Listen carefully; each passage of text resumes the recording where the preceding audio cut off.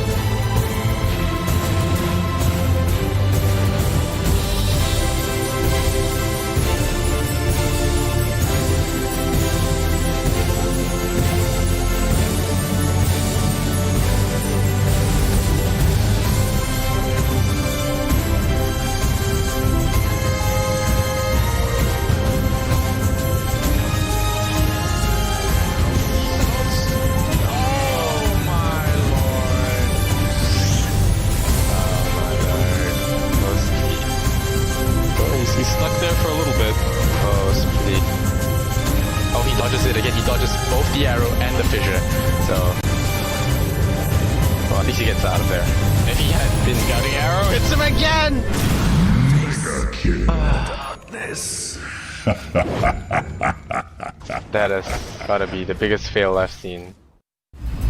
EGB, your esports betting world. The only place to find the widest choice of popular games and matches to win real money. Choose your bet on a single event or express of several matches with dizzy odds. Serving the market for 7 years with over 800,000 users. Join now to get your bonus for the first deposit up to $600. EGB, you know for sure who's gonna win.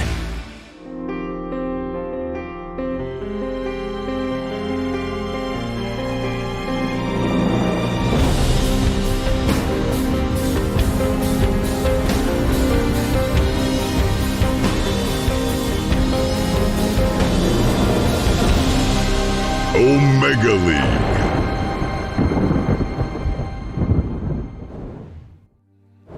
Hello and welcome to the Omega League, where we have another day of Immortal group stages for you coming your way.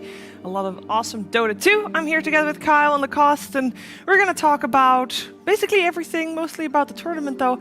But just first, I wanted to welcome you both in. How are you doing this morning, afternoon? Good. I got some good sleep, glad to be here. We're going to have some good Dota. I'm paneling with Kyle. Life can't be any better. Yeah. A compliment. Oh, it's just funny because when I was getting makeup done, I saw Lacoste in his street clothes, looking just really somber. He looked at his phone and he looked off into the distance. I'm like, oh, I feel a little responsible because I convinced all of you idiots to come here. So I was like, Lacoste, are you okay? He looks at me.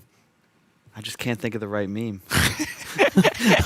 He's just sitting there for memes on Twitter. And that was his biggest problem. So anyway, yeah, Lacoste is fine, I'm sure. Did you find it? I tried to make it better, but couldn't think of anything. So I just, posted 2 pictures together for Slacks.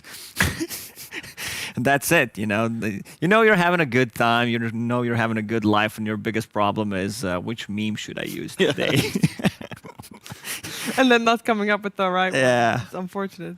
But don't worry, we have plenty of time to find the right memes later today. First, I want to talk a little bit about the group stages because we are here for the top tier Dota that is coming your way. And we are going to see some more top tier Dota today. But yesterday, we ended with awesome top tier Dota.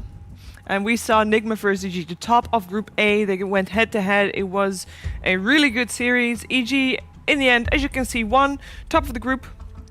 And I must can't say, see it anymore. What? And you can't see it anymore. Open You your can't. eyes, idiot. What can't you see anymore? Oh, it's a Group A right now. This is Okay, I don't Group have A. a tablet with me. I literally gave it to you. It's in the fireplace.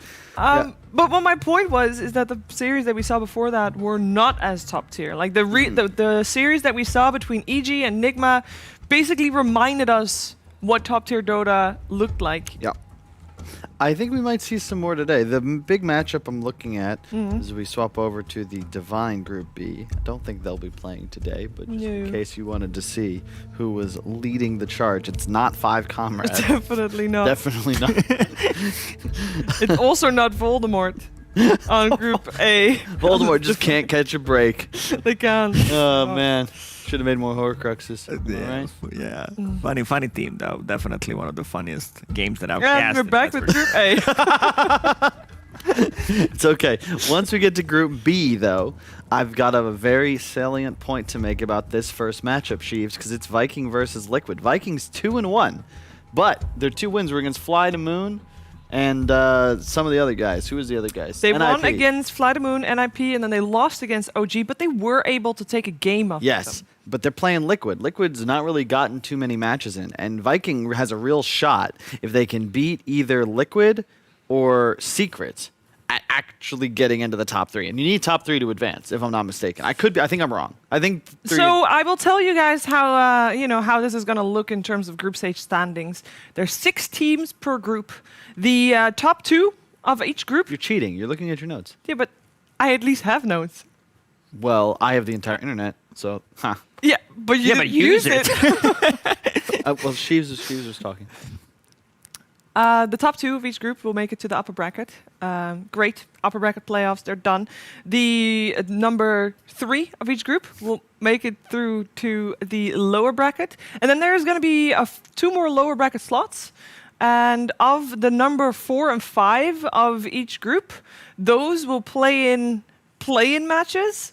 2 teams will come out of that one and go to the lower bracket. Are you still with me? Yeah, we're here. Just. And then the last people of the group, they're not going to be in the playoff bracket for the Immortal League, but they will be relegated into the playoffs for the Divine League. Yeah. So there's that. So it's like if you've come in last place, you're going to go play against worse teams with another opportunity to finish It's last. basically saying, well, you're the worst of the best, but perhaps you can be the best of the worst. It's like when you go to the court to play basketball with your older brother, and then he gets picked to play and you don't, and they're like, well, it's fine. You can go play tennis with the toddlers.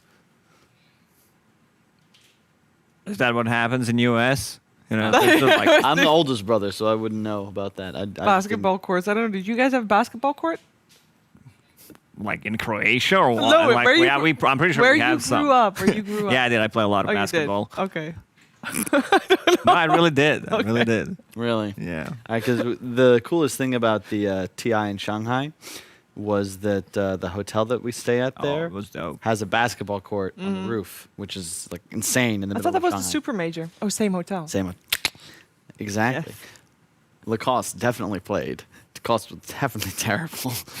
So you definitely didn't play very much. I mean, I'm down to, film some content, me doing basketball. Have no Yeah. problem with it. You and me, Dude. 1 versus 1. I'm down for it. Okay, put cash on the line. I will say we had a really missed opportunity. I was telling Val we should film it because there was a point where it was really wild, but we had like 6 different TI winners on the court.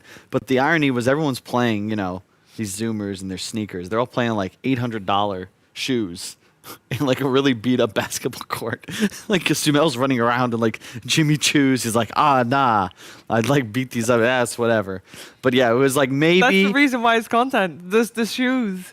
it was How- maybe No, I ruined one of my shoes because I played basketball there. Like, Yeah. they were all green after that. yeah, because it was like a tennis court duo. But it was maybe like Zhao 8, ROTK, Sumel, and Dendi versus like Ice, me. Was it before or after the games? Correct During the me tournament. if I'm wrong. When you're playing basketball, the chances of hand injuries Yes. pretty big. Yes, that Yeah, was. that's why I fell from EG, was taking care of Sumail, that he does not get hurt. He was bodyguarding him. I was blocking him. Yeah. Did he even get a hand on the ball at all then? Yes, Sumel was only allowed to shoot threes. He bricked a lot of shots. Sumel's good at mid. Yeah, unfortunately not in a team at the moment. Unfortunate. He'll be on one, I think. I'm pretty sure. Isn't he playing for Quincy Crew? I'm not sure. He isn't. I have not been following the North American scene at the moment. What I have been following is the Immortal League, and I'm sure you're wondering what's on the agenda today. We have got 3 series for you, and we're going to start in Group B. We indeed have Viking versus Liquid, and we heard Cal already talk about the importance of this match. After that, we're going to have Nigma versus 5-Man, and OG is going to face FlyToMoon. I personally believe both of those games will be a little bit more one-sided compared to the first one we're going to see, but I do want to touch on the 5-Man Nigma series for a second, because this is going to be the second time we're going to see 5-Men play. In their group, there's 2 teams that are the strongest, and it's very simple. There's 2 teams that are probably the strongest. It's EG and it's Nigma. They already lost against EG, so I kind of feel like they have a really rough start to the group, but I'm curious to see what they can do against this Nigma squad. Yeah, that's all. I know what they can do. Lose gracefully.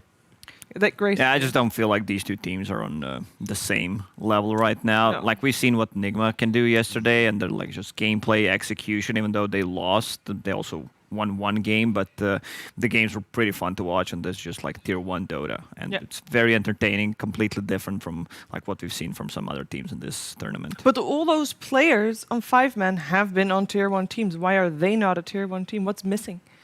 I know I'm getting ahead of myself at the series, but I'm still curious. What's missing? You know, I think leadership. I think they need to have, they don't necessarily need to make roster changes, but just adding some sort of veteran guidance. You know, somebody more mellow, or perhaps somebody that could add some sort of burst of emotional energy, you know? Maybe somebody loud. Somebody named Kyle Friedman, No, possibly. No, but Would you there's- want to coach a Dota team? If they offered you like Specifically 5-Man? $7 million. Yes. I mean, would you want to coach? Like, if you were, like, asked, would you say yes? Depends. It's gonna Probably pay the not. exact same as what you would make doing whatever you're doing. Definitely not. I don't think he will, because he would get exposed, you know. It's What? much easier to do this. What? What do you mean exposed? You insinuating I don't know what I'm talking I about? played 2 pubs with you. I laned with you the other night, so... I heard Fog I heard also about- yeah, I heard complain about- about playing Dota with you and losing horribly. Yeah, that's you. Yes. I talking heard about? you had 217 Ember Spirit yesterday. Yikes! Even I don't die that much in games. You know, Are you Well, calling I'm Fog a practicing a liar? new play style. I've got to play more aggressive, you know, in my mid lane. I'm trying to be more like Thompson. It was a mid lane. It wasn't a support Ember Spirit. I went. a rough I one. got confused. I was trying to copy Thompson, but I went for Miracle's item build, even though I had a Magnus on my team. And Yoel's bots doesn't work so well with Empower. And then I went. It's a bad game. We'll get there. I just need some more time. All right, well, Coaching. Yeah, back to coaching. back to coaching or back to Viking Sheev. versus Liquid. We can talk about their coaches. Sheev, would you coach panelists instead of being on the panel if you were given the opportunity? If I would make the same as I would make, yeah, I would. I think Okay. I'd like doing that. What would your tips be to an aspiring? That depends on the person, doesn't it? And It depends on the person. I need that. You need a pen? And no, if yeah. you're I one need tips, notebook. you're gonna need to pay me. What? That's the point. You're asking if I'm I your would do it friend. as a job. I'm your friend. I'm not. I just want to know. Like some of the viewers might be interested. Okay. Sit up straight. No, write it down. Write it down. What was that? Sit up straight. Posture. You gotta have good posture, but don't appear too stiff while looking like that. Like, you gotta have some flexibility in your shoulders as well. But you can't slouch. You can't slouch. Anything else? Don't cry on stream, which happened yesterday. And write it down, No cry. No Don't tears. cry. No. unless they're tears of And joy. that's a double meaning too, because it could also say no tears, as in make sure your clothing isn't ripped. I mean, at this tournament, it's not your job to worry about clothing. So at this point, you don't have. Well, you don't see it. Tears. Nobody noticed until you pointed it out. So, okay. Anything else?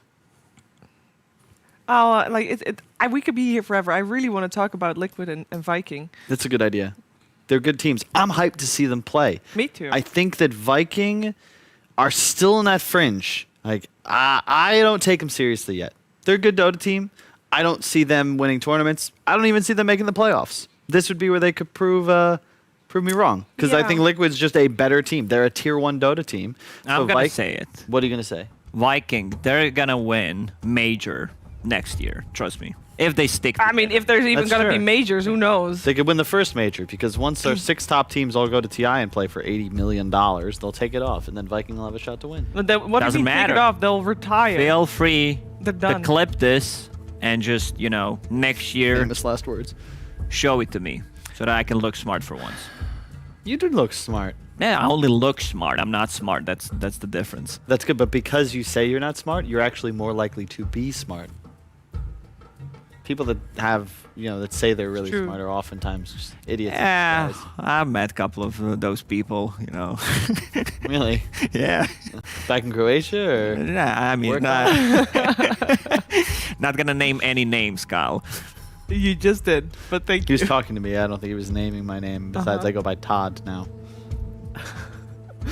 I think that Liquid and Viking are this is actually fairly similar in a way that they're both grinding teams. They play in everything they can normally, and they have to do that. Like, they can't just take off and then show up and be the same force Yeah. that they were before, so they have to continue.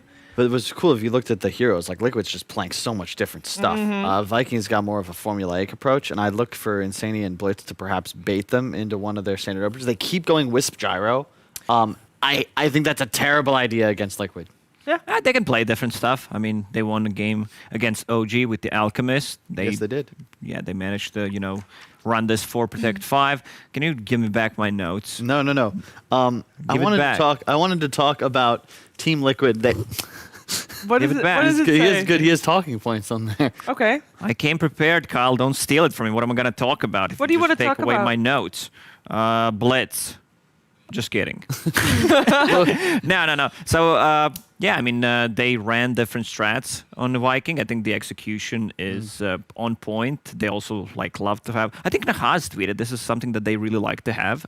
Clockwork and Venomancer together. I think Nahaz the other day said that in pro matches there were 20 wins and 3 losses with these Holy. 2 heroes combined. Just So- Liquid or No, just in pro. That's pro insane. Dota, these 2 heroes combined. That's actually just That's very nuts. high, actually. Unless Nahaz is lying, which I don't think it's the case Stats here. don't lie. Well, stats do, but Nahaz does not. Well, We had this discussion yesterday. I can't make the same joke twice. but Nahaz also says that stats are easily you can lie with stats. The stats can be true, but you can Yes, tell. which Like, is true. And do you I know- just said Okay. that Nahaz is not lying, so him saying that is true. Am I the only one who learned in school that if a graph doesn't have the y and x axis end at the same point, it's a fake stat graph? Like What? if you're trying to show I don't know, the fluctuation in win rate, but instead of starting at 0, you start at 50% and then it looks like it goes down, but it's really just going to 40. So you have a line like this, but it's really just this much of a No, change. that is literally that doesn't mean that it's fake. It just means that you have to read what it says on the graph. But that's misleading. Now I have to look into the numbers and the detail instead of but just saying, you "Oh, always need big to do down." that. You gotta read what it says. You can't just assume. I don't know. I feel like that is a very weird thing to, it's not a lie. It's just a different It's part of the deliberately graph. misleading. I just feel, for me at least, it's much easier to see the numbers instead of a graph.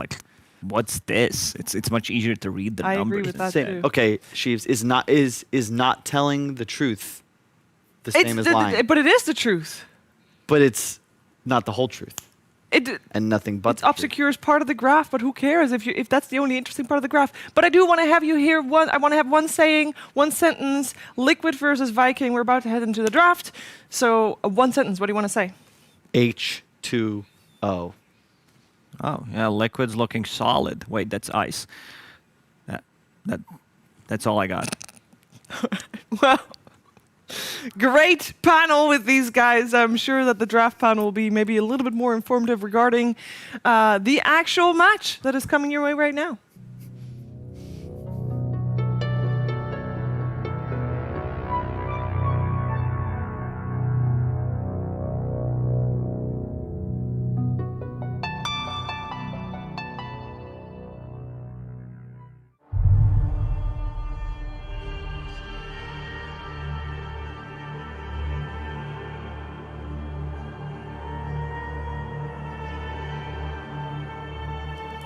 What more could I possibly have to add other than stay hydrated? I think that first panel covered it pretty well, but we're here to cover a few more details about this matchup between Liquid and Viking GG. Lizard, T-Governor, pleasure to have you two join me here in this draft atrium. I'm still trying to settle on a name. I've gone with Temple, Pantheon. Overall, it feels very luxurious over here. Especially with your silky smooth voice. Come on. You're too kind. Stop trying to appeal to me, you peasant! Sorry, Tsunami. Phoenix is chosen first as we proceed into this draft. Wait, I needed to bow down to the senator, the chancellor last night, and now you're gonna call me peasant? This isn't what I signed up for, man. These draft hosts are getting the power to their head. Jesus. Like, this power gets to your head. It corrupts, it corrupts. Absolutely, my friend. And you know what else is overpowered? These first phase heroes, which we're seeing in nearly every single draft. Phoenix picked up by Liquid, Tiny picked up by Viking GG. I am hard pressed to find any 4 heroes between Doom, Venomancer, Phoenix, Tiny, and I guess maybe a 5th one, Darkseer. Seems to be you always have to go for some of these heroes in the first phase. It's Liquid. They ban out usually the Venomancer and 1 extra hero. It depends on the team. Maybe it's the Doom, maybe it's the Batrider. They go open up with the Phoenix. This is a hero that they've been drafting for as long as they've been a team, and that's a really, really long time. They're also a team that has been... They're very similar to Viking, actually, I would say, because they formed as these 5 players that no one really cared too much about, and they stuck together for a really long time, broke into the tier 1 scene, and really made a place for themselves and a name for themselves there. But also, they're not really discouraged in picking these like newer heroes, right? Like we see the Spirit Breaker coming out. It's like, oh, okay. For Viking, yeah, for Viking, exactly. Yeah, like the snap response of like Snap 5 Phoenix. Of course, other teams are doing it, but Viking, they seem to be very much hard drilled into it. Like, gotta give props to Viking for trying to be at least unique in their kind of rise up to try and challenge these. It's Aramis. He said that he actually does not like the Spirit Breaker. Now, if he is, I can get that as a position 4 player. Spirit Breaker is one of those heroes that is fun, like 20% of the time, but 80% of the time you're like undying. You have a really good laning stage, and then or you don't have it, and if you don't have it, the game is just awful. These are not the percentages that I typically associate with Spirit Breaker. I'm saying 17% of the time you're having a great time. Okay, 17% is the exactly. 71 sometimes, but I get it. Jug picked up on Viking. Now, this is a hero that we don't see way too often at all, but it's picked up mostly for Phoenix as well. You have that built-in BKB. It's a reactionary pick where you get to cover it with now the 3 bans because you're second pick, and you see Mars Phoenix. Like, so my question would be, why the Juggernaut as opposed to a Lifestealer who also has that inbuilt spell immunity? Your lane is a little bit stronger, first and foremost, versus the Mars. You don't really care about that work. You can rush him down with the spin if you get something like a Grimstroke with you, or which has been banned, actually. Team Liquid have banned it already. If you get any good combo, Mars is threatened. He's not completely free to do whatever he wants on that lane. And in my personal opinion, I think Jug is a little bit stronger right now, overall as a hero. Really? In terms of itemization, you're a little bit more free, and also you gotta respect the healing ward. When you think about when you leave laning phase, what's your kind of impact in the mid game? If you're kind of barreling around together being super aggressive, which Viking is, that healing ward has a lot more value. So if you compare the Life Delivery Juggernaut just feels more into their playstyle. Which would be, what, more push-oriented or more teamfight-oriented? Yeah, exactly. It's the being able to push, to teamfight, and to lane. Anything grouping up. Exactly. It ticks all the boxes, right? Yeah, that's fair. But like, you want to push and you want to teamfight, but you're already playing versus the Phoenix and the Mars. You can see one team has a significant advantage already. Now, another good thing about Jug here is that he's not threatened by the arena, and Phoenix has to be really, really careful where he plants that egg. He won't be able to just plant it right outside or inside and be safe, right? So this team fight from Liquid looks solid, but execution really has to be crisp. Yeah, I'd like to think people need to really look at Mars in this game, because we've seen how itemization of Mars that also has changed a little bit, where before you'd go like straight Blink Dagger, right? or you go like phase Vlads, but now people are going for like a Yules or that first aura, and then going for Blink when they're kind of getting to that 20-25 minute mark instead. Yeah. We're talking a lot about what they picked. We came into the draft just a little bit too late. The bans are also very significant when it comes to these two teams. You can see the Lone Druid obviously banned out by Viking GG, that's Koikwa, that's Team Liquid. But I want to mention the Sven. I think this hero has always been the answer to Jug. Like that's the way to play versus Jug. You pick the Sven, you farm faster than him, you have that built-in cleave. You force the Jug to either think about playing in a very aggressive way with the item builds or to match your farming speed with Battle Fury. And both of those things can fail. Like if your Battle Fury is too late, Sven out-farms you. If you go for the early aggression item builds, Sven still out-farms you if you don't do enough early on. Does Viking just not go like Undying here against the double strength off lane? You don't Or really have- Timbersaw, maybe? So basically, Timbersaw is like a trap card where anyone looking at draft, they go, oh, 3-4 strength heroes, let's go for Timbersaw. But then you still miss out on the fundamentals of how we actually win in the game. Like, sure, we get to pressure here, but... No, Undying sounds great, but it looks like Viking GG, they're going back to the Wisp strats. Okay. This is usually, from them at least, a support Wisp. I haven't seen them play it as a core yet. Maybe I missed the game, but I think it's most exclusively been a support. It has been a support, yeah.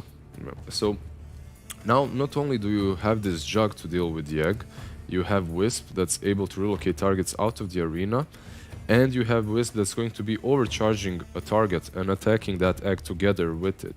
So you have some pretty neat things here. Sadly for Viking, they've banned out the Darkseer themselves, who would have been such an amazing pickup with the Wisp and the Tiny. I'm quickly doing some research. I want to find out if any of the Viking players have played IO Core in their pubs real quick in the last day or two, just to, you know. They played it, core players, yeah. I'm not sure. Not sure about core players, but OG have played it, obviously, and people are picking up. Okay, so Team Liquid, they follow up with a Bane. This is your Insania to-go hero. Wait just a second, Spirit Breaker as well. Okay, still Tiny, most likely the core, but going back to the Bane, this is one of those heroes that you want to play with Wisp, right? But when you're playing against him, it can come in handy pretty well. Plus you have that BKB piercing ultimate grip versus the Juggernaut. What is it about the Bane and IO that you like together typically? So when you're playing Wisp and Bane, you have this setup across the map. You can sleep into relocate or grip into relocate. So taking that away is pretty neat. But also having the Bane against something like that can be pretty solid. You can sleep one target, grip the other, which isn't that bad at all. I'm just really afraid for Liquid right now, where we've seen Viking time and time again, where they have these super aggressive heroes flooding the map non-stop. The Spirit Breaker, look at it less as a hero that has instant impact, but more in the early 10-15 minute marks. His charges, they connect, you force that one TP up, you open up the map for that core in the side lane to still farm because there's less pressure. So it's just such a way in which they play the Spirit Breaker, which opens up the game. And Liquid, now they have a Void Spirit. The rest of the heroes aren't really that good at reacting quickly around the map, and they're very slow. They like to play big fights, but if they take skirmishes, I feel like these guys are going to be very locked into their cooldowns. Yeah, and Viking GG, they're completely about skirmishes. When you look at these four heroes, that's exactly what they want to be doing constantly. Team Liquid's draft looks slow. It does. Like T. Governor said, it looks slow and it looks easily stretched apart the map. But still scary once it gets to its point, right? I would say still scary, but has less room to make mistakes. So you mentioned that there's a variety of ways that you can itemize on a Juggernaut. Seeing as now we see that it's going to be paired with an IO, seeing as how Viking most likely want to take advantage of the cooldown dependency and kind of slowness of Team Liquid. Are you expecting to see a Battle Fury Juggernaut, or you want something more combat-oriented? I'm not all-out expecting fight. that. Okay, all-out so fight, Sage and Yasha maybe? Yeah, pretty much. Just fight early on. You don't really have to go for that late game potential.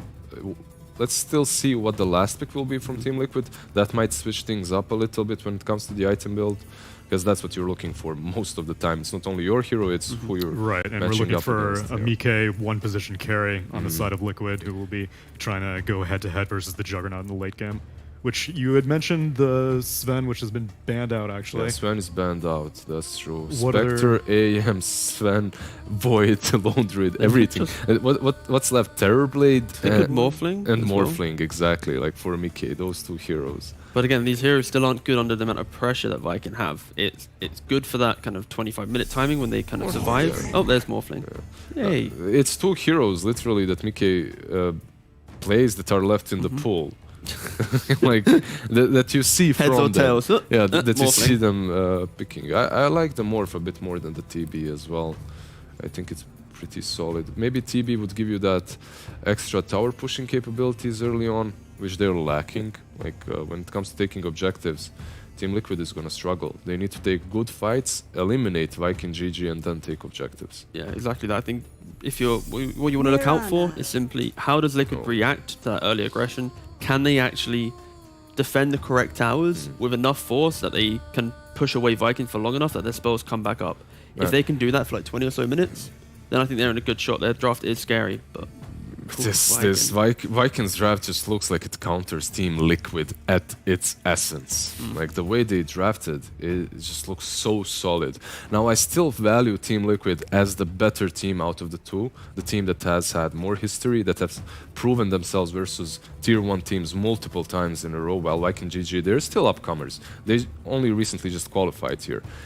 Still though, when it comes to draft, Viking GG, they've got what it takes. There are often times, though, whenever you go for a fast-paced draft that you can't afford to make very many mistakes. How much room for error does Viking have in this draft? Well, it all boils down to can they kill the Morphling? Because they don't really actually have the heroes to blow him up. They're relying mainly on Boom on the mid-tiny, potentially, to have a really standout game and just catch the Morphling off. If the Morphling gets to his items, then he can pretty much like 1v9 this game just from playing behind the amount of damage that Liquid will be able to soak up in these fights. So even though the draft is Viking favored, given competitive history, unsurprisingly, EGB.com odds favoring Liquid. You'd be hard pressed to go against that, but still things are looking good for Viking.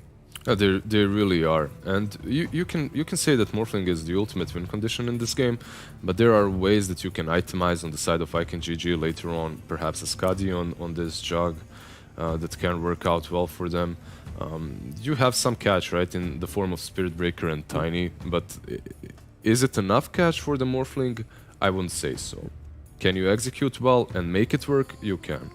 And Liquid has the wave clear to be able to, if the game is difficult and they need to go for recovery mode, they have the heroes to keep those waves pushed out and play across the map without needing to always react instantly to Vikings' aggression. So I think Liquid have the mechanisms to keep themselves in the game long enough to get into it, and I think it's going to be a pretty close game. Well, then let's see if a Viking can pull off a Game 1 upset as we start the day and send it over to the casters. Thank you very much, Tsunami. Yes, Viking GG up against Team Liquid. I'm Pixel here with Fog. We've just seen the drafts, as sort of pointed out by the panel there. A lot of counter picks from Viking GG. Does that necessarily mean that their draft is better, though? Man. I'm just seeing like no team fight on the side of Viking, which really concerns me, especially with the way that we've seen most of these games played. It tends to come down to those big team fights rather than just going for these pickoff things. However, Viking, they did draft very fast tempo. Okay.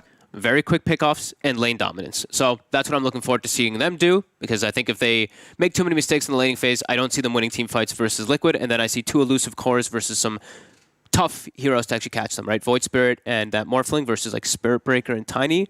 If they get ahead on Spirit Breaker Tiny, maybe you can catch, but if they start falling behind, very hard to kill those two heroes. Sure. Definitely a lot of heroes coming out from Viking that they're very familiar with, right? This is a team that they do like running this IO. The Spirit Breaker, for example, still playing with the Jug, a carry that some other teams will try and stray away from. And even in this draft, we saw the confidence picking it as early as the second pick in the draft. So they're going to be very comfortable. At the same time, that pick towards the end from Liquid, the classic Mickey Morphling, does it look like a game where a few slip-ups from Viking, this Morph's just going to be able to win the late? Yeah, absolutely. Yeah. He's versus Spirit Breaker IO as the two supports, right? So it's very tough. They can itemize in order to deal with him, but even then, their toolkit naturally is very weird versus Morphling, right? Like if Spirit Breaker gets a quick, like let's say a Vessel, or he gets like Halberd and stuff like this, it can mess with the Morphling, but that's never going to change the fact that this Morphling doesn't have to play versus a Silence or any of these quick stuns that get on top of him. You can see when Spirit Breaker's charging you. You can see when Spirit Breaker's ulting you for the most part in a lot of the situations. So Yeah, I mean, we'll see how it turns out. I think that Liquid's also, this is like comfort, right? They have Mickey on Morphling. Mickey Morph. They have Boxy on Mars. Boxy they Mars. have Taiga on Phoenix. These guys, this is kind of things that they've played a million times over and over again. Even when Mars was dead, Boxy's like, give me Mars! And even though they'd lose it, he'd still ask for the Mars anyway. So, yeah, very comfortable picks for them. And I mean, it's strong. Yeah, it will be interesting to see how the team fights do go down, as you say. On paper, the team fight potential of the heroes, it's definitely favored by the Liquid lineup, but the counters could shake it up enough. You know, you do have these two heroes, the Jug, the Spin and the Leap. Mirana. Yep. They can find themselves in position where they can sort of maneuver around what usually is a great protection for the egg, the Mars Arena, and still take that egg down. So, you know, even though they have that strong team fight on paper, we could see Viking GG mess that up each time. Yep, and okay, so, core Mirana for Toby. So their cores are Mirana, Tiny, and Jug. So, like we were saying, fast-paced. This is really just all about brute force aggression. And with Aramis playing a Spirit Breaker, he's one of, I think he's actually like one of the best Spirit Breakers I've seen in the last 12 months or so. Most people kind of just feed on this hero. He's had some pretty good showings on it. So I'm interested to see what they can make happen of. Yeah, no, for sure. And in particular, the offlane Mirana, like Toby on that Mirana, are there really any other teams playing offlane Mirana at the moment? No, I've seen here and there, right? Yeah. Like here and there, there's been like, oh wow, like I think it was like Forev when we were casting some tournaments. Oh, Forev's playing a random Mirana offlane, but it wasn't anything like, oh, Mirana offlane's hot now. Oh, here we go. We're going to have the setup for the first blood here as Insania has been caught out. Oh, they didn't give it to their Tiny. They should have. He threw the tree for it. Oh no, Toby there with a kill steal.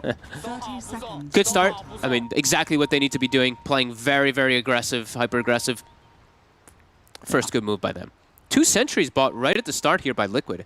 Not something you see too often, but you can see that they want to ensure that the lanes can at least go decent for them. So blocking the pull camp bottom, they're going to be running a relatively aggro lane, and then checking out for that mid ward. Yeah, we'll see what sort of lane matchups they're going to get. At the moment, Mickey is going to be starting top in that safe lane, and up there we're going to have Toby farming against him as the Mirana. Down bottom, Boxy alongside Tiger, that Mars Phoenix, going to do their best to try and pressure the farm of the Jug early on. I mean, down here, the Jug, he shouldn't die against these heroes, right? He's always going to have the Blade Fury to live. And if anything, you know, dive in the wrong place or Boxy getting a little too close after, especially like the level 3s hit 2 points in Blade Fury, they've got a little bit of kill potential, Viking GG. Absolutely, that's what we were saying. Like, they drafted for their lanes, right? This top lane can put pressure on too. Bane, he's the king of lanes, as we always say, king of those dual lanes. But they have a Morphling in the lane too, who's it can be a bit weak at the first few levels, especially versus these 2 aggressive heroes. So yeah, I'm liking the way they set up their lanes, and they got them set up for the time being. I don't think Liquid's really going to change or adapt anything, because I think they're okay with these lanes too. It's not amazing for them, but it's not bad. They're still going to get farm. Taiga's going to start pulling the wave bottom so that it's not Mars playing in the face of a Jug IO. Yeah, I'll be interested to see what sort of item build Toby goes for on the offlane Mirana. Like, as a core, are you going for the right click? I mean, or do you start to build up those auras? Because the thing is, you do have an IO, right? So eventually Soleri can be the one that gets the mech. Whoa, mid. Oh my god, is he just dead? Oh. That Remnant nearly brought him down, but not quite getting the connection quite for still, though. Heavy pressure on Boom, and he's only down to his last pull tango, still on cooldown for 25 seconds. So, not dying, but still very low now and having to keep a good distance away from quite for bottom lane. Shad and Soleri bringing Boxy rather low, but Boxy's fine. He's kitted out for this. Still has 4 tangos to roll in the lane. Oh no, Boom in mid though. He got double creep wave. Then look at the denies. Koikfa is just destroying the lane off of the first two levels already. That is a big problem already. And bottom too, I think they got the spear. They're going for the kill onto Shad. Oh, and he hasn't got Blade Fury. He's already used it in that earlier bit of a fight that went on. Look at the positioning of the lane that Liquid's kind of forced here because of this. And now they're denying experience away from the tower too. Big moves here from Liquid in that mid and bottom lane. I can't believe what happened in mid. I'd have to see the level 1 again and what happened with the block, because it looked like Koikfa must have just gotten a better block and just able to nuke and double up the creep wave on the Tiny. And Boom just had to have gotten there late.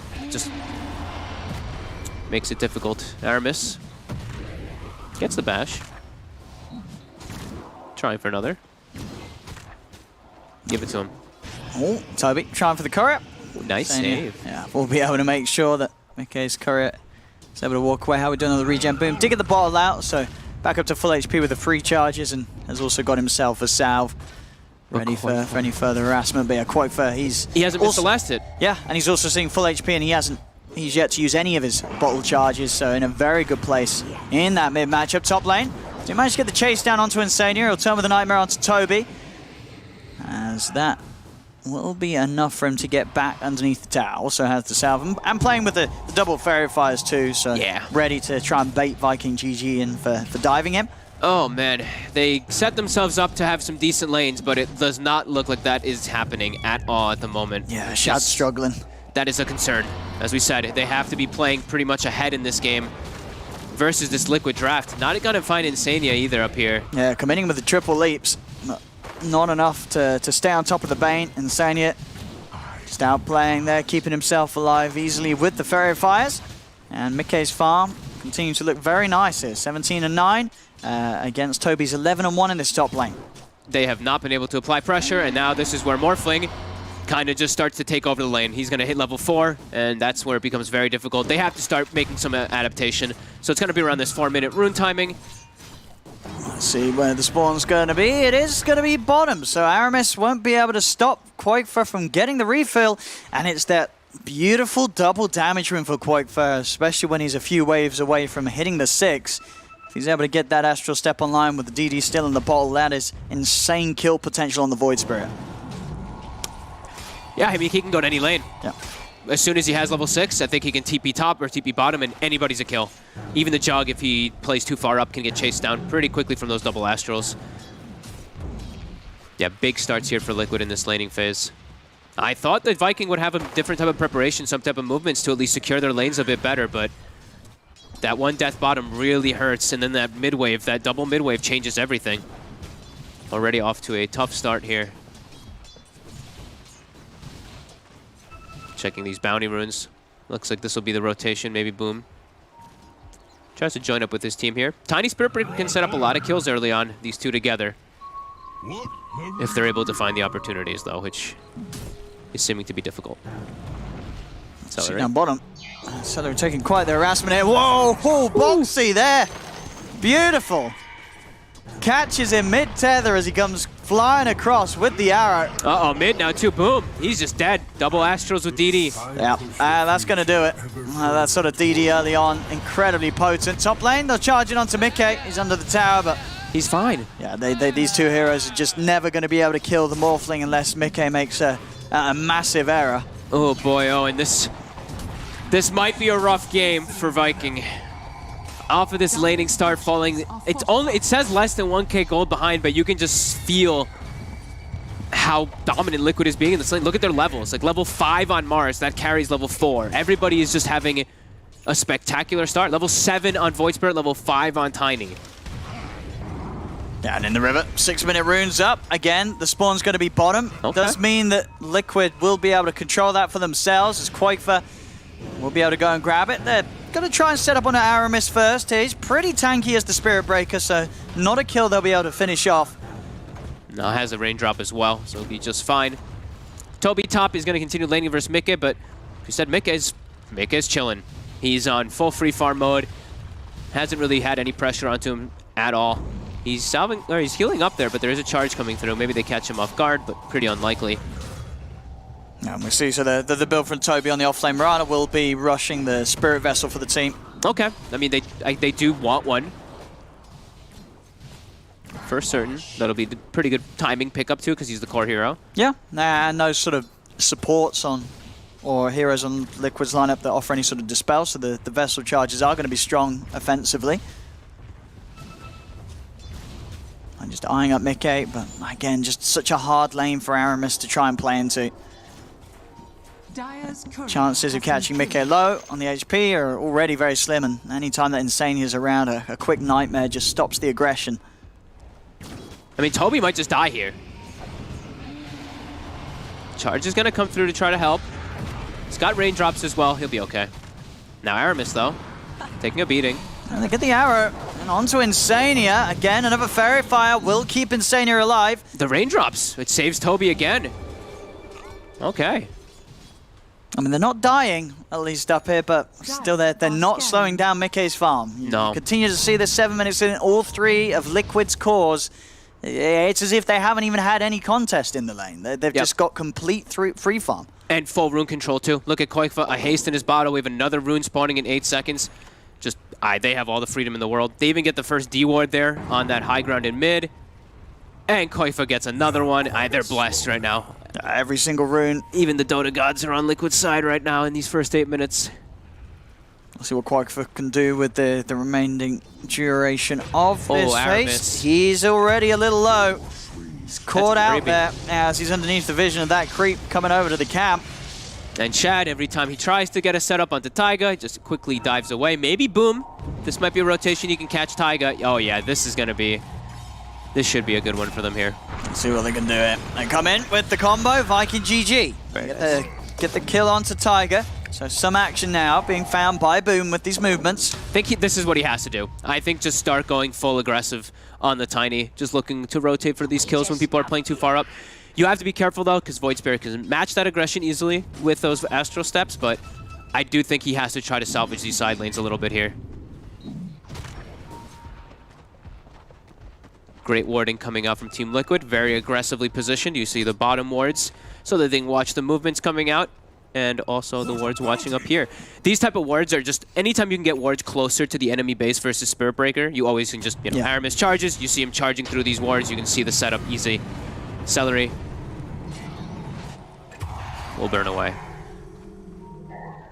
Koikfa is going to come past the tower here. Not really too much you can do to threaten Shad, but Shad just having to play so careful here, hiding behind the tower. Mid lane, Boom and Aramis in onto Insania. He's got a raindrop. It's not enough between the two of them. The setup from the Nightmare will be there to skewer a Spirit Breaker right underneath the tower, but still very beefy as the Spirit Breaker, and no damage here to kill him off. Aramis will be able to walk away. Boom tries to come in and find Insania with that last avalanche, but Insania will live.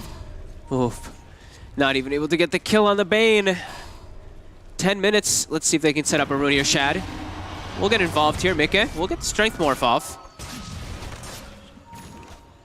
We'll try and run him down a bit, but not really too much hope in trying to commit for this Morphling with these heroes. They just don't have any answer for Mikke right now. Not until at least they have the Spirit Vessel. Then maybe more of an opportunity for them to make those plays.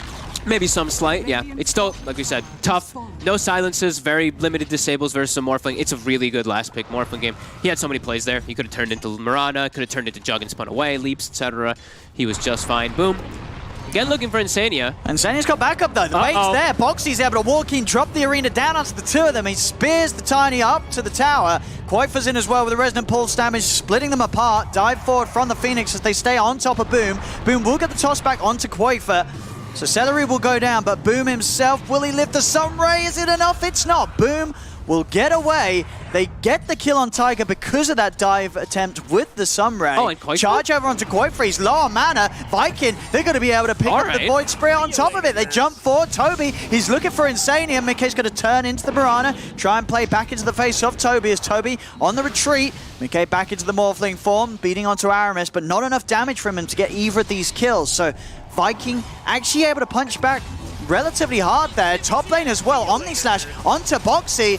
Can they finish this kill off? They can't. Boxy's able to turn in time with the spear. The Sunray damage not enough to outdo the heals of Celery. The dive forward is going to be attempted. He goes with a super level, but Shad, he just pots the Blade Fury, easily takes down the egg. As Viking GG, they're getting some big kills here as they really start to pull themselves back into this game. I feel like they're getting handed some kills here from Team Liquid. Taiga twice overplaying his hand, once in the mid lane, then up top. Both of them end up dying. I think they also lost Insania throughout it, and Koikfa. All right, that's And a tower for Shad. That brings back everything that kind of happened poorly inside of the laning phase. Yeah. They're back in it here with the net worth. Yeah, you almost can entirely. see it. Yeah, pretty much all of their cores now, even with that of Liquid. Some very nice moves here from Viking, and this is a team you've got to be careful. We've seen this in the past with this squad. Any sort of chance for them to run at you, they're going to do it. They've got the heroes to do so. We're seeing with this Breaker, Tiny, Mirana, they're going to be straight in your face, as Liquid have to be careful at how they sort of stay split up, as dives will be coming in past these tier 1s each and every time Viking sees an opportunity. Yeah. There's mid lane. An attempt here towards Insania, but Insania's got quite for a round. Nightmare setup, but instantly taken off. And again, one of the powers of these heroes, Aramis on the Breaker, Boom on the Tiny. These are very high HP heroes early on. The Void Spirits combo, quite for he cannot sort of solo these heroes down. There's too much HP for him to burst through. Absolutely. And he's actually gone for the Yules build this game. I thought he might go for more of a snowball build, but I guess because they died, maybe it changed some things. I thought maybe he'd go for something like the Orchid for the kills, but looking at bottom, Mickey very alone here. Shad is going to get bought in by Celery. They've got the control here with the ult into the arrow. 5 heroes upon him. Mickey in a whole lot of trouble. They're trying to head over to help him out, Liquid, but they cannot get here in time. All right, there we go. Yeah, they are hitting Liquid hard now, Viking. They say it doesn't matter about the laning stage. We're going to come through in this early mid game and just outplay them as Liquid getting truly shaken up. And now because of those few kills, first, bottom. Let's see if they got enough control though. I mean, Toby has got a lot of HP himself to work with this full Spirit Vessel. 1400 HP Mirana isn't getting soloed through. There's a Blink Tiny coming too. They're trying to poke onto Aramis, but they're not getting the skill. Liquid have to bring in more if they want to try and take down these heroes. The TPs are coming in. They've got 4 members down in Liquid, and Viking know that. They're forced a reaction. They'll back away from this and make sure that Liquid don't get the chance to find this fight that they were looking for. Oh my god. These last few moments, in the last 5 minutes, they picked up a Vessel, they picked up a Blink, and then they also just picked up a mech on the IO. So this has kind of completely changed things for the next upcoming fights, how Liquid is probably going to look at it. I don't think they're going to expect these guys to have this much gold, this much efficient use of their gold as well, right? Look at the net worth of this IO. I think it's, 2,200 or something, 2,300? It's all exactly mech. 2,240. It's literally just his mech all contributed there perfectly. So yeah, a lot more factors that Liquid needs to worry about, and now this Jug, he's taking control of that top net worth. Huge moves from Viking. Boxy, he's going to get caught out. Boom's in with a blink. Boxy is going to try and run, but the charge is in. Boxy will turn, be able to spear them back, and does have Insania by his side. He's having to use the arena to get away, but Aramis, he jumps in with the ultimate. Boxy, can he survive it? Boom needs to get one more hit, and then the Avalanche is back up. They get the kill. They'll cut down Insania as well.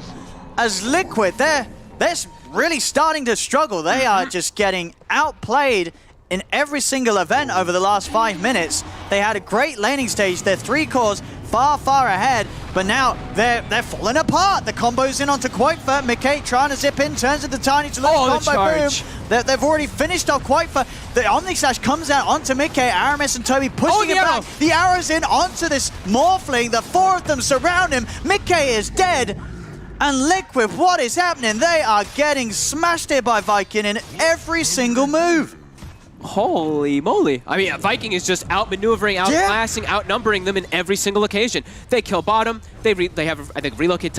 They're moving so quick around the map. With this charge, with this Mirana, they're using their mobility at its finest and not letting Liquid kind of group up and fight, right? Liquid wants to be able to utilize Mars and Phoenix ulti. They want to be able to have Quaitfer jumping in and starting the fights, but they're the ones actually getting gone on. And you can see in the graphs that the whole sort of laning phase was just, very comfortably for Liquid, building up in their favor. And then bam, Vikings start making these moves up and down the map. And it's too fast for Liquid to deal with. Liquid are just all over the place and not quite ready for this aggression. They do now look up top to try and turn things onto the Spirit Breaker. Arrow comes in, holds back Quaitfer for now. Can Aramis get out of there? The Moonlight helping him out, but the Sunray continues to burn. Do they have detection for him? It doesn't even matter. Aramis is going to be able to charge back over to the creep wave, get himself away from the 3 of them. At the same time, on the mid lane, an additional fight continues as the arena's down. The setup will be there for Mickey to blow up Celery. They'll turn over towards Boom, but Shad's here. Make sure the Boxy and Mickey can't commit any further for Boom. So Liquid able to find a kill, but of course not necessarily a huge one. But look at this. Happening. Viking keeping the score even there when it comes to action in the last minute. As they get another kill onto the Phoenix, they're now starting to grow to a 2K lead. I love how this team is playing. No hesitation. They understand how their lineup is supposed to play. Jug's getting all this farm, but look at the way that Boom is playing. He showed mid, he got Mars ulted. No hesitation, TP's top finds a kill on Phoenix. They're not slowing down for these kills at all. This should be an easy pick, or is it? They cancel the Phoenix grip, doesn't matter. The burst is there to bring down Toby. They'll lose Insania for it. Viking, can they get more from this? They turn over towards Boxy. Boxy trying his best to juke away through the trees. Is it going to work? He's hiding, but they've got the vision on him. They've found him. The IO back out, but the vision there long enough for Aramis to go for the charge. Doesn't want to commit, though. Quakefor will be around to put that charge to an end with the Remnant, and TPs were coming in on the outpost. Quick fighting moves, though. Immediately, as soon as Toby's getting gone out, no hesitation. The IO Tiny, they're paired up. They relocate top. Spirit Breaker joins the fray. Every single time, it seems like Viking, they're just bringing the numbers. Liquid is not prepared for this run-at-you lineup that's somehow swung this game so much from those last few moments. Look at this. Jug now has 1,600 over. I believe it's a full Manta plus more. Or he went for SNY. He's going to go for the disassemble build. But look at this Jug. 1,700 HP. He has his Pupil's Gift, Drums, SNY. And he's set up for success now. And the balance from Shad as well between hitting the creeps and hitting the heroes, it couldn't be any better. Perfect. At 3, 1, and 5, you know, this Jug he's been getting involved. This is not an AFK Juggernaut. Shad's been keeping up with the tempo of his very aggressive teammates. I'm really getting involved, and it shows. The levels and farm for him very good for 18 minutes in. Celery. Walk up versus Insania. Sentry versus Sentry. Neither of them confident to step forward for it just yet. Looks like we have a little bit of a lull of downtime here for a moment before all the action's going to start kicking off again. So what, he bought the halberd piece now? I believe he has that finished up already on the Jug. So that is it's a really tough to kill Juggernaut already at this point. You were talking about the burst damage that comes out, in particular from Quakefor. They have more than enough HP on their core heroes now in order to tank versus most of it. That's the thing. I feel the games where you really see Void Spirit suffer are those games where, you know, 20 minutes in, you're sort of asking yourself as the Void Spirit, who can he kill? You know, who does Quakefor go on and blow up? And at this point, with the heroes on Viking GG and these early items, it's none of them, right? Quakefor, he's always going to need that additional 1 or possibly 2 heroes to actually go on someone and take them out. Yeah. I mean, everybody's too tanky at this point for him to do anything. Io has Mech, Spirit Breaker is Spirit Breaker with 1,700 HP with Drums and Tranquil Boots, so yeah, definitely tough for Quakefor to play around with this, just like pairing up with one hero and looking for kills. They actually just need to look for fights. Liquid is not about to pick off draft. Nice, quick and easy grab there for Viking. Well, Viking is about to pick off draft, right? We see that immediately. They can set up kills with 1 or 2 heroes quite easily. Yeah, Liquid has to start looking for some team fights pretty soon here with their lineup. Otherwise, I do see them start to fall behind. Every time they're splitting up, Viking is just on them. Look at this. Top immediately. Aramis, no hesitation. See a little bit of time bought for himself there with the self-fuels, but there's the backup. Viking, they're just all here. They're just all here on top of Quakefor. I mean, they are just destroying the flow that Quakefor wants to get going as a Void Spirit. Boxy will go with the arena onto Boom. Has Tiger by him, but Boom, he's got a lot of teammates around. Aramis charges over to try and get in, but the Tiny will fall. Mickey turns to the Spirit Breaker, able to give Aramis a bit of a taste of his own medicine as he charges in upon him. As Liquid will manage to kick back at Viking, sticking around a little too long there, the two of them up top. Meanwhile, Shad and Celery getting to work on the bottom lane. This tower and creep wave will push Shad very close to having the completed Manta and Halberd. Big boy here. Big Jug. That situation there, they get the Void Spirit kill, they stay a little bit too far forward. That's when Liquid can start to react. They finally have their Mars Phoenix. Phoenix now has Max Sunray, so there's the damage that we're looking for, Let's right? see if they can get this Jug. This will be the big one. They need to stop Shad's with game. the Fiend's Grip. They have no way to cancel it. I do not. He's getting healed by the tether, and even with the 4 heroes going for him, Shad's just able to get out. The arrow connects. They're going to be able to bring down Tiger by the looks of it. Can they take him out before he can get the egg off? They can. And with the charge through from Aramis, straight through the 3 of them, Viking, they're fighting on, despite the fact that they've lost their eye. It doesn't matter. They're too strong at this point. Liquid cannot deal with them. Insania's out as well. And that was 4 heroes trying to go on Shad's Jug. They just couldn't do it. They brought him down to about half HP. Celery with some great positioning, just sort of swinging around the edge of the fight. They couldn't get the IO off the Jug. And even with the full lockdown of the full duration Fiend's Grip, they couldn't kill him. Those heals, that mech. I think next time now we'll probably see Liquid put more focus onto Celery because of all that, but that's a painful one. They might be able to find Aramis here. They will. Shad not quite able to find the Omni Slash target that he'd hoped for. They're still in the area. Yeah, they could still take this Viking if they want to. And they're gonna back off. Shad very close to the Manta, so makes sense for them to focus on getting his next item complete. Yeah, love this build up too. Manta into Scotty. He's playing versus Morphling. He's playing versus Phoenix Mars. I mean, it's just such a good I've Scotty game pickup if he's able to get that one next. Yeah, they're off to a real good start here after all this recovery. 18-12, 1K gold lead, boom, non-stop aggression. Look at this guy, 6-2 and 8. He's already on the prowl, kind of looking for another setup. Might just clear out the mid wave first, but. I mean, how would you sort of consider the status of the game in terms of being a game that Mickey is going to be able to take on his back and carries this more? At the moment, is there still a very good chance that Mickey will be able to do this? Yes, I still think it's a last pick Morphling game versus like no silences, very limited disables, and very telltale spells, and he still has the heavy backup of his team. It still is a super solid game for Mickey as it does progress forward. Viking still needs to kick up that tempo, but if they can get a couple kills here, if they can keep these pickups, that's when they get a Roche, they get map control, and that can lead them to success versus this Morph. But yeah, Mickey is definitely the one to look out for still with the backup of his team. Well, let's see what they can find here with the smoke. Straight over towards the river, charging onto Boxy. They found the two of the Boxy and Insania grouped up together. They go in straight away with the Omni Slash, cutting them down. There's going to be a buyback from Insania who wants to try and get across and help the rest of his team because the rest of the three of Liquid, they're still around it. They'll turn, they'll be able to blow up the IO. The egg is going to get focused immediately as Boom picks up a triple kill. The stun, the bash is onto Mickey. Mickey is falling low, he's down. The crit comes through. Mickey is out. Insania, he's going to be ending up dying back in this fight as he's in the river, dead for a second time. Koifa jumps away the Dissimulate. They've got vision. Have they got a stun? They have. They do. Boom throws up the avalanche. Koifa still with the movement speed to get away. Has got another astral step to jump out. Boom. He's going to have blink up in a second again. Is he able to find Koifa? Avalanche up in a couple. Koifa turns with the yours, but the vision's already there for the charge to come in from Aramis as in they go, flying across onto the Void Spirit. The high fives are offered up, but there's no response from Koifa as he's dead. And Viking, they're just so quick, they're everywhere. They've just killed off everybody. I think 6 heroes technically, Insania twice. On top of that team wipe, they're instantly into Roshan.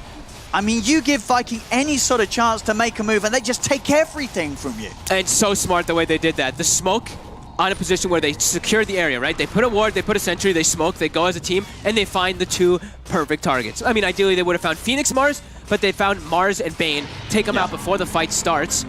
And then the egg is put in a position where Jug and Mirana are alive, so they just easily bring down that egg by themselves and hold their ground. Viking just making all the right moves. Liquid starting to fall out of control here now. Yeah, and the timing. That was the big fight. That was the big fight that Liquid needed to kind of come back in here for Mickey.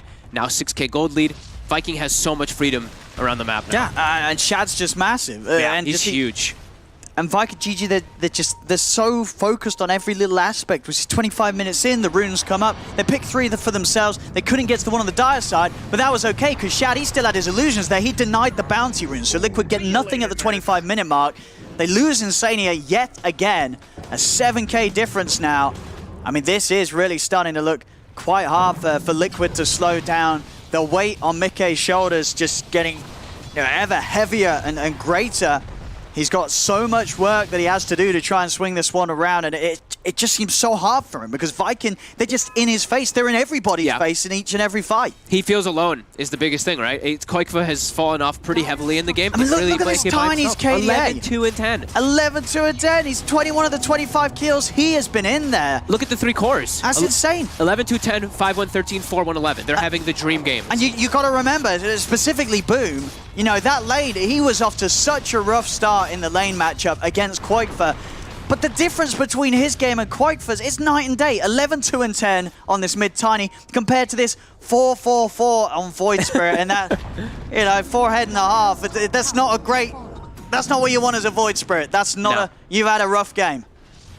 No, things really started to snowball. And they just continue to keep this map control here. They take the top tower, they take the outpost very quickly. They're very decisive with their moves that I've noticed from Viking GG. Toby has been caught out by Boxy. They're going to look to try and blow at the Mirana. Aramis trying to charge him from the side, but the Arena holds him back. They've got the grip onto the Tiny here, but the BKB is already out. Boom. He's not taking any damage during this grip. Aramis comes charging across the 3 of them. The combo's in. The tether across. Insania tries to protect himself from the sleep, but Mickey, he's caught in the avalanche. Can he actually get out of this? He waveforms to the side, but Viking, they're just going to continue to chase, run them down into the Blade Fusion. Blade Fury on Blade Fury. Beyblade action here between Mickey and Shad. As Mickey has to spin his way out of this, but it's a dead supernova. Each and every one of this game has just been unsuccessful from Tiger. And understandably so, Viking, they have such a great lineup for killing that egg. They also catch Boxy off to the side of this tier 2. And it really feels like Liquid, they've got to start going back to the drawing board on this game. I mean, they started off well in the lanes. They have a draft that could have been able to take this late for the Morph. But Viking GG from sort of 10 minutes onwards, they have just run over Liquid. Liquid have looked so shaken up this game. I don't know what else I love seeing more than when a team, they play their strategy so well that they break the other team's strategy. They've just broken them. Liquid wants to fight. They get these big team fights, but look at the way Viking's playing it. They're not giving them the opportunities. It's always like, oh, 2 or 3 heroes of Liquid are set up here, and then they just 5-man them. Then again, 2 or 3 heroes, Viking 5-mans them before all Liquid is set up. Or they kill people before the fight starts. In the situation like Bottom River, where they got the Mars. Arrow! Quaifa just stands in it! Oh my god. He doesn't even dodge it! He's got every ability up and a Yule Scepter. He has all the buttons, but he doesn't press any of them. I think that might be it. I think Viking just broke Liquid completely in this one. I think that broke Quaifa's keyboard. Quaifa for sure. Yes. Not a single button press there as Quaifa's out. A Quaifa just getting hit point blank by an arrow. That's when you know that this game has been a little too much for Liquid. Just, I mean, snowballing out of control in its definition.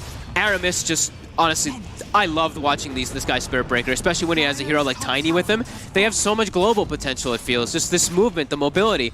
Charge into a Blink Tiny with a Relocate on top, and then Shad's just there. Just every time. They always have the numbers. Liquid, they need some final hurrah. Yeah, if they don't come out on top of this fight, it may just all be over for Liquid here in this game 1. Boxy, he's going to lay down the arena, but Aramis and Shad, they're going to be happy to trip. Tapped in with a Mickey with the turn into the Mirana form. Will use the arrow onto Shad. They'll be able to take him down the walls, but he's still got that Aegis. Aramis will fall. Boom in with the 3-man avalanche. The toss on a Boxy, bringing him low. Shad comes in with the Omni Slash, cuts down the 2 of them. Boxy and Quaifa out of the game alongside Tiger. There's a buyback on Boxy, but Quaifa and Tiger with no means to return to the fray. The Yule set up onto Mickey. The arrow, the stun control, it's there. Vessel down onto Mickey. He's going to try and morph his way back to the base. Boom, actually running into the fountain. The ball's nearly slapping Mickey out of the action, but he's into the fountain. He will live. Viking, though, more than enough space to take a second set of racks here. 30 minutes in. Dire's top barracks has fallen. I mean, there's just no way. Now the morphing is super countered with the Spirit Vessel, with the Scotty. He can't even shift very easy at all. Like, all these fights are just impossible. It really does start to feel like it. Mickey, he doesn't have backup of his team, and they're just, I mean, it really was snowballing out of control, it was the perfect snowball. This lineup of Viking GG, I don't know who's necessarily the loudest out of the squad, who's making the majority of the shot calls, but whoever it is, these are some top-tier movements. Calls. Yeah, agreed. Every single move across the map and reaction to what Liquid's tried to do during this game, it's just always been won by Viking. They're always a step ahead in this match, and Liquid just seem totally lost. A step ahead and relentless is what I want to say. It's like, I didn't feel like them go back and farm, right? It never was a situation where it was like, okay, guys, let's chill. No, it was, we have Blink Tiny, we have Spirit Vessel Mirana, we have everything we need to just take over the game and fight every single time. Don't let Liquid actually get a 5-man unit. They never have. And boom, he's just in with a BKB onto Mickey. Forcing him away. Tiger will be able to dive out of range of the arrow in time, but the charge down to Quaifa. Set up into the ultimate. They bounce Quaifa back into the arms of Boom as he tosses him up. Quaifa being well and truly shaken up here in this game 1. Here's Void Spirit being thrown literally all over the place by Boom and his Tiny. Jump forward again, a combo onto Insania. Tiger, he's going to drop the egg. Toby's just going to come in with the BKB in the lead. He wants to take the Supernova down, and he won't be able to. The egg successful. They didn't quite get the last hit in time. The Sunray burning, Sillery down low. His Spirit Vessel is also slowly killing him off. They will find the IO. Boxy able to turn, get the Spirit in onto Shab, pushing him away as well. On Mickey. With the shield crash, but deeper. Mickey is dead. He's gone for 75. They're going to tap out. They know that they cannot turn this one around at all. GG is called as Viking GG with this game 1 performance. I mean, they just look like on a totally different level to Liquid. It almost looked like this was a game where Viking said, you know what? We're going to let you win the lanes. We're going to chill out for the first 10 minutes because you know why? We don't care. After the lanes end, you may have your little bit of a lead, free farm on all your 3 carries, but then we're just going to destroy you with every single move that we make. Yep. I mean, it was perfect, relentless aggression, and for me, their first 2,000 gold spent on each hero was probably the best 2,000 gold spent on every single one. Spirit Breaker Drums, Mech Io, Blink on Tiny. Did I say Spirit Vessels Mirana? I think I did. Maybe I didn't. No, I think you said Spirit Breaker Drums. Sorry, Spirit Vessel Mirana. Either Spirit way, Vessel Mirana. they all spent their gold perfectly to itemize versus what they were playing against, and then they never let Liquid actually group up together. So they just played this absolutely perfect. I don't think I could ask for more. 38 kills, 31 minutes. You see a Spirit Breaker Tiny draft, that's what you want to see. Just run at them, and they did.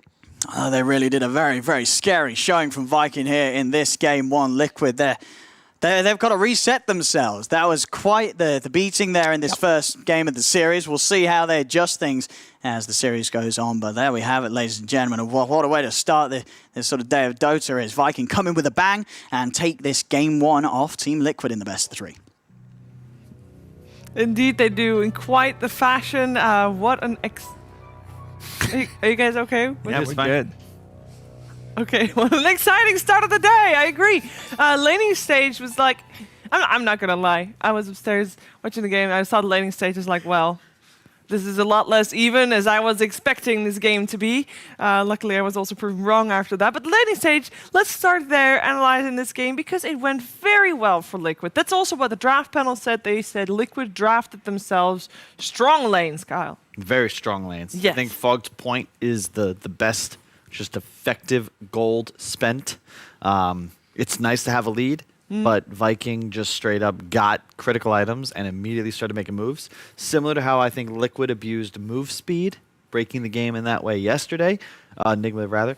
Today, Viking just abused map mobility. There were ganks that shouldn't work that are working. Mirana Invis as well as a form of map and global mobility. Then you have the charge, a super fast Tiny with Phase Boots Blink, and the reload is always threatened. It's really cool to watch executed. Yeah, they know how to play fast. Like, if you look at the item timings, everyone just got one item and they were ready to fight. You have a Blink Dagger, you have drums, and it's easy to set up ganks with this kind of a lineup, whether with the arrow into relocate, charge into reload play. I mean, I've been impressed the way that Viking has been playing lately, and I guess this is just, showing us why is it. It's I don't know. The Viking as a team, I would not change anything. For me, I think Team Liquid is still like a better team, if you know what I mean. Like, they have proven results, but... Explain that more. Explain that more? Yeah, I think where Viking is right now is where Liquid was like a year ago. I agree. I also... Losing? Winning? No, I mean, they're just sticking in their together, grind. Grinding hard. Yeah. Okay, sure. You don't seem too impressed, huh? I just wanted to see where you're going with that. The team, I think, is playing great. I think that you are underperforming, but, in a year or two, maybe you'll be at Cheever's level. Well, I said I have high hopes for Viking. I said that they're going to win Major next season. That's a pretty positive thing to say, don't you think? I think so. I don't think it's going to happen. No, I think it's a positive thing to say. I don't think it will happen, but I think it's a positive thing to say. And to be fair, the way that Viking played here, I mean, normally, when I say normally, like, if you watch the Divine Division, it's very easy to see, like, who is carrying, quote-unquote, the team, like, which are the strong players and take that team to the next level. I think in a team like Viking, this game, like, everybody was on top. I think we say that quite often, but there was no... For me, anyway, no real hard MVP. What's up? Nothing. No, keep going. Yeah, everyone was on top. I was saying that there is no real MVP. That's the feeling I have whenever I see Viking playing. Like, I can't just pick one guy. Sometimes, it's just Aramis' show, but they really play as a team. And he can make this Spirit Breaker works. If you think about Spirit Breaker as a hero, he's not that... we can see the stats. He's not that kind of a hero that, you can do so much. Oh, he charged. Good job. But it takes a lot of coordination to actually make him work. It's interesting as well because, Aramis, of course, one of the 4 Musketeers, I think he brings that sort of suave, swashbuckling side to the team, whereas the Vikings, implies ferocity and aggression, something this team certainly has a lot of. And then you've got Boom, brings the explosiveness. The power. That's exactly it, Sheaves. And he surely did go Boom in that last game. Love the Blink Echo build. I think it just creates viability for Tiny. And to go back to Fog's point, it's so insane. Like, Tiny with Blink Echo utilizes that effective net worth more so than almost any other hero in Dota. I can't think of something scarier. What represents more burst damage with 7,000 gold? What? It's also a hero that hits very slow, so with an Echo, they would be Yeah, that's pretty very common fast. build. And what's the bracket again? What? Herald? Herald. You know what's Nothing funny? wrong I with don't even being know. Herald. I don't know what the other ranks in Dota I know. mean. I already Does talked anyone about actually this. know? I talked about this with BSJ the other day. It's like, you normally know what's above you, but you don't know what there's the nothing above difference is us. between the ones below. We're immortals. Like, we're the cream of the crop. Like, I've never not Yep. been immortal. What does it... You can clearly see the numbers on your immortal rank. Exactly. So you don't that even makes have sense to me. think. I'm ranked They made it 5,000. easy. What is the worst rank in Dota? Is it Archon or is it No. Pega 2? Yeah, that's the Is one. it Guardian? It'd be true to form if, like, I wish it was just Herald? League of Legends player. Or just please uninstall for, like, the bottom 10%. Just, like, instead of hitting... When you hit Play Dota, instead of taking you into the queue, it just loads the tutorial. But I think you're being a little We don't unfair. have a Just tutorial. because people That's the are joke. bad doesn't mean We're they still- can't enjoy the game, Kyle.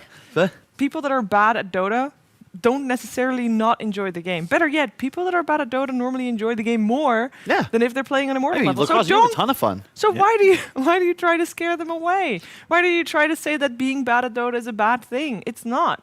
Well, I would argue that, I mean, there's a new player Tread queue. carefully. There's a new The majority of Twitch chat.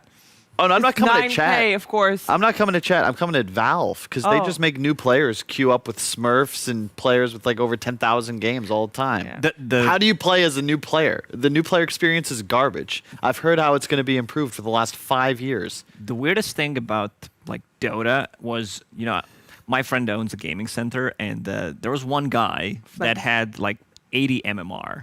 Like, so I was just sitting there, you know what? I thought it was impossible. Like, I legit did not know that someone has it, but there's, like, he clicks the find game and it finds it in less than a minute. So that means there's a lot of players who are like him. Yeah. There's also a post on Reddit a couple of weeks ago where a guy has, I think, 40 MMR and 8,000 hours of Dota. That's just insane. But at least he's enjoying his time. Yeah, I mean, he's hope. having a good time. If you ever driven a car in Florida, there's a lot of octogenarians who've probably spent thousands of hours on the road, still can't drive. It's not about practice. It's about practicing properly. You gotta... But 40 MM, you can't go below 0, right? Correct. Well... Correct. So if you win 2 games in a row, you would have more.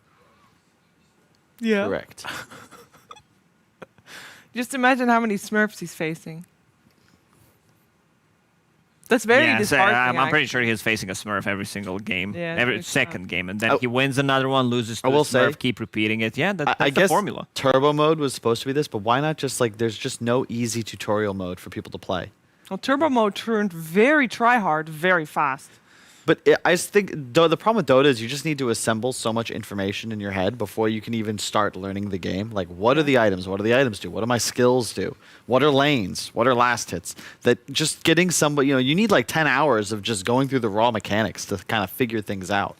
How do you get into Dota if you don't have a friend bring you into Dota? No wonder the player base is going down. Of course it is. How would it go up? How do you Keep it get outside my a new personal Dota player? space. Yeah, I think you can explain it without, just coming into my personal space. Keep going. You need a friend that played Dota before that's willing to help you out. It's very hard if I say to someone that's like, oh yeah, I'm playing games, and it's like, okay, try this game out, Dota 2. But by the way, you first probably got to spend like at least a weekend learning the game before you can even enjoy it. That's not the current gaming culture. No. They want instant gratification, which Dota 2 does not offer. No, the first thing you need to do is buy some skins. You join a game, I like this hero the way it looks, maybe I should spend a couple of hundreds That does to make him look better. It makes a lot of sense because the new player loading up Dota for the first time, what do they see, right? Not the tutorial. Here's a new Pudge persona. Treasures, personas. Buy the True. compendium. Actually, they now see the trailer. I do like that. That's true. I like the appreciate that. I think that's already a nice touch. It took us a while, huh? One step at a time, you know. It's unfortunately Valve time, and it's very slow. It's slower than most people remember it to be as well. Still ahead of George R. Martin time. And it's the summertime. People are taking breaks and staying at home, Global pandemic. disconnected from computers. What? Nothing. You want to talk about the game? Not yet. Oh. I had something. I've forgotten it. I'm hoping to remember it in the midst of this. I but want want people to know Kyle prepared for the panel segments this morning, but not in the way you would think people normally prepare for panel segments, like Lacoste does, writing things down and he wants to talk about regarding the teams. But he prepared other things. What did you prepare? I actually lost those notes. I had some. There was something I saw. It was really good. Oh. You're already laughing before you're saying anything. I saw this. I just really wanted to say it. Okay. Sheev, do you like raisins? Raisins. Yes. In general? Just yes or no.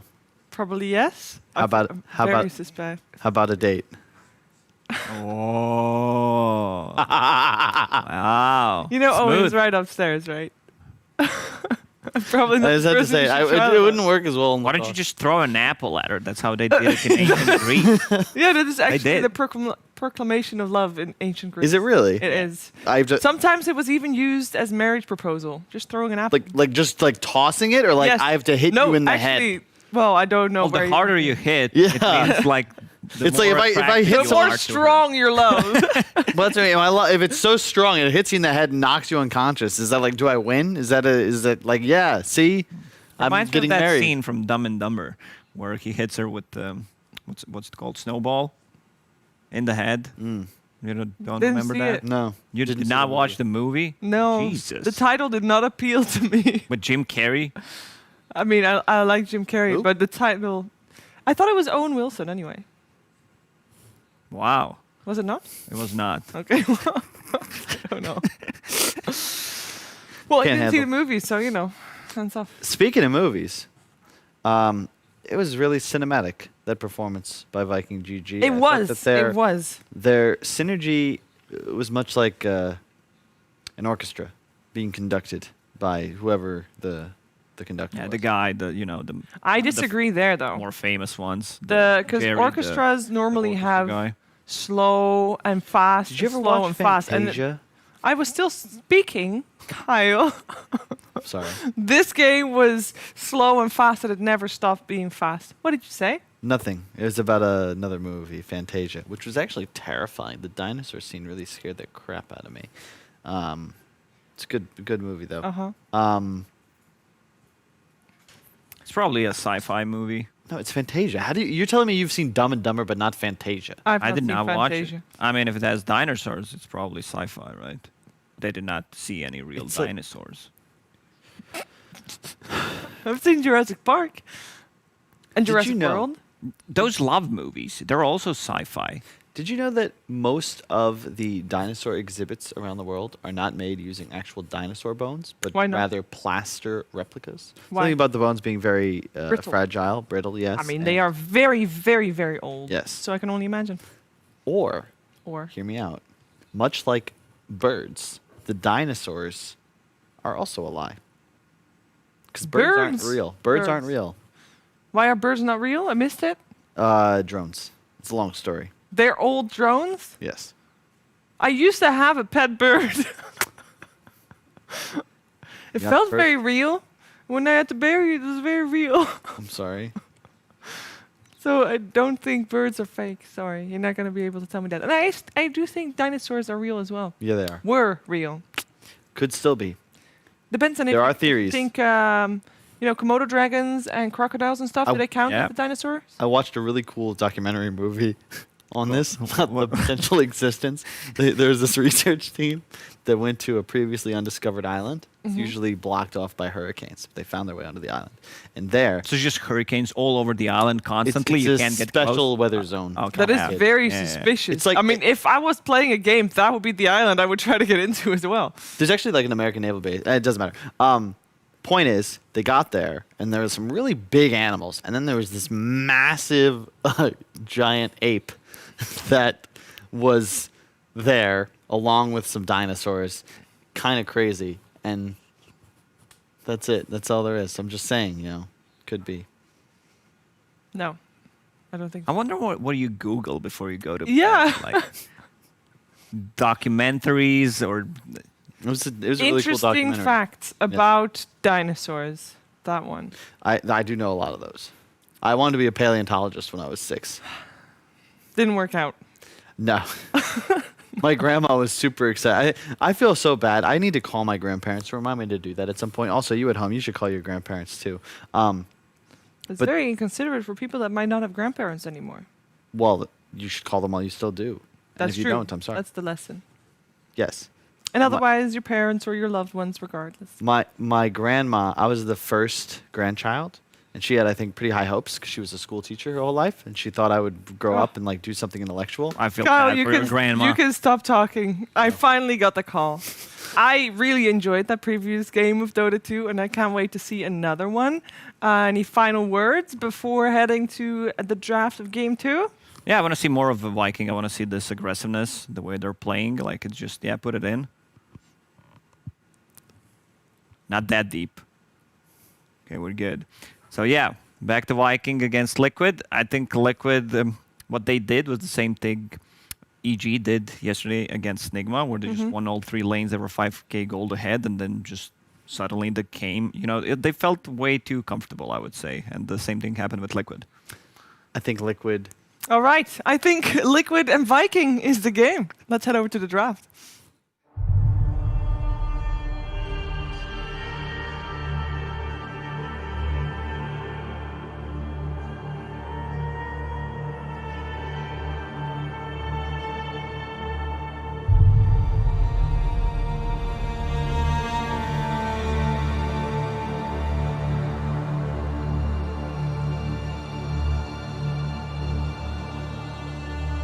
I think Liquid and Viking was the game, and I think the documentary was Godzilla versus King Kong. But, I mean, maybe fictional, maybe non-fictional. But it's a showdown that is proving to be just as epic as this one, as Viking GG, against the odds, have pulled out a victory in Game 1 off of that really fast draft that they opted for.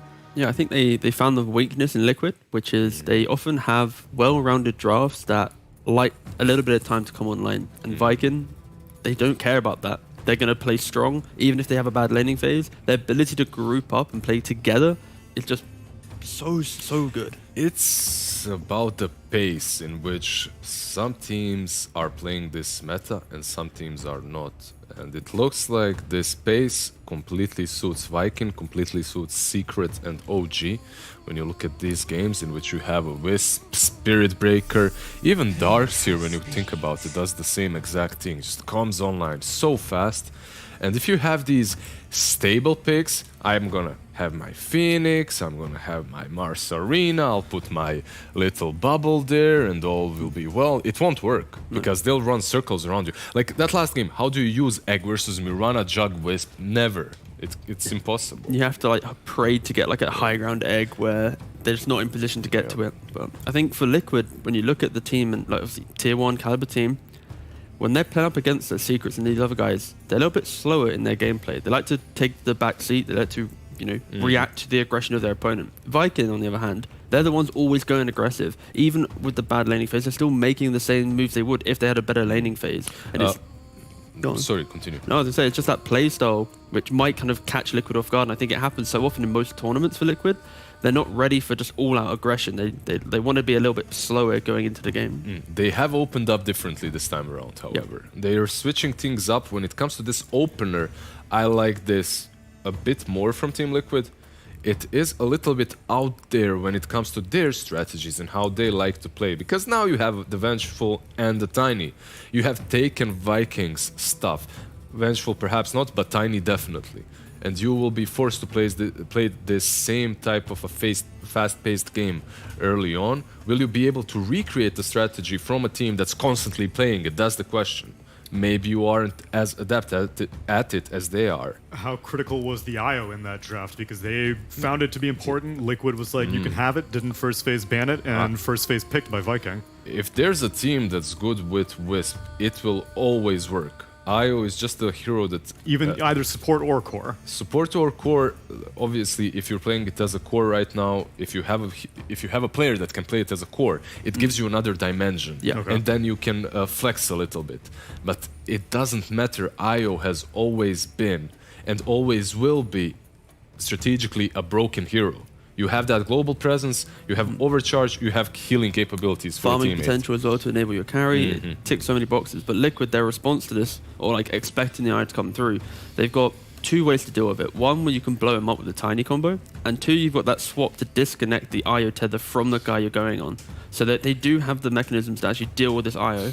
And it's going to be interesting to see, is this Doom going to be in the offlane or mid? If it's in the offlane, I think they have to maybe expect some Drow Venge lane coming in, because I think that would absolutely demolish a Doom. It will be. Like, I would say that now that you mentioned Drow, last game you mentioned Morph as well, I think Drow here is almost a certain pick for Team Liquid. Something that they would love to play with the Vengeful on the lane, something that demolishes Doom because of the minus armor as well. You have the minus armor, you have a stun, you have a slow.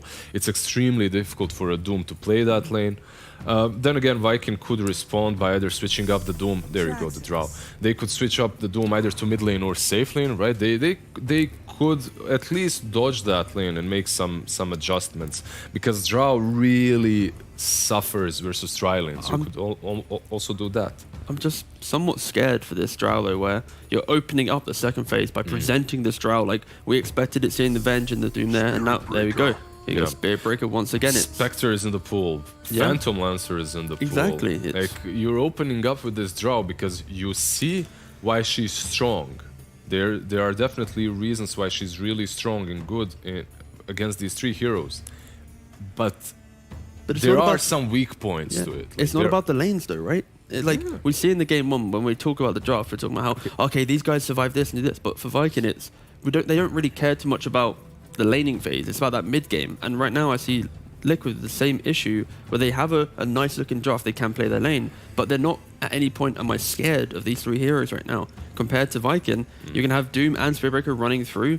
Like, there's not enough kind of rebuttal from Liquid to stop these two kind of big boys coming through the line, especially when you got the Eye behind them. So when heroes are able to move as fast as Vikings heroes usually are, what's really good to have is form of dispositioning them or containing them with the puck.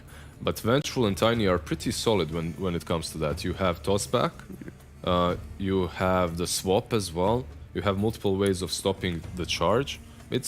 You have a hero that can give distance to the Drow Ranger against the Doom, which is also pretty solid. So, what do you think? Phantom Lancer or Spectre? Spectre. What about Phantom Assassin? Nah, Spectre. They picked it. The thing is that both of those heroes are not traditional IO partners. But I think. And so, how important is that? I think it doesn't matter anymore nowadays, because like the IO is not about the combo, it's about the gameplay, the map, how you're enabling your entire team. Can you suddenly bring that extra bit of heal to the fight? Are you pairing? And right now the pairs are the Doom, the Spirit Breaker. You're never really going to be going, here you go Spectre, how can I help you? Think about laning phase, the IO naturally is like that Warlock-esque hero. He'll provide the healing for Spectre, that's all he needs from his position 5. And then at minute 7, when you want to disconnect that safe lane, IO just jumps with the Spirit Breaker, and now you have this double roaming. And if you're Team Liquid right now, you see the Spectre, and you have to realize that your late game is extremely bad versus her. It can be very, very difficult. Like, the high ground defense is there, but any fight anywhere across the map with the Spectre's Haunt active can be really difficult, because you will always be able to give the Spirit Breaker and the Doom the vision. Why the Spectre is so good here is, you pop that Haunt, Doom can pick a target to jump on and Doom it. Spirit Breaker can pick a target instantly to charge on. So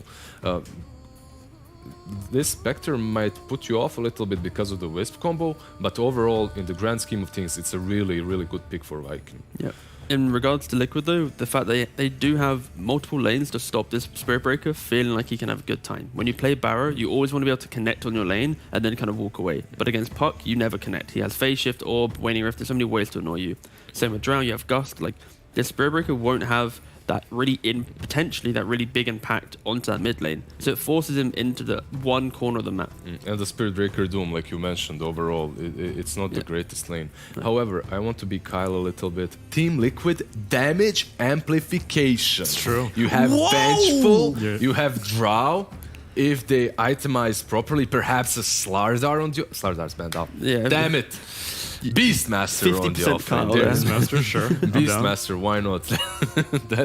that could work. So you want to play this tempo coming from Team Liquid, and a hero such as Beast could definitely fit them. It's a hero also that does quite well versus the Doom. If you roar him, you can kill him off easily. You have the Hawks to give you vision against him too, to see any sort of movements coming your way.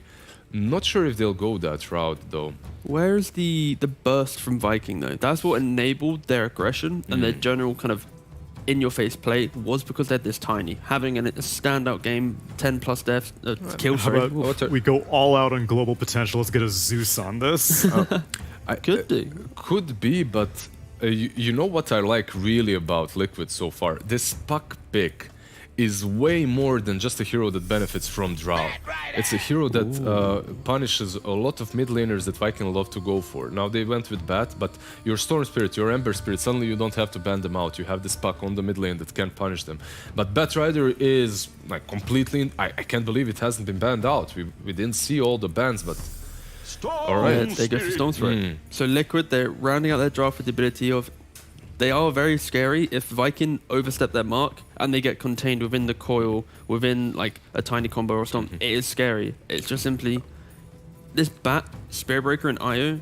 They are so scary running around the map early on. Drow and Storm both most likely will need to jungle at some point to recover potentially a questionable laning phase. So the questionable laning stage, what you just said, is extremely important for Liquid, because you do have lanes that should in theory do well one-on-one if the lanes are static. But once you put the Spirit Breaker in rotation, once he goes mid, punishes that Storm a couple of times, the game completely changes. You need to activate this Storm because he is the key pick for your team. I actually thought that they might pick it in the last game too, because it's one of the best heroes to play against Wisp. And right now, overall, it does fairly well versus Bat Rider, who should be mid. That seems vaguely reminiscent of Game 1 then, where it didn't seem like Viking were doing great in the lanes. But then as soon as the IO Jug combination came online, then they were like, okay, well, I mean, it didn't really matter how the laning phase goes. We're just going to group up and move around faster than you.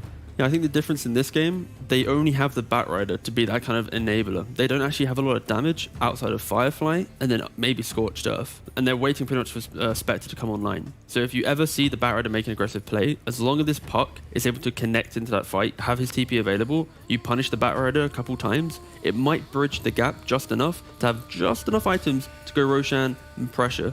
But again, Liquid, they are on this timer just because of the Spectre v Drow matchup. But hopefully Puck and Storm can do a good job and shut this Bat Rider down. Yeah, and Viking seems to be bridging the gap with the odds as well. Seems like Game 1 earning them a little bit of respect, and rightfully so. Is this, again, looking like another Viking GG favorite draft? Like I wouldn't say so. I wouldn't say that this is completely an outdraft from Viking GG. I definitely see some upsides to it. Again, you have the Spectre versus the Drow, which is pretty solid. The Bat Rider last pick was also a pretty good pick, but I like the response from Liquid as well with the Storm Spirit. I really see strengths on both of these drafts. I would value Liquid this time around a little bit more. However, a few mistakes again, and it can all go down the drain. Fair enough. We'll see what Viking GG are capable of and if they can pull out an upset in this first series of the day as we pass it on to our casters, Odie, Pixel, and Fogged. Thank you very much. Yes, Game 2 ready to go. With these drafts, Fog, would you sort of agree that this time round Liquid's got a better way of maybe matching the tempo that we saw in Game 1 Viking bring with sort of a ferocious pace? Yeah, absolutely. I think they just actually have easier to use spells and just be able to make moves around where they can actually play around each other rather than just needing...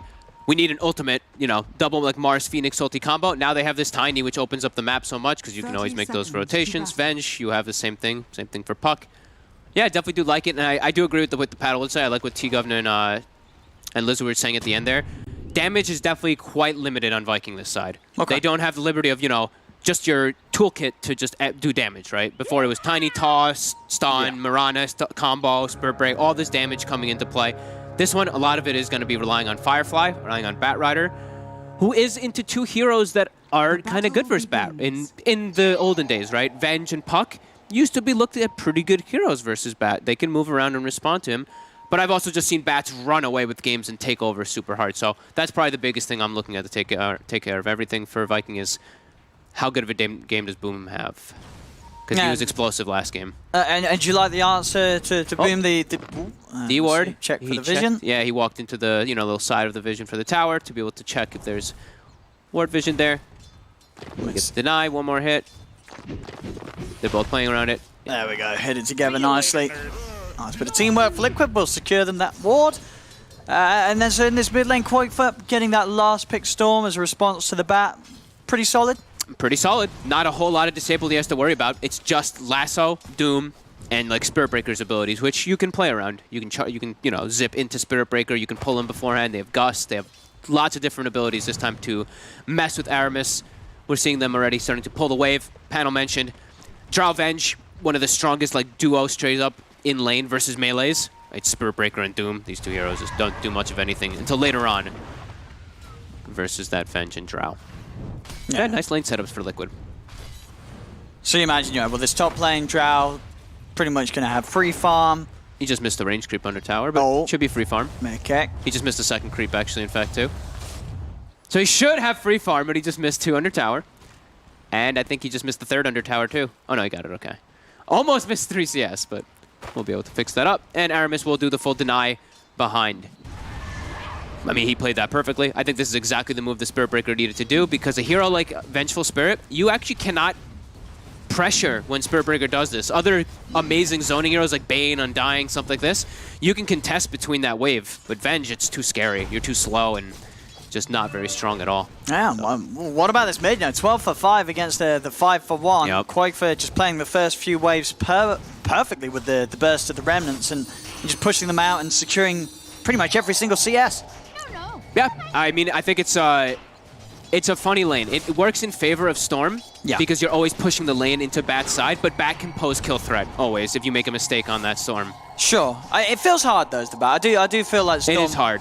Especially if... I don't know if he's playing with Stick or if he will be, but even without that, you're always going to have the difficulty of actually getting aggressive on the Storm, because a Remnant and a pull and another Remnant, suddenly you're taking much more damage than you've been able to dish out to the Storm. Yeah, and your Firefly has such a long cooldown. You can never, you're never going to be in a point, or you shouldn't be in a point usually where it's like a double creep wave and you're diving a Storm. The Storm is usually going to have his wave pushing onto your side. So you can see he didn't even scale Firefly in this matchup. He understands he's not going to get on top of that Storm in most situations. So. Yeah, I guess, just able to at least harass a bit more efficiently than, capitalize on when he does get the high stacks with a good old flame break to at least do some damage to try and push Quakefoot away. But yeah, even with that, Quakefoot having a very, very strong showing here. Let's see if a rotation changes things, right? Now he's level 4 on Bat, so he has Firefly, he has Flame Break. They have a Spirit Breaker on their team, so see if Aramis can look to help the mid lane. First, though, he's going to save Toby, what it looks like top. May just die for his efforts, though. So if there's any way that Aramis could get out of it, he's trying to hide in the trees. Mickey and Insania will be able to find him, though. Such a strong lane. Yeah, always going to be difficult. I mean, that's sort of how it's going to go, right? If the Doom's about to die, Toby's not going to get out alive. You're going to have Aramis go in to give his life to keep Toby safe. Yep. I think Aramis did not want to do that, honestly. I'm like 90% sure Aramis wanted to sit around the mid area and charge for the 4-minute bounty rune, or 4-minute power rune, to be able to set up onto Quakefoot with Boom. But having to try to help top, now it's messed with his rotation a little bit. They will luck out and get the rune up top. Let's see if Tiger can keep up these body blocks, keep him in range of Quakefoot. He's doing a good job, Tiger, and is it good enough? One more proc of the overload, not enough. Toss! Oh, that'll do it. That'll do it. Tiger, some lovely little body blocking there around mid, making sure damage can be done and the kill can be picked up. I like the Tiger match. You match the aggression, right? You see the Spirit Breaker rotating, you must do the same thing. Great little heads up there play by Liquid, ensuring that the Storm Spirit will continue to have a great time in mid lane. Quakefoot gonna be up to level 6 pretty soon. Might just stick around for the bounty rune.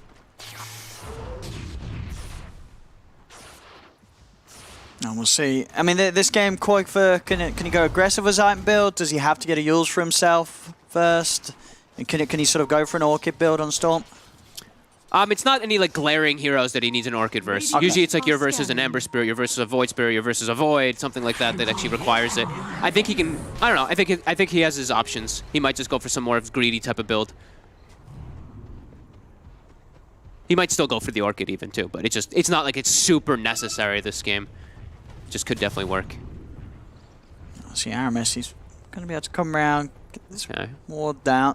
Tiger still hanging around, and they did see him come over there with the ward themselves. He's trying to get some type of like back charges onto Koikfa before he's 6. He really wants to kill this Storm at least once, but look at the way Liquid knows this is happening. They're keeping Koikfa very safe. They've got the bodyguards up and down the river. Yep, and they know that they're like, oh, Toby's top alone. So that means that they're trying to make this play. Storm hits 6, immediately they're going to make the move first. Yep, straight in onto Boom with the zip. The magic missile from the back here. Insania locks down the bat. Boom up to the high ground, but the last hit from Koikfa will do it. He's got enough mana as well to tear himself away from Aramis and Soleri. Preparation at its finest right there. Rune's coming out in 2 seconds. Aramis will not be able to get it. Ooh. He will be able to charge away here for a second. The zip, though, will bring him down, and Koikfa also going to get the rune. I am Koikfa off to a hot start this game. 2-0-1. Some lovely kills here as Liquid just enabling Koikfa's game in the mid lane. Beautiful. That's what you want to see. They're like, oh, Boxy's a puck bottom. He's not dying versus Spectre Io. It's just not going to happen. So they know they can do this Liberty. Same thing for top. It's a Drow versus a Doom. They know Mikke's got the freedom. They know that Spiritbreaker's going to play around mid. Yeah, real heads-up plays there by Liquid. And maybe thinking about getting aggressive on Shad there, but too much damage reduction. Yeah, hard to do so with Tiger around. Can't really go and turn back on a Boxy when Liquid poke onto Shad. Nah. I think they're very happy with this, though. 7 minutes, your Drow hasn't gotten pressured. Your Storm hasn't gotten fully... Well, you've reacted really well to your Storm getting pressured. Yeah, looking like a real hot start here for Team Liquid. I mean, is this another similar draft like Game 1 where Viking could just end up falling behind a little bit in the lanes, then come that sort of 10-minute plus, they start making moves as 5 and getting this snowball going like they did in the first game? They definitely do have the potential for it, right? With Spectre Haunt, with Spiritbreaker Charge, they still do have mobility, but I think Liquid has much better responses this time. Like the Venge, the Tiny, they can move around a lot easier. Same thing with the Puck. They can always respond to those ganks and counter gank a lot easier in comparison this game. Level 6, Boxy, saving the coil. Well, they're going to try it now. Coil drop down, responses are there. Koikfa coming in with a big zip onto Shad. A lot of heals. And it's not enough damage here from Liquid to kill Shad off, as he will be more than fine there. Boxy. The back up, the lasso's there to trip Boxy up after he's used the orb.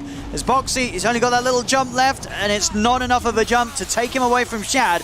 Koikfa turns back on towards the Spectre, continuing to try and burst him low, but it's so hard. With Celery healing up Shad, can they quite finish him? Shad trying to go away from this Storm, but Koikfa with his Arcane Rune just has an infinite reserve of mana to keep the pressure on, get the kill. At the same time, top lane Viking will be able to dive in and find Mikke. So at least able to find a carry in return, but that is Vikings mid and carry going down on that bottom lane with Koikfa able to clean up with the Arcane Rune. Yeah, Arcane Rune coming in clutch. He definitely would not have had the mana for those extra little static remnants. Plus overload hits onto them there. Yeah, the damage is overwhelming. Though Viking does have a great amount of sustain down there, it's enough. And he is going to go for Orchid anyway. Just the item is just too good now. 3,400, 3,500 gold. Way too strong. But good response from Viking at least, right? They capitalize on the moment. Toby as well as Aramis, they get very aggressive. They get that Drow. And Toby's still, I mean, he's all the way up there in that net worth. The beauty about Doom. 1 or 2 kills plus your Devour and you're back in the game. Even after a rough lane. He's going to have a strong farm on him, Tiger. And Boxy on the hunt, heading over toward this top lane. Boxy with the coil ready to go once again. Bottom. Toby. He's under the tower as well, too. This is a scary position to be in for this Doom. Let's see if he can run his way out of this, Tiger. Drive for the setup. Gets the avalanche. Not going to be able to find the toss, though. On the creep instead, as Toby's able to break into the trees and get himself away, and he is out of there. Boxy unable to find him. Nobody else could really TP, it seemed like. I thought maybe they were asking for Mikke's TP, but I believe he had already TP'd down to bottom. So no Drow TP, no Storm mana. not enough with the two of them there.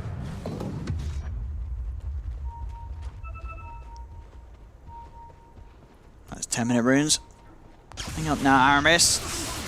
Going a little too close to the three of them. Quakefoot finding the right places to be each and every time in this early game. 5-0 and 1 now on the Storm. He's gonna, I feel like for Aramis this game, it's gonna be a lot harder for him to look like this tanky Spirit Breaker beast. Versus Venge and Drow, you really start to look like paper a lot of those times as these 4-position melee heroes. Already up to a 2K lead, Liquid making all the right moves and really shutting down Boom. Look at the 0-2-1 on the bat. As we said, last pick bat, but they responded super well versus it on Liquid, both from their mid pick as well as their rotations early game so far. Making all the right moves. Free farm for Toby does continue though. Yep. We're going to see what the drum's done, so now some really good chase potential. These fights, Quakefoot's got to be a little careful if he overextends with the mana. Toby has the chance of running him down, getting the Doom on him. Yeah, they still have good farm, like Toby as well as their Spectre, still chilling, still having a pretty solid game. And naturally, you know, that Spectre's always going to be good versus Drow in the mid game. Looks like he also, I believe, has his drum finished. So I think it's fighting time, right? I think Viking is the kind of style they like to play. I think it's time to just look for the battles. But I think it's going to be battles about numbers. Just like they did last game, it's all about that mobility. Split the map up, catch Liquid when they're split up. With that relocate, with that charge. Yeah, Quakefoot is almost at Orchid, though. Yeah, his farm is just, I mean, you should look at the comparison between him and Boom. You know, Boom really falling behind at this bat. This is going to be a pretty slow boost to travel timing from in this game. Yeah. Also getting the Arcane Ring, of course, on Storm. Probably the best item you could get. Let's say the charge, the hunt, this is where they're going for the numbers play. Yeah, Mickey and Insania were pushing him pretty aggressive here. What the? Right up by the tier 2, the two of them. As Insania, he's not out either. I mean, what were they doing there? That's a great question there, Owen. I'm not too sure. I mean, they tried to go for, okay, so they put a deep ward down, but not sure why they stuck around. You know the way Viking plays especially, too, right? Yeah, they're going to be on you as fights. Yeah, that's definitely a bit of an overzealous move there from Liquid. Looking to pressure the tower here. It gives Boxy a little bit of space, but yeah, that gets punished real quick. Yeah, they've got to be careful pushing out just as the two of them. They're just easily going to be outnumbered. Yeah. Every time they do it, like, okay, and it's, sure, maybe if one of them was there, it's like one of those, you know, getting solo farm, solo XP, the chance you're going to die, but when there's two down there and they're still helpless, it's like, well, what was the plan? And look at, I mean, just look at the global. Look at their lineup. That's without the relocate. That's without the lasso. That's literally just them using Haunt and running at you with charge. So Viking, they still have everything at their disposal in order to expand if they would like to. Liquid still, of course, they're in a fine spot. That was just a little bit of painful, you know, unnecessary maybe deaths there from them. Toby just 500 off the blink. He is a big boy, and he's got the ice armor creep, probably the best creep you can find versus the Drow Ranger, as Drow's ultimate only hits through main armor, as we taught on what that was last week. Invisibility. Yeah, that Toby, plus armor. A real force in terms of being able to get on top of the Drow as well in these fights. Mickey, it's going to have to heavily rely on Insania to be around with the swap saves. Quakefoot is very strong, but he's fragile. 1,000 HP, no treads, just straight for that Orchid. If he finds anybody by himself, though, it's very likely they'll get the kill. Oh, an IO passing by. They have a sentry down. They see him. They get the charge on him, too, so they're aware of this. And now rotations are coming. Quakefoot might just have to bail. He's going to have to. Oh. Zip away. All the way back to the tower. Full mana pool used. But top now. Yeah, opportunity from Toby. He's just going for it. He's got the Doom down onto the tiny Insania with the swap to the side. Gets him in range of the stun. They'll turn things on to Toby. Celery comes in, trying to offer up the save, but the coil's down onto the two of them into the multi-shot from Mickey, as Liquid will be able to clean those two up. Back over in the river though, Quakefoot, he hung around, and they've got him. The lasso onto the Storm. Quakefoot, it looked like he was playing his chances there for the 14-minute power rune. It didn't spawn bottom. And already we saw he used all of his mana to get back towards the tower, so he was playing out, walking alone in the river with no way to get out. Look at those tips. You see how much gold he just got for that kill there? 500 for Boom, because it was a mega kill streak from Quakefoot. Juicy. But we did see what we were talking about earlier, is that response that Liquid does have this time. Your versus Doom, your versus Bat, they have Venge swap. They have a lot of different ways to bail each other out. And Boxy, cool item choices this game from him. Going for a going for that Vessel. Not something you see the most often, but versus IO. Yeah, someone's got to get Doom, it. Someone's got to get it. Looked real good up top there as he got that coil plus Vessel charge immediately. Now they've got the blink on Taiga. He just finished this one up. So they're trying to press forward here, look for those bounties, and they'll find a freebie. Aramis just caught, stepping up into the blindness of the high ground. And now they get some space to hit the tower. With this Drow, tower gets brought down very quickly. Vikings, they don't have Doom available. They have Haunt, but yeah, a bit too scared to go in here versus all 5 of Team Liquid. This is not the fights they want. They want the split fights. They don't want the head-on 5v5. They want to be going for like the numbers, take people picked off. Dire are scanning. Radiant's middle tower Liquid has fallen. getting active. Here we have it. Big zip in, Toby. Dodging with the blink now, maybe with the counterplay. Viking GG coming charging across. Aramis is in, onto Quoifer. Shad comes in with a horn, into the lasso. They've caught Quoifer. They made it look easy. They're going to turn over for more now. Toby trying to charge in towards Mickey and Insania. They're on the retreat, Liquid. The drums, they're popped. This is the 5-man plays of Viking that we saw come out on top each and every time in game 1. They're just running them down, but there is a nice 3-man dream coil from Boxy. There'll be a power back from Celery trying to come over. Mickey's going for the TPR. Is there a bash? There isn't. Mickey's out and away. We'll make it out of this one still. The chase continues. Oh, he's going to TP to base? Oh, he TP'd to the tower. He's going to go down now for that. Oh, no. Oh, no. Oh, no. I thought he was going home. He didn't. They might get a kill, though. Let's see. They got Shad. Insania also falling. Can they find Boom as well? Zip over onto the bat. They've got the catch with the silence. All right, all right. All right, works out. It was a bait. It was the plan from Mickey. Yeah, he said, let me stay on the map. We're going to bait them past this tower, and you guys are going to clean up. And that was the case. They get Boom and they get Shad because of that bait. Yeah, Mickey's like, TP to tower. Koikva's respawning. Koikva's got the cleanup. Thank you, Koikva. And Koikva will be able to. But we see the relentless aggression. This is the Viking style. Yeah, Pop their drums, run up the hill. Even though you get coiled, run through the coil, get on top of the Drow. Yeah, and we do see those. You mentioned Liquid being able to fight back much better than they were able to deal with it in game 1. Oh, the Doom. It's a blink. Toby, the surprise. That should be able to find them a kill here. Oh, definitely. Quoifer's gone. See ya. And they want another? I mean, the Dream Coil's down to the 3 of them, but Aramis is still able to get over towards Tiger. They'll lose Celery. See on the side, Insania trying to go for the swap up, but the coil's already come to an end. Jump forward nice from Tiger. Gets the avalanche onto the 3 of them. Sets up for Mickey to finish off the kill. Aramis charges in to put Mickey's damage to a stop, but Mickey still able to get that final hit over with the help of Boxy. They pick up Toby. There's double kill there for the puck. Liquid again able to fight back into this aggression that Viking GG are trying to bring, and they're going to turn straight towards the pit. And with the Drow and the Venge, they'll have no trouble cleaning this up before Vikings back on the map. Yeah, I wonder why Insania didn't actually use the swap there on Spirit Breaker. I thought he would just get another kill when he was TPing out. He saved the charge. Maybe he wanted to save it defensively. Either way, they won the fight because of the positioning. Great spot there for Mickey to be standing. Boxy as well as Taiga did a great job zoning those heroes away. Yeah, and it's the last few fights have sort of kicked off on the death of Quoifer, but it's worked out fine for Liquid. Quoifer keeps getting jumped.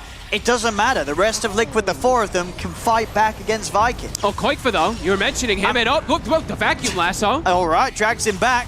Quoifer, last bit of mana, it's gone. That's the Aegis. Do they have another way to set up? There's nobody coming to help him, but as you say, he's going to have the full mana. Charge through the creep. He tried to get him, but yeah, it's not. Yeah, that's all they have, just that bash from the charge. It's a clever little charge there play, but... All right, just like that, they punch back and get rid of that Aegis real quick.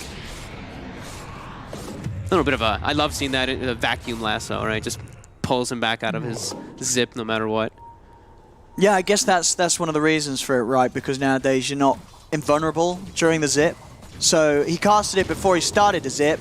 He zips past him, and then it pulls him out of the ball lightning, right? Something like... I mean, so that's why it looks a little awkward, because he's getting pulled out of the ult. I mean, sometimes we've seen that one happen so much. Like Mirana leaps away, and then you get lassoed after the leap. You know, it's just an interaction. It's a feature, right? It's a feature.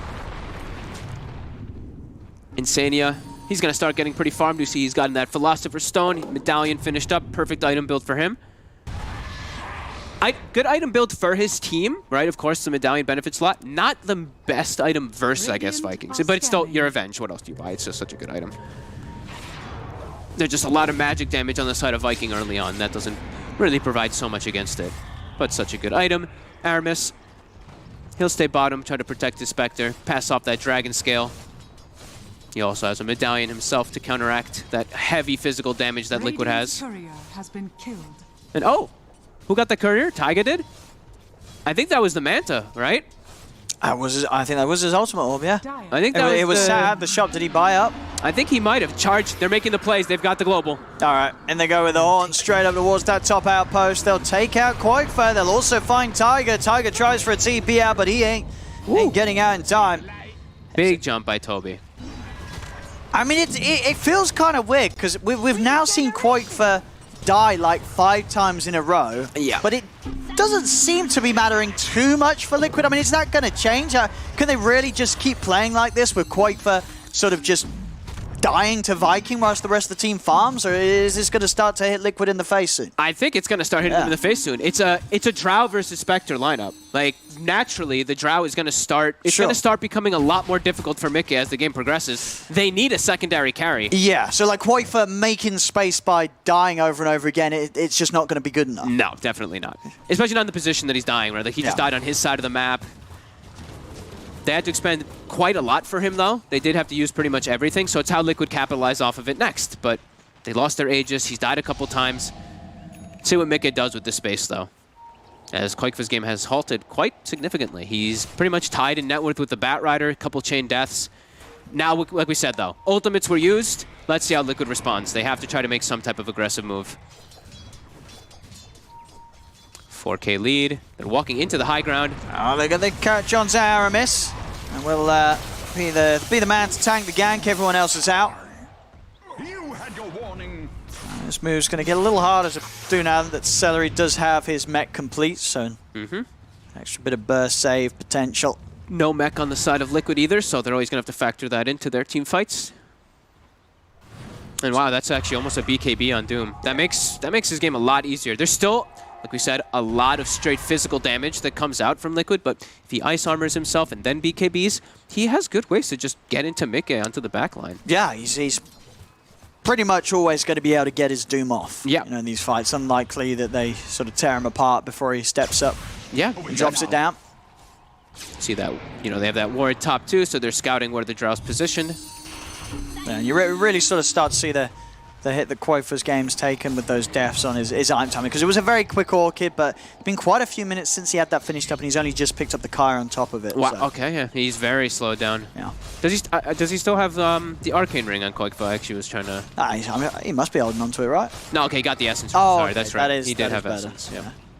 I was wondering if they were going to give him the Vambrace, because it's actually a lot of damage that you get amped up from the spell damage alone, just from the double null thing that you get from it. But they gave it to Box Save for now, so it's like this is survivability because he's struggling. So. Yeah, exactly. He's still 1200 HP, so that Essence Ring boost to the HP is going to make all the difference. Top, Aramis is going to be safe. The Haunt comes out. Toby's in with the BKB. Quakefair has a DD rune. Can he fight with it? So he seems a little scared. He's trying to get away. Good swap, disengage. Hides inside of the pit. They're going to turn back over towards the high ground. Look towards Boxy. Boxy goes over with the orb. We'll be able to pick the kill up on the IO. All right. Getting burst low. Quakefair coming in to try and go for the finisher, and he's able to find it. Takes out Aramis. This time, Liquid, they'll find themselves the two supports. Insania with the swap back onto Boom will get him back in reach of Mickey as they find themselves 3. Over towards Toby they look. Toby will have the movement speed to make it away. Liquid, they are able to turn and hit back hard there in that fight. I mean, Toby commits in as the Doom. Wasn't able to find an opportunity to use his ultimate, though. Didn't find a target. I think the Shadow Blade caught them off guard. I saw the Haunt come out, the Doom blink on top of Mickey, and then he just Shadow Blade and got swapped away, and they reset the fight so beautifully on the side of Liquid.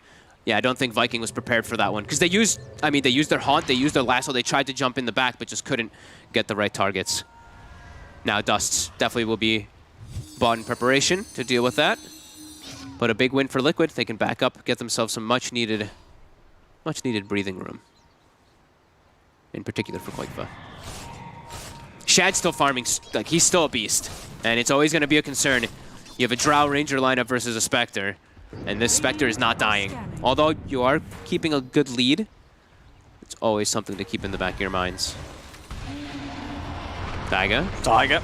He wants the ward. He's going to get it.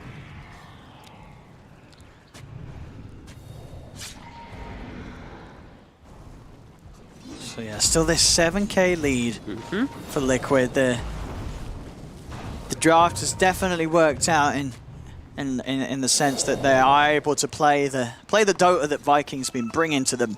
Yeah. But this Spectre does still, and the break is always going to be essential, especially in the late game. And they just have so much damage anyway. Insania looks like he'll be the one they walk into. They're trying to save the lasso here, but Boom now is in trouble. He's going to put the BKB, does go for the lasso now onto Insania. The Haunt comes out as well. Toby charges in Mickey. They're on He's going to get doomed. They've got themselves the target. They've found the Drow, isolated Mickey as there's no save for him with Insania already out of the fight. Charge across as well from Aramis. He's trying to go for a further target, looking for Quakefer. Quakefer still with some mana ready to play with as he gets himself up to the high ground. Quakefer will live. Viking finally able to get back and on the level of finding these moves where they get Mickey out of it. And with Mickey gone, that is a huge amount of the damage that Liquid have been able to get off in these team fights. So it makes it suddenly very hard for Liquid to fight back once the Drow's out. Yeah, Liquid can't. As soon as the Liquid gets seen with the smoke, right? That feels like when the fight's almost impossible because Haunt gets popped and they have so many ways to collapse on top of Mickey. It feels like Liquid has to be the ones that are doing the initiation in order to protect that Drow Ranger.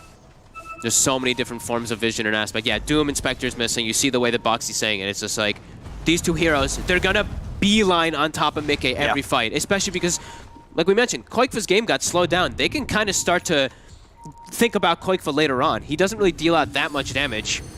So just focus Drow, then look for him.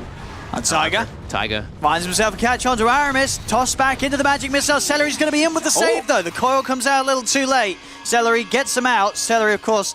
They're coming to fight this. I mean, they're going to try to. They want to keep Celery safe on the return. Boom leads in with the lasso. Will be broken immediately by Insania's swap. Shad caught by the magic missile. Celery tethers across over towards the Spectre, but he gets pulled back. Quakefa takes out the IO. Boom, his BKB's worn off. The swap trying to separate Toby from Mickey. Mickey tries to go with the body shot, but Aramis charges across Mickey, hits onto Quakefa into the ultimate. Taiga surrounded by the illusions of Shad. Taiga trying to run. Quakefa and Boxy will finish the kill onto Aramis. It's a 3 for 3. Shad cleaning up, backing onto Quakefa. Quakefa, very little mana left to play with, uses his last reserves to get himself into the river. The dagger, not quite going to be able to chase him forward there. They clean up Toby.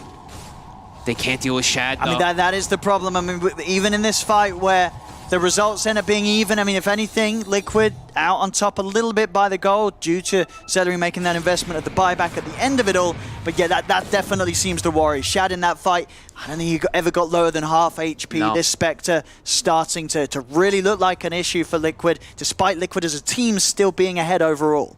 It's just, there's so many different ways for them to get on top of Mickey.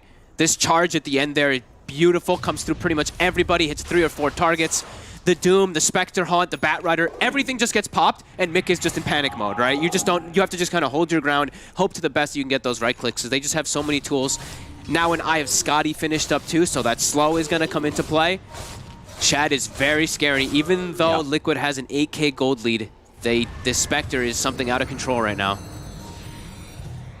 And it's sort of what you said as well, that seems to be the biggest thing that stands to be the difference. The fact that, sure, both Boom and Quakefa, their individual games have slowed down a lot. You know, Quakefa is slightly ahead, but still as this Storm his item progression has really slowed down. I think he's nearly got the Bloodstone done over the Orchid, but that has just put so much pressure on Mickey as the Drow. Whereas on Viking's side, sure, it's a lot of pressure on the Spectre. It doesn't matter. It's a Spectre. It's a Spectre, He's exactly. more than happy to be that one carry, whereas Liquid's lineup may need a second. We'll have a little bit of a timeout here. Hopefully everything's all right. May just be on our end. And GG. No, that was game 1. We're good. We're good. Should be able to get back in. The game's over. Oh God, it's the script. Reveal it. It's game over, and they've all swapped their heroes. Now we should be able to quickly reconnect. Apologies for this. As hopefully things for the players are still good. So we'll get ourselves back in. But yes, it's definitely going to be the test of if Liquid can deal with this Spectre. I mean, is there any other way they could sort of itemize towards it? I mean, you're looking at anything else on the team that they can get to deal with this Spectre better, or to keep the Drow safe? As we get ourselves back into the action and actually straight back into a fight. What the heck? That looks to have gone very well for Liquid. Wait, 3 are dead. All right. I mean, did Liquid smoke? I mean, that's going to be Roche as well for them. Oh, and a regen rune. All right, well, I feel like we just missed maybe the potential, like, Huge fight for Liquid. They didn't get the Spectre, though, so this was a fight without the Horn. But I guess... But a very good fight nonetheless for Liquid, as this will give them the tools to maybe start poking towards the high ground and trying to do more whilst the Horn is down. I'm assuming that they must have just smoked on the situation, like right when they had the chance. Like smoke, look for the fight because there was no Doom, there was no Haunt available, so they just found the heads-up plays, got 3 of them there. And, I mean, that's a huge place to take it too, right in front of the Roche pit, and they get a regen rune. And can't quite get Boom, but yeah, pretty huge. And I believe it was right after Bloodstone was picked up too. So yes, I imagine he's got the Bloodstone charges up from that. Yep. All right, I mean, massive. And now Boxy has a full... This is the item that I was actually going to say that they need in order to protect the Drought is that Aghanims on Puck. Because those BKBs that are out, he can actually prevent. And they can do fun plays always. You always have the potential for Puck and Venge. Especially with Ags, that super long duration break when you swap out a coil, they can catch people off guard. Yeah, they got multiple ways, right? Toss back. The toss, even the push from the Gust, right? I mean, even the pull from the Vortex. You find yourself, technically, sure, it's a little harder with those because the amount of movement done to the enemy isn't that great. But there is the chance. There's a lot of push and pulls from Liquid's lineup. Yeah, Boxy's having a killer game. He had the Lincolns, he has the full Ags, he's got the full Vessel. Yeah. Doing a very good job for his team right now with the Blink 2 on top, level 22. Yeah, that last fight really put Coifer and Boxy back on the map in terms of farm. They're right back up there. 7-1 and 13 on Boxy. He's really displaying right now this off-lane Puck that we don't get to see too often. There we go, smoke on smoke. Viking. Still no Doom available for a second. Can Boom find the jump? He's going to spot out Insania. He's going to try and look to start things on it, but Tiger's in with the counterplay. They'll still come in with the lasso. Look to drag down the Vengeful Spirit. Here goes the Horn. Can Shab find the target? He's looking over towards the backlines, trying to go towards this tiny, but quite from Boxy, they're already in. They're taking out Aramis. Mickey with the multi-shots turns. Focus is Shad. Shad being chased down by Coifer. Coifer now goes over towards the easier kill of Boom. Will get it. The Doom is down onto Mickey. As they have managed to eliminate the Drought, there'll be a buyback from Boom. As Viking, they're trying to put more resources in this to win this fight, but the Spectre, Shad's in trouble. Coifer, lower mana, gets one more Remnant out. Coifer will fall for it. That's the Aegis gone. Boom, he bought back for this one. He's trying to find Tiger, but it looks like it's going to be a dieback from Boom. He cannot turn this one around on his own. As the bat out for a second time, Liquid's lead continuing to grow. Despite a few casualties themselves, still a very solid fight for Liquid as they hold their own. Yeah, they get 3-man coiled. They get on top of the Drought, but at that point, they'd already lost so many of their tools. Mickey, great positioning, sitting in the backline, just firing his arrows onto 3 heroes. Yeah, continuing to take really good fights on Liquid. Even if they're, their main carry kind of dies, that one they have the Aegis, and Boxy's just reaping all the rewards. Boxy's like, thank you. I'm up to almost level 25 now on Puck. Having a dream performance, really. Him and Taiga surviving throughout the entirety of that fight as you see them all the way jumped up in those levels, 24 and 21. Yeah, some insane levels actually coming out from Liquid's heroes. Yeah, they could not get on top of that Drought fast enough though, right? That 3-man coil controlled the majority of Viking. So they couldn't get on top of Mickey. What the? Go on, well, you know this game, Fog. Of course. I have no idea what was happening. That was Clockwork and Techies. What was going on? That was mid lane. That was the mid lane. That was the mid lane. Techies and Clockwork. You see Rattletrap. That's my boy Rattletrap right there. Oh god, Dota 1 looked so terrible. I forgot how you can't even see what anything is anymore. I like that. Very nice. See, I would have commentated, but I mean, I never played the game, so you can still what tell am I what's looking going at? on. I could not tell. There was like some pixels in the mid lane, some units. The map feels a lot bigger. That's the one thing that you have to get really used to in Dota 1. Immediately when you look at it, the screen just looks massive. Is that because the map was actually bigger or the models just smaller? I think it was a bit of both, a bit of everything there. It always felt like the map was bigger for me when I played. I haven't played Dota 1 in 4 years though. So I tried to play an Earth Spirit 4 years ago, and I couldn't even find my stones. I was so lost. It was so tough I to play. imagine the buttons would all be very different. Oh, Tiger. He's going to catch himself. Doom outside of the base. Toby, as well as Celery. And now, looks like they actually got an Axe Coil on the Spectre as well. Shad. The swap to the side. They're buying back to try and save him, but Shad, I don't think they can. He's gone. Liquid looking to clean this one up. No chance for the Spectre to carry this one away. As Coifer, he's finishing the show with a bam. As triple kill for him. The 4 of them dead. The mass tips coming out on Toby there from Liquid. He bought back and he bought back and died just immediately. They probably know they can just maybe just end the game here. They have quite a long time without Spectre. 60 seconds. They have Drow Venge. Yeah, that's go a tier huge 4s. window to finish this one. Yeah, Liquid. I think they can go tier 4s after this tower with their lineup. Yeah, they really wisened up their playing draft after game 1. Get in there. They came in with this fighting lineup. Get into those tier 4s. Insania knows. He's pinging. It's time to end this one. End this game. Solid plays there. Even though versing a very farm Spectre throughout the majority of it, Mickey has stayed on top. Boxy as well. Perfect performance by this puck. Always being in the right place, right time. Yep. Yeah, they should be able to end this one right now. Tier 4's down onto the Ancient. They've got the 2 of them alive, but Celery gets popped straight away by the combo. The Ancient will fall. GG is caught, and Liquid will strike back here in game 2, bringing it to a 1-1.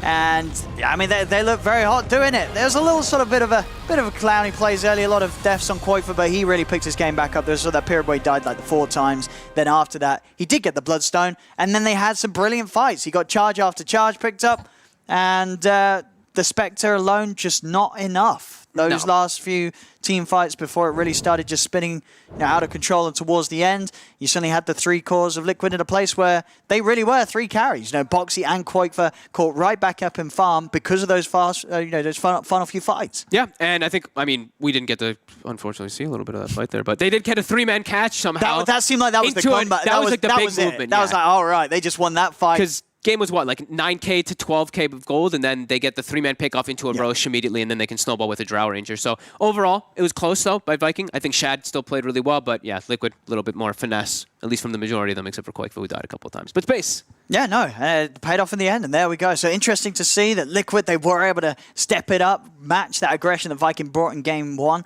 and get themselves the win here in game 2, with the series now standing 1-1 between Liquid and Viking GG.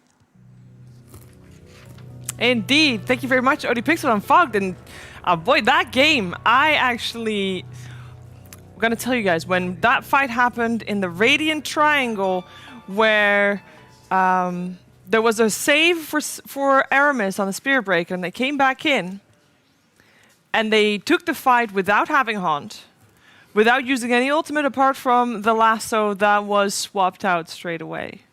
They won that fight, kind of, and I thought, okay, well, at this point, kind of feel like it's gonna be over, and then it was over for Liquid in this case, actually. But you forgot. I forgot about your history, Sheaves. my history. In the history of Dota, History of Dota. Rao, Puck, and Venge has oftentimes won a lot of games. Notably with Wings. I don't think they ever lost with that trio of hero. Yeah, but I could probably also say it's something like that for Spectre, who has been given a lot of credibility on wins by everybody. Yeah, Spectre against the Drow Ranger, it's a Spectre favorite matchup, but if rest of the heroes on Spectre team dies, then, Spectre's not going to have a good time. I think Liquid's team fight execution was on point. Quoiqua died a couple of times, just for the game to be more interesting, but yeah, for the viewers, I think that's why Quoiqua did it. That's possible. We did it. All right, we're gonna go into the highlights, and the laning stage this time we're skipping over it in the highlights because it wasn't too eventful, but you could tell that this game round, Liquid hadn't put as much effort into securing their lanes as they did in game 1, with just having more of a late game strategy this time as well. They still came out on top overall, I'd say, though. Yeah, just the raw damage output. In addition, the Wisp changes, where it's no longer damage reduction, makes it significantly less synergistic with Spectre.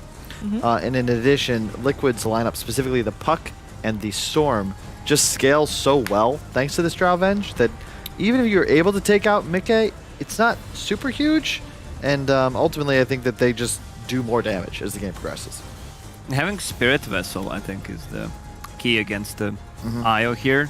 Like, we've seen it in the previous game where Morana went for Spirit Vessel, and now we have Puck, which is kind of a not traditional build. And Boxy, man, he popped off. Like, he was extremely farmed, having a full Lincoln Sphere. Like, at one point, I think he was the 2nd highest net worth hero in the game, which is pretty insane. The insane thing is that Arcane Rune on Quoifa. It's absolutely nuts. He's been fighting since he got that initial kill on Doom. He's still half mana. Runes. You guys are talking as if this game was in the bag for Liquid all along. No. I do not think that's the case. Looking shaky. They definitely were. It got a little muddy. Yeah. But they pulled out the purifier, and end of the day, all Liquid. Does a purifier stop things from being muddy? I think it Yeah. just cleans air, doesn't it? You can have a water cleans purifier. air. Yeah. Life straw. Really cool. There's like a. I know. You know about it, right? Because we live close by the sea. We gotta have one in the attic. We don't have one, but we will eventually. Yeah. Yeah. We all should. Yeah. It's just a straw that basically purifies the water as you suck it in. Why is that funny? That was the best way I could describe it, because it's true. I mean, you Quite the invention. I could. you take the best part out of it, the proteins, whatever, just suck them up and take the nutrients What if you out drank? Hear me out. Poison.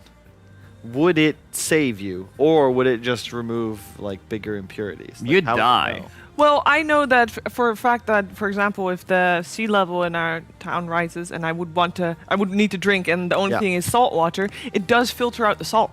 So it's not necessarily only bigger pieces. Did you know? I didn't know this, but the Netherlands is the lowest lying country in the world. Yes, in that's fact, why we have a nickname, the Lowlands. yes, Netherlands. yes, Yeah. yeah. Lands. Land. Whoa. But yeah, some places are even up to 8 meters below sea level. That's almost 25 feet for you Americans. I live below sea level. It's So- why that's why I grow so tall. My body's like, well, we got to make up for it. We got to grow to the sun.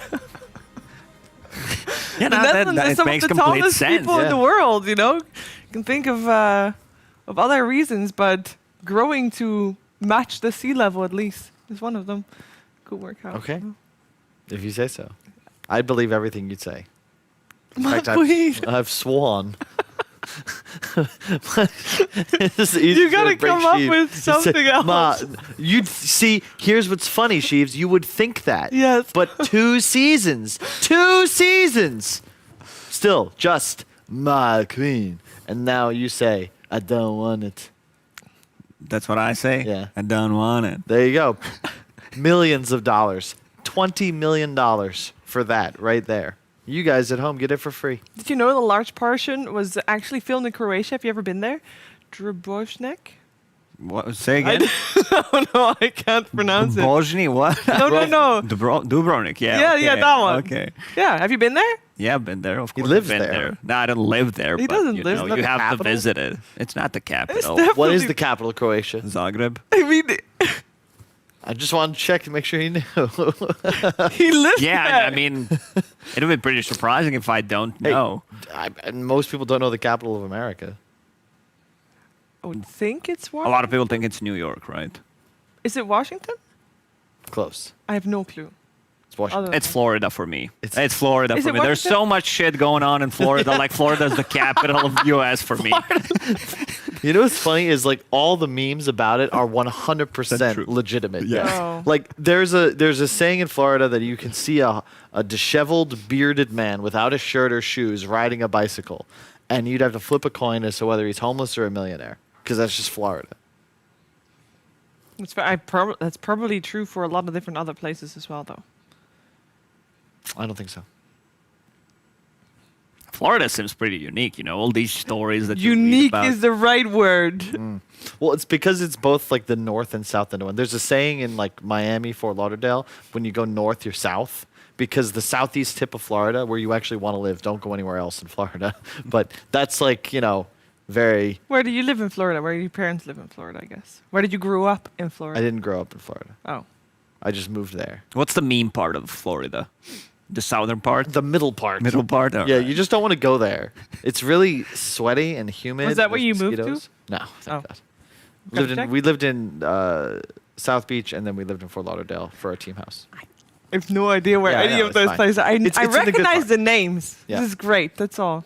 People call Americans, they don't know geography. They call them words, but like Europeans, you don't know shit about America. I mean, No, it's America not- is oh, it's one country, Yeah. basically. So we're basically thinking all Floridans are just exactly like everybody in America. Floridians. Floridians. Floridians, okay. Thank you. Sorry. Didn't mean to impose. I don't blame you guys. I mean, Europe geography is pretty cool, though. I mean, trying the to thing is, practice. you know, we know all the different countries. We know America country as well. We just don't really know all the states. And obviously, states in Europe are a lot less of a big deal as they are in America. So we don't really learn a lot about that. Thanks. What Anything else? we're Any other here subjects? Yeah, well, the subject that I want to talk about is Dota. Because I kind of thought that Viking had this game on lock, and it just didn't turn out to be that way. And I believe we kind of missed a fight that made it turn all on its head. And I'm curious if that was just. Would you guys think that was an outplay? Like, you guys have been saying that Spectre should win against Drow later on, and he didn't. Can you guys, I mean, I know you really like each other. The camera's not on you. I don't have any idea what you're talking about, Chiefs. I think a big part of this is just the Wisp versus Drow has almost always favored the Drow because Viking, they wanted to continue abusing this map mobility, you know, kind of just Zerg style. But the trouble is you've got two really mobile cores that are buffed up thanks to these auras, in the Storm and the Puck. And you can't abuse. You're not really able to ever team fight like they were in the first game because you're playing against just so much raw damage. Yeah. The coil into swap. Yeah, you can use Doom, you can use Haunt, but those on cooldown, it's not the same as playing around like a Jug carry who is able to assist with kills with just a spin after TPing in. Spectre's got to blow Haunt, and you just don't provide as much damage either. Doom is also a lot more cooldown reliant in comparison to the combination they had in the previous game. It's just not the same dotes. And it was not a good Spirit Breaker to start with. Like, you go on Storm, he can zip in, there's a swap, there's a gust, so he's not going to have a great time. Even though he did his best, it's very hard, you know, just to play into certain matchups. That's fair enough. One thing that I think people should also realize for this series is that, you know, this is a match in Group B. We've said multiple times, Group B is of the two groups, it's the top-heavy group. Let me see what does Kunkka say? We come into this world in the waters and leave it in the wind.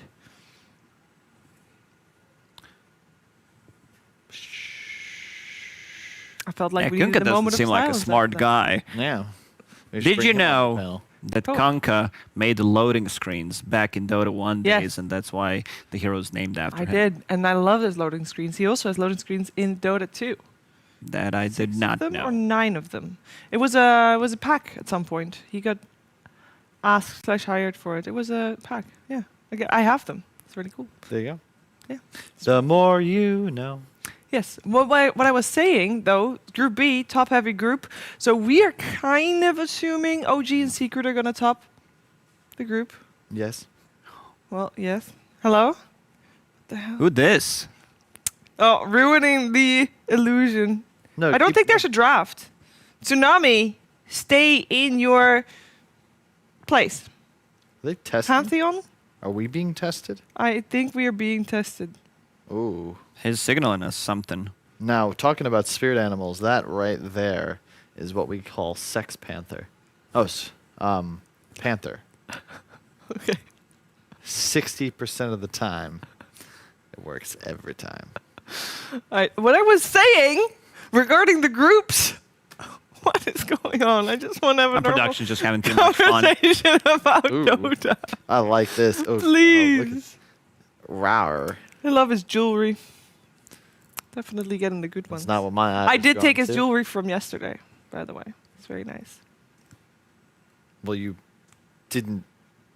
Did you say ask or took? Because you I literally got them. demanded it yesterday. I got them. You yelled. Yeah, at there the was a makeup big lady. fight. Yeah. No, I don't. Backstage, Yeah, you but know, I don't fight my own fights. Yeah, I'm not wearing this. You guys should do a better job. These are some of the sentences that I picked up. Like, I'm not working if I'm not getting this jewelry. Yes.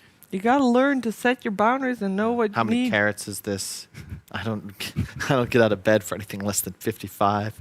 It's crazy stuff. Crazy. And I'm out of bed. Here I am. Yes. With my jewelry. It works. Negotiation you should try sometime. It's Demanding easy. thing. You want to know? I've got some pretty good rules for negotiation. Oh yeah. All right. First things first. If anybody ever accepts first offer, you messed up. Should ask for more. That's true. Second, offer me something, Sheaves. Just offer me money. No. Hey Kyle, I got this great piece of wood. 20% more. This is all the wood I have. 20% more. Here you go. Perfect. Now give me that. No, I didn't negotiate for that. Is that my wood or is it his? It's our wood. I don't know if you're supposed to do that. What do you mean? We didn't break the set? You definitely just broke I the set. would argue this is.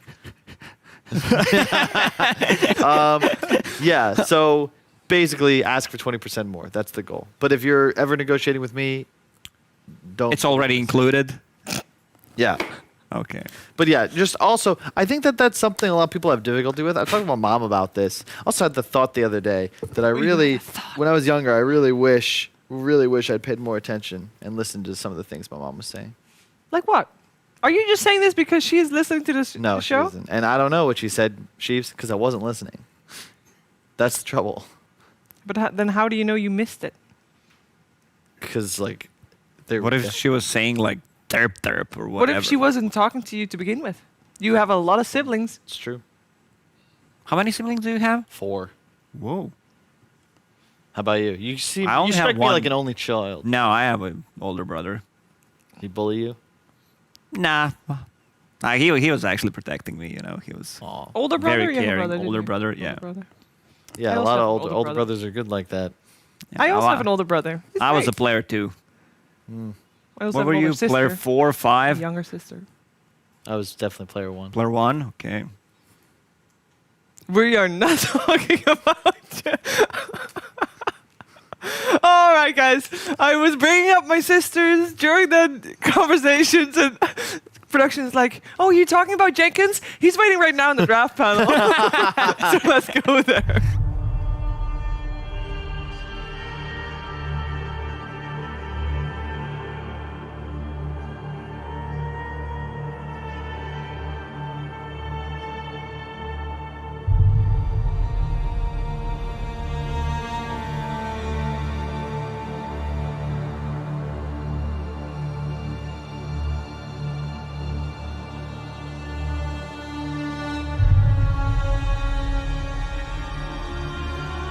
Jenkins was indeed waiting patiently, ever so patiently. Couldn't even wait for the second series. We had to kick T Governor off. As we enter Game 3 of Liquid versus Viking GG, Jenkins, Lizard, welcome back. Thank you. Thank you. It's proving to be a competitive series. We originally looked at the 3 series that were coming up today. It looked like they were clear favorites, clear underdogs, based off of how the group stage was going and based off of competitive experience. This one was probably going to be the most competitive, and unsurprisingly, it's coming to a Game 3. We did finish off a day as well with EG Enigma, which was extremely competitive right before. But this one is up there. It's very competitive too. I would still favor Liquid just a little bit from their historical value, from their for just sticking together for such a long time and facing tier 1 teams in multiple tournaments and taking games. And also you can see it on the betting odds, right? They're always favored no matter what the draft is. You know, the funny thing is, Tell me, Jenkins. I swear to God, this first draft, Liquid won that draft. Yeah. And then the second draft, I think Viking won the draft. Really? And it flip-flopped, you know? It seems that way if you considered how the game was played a month ago. A month ago, the draft from Liquid wins in the first game, and the draft of Liquid loses in the second game. But the game has been changed a little bit. That's fair. The pace of the game is faster, and teams are picking up. So from now on, we might see more and more of these Darkseer +1 combos, your Wisp +1 combos, your Miranas, your basically heroes that are extremely mobile, especially if we see something like a Phoenix in the game, because that just pressures him out of the map. Viking GG, they open up with something a bit slower this time around, Rubik plus Magnus, and Team Liquid with a good old combo of Darkseer plus Earth Spirit. I find it a little bit suspicious that Liquid lets the IO go through for a third game and Viking GG don't opt for it for the first time. That is a little suspicious. What's all that about? You know, it's what's almost going as on if here? It's almost as if Liquid knew that it would get picked, and they prepared a strat, and it looks like Viking has sniffed it out. They know, and man, they don't pick up Magnus that often on Viking. This is a total, 360 of the draft, as they say, because turning completely around. Right, and still yet in the same direction because the direction's probably buffing up a 1 position. If you're not going to do it with Io, why not do it with a Magnus? Well, that's Overall, Magnus is banned quite often, right? So that's also one of the reasons why he can't be picked up. That's true. Team Liquid, they might go the way of EG and pick the Void Spirit versus him for the laning stage. Perhaps not necessarily straight away, because this Magnus still can be your position 3 offlane. But it's one of those heroes that is extremely meta and also works versus Magnus in the lane. Now, he did win with Magnus versus Void Spirit and with Void Spirit versus Magnus, so it's kind of depending on the player too. But we'll see where Liquid takes this one away. They banned out the AM. Now they're thinking about another core that benefits from Magnus and his Empower. They ban out just the Alchemist. That's what they don't want to play against. You know what I've been thinking about? And this goes back to what you were saying about a month ago, we'd be having totally different discussions about the draft. Heroes like Magnus, especially when they get buffed, and Slardar, which we're seeing coming back, these heroes change carry matchups so much. You know, you think of like a Spectre versus Sven. Who wins that? It's like, well, clearly Spectre, right? This is the late game, the queen of Dota. But with the new Aghanims on Sven, not so much. With the new buffs on Sven, not so much. With the Magnus in power, there it is.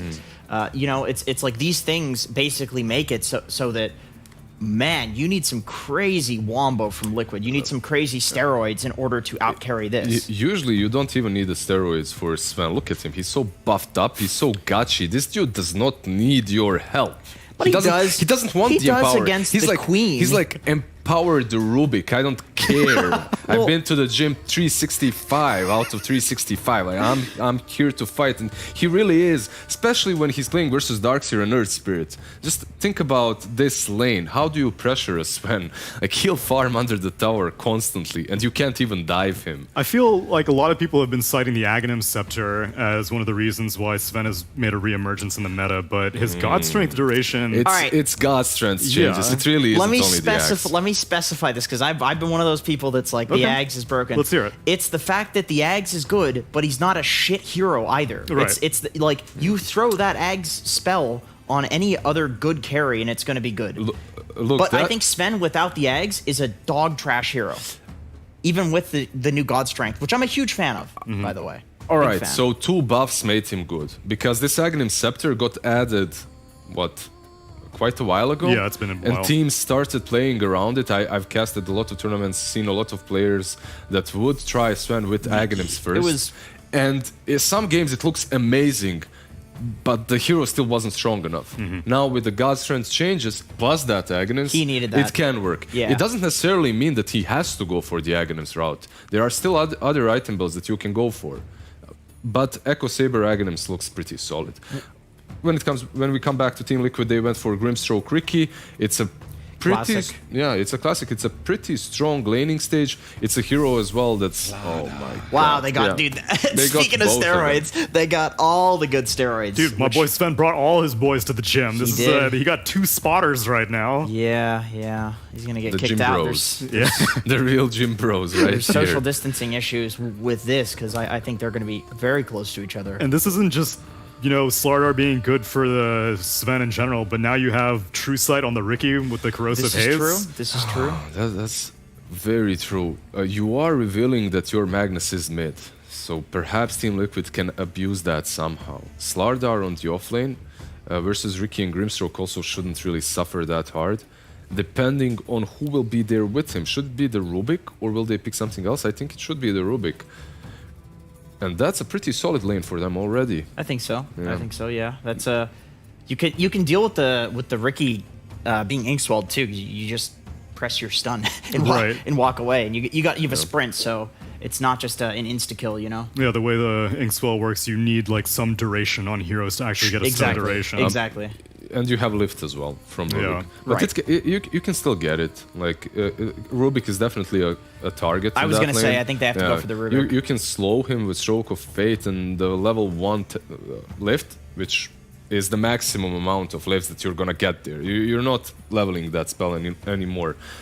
Because of that, he's susceptible to dying. You can take him out. I will say it's very peculiar to be looking for a 5 position, most likely from Viking GG as the final pick. That is something we don't see very often in drafts. I would say like, oh, it could be a Magnus 5 because people have done it before, but not against Dark Seer with Sven. Like you need something to secure the lane. It could be just Enchantress. It's not banned. Oh, it's first banned. First hero that was banned. Oracle's It's a perfect pick. Oracle's I'm thinking also like banned. Jakiro. There's no purges left from what I'm seeing in terms of like taking off the shell. But Jakiro at least can like blow up the wave, and it's a ranged hero to pair with Sven. It's a really good kill combo. Is Phoenix banned? I would assume Phoenix it's comboed is with banned. Magnus as well, right? You have that ice bat after. Exactly, It's pretty right. solid. Jakiro is overall like your no-brainer when it comes to a position 5. That's pretty much always good. Disruptor I as like the well Void, is not the bad. Void Spirit ban is pretty good, coming from Viking GG, something that we mentioned earlier. Now that you have given your cards away, like you showed your gonna hand be that the Magnus mid. is mid, like you ban out one hero that's in the meta and that deals with Magnus. I'm wondering, maybe Team Liquid will pick something different. Maybe they'll. I think Necro is a really good pick for them right now. They're playing against 3 melee strength guys. I was thinking Timber, but he gets shredded by the minus armor. Like Necro, I do not see how you kill a Necro with these heroes. I think a Necro just runs away with this you game. don't. You don't. Necro would be fantastic for them. And you can't really counter him with your position 5 last pick, because most of those heroes that They're deal banned with because of the purge, they're Darkseer. banned. They're Right. banned because of the Right. Darkseer. And, So. you want all the dispels, and they're all gone. Exactly. That's pretty interesting, actually. That I guess you could justify an earlier nullifier from a Sven, but that's something that you need later on in the game. yeah, Sven's not a big. I mean, I suppose he does have the dispel talent, which That's true, on the Stormhammer. That's a very late timing to play against a Necro, and I feel like Necro at that point is just like, all right, bud, like he's gonna have a Lotus Orb at that point, and he just reflects the stun. So it's not so. You can so see great. Team Liquid with their last ban, they're just aiming damage amplification. They're dealing with a Vengeful. Is that a Venge ban? Yeah, I think it's an overkill even, but it's pretty solid. It helps you with the swap, and you also have that Wave of Terror, which is pretty sick. The Aura comes in handy, but the minus armor would be too much for Team Liquid to deal with.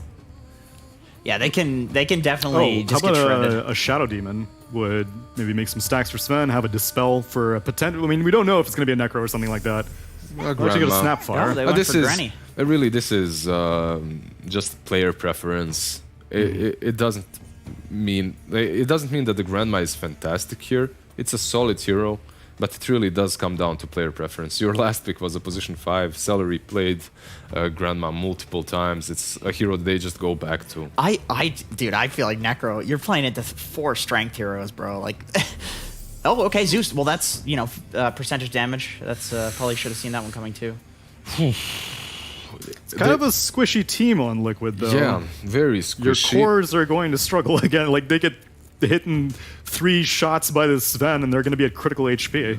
I do love the idea of picking some strength punisher right now, though. Like you're kind of asking for it if you're Viking. They also have potentially 3 blink heroes, probably 2. Sven's not really much of a blink builder anymore, but you really have Aghanim's. You don't need blink. Yeah, right. that's true. Like it's even Exactly. better. Your Zeus won't deal with you. And But, you you have know. that Dispel talent as well on Sven, so Ghosts won't save them. No, he can keep his distance though. Like I don't think this is a particularly hard Zeus game, to be honest. Like people think Sven's good at jumping a backline Zeus, but I feel like Zeus can keep the distance and he'll get a blink. You can still blink the Sven stun, which is pretty nice. Keep in mind though that the Aghanims does give you range on Sven as well. It's not only the flying Superman right? motion, it also gives you a ton of range that can catch you off guard. Plus someone gets a telescope, suddenly Zeus isn't really in a really good position throughout these team fights. It's still kind of favoring Liquid. Unsurprisingly, they took this the second game, 1.41 to 2.76 on EGB.com. Lizard, how do you feel? Which way are we going so far in this draft? I'm not sold with this EGB odds, man. Like, you're giving Viking more respect. yeah, They've impressed you. In the second game, I thought Spectre was solid, but I saw what Team Liquid had in their lineup. Like these combos with Drow were really strong. However, this time around, it's just Team Liquid looks fast, looks mobile, but this is a rock on the side of Viking GG, and it doesn't care. You can just bash your head against it. I'll go with Viking GG. Jenkins, how about you? You got your boy Zeus, you got a strength punisher, but You is it know, enough punishment? It's a tough one because I don't see, unless the Riki pops off, how they stop Sven from jungling and getting huge. And I think the Zeus-Sven matchup is, Zeus likes to be in that one, even with the Ags change, but not when Sven has 2 items on you. And do you care about the jungle if you're Sven? What's the pressure on the lane? Earth Spirit and Darkseer. There's no that pressure. doesn't work. There's like no pressure. this Sven will it's have. Riki. Like Riki's the only hero that needs to pop off to actually stop Sven from farming. So I'm gonna go Viking actually. Then let's see if this Grimstroke Riki combination is going to be effective enough to get Viking GG an upset as we move forward into Game 3 and send it over to our casters. Thank you very much. Yeah, I mean, it does look like the Riki Grimstroke, it is very strong. Sure. It's got a lot of fast-paced potential for it, but do you sort of share the same worries the draft panel when it comes down to the fact that they're just rather squishy, these Liquid heroes? They're very squishy in their versus Corrosive Haze. Slardar, pretty good hero. We don't get to see it too much, but this hero packs a punch. This hero is also very good versus invisibility heroes. Corrosive Haze, a good ability versus a Riki in particular in the game. Yeah, and it's just going to be interesting to see if Liquid are able to do the damage. Sure, as the panel touched upon, there is that Zeus. He's going to help a little bit sort of chunk through these tanky, high HP heroes. But that's the thing, they are pretty much apart from the Ruby, they're all high HP heroes, which we did see be a little bit of the downfall for Liquid in Game 1, where they were playing against this tanky lineup that just, come that sort of 12-minute plus mark where Viking GG is running at you. Do you actually have the tools to jump in and get a kill? Yeah, and it's very tanky heroes with lots of burst damage, right? Last game they had this kind of... They didn't really have burst, but they had this constant damage, right? Firefly, Dooms taking, Scorched Earth is taking, all these type of different things taking. This time, they have Fade Bolt, they have Shockwave, they have Nuke from Grandma, they have Nuke from Sven. Lots of different forms of nukes, which they played really well around when they ran aggressive. And yeah, I mean, we'll see what Koikva can do. I think him and the Riki have to pop off this game. Because bottom, I don't see them being able to, just because I think it's a really strong lane from Viking. And I'm worried about them getting the invasion plays. I am really worried about them pressuring the Sven in the jungle. Some other fun interactions I guess we do have when the game does build up later is Grandma in this game is actually...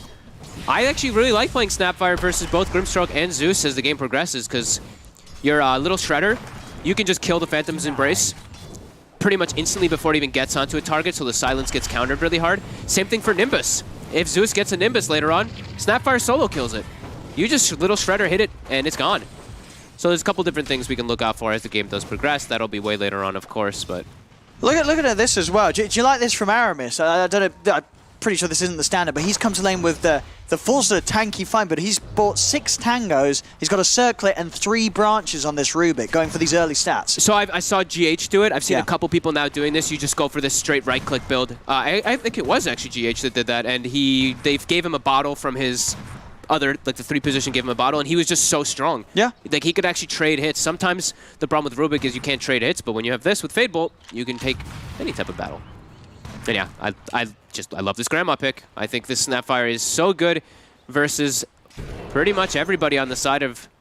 Pretty much everyone on the side of Liquid except for, I guess, like Riki and Earth Spirit can work against him, but I think it's still just a fine hero. They hit level 2 though.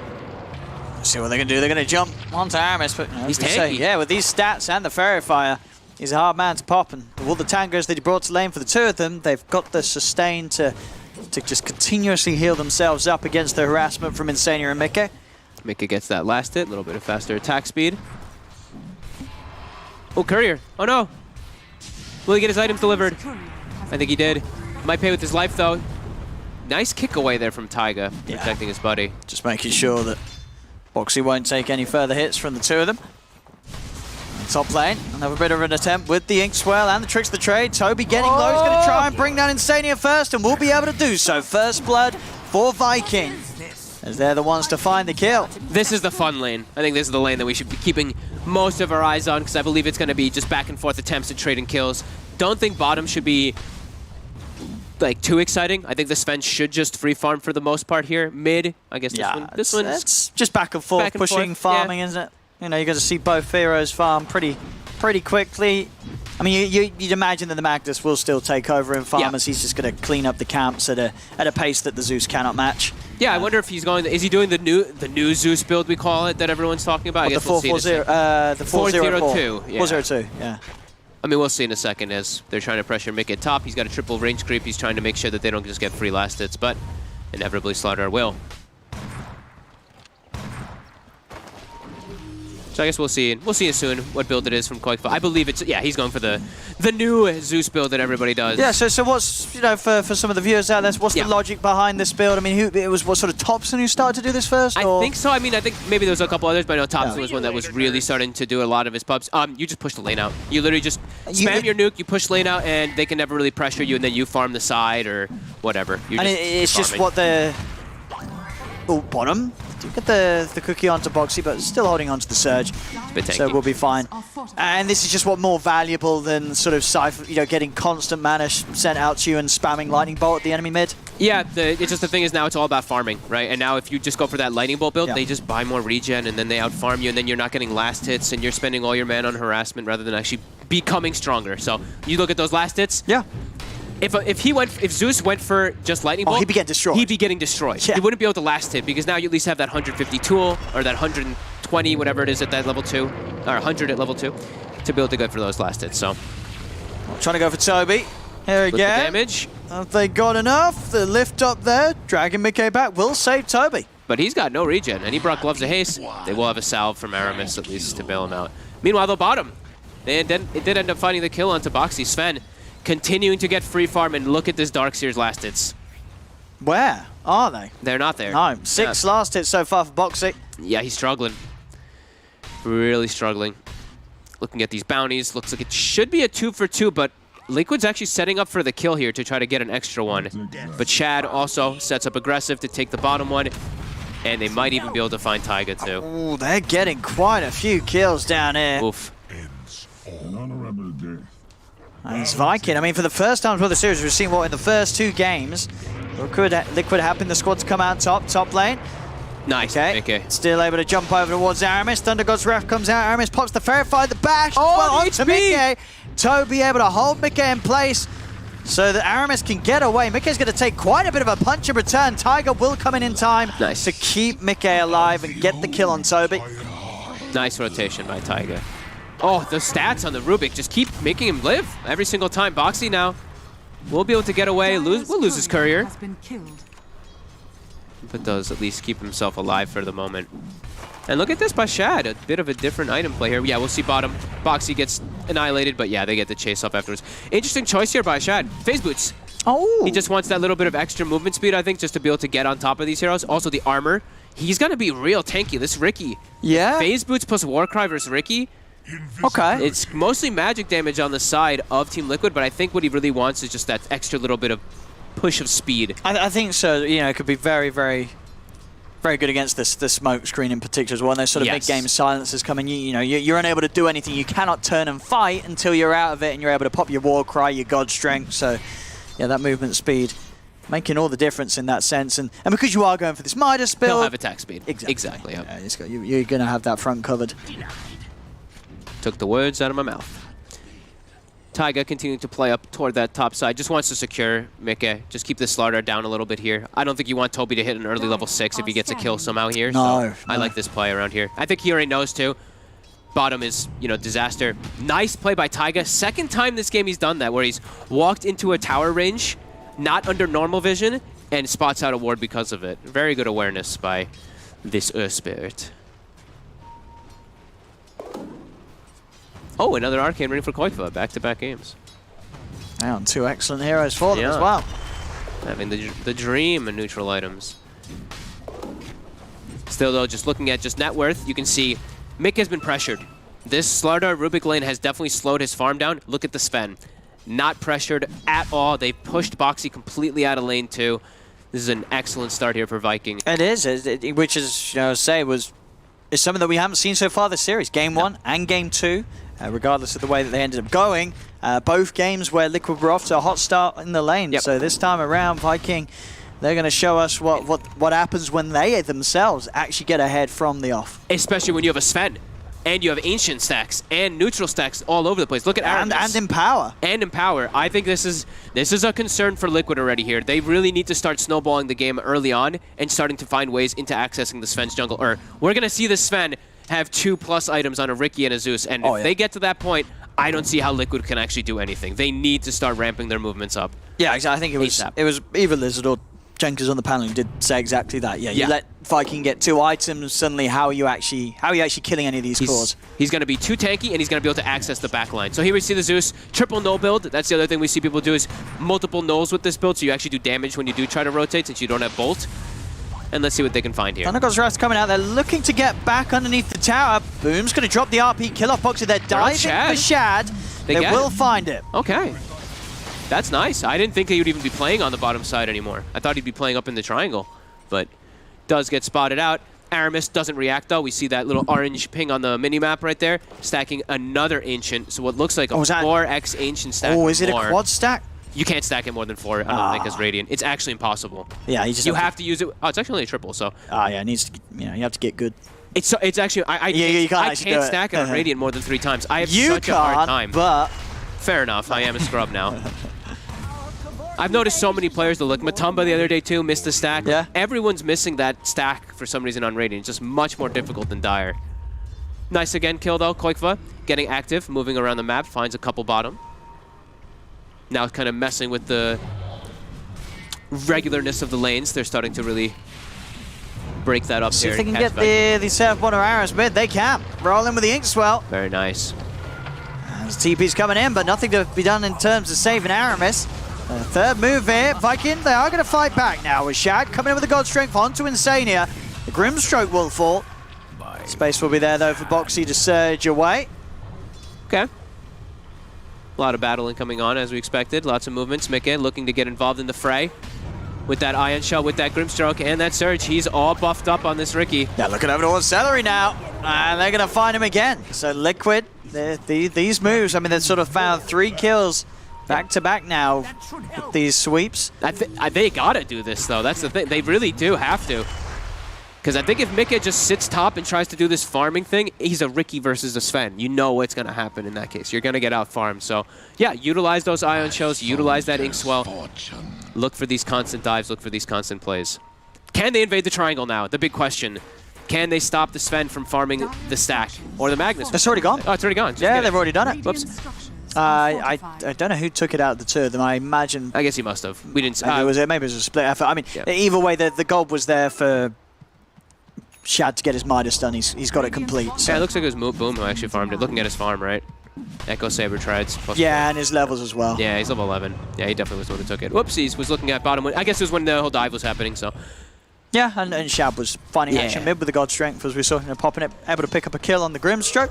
Either way, same objective. They still need to find ways to be able to get into the enemy jungle. Because if Liquid starts, if this starts to happen, this lull period where they back up and farm, Viking's gonna get more out of the map. Oh yeah, for sure. Yeah, you're not contesting an empowered Midas Sven at this point. Shad he's going to be in a very lovely place right now, picking up all that farm. Yeah. Mikke doesn't really want to be forced to do this kind of stuff, though. Like, he's going to look to get involved, but he can't just literally just walk around inside the jungle either. Sure, he still needs to start to get something to get the defusal. Yeah. So they do have a lot of different tools, though. They have the Earth Spirit, they have the Zeus, they have global potential. So you can still look to TP react pretty quickly, but yeah, this whole downtime here, Vikings loving it. They're just farming. Everyone's farming. Even an empowered Slardar farming. And now they have time to make a move because they see the Riki showing top this entire time. Oh, will be a big one. Mikke. Can they get the catch on him? They don't have the Slardar. They're going to go in with the Skewer. Drag him out with the Shockwave. RP comes out at the last moment to make sure. I mean, I guess they don't know who's there. They didn't want him to be able to jump to an ally. Didn't they have they still had Cookie, though, right? They may have done so, but I think Celery also just... Yeah, he went straight away with the ultimate. They got the Didn't carry. want to stop casting the ultimate because he felt that he needed the damage. I mean, yeah, they got the either carry. way, as you say, you know, it doesn't really matter how much they throw to get those sort of kills on a single hero like Riki, because as long as you're stopping Liquid from making moves, Then your team is farms. happy. Exactly. So Yep. throw everything in on getting one hero. You know it's going to be very hard for Liquid to make plays, even if you've used your ults, because they're 4 versus 5 now. This is where they have to capitalize, though, right? It's Magnus ult is down, Snapfire ult is down. One of their big damage things is that Snapfire ult early on, so let's see what Liquid's able to make of it. Toby's pretty tanky, though, with this drum. I'm going to try and lead in onto the Slardar underneath the tower. Toby able to get the crush off, but Tiger and Mickey are in. They'll be able to nuke him out with the Thunder God's Wrath now. Mickey jumps across for another. The smoke screen down, but Celery's out to the side. Mickey charging in deep past tier 2, and Aramis, he's been able to come up with the outplay, or maybe not. Mickey will live for now with the tricks of the trade. He's away. The tower starts to punch into him. Boom comes in from the side with the skewer, and the shockwave picks up Tiger. Oh! Mickey dives for the kill on Rubik, but gets punished. Shad shows up, gets a freebie on the Ricky. That was Mickey. He could have been out of there if he wanted to. He really got greedy for the kill. I don't think he expected Shad to come from the high ground there. Just gets clapped. And they get a couple kills there. Aren't able to turn it into the tower, though. Yeah, and they lose Mickey again. So back-to-back deaths for your Ricky. It's deep dives as well. You know, trying to fight right by the tier 2 tower.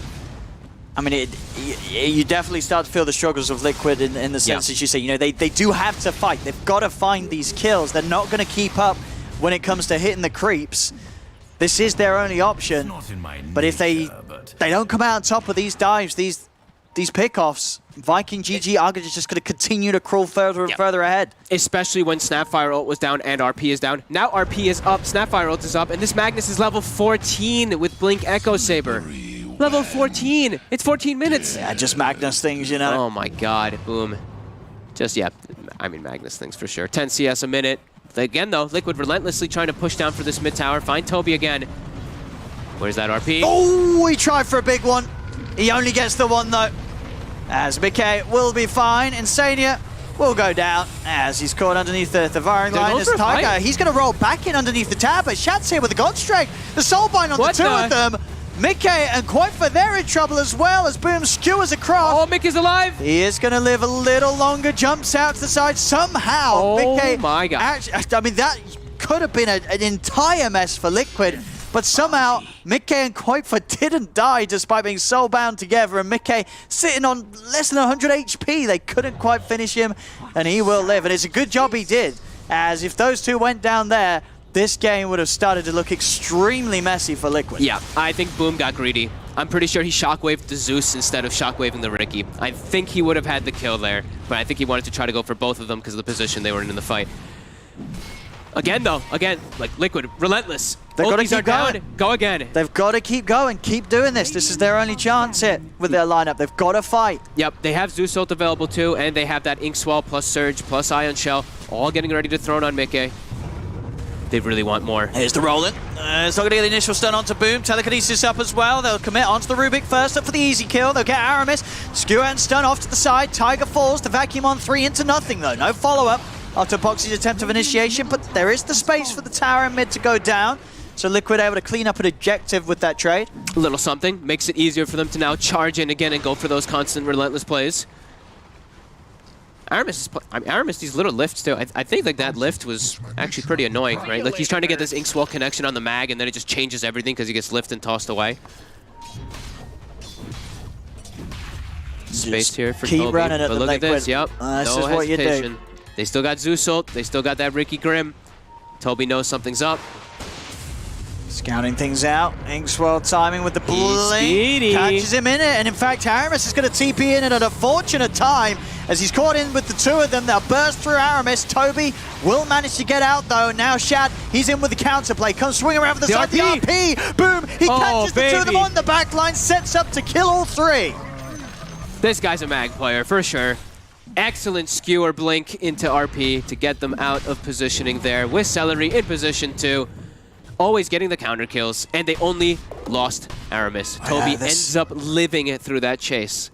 I mean, it seems sort of like Liquid with their lineup. They're trying to play the play style that Viking GG themselves are so good at, right? We saw him game 1, Viking GG, they lose the laning stage, they start making these moves where they just run at you, and then they get this incredible momentum. Liquid's trying that here in game 3 after falling behind in the lane against Viking, and it's just not working out for their heroes. They just, as the panel said from the draft, they're struggling to get the kills quick enough. There's always the chance for Viking to turn around, and the fact that Viking, they've gone for this farming / fighting with the heroes, but the item builds favoring the greed. He has a BKB already. They can't kill him. I mean, how is this Sven ever going to die again? If he's always got the BKB off cooldown. Oh my God. They're never going to be able to burst him. That has to be such a disappointing reveal for Liquid, right? It's just like, oh my God, he's got an 18-minute Echo Saber minus BKB. All your aggression that you want to do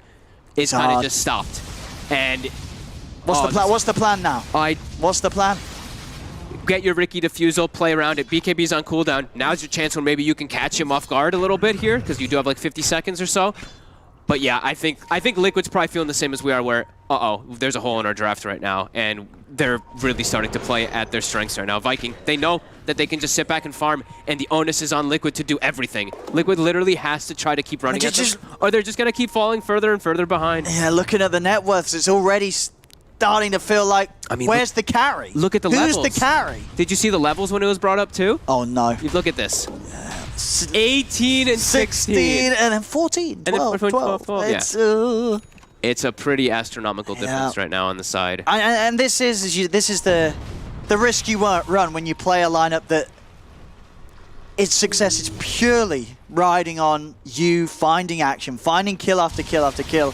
If you don't have any sort of fallback in terms of farming, you're going to struggle. Especially when you don't have a tower pusher. It's hard. Like, they don't have a natural tower hitter, so let's say they do win these other fights. It's really tough for them to just turn it into a tower and then look to actually dominate the jungle and take over Shad. But yeah, Shad just had the freest time possible. They've made space for him, and now he's fully online. He fully counters Liquid's entire draft. Insania.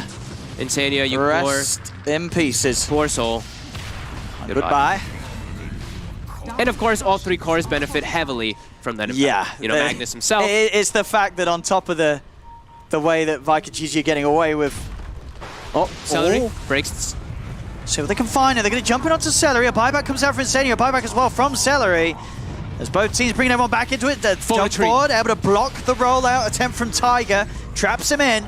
See if they can chase down from Slardar, Boxy, starting to surge away. Toby on the chase. This is his territory as the Slardar. They have to get out of the water. They will be able to. And look at the build. Look at Toby. Knowing that it's all magic damage really on Liquid. He's got a hood, and they even give him the shawl. Sure, he has no magic damage, but he's going to be able to absorb so much from the side of Liquid these next few moments. Yeah, it's feeling pretty impossible for Liquid. They can still look to make some really aggressive moves on the map, but playing around these double BKBs is going to be really hard for them to actually have anything happen. It's just sort of, if you imagine like the graph of sort of how this game's going to progress for both teams, it's just very hard to see a point where Liquid's game is ever ahead again of Vikings with these heroes head to head. Like, when does it get better for Liquid? It doesn't feel like it does, because even like sometimes we say like Dark Series versus Anti-Mage, you get a wall illusion. The wall of Sven is terrible, and Sven also kills it in a 0.5 seconds or something like that too. So it does not seem like it's going to get easier at all for Liquid. Viking is preparing for everything that Liquid has too. It's all magic damage, double BKBs, hoods, maybe even pipes, etc. Yeah, getting harder and harder. Oh, he's surprised what Shaddy's halfway on towards his Aghanims. You know, these items just coming out so fast. It's going to be sort of pre-25 minute Midas, Echo, BKB, Ags. Top lane, they're going to look to set up onto Boom, but he's also got a BKB. Yep, and now they can look to re-engage if you would like to. Yeah, Boom's just skewering in at the three of them. He says, you want some? Come and get some. Yep. And the other thing, of course, is Sven, because he's so high level, he's going to get those talents online. He already has the Storm Dispels, and then he's going to have that level 20 minus 5 seconds. So I see a bunch of Yule Scepters. Zeus, the Yule Scepter, gone. Earth Spirit, Yule Scepter, gone. You have so little ways to actually protect yourself, and we're going to see that happening. We're going to see the Sven Ag start ripping people out of Yule Scepters, ripping surges off, and just finding opportunities to chase targets down very quickly. Now a Blink also on Slardar, more initiation. Yeah, Liquid's gonna need a dream of a fight where Koikva just sits in the back lines, somehow the BKBs get baited, and he's able to just throw out his entire mana pool in spells. Yeah, they've got to start very tough. Hoping for Viking GG to fat finger some of these BKBs. Yes. That's sort of what they're going to hope for now, Liquid. Yeah. Maybe Koikva, I mean, like, if there's always the factor of the Zeus, if he sits all the way in the back and gets his whole toolkit off, but he doesn't have a bruiser. Where's the bruiser to hold them in the front there for him? Everyone's so squishy, like the panel said, like we talked about.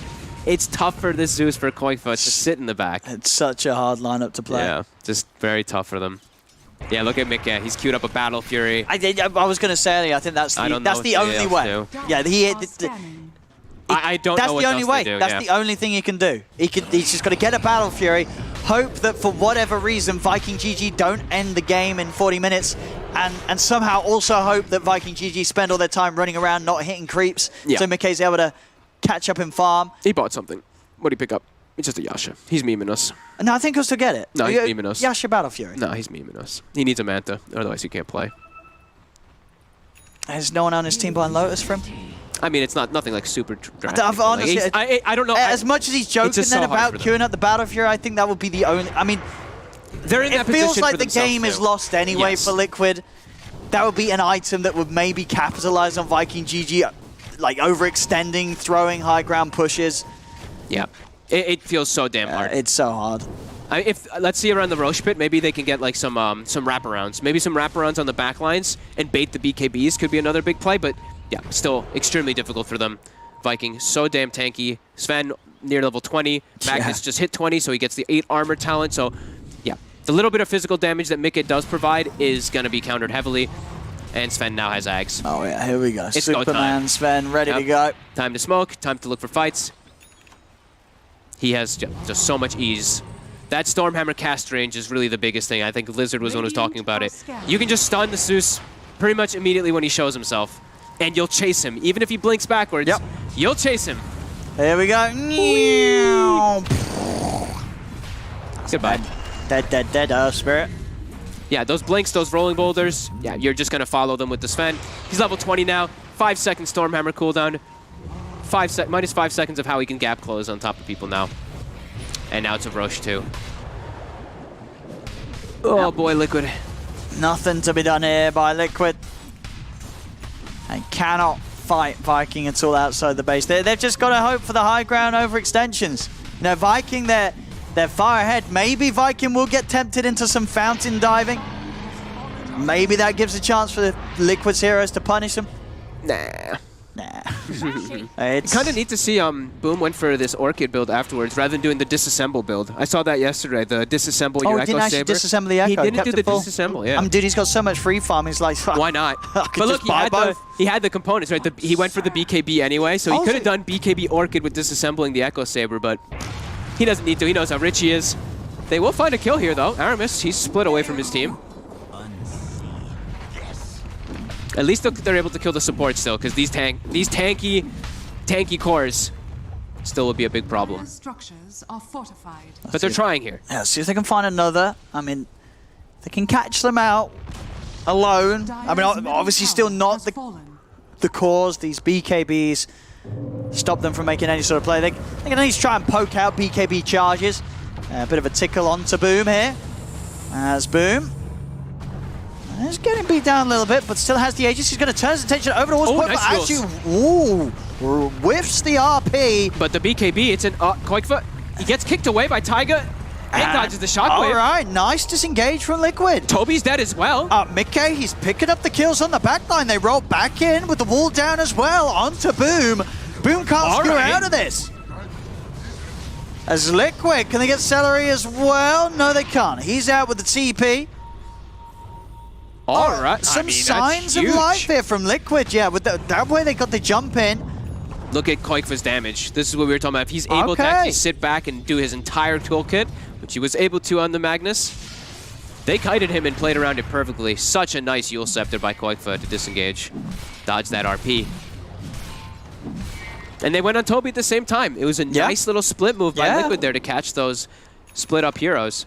I guess this was a fight, of course, though, where Shab was not involved at all. He showed up at the end just to kill a Grimstroke in 2 hits. Oh, okay. So, yeah, again. Not so really it's standard contribution so far, just killing Insania at the end of the fight. But no, a sign of life. Liquid able to do it. And, of course, against the Magnus, Boom, he had that Aegis. That was through two rounds of the Mag's life pool. Mm-hmm. That was very surprising the way they split them up there. Still, Viking in a very comfortable spot. This Sven, an absolute beast. Whenever he is turned up into the fights. I think it's rare they'll split so far away from their Magnus now. Because he was really alone on an island. There was nobody else really around him at the time there besides Toby up in north.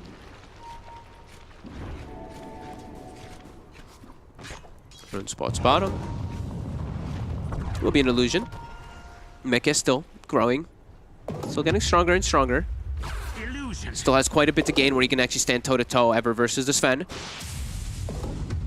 Oh, the orb of destruction for both sides. Very nice for... I mean, either of the carries. I mean, I don't know what's Shad got at the moment. The quickening charm. I guess he'll opt to keep that, even though the orb of destruction can be very nice on the Sven. You know, you're sort of leaning in with the axe. Enough. I guess so, sure. You'd rather play for the greed, play for the reduced cooldown on your Midas.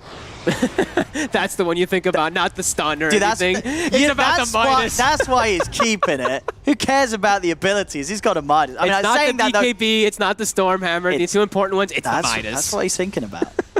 They're saying that. I believe his Midas is off cooldown and he hasn't used it for quite some time now, so come on, Shad. That's because of the quickening charm, though. He didn't know. He's waiting for creeps. Yeah. There we go.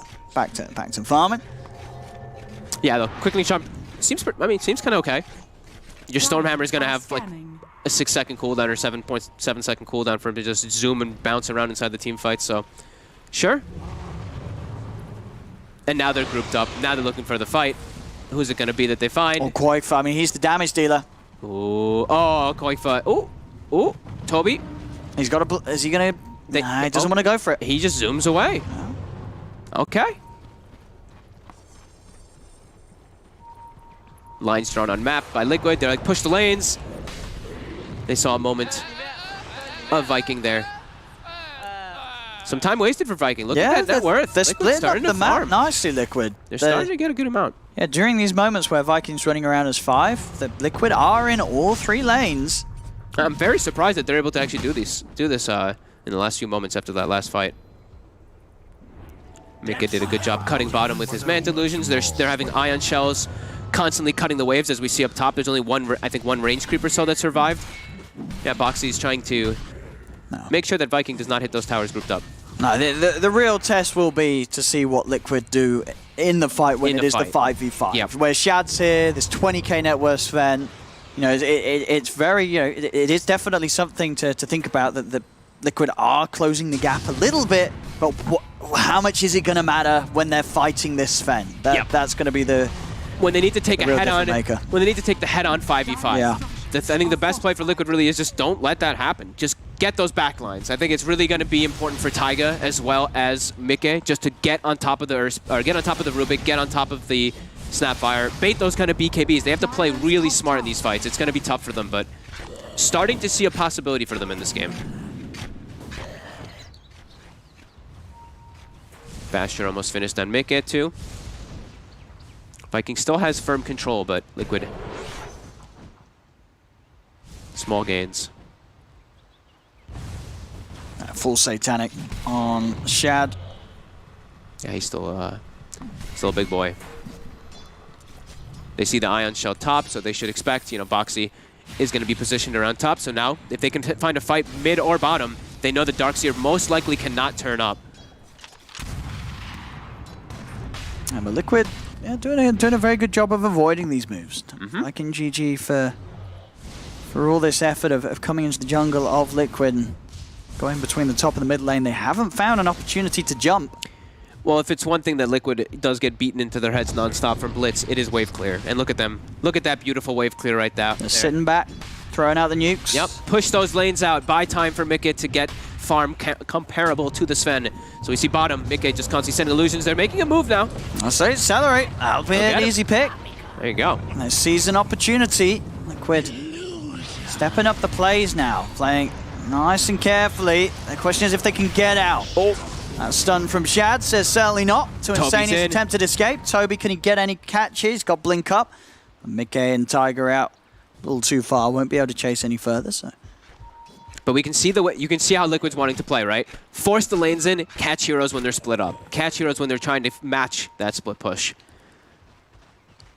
Blitz, but I think Blitz would be proud of that double nuke there, right? That stroke of fate plus Boulder Smash, just clearing out those creeps. Boxy, he's continuing to do his creep cutting and creep clearing with that Ion Shell. Look at him with that Quelling Blade, cutting some trees, doing some fun maneuvers to get to the next creep wave. I think Viking might start being prepared for those, though, soon. We'll be able to disjoint. Yeah, I mean, if you're Viking now in this position, you know that Shad is insanely farmed. He's got this very, very large lead. Are you kind of like, well, okay, if they want to sort of split this up, we will continue to farm because we do still feel pretty confident as this goes on? Or is there a little bit of them that worries about the Riki in the late game, or do they not really care still, Viking? I think they should still be fine. It's just always scary because you're playing versus Zeus, right? So it's like, if they ever want to go high ground, the potential of just Zeus blasting everyone from high ground is too scary. So the further lead they gain, I think they're comfortable. They'll get Aegis Cheese, they'll get all these different like refresher shards. And if they do ever get to those points where they are taking control of too many maps, you know, Magnus, they have heroes that really benefit off of, you know, refreshers, etc. So I think they should still be okay. They shouldn't be panicking at all. They're still very comfortable.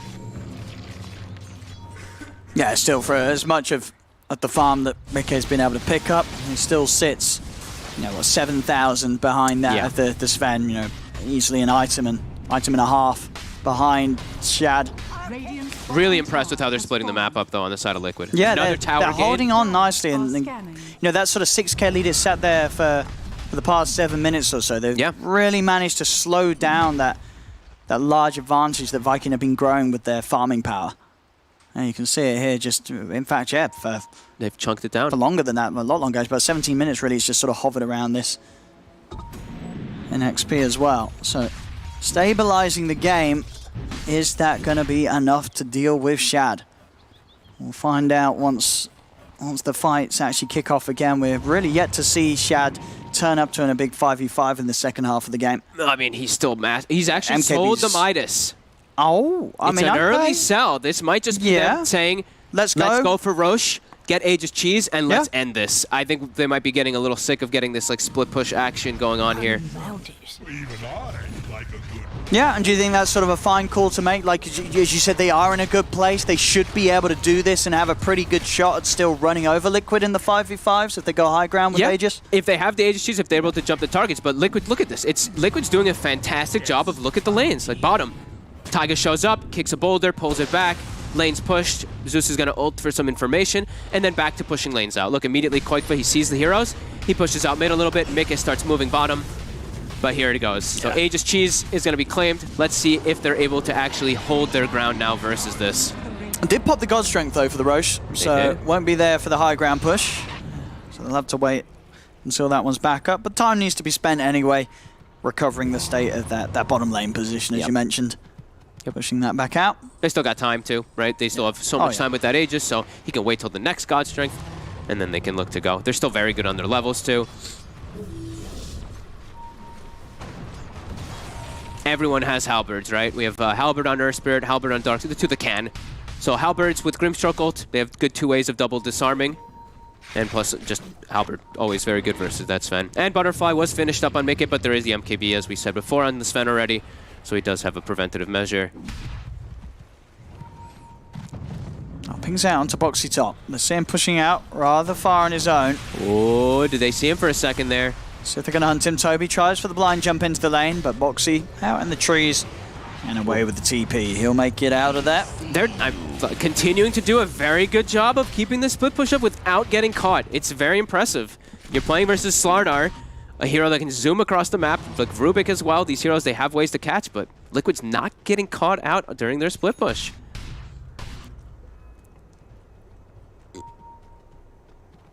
Boom. Spots Taiga. Taiga. It's actually going to roll in aggressively on this. They've got Mickey watching from the side, but they know it's a little too close to the base of Viking GG. Nothing less than a bit of a poke. They cannot commit onto that kill. They saw 3 or 4 heroes, though. They know immediately. Back away, push the other lanes out. Look at this. Line is drawn. Taiga says, go top. Take control of the top area in the meantime, while 3-4 heroes showed bottom. Again, they're splitting Viking up over and over again, forcing them to react to Liquid's movements. And now, they want to try again here to bully. He's still got the Aegis and the BKB. Boom. They're trying to force that BKB so they can try to make a play, but he's being careful. See Shad, he's actually going to TP up to the top lane. Ooh. Seeing if he get in range for the stun on Boxy, but Boxy already out with the Surge. Dire are scanning. Just hugging those tree lines there, not getting caught out. Look at Liquid now bottom. Then they see 2 heroes show top. They're looking to try to catch something on the bottom side. Taiga. Let's see if we can get the catch. He has. He's on top of him. Aramis. Very nice. Will fall.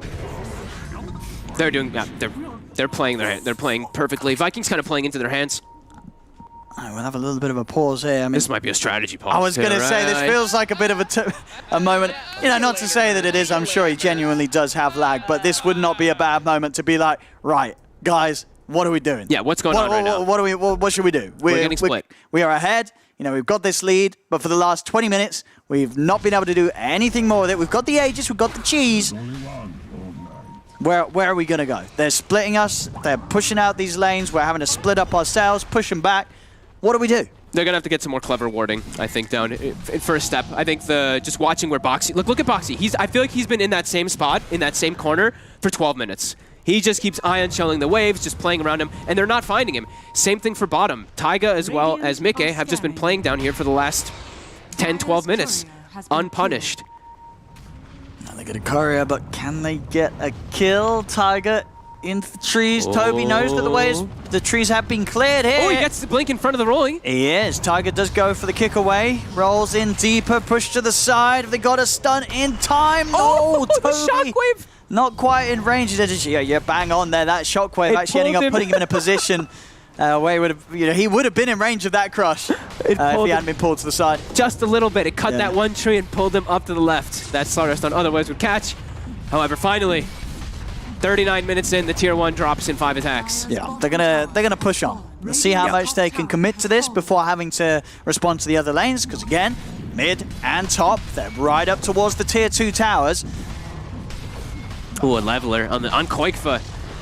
I do believe that Viking would have really loved that leveler, but that would have been a bit of a dream item for Shad.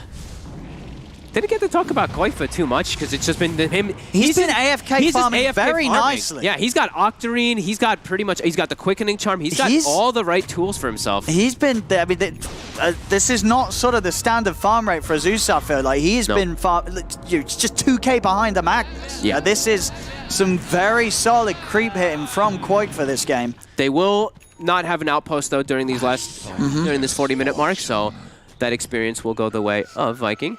I think 2 level 25s and almost a third one on the Slardar. 4,000 HP Magnus too with that Havoc Hammer. He's pretty scary. Oh, and a very nice item on Rubik too. He has the the Shaka. No, he has the, what is it called? The Timeless Relic, whatever. Yeah. Super nice for those debuff amplifications. Taiga. Oh, the flicker. Okay, I mean it worked. It kind of messed up the Slaughter a little bit. And he'll get out. And he's away. Okay. He's away. I mean, again, Liquid. That's the Aegis. It's reclaimed. Time has passed, and it does feel like Viking are still at a bit of a loss to what actually do with the power that they have. They're just getting split. Look at this. Koifa pushes out mid. Top's continuing to be pushed out already. Bottom, look at Boxy. Boxy's already in position to push out the lane. Again, Ion Shells to cut it. They're just dodging everything, Just dodging everything. They're just sort of playing the ha-ha, come and get me game. Yep. And Viking, they're just running up and down. And they're not able to catch anyone. They're starting to really push forward though on those towers, getting a little more confident. Which is, I feel like this is what they need to do, right? But why? Yeah. I mean, why are they sort of chasing? Why not just fully commit down one lane and start going for the base? Because you do have this Godstrike 25 Sven. Like, you're going to hit buildings pretty quickly. Why is it that they feel that they cannot commit for a 5-man down one lane? It's just, I guess it's the fear of the Sven. It's the fear of the Zeus, sorry. It just has to be the fear of the Zeus on the high ground. There's no other real explanation for it. It's their side lanes are getting pushed. They don't want to lose structural damage on the side, and just Zeus and Sniper and Tinker, right? Those three, they're the kings of high ground. Haven't been able to find the opportunity, but now Boxy walks in, but his Zeus ult reveals them, and they can't actually get him either, and he'll Ion Shell the wave and push it out again. Meanwhile, Mikke pushes top, and Viking continues to be split up. Yeah, no, this is, I mean, this last 15 minutes or so, I think this is some of the best evasive Dota we've seen from a team. Yeah, Liquid just dodging everything. The map movements, it's something that wasn't there for Liquid in the past 2 games, it feels, even in the one that they won. But this game 3, it really seems like Liquid have just sort of switched themselves on and are avoiding everything that Viking's throwing at them. They saw Mikke for a second there, but he will be able to just skitter away. And it seems like the solution for Viking is going to be Shadow Blades. What better way to catch split pushes than invis and run at them here? And also they give a gem to Toby. It seems like they're starting to, you know, those wheels are starting to turn inside their brain to think of how to catch people. And speaking of catch, it's just gone. Straight in onto Mickey. I mean, you can't blame him for throwing all the ults down there. It's been such a dry period for Viking in terms of just finding the blood. They've not found any kills. As soon as it gets presented, they're fully in on Mickey. And you see how fast that lead swings. All the way back up to 11k. Aramis gets a very nice steal here. Surge in this game with his Sven, with his Slardar, with his Magnus. Now it's time for them to try to go high ground, but you see what goes on? Zeus plus Grimstroke. That creep wave is instantly cleared. Very hard for them to get on top of Quake. Just having the blink and the Yules, like who's going to make the jump? As long as he's focused on the way that they're closing in on him, he's always going to be able to blink dodge into a Yule Scepter, and suddenly the chase of like the stun from the Sven, it's, as we've seen before, not going to work again. The disjoint at the blink. Boom.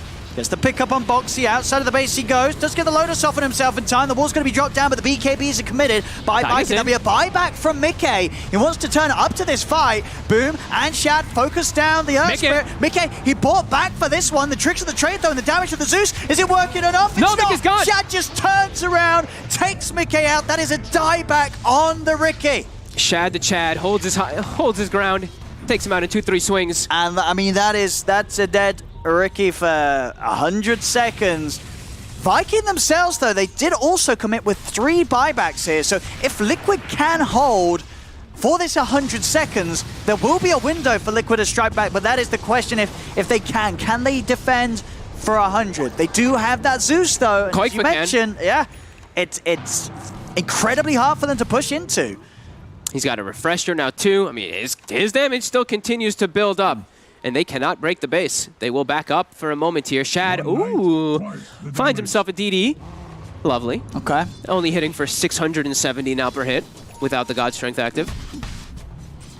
Well, let's see. DD and God Strength ready very shortly. 1 minute still without Mickey in action. No funny business. They have to commit forward here. Whoa. Shad, he's in. Doesn't BKB, in pretty deep. Toby. Crush on Insania. They get the kill. Fortification will be popped by Liquid. A Viking, they'll turn their attention back towards the building. There's God Strength pop. Shad gonna push in. Boxy up in a couple of seconds, but still 40 now without 2 of them. Another charge forward with the stun. He's in onto Tiger. Tiger also down without buyback as Viking, they'll quickly move to the top set of racks. Look to take down a second. And they'll be able to find this. Not enough damage that Quakefoot can do to push them back, especially with those BKBs back up once again.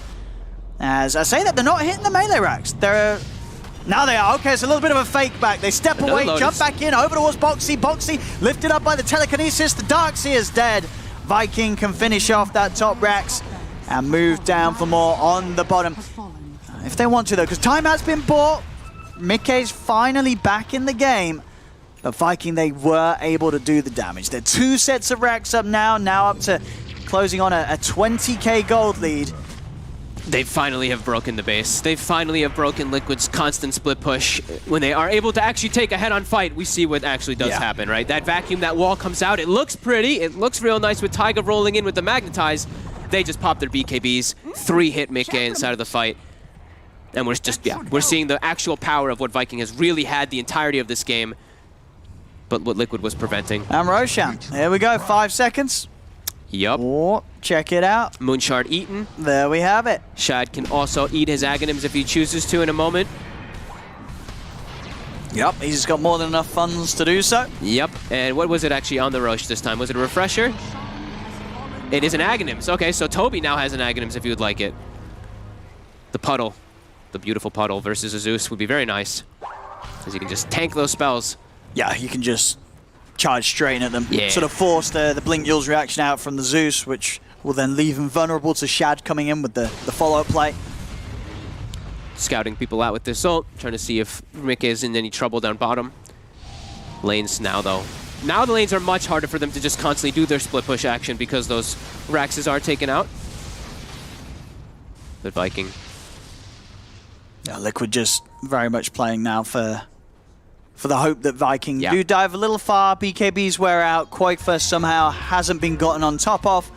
and he can turn back and kick out the damage, because the Quakefer is insanely farmed. He will throw out a lot of damage if he gets the chance to do so. He just really feels like the only damage, though, right? Mickey, he's great versus those supports. Yes. But versus those cores, he gets eaten alive. So it really does feel like the entire weight of it all is really on Quakefer's positioning. If he's able to just kill everybody pretty much on the other enemy team, Mickey just, yeah, he can't stand toe-to-toe versus these cores. They're just way too buff. And now, oh, Toby's level 25. The talent of Doom. Corrosive Haze, undispellable. So, yeah, Mantas, etc., nothing remove it. You're always going to know exactly where those targets are if he does cast it on them. Makes the game very difficult. And he has Orb of Destruction and minus 28 armor whenever he does put it on anybody if he hits somebody. So, yeah, it's back to how it was. The impossibility for Liquid. Yeah, I mean, we've pretty much seen what the last 25 minutes has been Liquid saying, hey, you know, we can keep this game going. We can make these split moves. Yeah. But the reality of it really is that the draft already was always going to be hard to play, and that before they started making those nice moves, sort of pulling Viking up and down the map, they'd already fallen behind. Yes. You know, Viking, they'd already got that initial sort of flight, the power at the beginning to give them this Midas. Sven, Shad just having free farm for the whole game. It was just a little too much from that point. And now Liquid, they're just down to this last hope of the last set of racks, playing for that chance that maybe Viking throw with little over aggression. Maybe somehow they can get Shad to charge in on someone with the stun whilst they pull him back towards the fountain. That's what we're thinking of right now. That's what they're playing for. It really is, though. Yeah. I don't really see a way back for them to just killing these cores. These cores are just way too strong, and they're trapped in their base now. Mickey really starting to fall further and further behind. Yeah, the actual team fight's just absolutely impossible. Those supports, though, you know, Rubik and Snapfire, they're still food. I say that, but I mean, it's Glimmer Cape and a Force Staff and some Spidey Legs and an Aeon Disc also on Rubik, so maybe not so much food anymore. They've started to pick up those items. Ooh, a DD. Oh, we'll have to be quick, though. It's going to be disappearing in 10 seconds. They make it. He's got it. And let's see if he wants to hang around for the second one. Nah. Give him a haste. Haste top. Ah, it's gone. Look at that. Right. I was right. I mean, right, man. I said as well, he should have stuck around. Should have stuck around, Boom. Missed opportunities. It's always a DD and then a haste right outside the Roche pit, just especially if Nahaz is watching, just to aggravate him. It's coded like that. Pick it up, Trying to split push again any way they can. Like we said, the illusions, the ion shells, everything, but they're really just trapped now. They cannot leave that base. These double wards placed down from Viking. Watching any attempts of movement from Liquid. Aegis, about 1 more minute left on it. See if they really start to drive that issue forward here. But they've got space to grow, right? Level 30s are still there. They're still available. They're just waiting for the opportunity if someone does show. If someone does try to nuke this lane. Don't do it, Mickey. Toby, he'll walk up. He'll see him. Oh, there's the lead in. Mickey, he's gone up. He catches both of them. Mickey's out. Tiger as well. The quick, swift jump there from Viking should be enough to set this game and Series 2 an end. Fortification will come out. I mean, Viking, they're backing up a little. Boxy's trying for the vacuum wall. They get the bug on the 2 of them, but Shad turns over towards Boxy, mate. Okay. Quakefer kicking out the damage, but Boxy straight away turned upon by Shad and Toby. Inside the base, Boom having to put the BKB. Boxy will buy back. Did you see that? Did he vacuum him out of the Sven stun? I think he vacuumed him in mid-air and it canceled the Sven stun for a second. My eyes might be losing it. We might be able to catch a replay on that, but I've been seeing his Storm Spirits get pulled out of their zip from vacuum. Well, can you get pulled out of? Can you get pulled out of the stun? You're technically, remember, vacuum hits invulnerable targets now, so I think it actually would. Yeah, I think I saw that right. I don't think I'm I don't think I'm on that many drugs. I think you're definitely right there. It looked like it happened. Either way, it didn't change anything, but I saw cool interaction, and that's what I love about Dota. Chad. I mean, Quakefer, he's trying his best. Yeah, he's really He's trying his best to hold this off. Pushing them off, using all the lightning. No, look, I mean, those are lots of uphill misses. Celery, there we go. He finally takes it out. The Bruising Brothers hitting the tower now. This will be the Megas. Boxy's going to try again. The BKB's popped, though. I mean, doesn't mean his BKB's going to end. Okay, never mind. got a Post refresher, refresher. yeah. Yeah, he's got a second round of it. Second one will start a full shot, but he got the God straight back up. 2 shots out, Tiger. The jump in, Toby committing inside of the base, whilst the rest of them have actually backed They got up. Vegas. They're fine. They're like, Toby, you know what? Yeah. Oh, he's actually out as well You're with BKB TP. Okay, so continue to play it safe. I think there's sort of a point of this game where Vikings like, oh, man, these guys are really trying. Yeah, what the hell? Can you guys just GG out? Like, come on, guys. Like, they're like, really gee. making them work. 42,000 gold lead. Liquid not to give up. They're holding on. Hey, Still for that 1%, the chance that the throw could happen. If I've seen any teams win games Sure, Liquid from have, a 50k gold loss, it's been a team like So what Liquid. about a 5%? That's a 5% chance. You play on for that. You play on for the 5% here.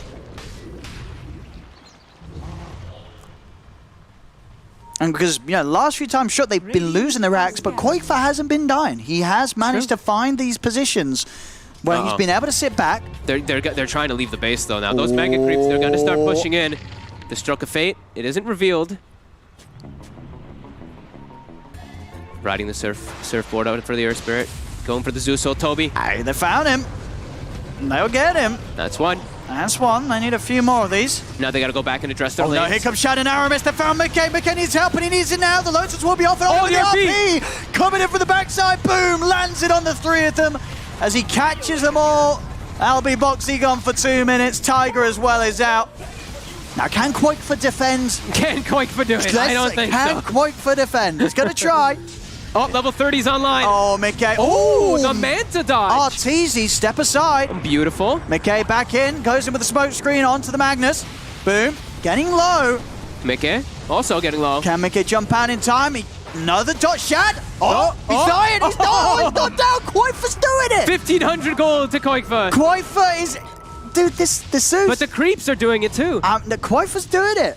He's doing it. He's holding on. Oh, Mickey. The Ghost Scepter. He's got someone to jump to. He's been silenced. McKay. He's live. Oh, he's got to accelerate. Oh, he's got the bash. He's got the kill. Okay. Oh, he's going for boom as well. Oh, McKay, he's jumped into his death. Koikfa, he's got to come up with some sick jukes now. Oh. And the creep's hurt. Oh, they sicken up. Blinks up in a second. Oh, it's there. The blink, the TP.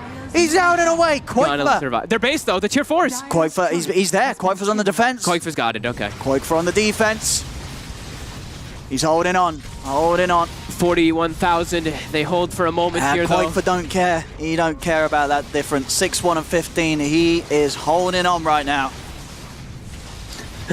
Seeing the poor Sven get caught inside the Venn diagram of Nimbuses. The one thing though, Koikfa, his damage numbers at the end of the game are going to be looking pretty hefty. That's very true. He's going to have a lot of damage done.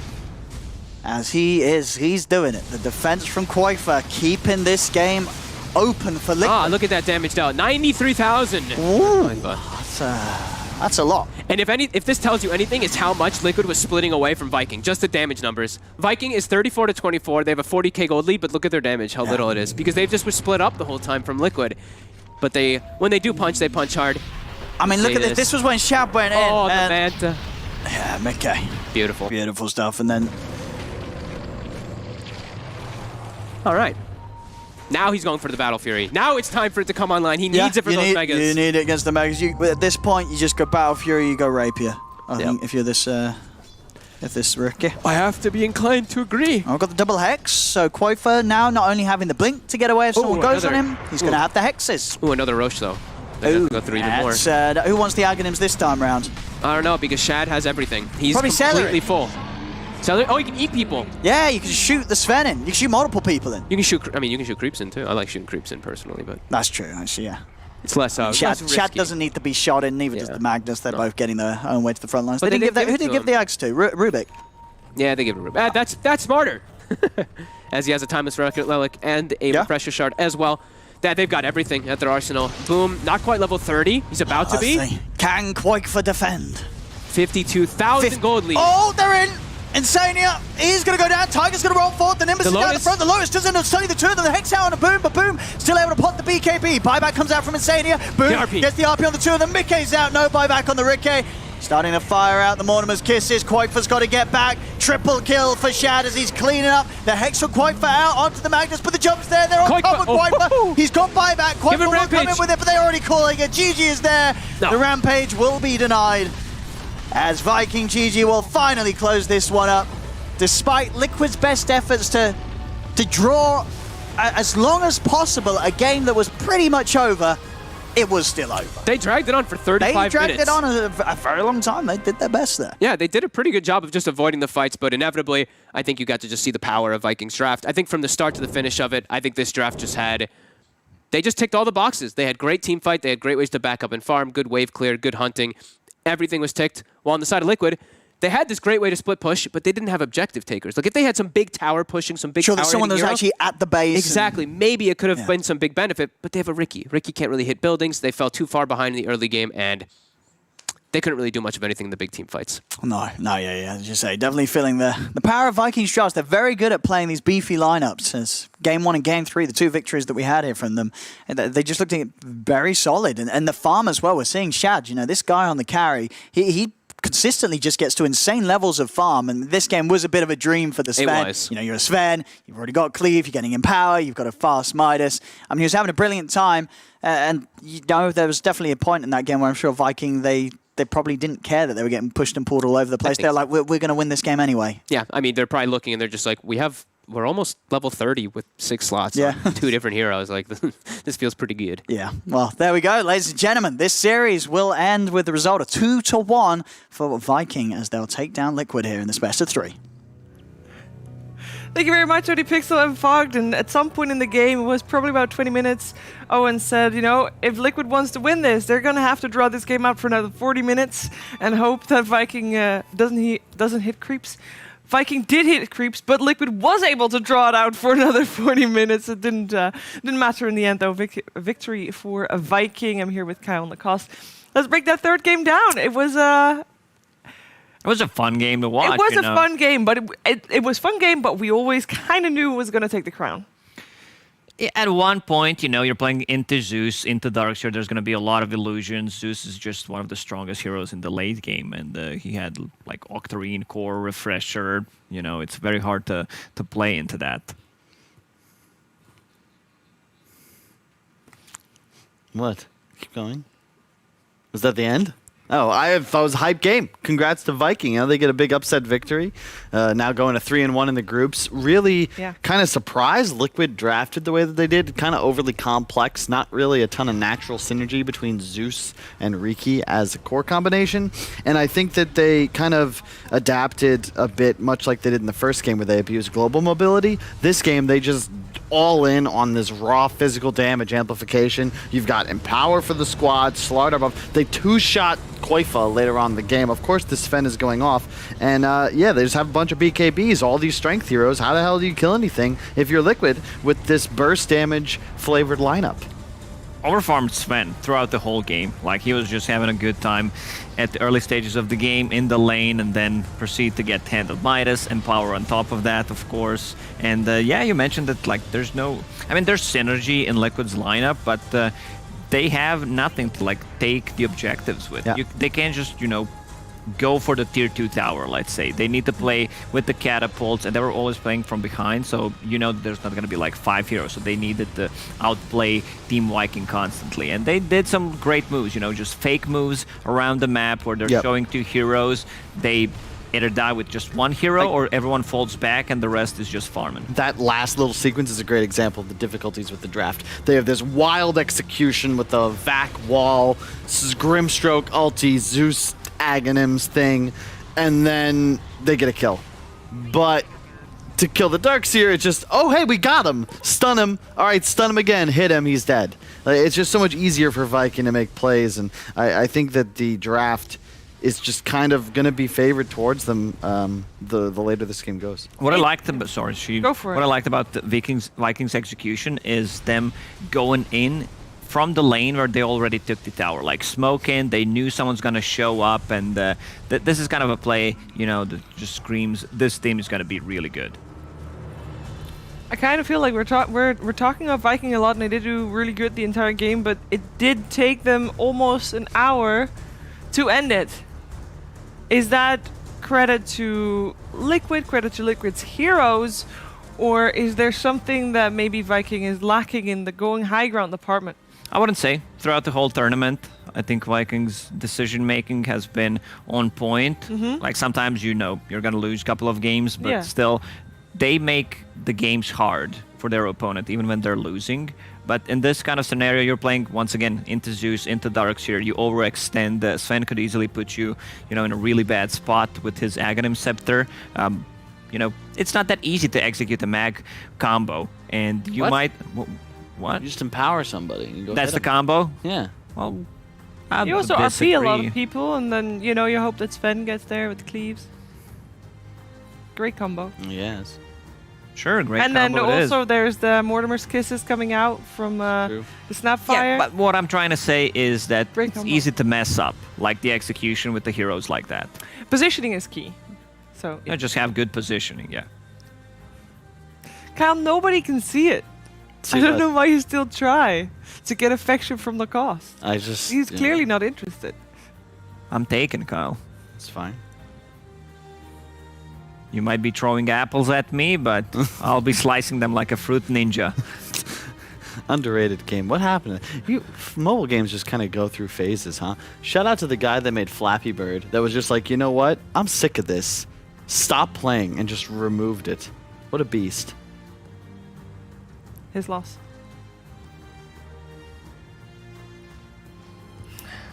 What a game, though. What a series. We started out this series saying that we thought Liquid was going to be the favorite. And I think we were fairly quickly proven wrong.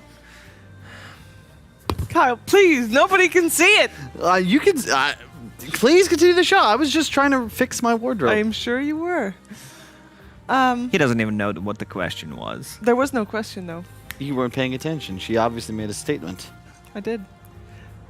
But I try to fool you, but you were paying attention. That is, yeah. The Koifa. What is it, Kyle? I don't know. I got nothing. I think that it's more about Viking executing at a high level. Also notice 3 of their players have only 4-letter names. Those aren't even available on Twitch. You need at least 6 letters in your name. Well, and I guess Liquid only has one player that has 4 letters, so... That's why Viking is so good, They're not spending their time streaming. Instead, they're focusing on scrims, and we can see the results. We can indeed. I kind of think that this series was potentially a decider match for 3rd place in the group. As we all know, 3rd place is super duper important in the group because otherwise you have to go through play-in matches. And at least if you're in the top 3, you make it to the playoffs straight away. Granted, if you're 3rd, you go to the lower bracket. If you're top 2, you go to the upper bracket. But they're in a group with OG and Secret, and I know they haven't faced Secret or FlyToMoon yet, but I think they're making a great case for themselves for being top 3 in that group. And the person that we get to talk to about that right now is the Dutch Celery. Hello. Hello, hello. Can you hear me? Yes, we can, indeed. First of all, congratulations on that series. That was very entertaining to watch. Thank you. My question is... What? Nothing. My question is regarding the Darkseer, because you banned it out in game 1, you banned it out in game 2. What made you comfortable letting it through in the 3rd game? I mean, we had to choose. We always have to let something through. We decided not to let it through in the 1st and the 2nd game. But 2nd game, we made some mistakes, and I thought it was good to switch it up a bit. So we changed up the bans a little bit, and we let it through. And now that you've played out the game, and you did have to try to breach high ground for like 30 minutes, do you regret letting it through? Even though you won, of course. I mean, I don't think we're losing this game. Could have played it cleaner, but it felt like it's almost... I mean, if we don't mess up really badly, it's pretty hard for them to win. Like, they can defend.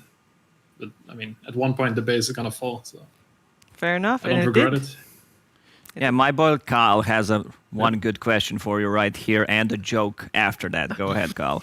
Celery, I just wanted to ask, you guys weren't invited to this tournament. You had to grind through the qualifiers. You're now 3-1 in groups. Do you have a bit of a chip on your shoulder?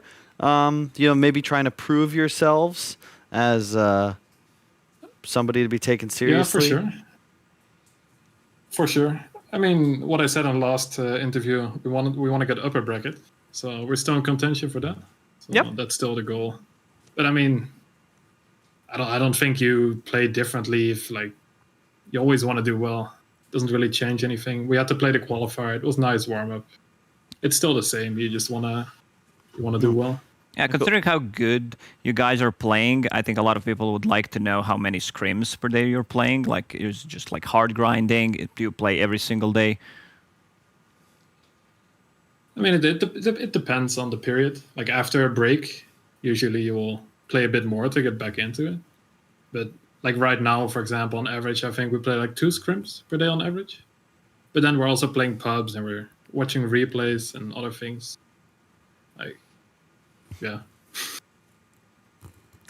I was still expecting the joke from Kyle. I was sorry. He's keeping it for the it last ready. part. For Just the trying to next think of winner's something. The last interview. joke was celery and carrot with the wings. Like, whatever you say cannot be as dumb.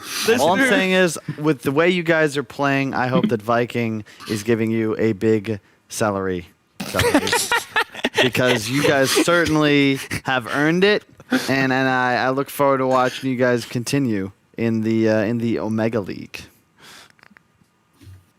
Yeah, thank you. Yeah, the organization is great. We're very happy to be with them, helping us out a lot. I thought that was a pretty decent play on words as well. I'll grant it. Thank you, Celery, for taking the time to talk to us again, and hopefully we get to talk to you again soon in one of your remaining matches. Congratulations once again. Yep, thank you. Bye. Bye. Bye-bye. Yeah. Kyle, I need to give you high five after that joke. It was really good. Like, I know you did not have anything prepared, so it was on spot. Here's my 5. Nice. Smooth. So, speaking of smooth transitions, our next upcoming match, 5 men versus Nigma. What are your thoughts, Chiefs? My thoughts is that based on previous performances, I think this series should be a relatively quick one. Ouch. I think you're being very rude. Don't you agree? Yeah, I think you're underestimating 5 men, what they can do. These are all It could be. pretty experienced Power players. Rangers, Gundam, Yu-Gi-Oh!, Pokemon, all instances where 5 men were able to combine forces and become something greater than the Backstreet Boys, some of their parts. In Sync, 5. the Jonas Brothers, Jackson 5. and I'm done. I don't have them anymore. I was thinking really hard, and it's like the Beatles is only 4, right? yeah, 3 Musketeers. 5 musketeers. True. We have Pango as the last musketeer. Indeed. I think that they will need something special, though. I'm sure they watch the matches, and I will say the thing about Enigma that's a little tricky is that there are times where they rock up with these drafts that just kind of make sense on paper but fall flat, and I'd like to see them just simplify it a bit. I think this last series was a good example of just kind of keeping things simple. Liquid, they pick a draw lineup in one game with the aura stacking, they crush. This next game, minus armor stacking, Viking crush. Just keep it easy. Keep it simple. They have only had 1 series so far on 5 men. Not victorious. They lost to EG. Nigma has had 2 series so far. I think they won against Alliance, but then yesterday we saw them lose against Evil Geniuses. What's up, Kyle? No, it was just like I forgot this. There was this thing we used to do where like people would ask did you kiss the draft? Okay, KISS being an acronym for Keep It Simple Stupid. And my parent, people that would get mad at me if I didn't kiss the draft. So your parents? Did you just say your parents Yeah, would my get dad mad would at get mad. He's like, you better kiss it because you got to keep it simple. It's very easy. And that's ultimately what I think Dota is built upon. These very simple concepts that you have to find complicated ways to exploit. What we saw yesterday, though, from Nigma's draft, we kind of, I think if you were to remove the team names and you looked at the drafts for the whole series, you would have not picked Nigma's drafts in any of them because, they are just on a different level as most people. Should they also follow this structure? Because it's, this has been working for them, just going completely the opposite direction of what you're saying. I really disliked what they had in, I believe it was a second game, where they had Wyvern and Warlock as their position 4 and 5, where you can't make any aggressive moves around the map. That's just, having one of those two heroes against a hero like Mag is insanely good. I think top tier teams are going to be prioritizing these kind of picks, but having both of them in the same team, like, it's very hard. Your lineup is more counter-reacting to what the enemy is doing, and you need to just wait. You also take a lot of the W's out of the hero pool, which means there's not many left for you to pick up once the game ends. Thus, you're oftentimes left with just an L. That's not as good as your salary joke. It wasn't even a joke. I was being very serious. I hope that I don't know what they're getting paid. It was a play on words nonetheless. Oh, who's that? What's That wrong? guy. Oh, This is thank you, WePlay, for the new custom Dota banner. Hoping for the next combo to be the Sir Action Slacks and keeping it Kyle cast. That's not happening. Wait, is that actually a banner in Steam? I think so. You can just... Sir Action Slacks retweeted this. Of course he did. He wants to cast with you. Sir Action Slacks is a narcissist. He retweets anything that features him. That's fair. Yeah. In fact, you could tweet out right now, guys. Anything. If it's positive, he's going to retweet it or like it. One thing, a Sir Action Slacks actually has a medical degree, so if you guys ever get any like weird cuts or bruises, I thought you were going to say medical condition. Both. Because it would make sense. Yes. Both. But also, if you guys want to get involved, you can have your tweets put on screen. Just hashtag WePlay Omega. Wasn't it like a psychological type of degree? So if you have any issues like with your psyche, you can contact him for that too. At Sir Action Slacks Yes. is your... He especially... And also use hashtag WePlay Omega. He especially loves doing stuff for free. Like just recently, he got emailed an opportunity to be part of a giveaway. No, Not for money, but for exposure. I mean, I was going to say he would have gotten paid.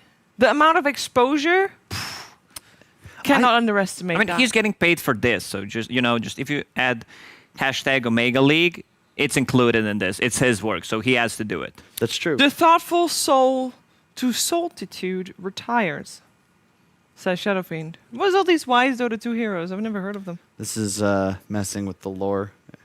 It's not canon. Oh, it's not actually their phrases. Correct. I did not realize this. Just like Game of Thrones seasons 5 through 8 are not factual yet. Sorry, Kyle, did you say something? How disappointed were you? Like, Very just watching disappointed. Game of Thrones, the way they ended. I'll tell you how disappointed I am, Lacoste. I was living in my apartment without leaving for months. And do you know what I didn't rewatch? That's right, Game of Thrones. Because even though the first 4 seasons are great, knowing how it ends, it's like going on a road trip. What did you rewatch? Peaky Blinders. Great. Excellent show. Mad Men. Too slow for me. What else? Futurama. And BoJack Horseman. Well, great collection of series. You know what also is a great collection of series? Chernobyl. The upcoming series of Dota 2. That's right. We got Nigma, we got 5 men, and then an extra 3 men in the drafting parlor.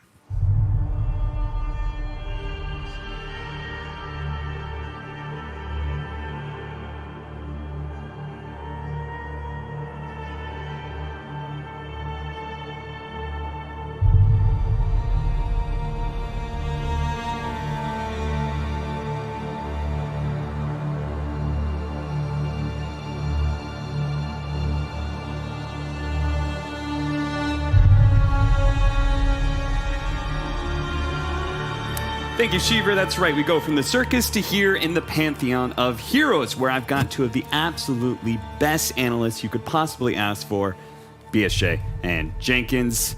You guys ready for this next game? I'm excited. That last one was dragged on a bit, but hey, you Just know a bit. what? Sometimes you know what's going to happen. Zeus is like another techies, right? You're just like, okay, this hero doesn't push. He prevents the enemy team from pushing. Brace yourselves. Seatbelts on. Yeah. And here we have the reveal of the draft. Doom? First Doom pick of the tournament. Wow. Doom, and Doom again. Well, getting kind of tired of seeing this hero now.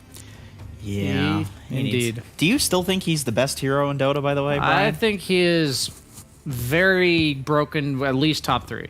Okay, so you've changed your opinion a little At bit. least top 3. Like Okay. I will say that he's obviously counterable just like any other hero in Dota, but Doom has traditionally always been, if he gets out of the laning stage, his toolkit is broken. He removes a hero from the game, he does damage in an AoE, he has a basically built-in Midas, Infernal Blade's pretty insane damage, TP Yeah, interrupting spell. I think they should just make that not a stun anymore. I don't know what you think, but Yeah, let's just remove that part. Wasn't trying to bait you or anything. I just think, meta has obviously shifted. I think the neutral creeps you get to are so good. Yes. Like, you get the Centaur Stomp. It used to be terrible. Yeah, it's now it's 50 mana. Yeah. It's legitimately like a good team fight disable on a hero that just has a Doom. Yeah, they before. lowered all the cooldowns. They lowered all the mana costs like a while back when like Chen, Enchantress, Doom were off the map of heroes, and suddenly it's amazing how these little changes 2 or 3 patches ago, you just don't even notice them. But then when a hero like Doom becomes broken, it's like, okay, well, now it's just a little out of whack. Much. It's a bit much. Yeah, it happens so quickly though, right? Mhm. What did Doom get? He got like 1 base armor, a little bit more Devour Gold at level 1, Attack and range. Bit of attack a range. bit of attack range, and that's it. Like, that's it. A bit of like a talent rework, but I don't think those were that big of a deal. It's pretty insane. But I would say being able to get both the Scorched Earth talents is really strong. that is really nice, yeah. That is the one talent workaround that I think was I quite nice. But we go from talking about Doom into a hero that we haven't really seen very much of. Treant Protector picked up for Enigma. I mean, you got to protect against the trees. They have Nature's Prophet on the other Mhm. team. He's going to summon trees. You got to protect against the trees and sticking to the lore. If Slacks were here, he'd understand. You're grinning at me, but Slacks, he would get it. That's actually a pretty hard lane if you do run the Treant Protector versus the Natures. Like For not tree or for Natures? For tree, honestly. Like Okay. I feel like Natures is one of the few heroes that can actually trade with a tree. Like, what are you going to kill? Treants? You get Yeah. eight gold. You have like 1 or 2 base armor or something like that. Yeah, So it's- you actually can't lane very well on Treant if the opponent is allowed to hit you back. Like that's the situation with that he does not thrive in. He likes to throw down his Q, and you have to kind of like run away from him. I think that's what I've noticed. At least. You just deny. Like in those situations, I noticed. I was playing with like, I don't know, is it PPD or somebody, and they were really flaming me on Treant because I was not a position 5 player. Yeah. I'm running in trying to trade. I'm dying because I can't. It's one of those situations you can't trade. And he's like, just deny. And then I started doing that.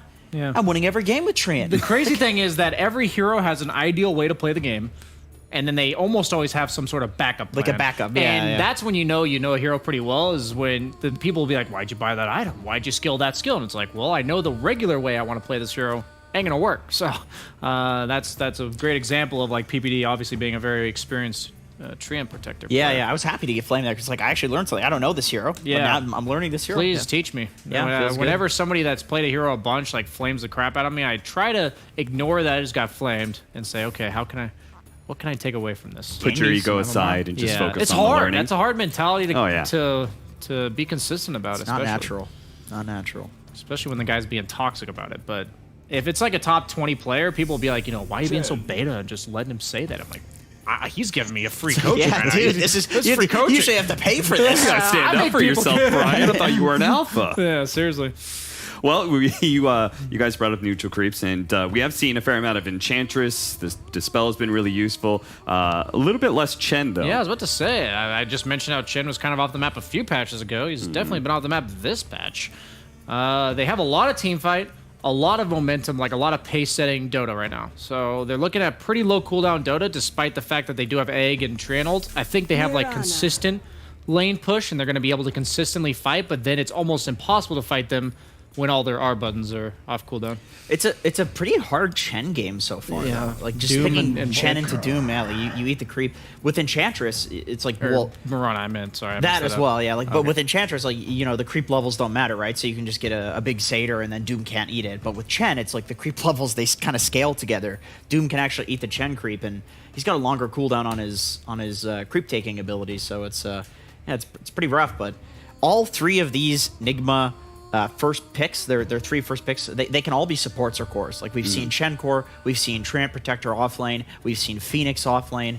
So they really have all the options in the world for wherever they want to put these heroes. It also seems like they're maxing out in the sustain. There's just a lot of heal on that lineup, right? Train Protector, Sunray from Phoenix, the Chen heal comes in as well. So good against Doom. So why not good. AA here? You know, why not just go for the hard Dude, counter? I unironically think that would not be bad. They just don't have too much setup, right? They don't have Disable. That's the problem. Yeah. They have Sprout. They can Sprout. Oh, AA that's ulti the guy. combo. Once they That get a is the 4-staff, combo. they're done for. But hey, before the 4-staff. Until then. Yes, You're until going that to win 2,000 Dota. gold item. I think Spirit Vessel being like nerfed as much as it has really eliminated like That the fear is- of teams all inning the sustain lineups, the Wisps early, the Phoenixes, and as we see, you know, we talk about. I'd say Team Enigma is going for like a slightly cheesy way of playing this game. Yeah. But now we bring out the Broodmother. That's about as cheesy as it gets. I think they kind of need to cheese, though, just what they're up against. 5 men haven't really played against any teams of this caliber They've looked just pretty yet. good, though. They have, but this is Five Nigma. men has? Yeah. Like I'm saying, like even like regardless of win loss or anything, I've been pretty happy with how they've played for a team of like what I would expect from them coming in. So, I'm not saying I expect them to win this series. Obviously, Team Enigma is favored, and probably everyone watching mind, including my own. But I think 5 men's a contender. Like I don't think they're just gonna roll over and die. So Yeah, I think so too. But you know, you can kind of tell with the Brood pick that they're looking at cheese a little bit. They're looking to push Enigma out of their comfort zone. well, they have like 4 side laners right now. None of those heroes go mid. Or sorry, they have 3 side laners and a clear mid laner. So they would need to put Invoker in a side lane and pick a counter to Brood. So this is when I like these cheesy picks, is when they make the enemy team like really have to adjust what they're doing.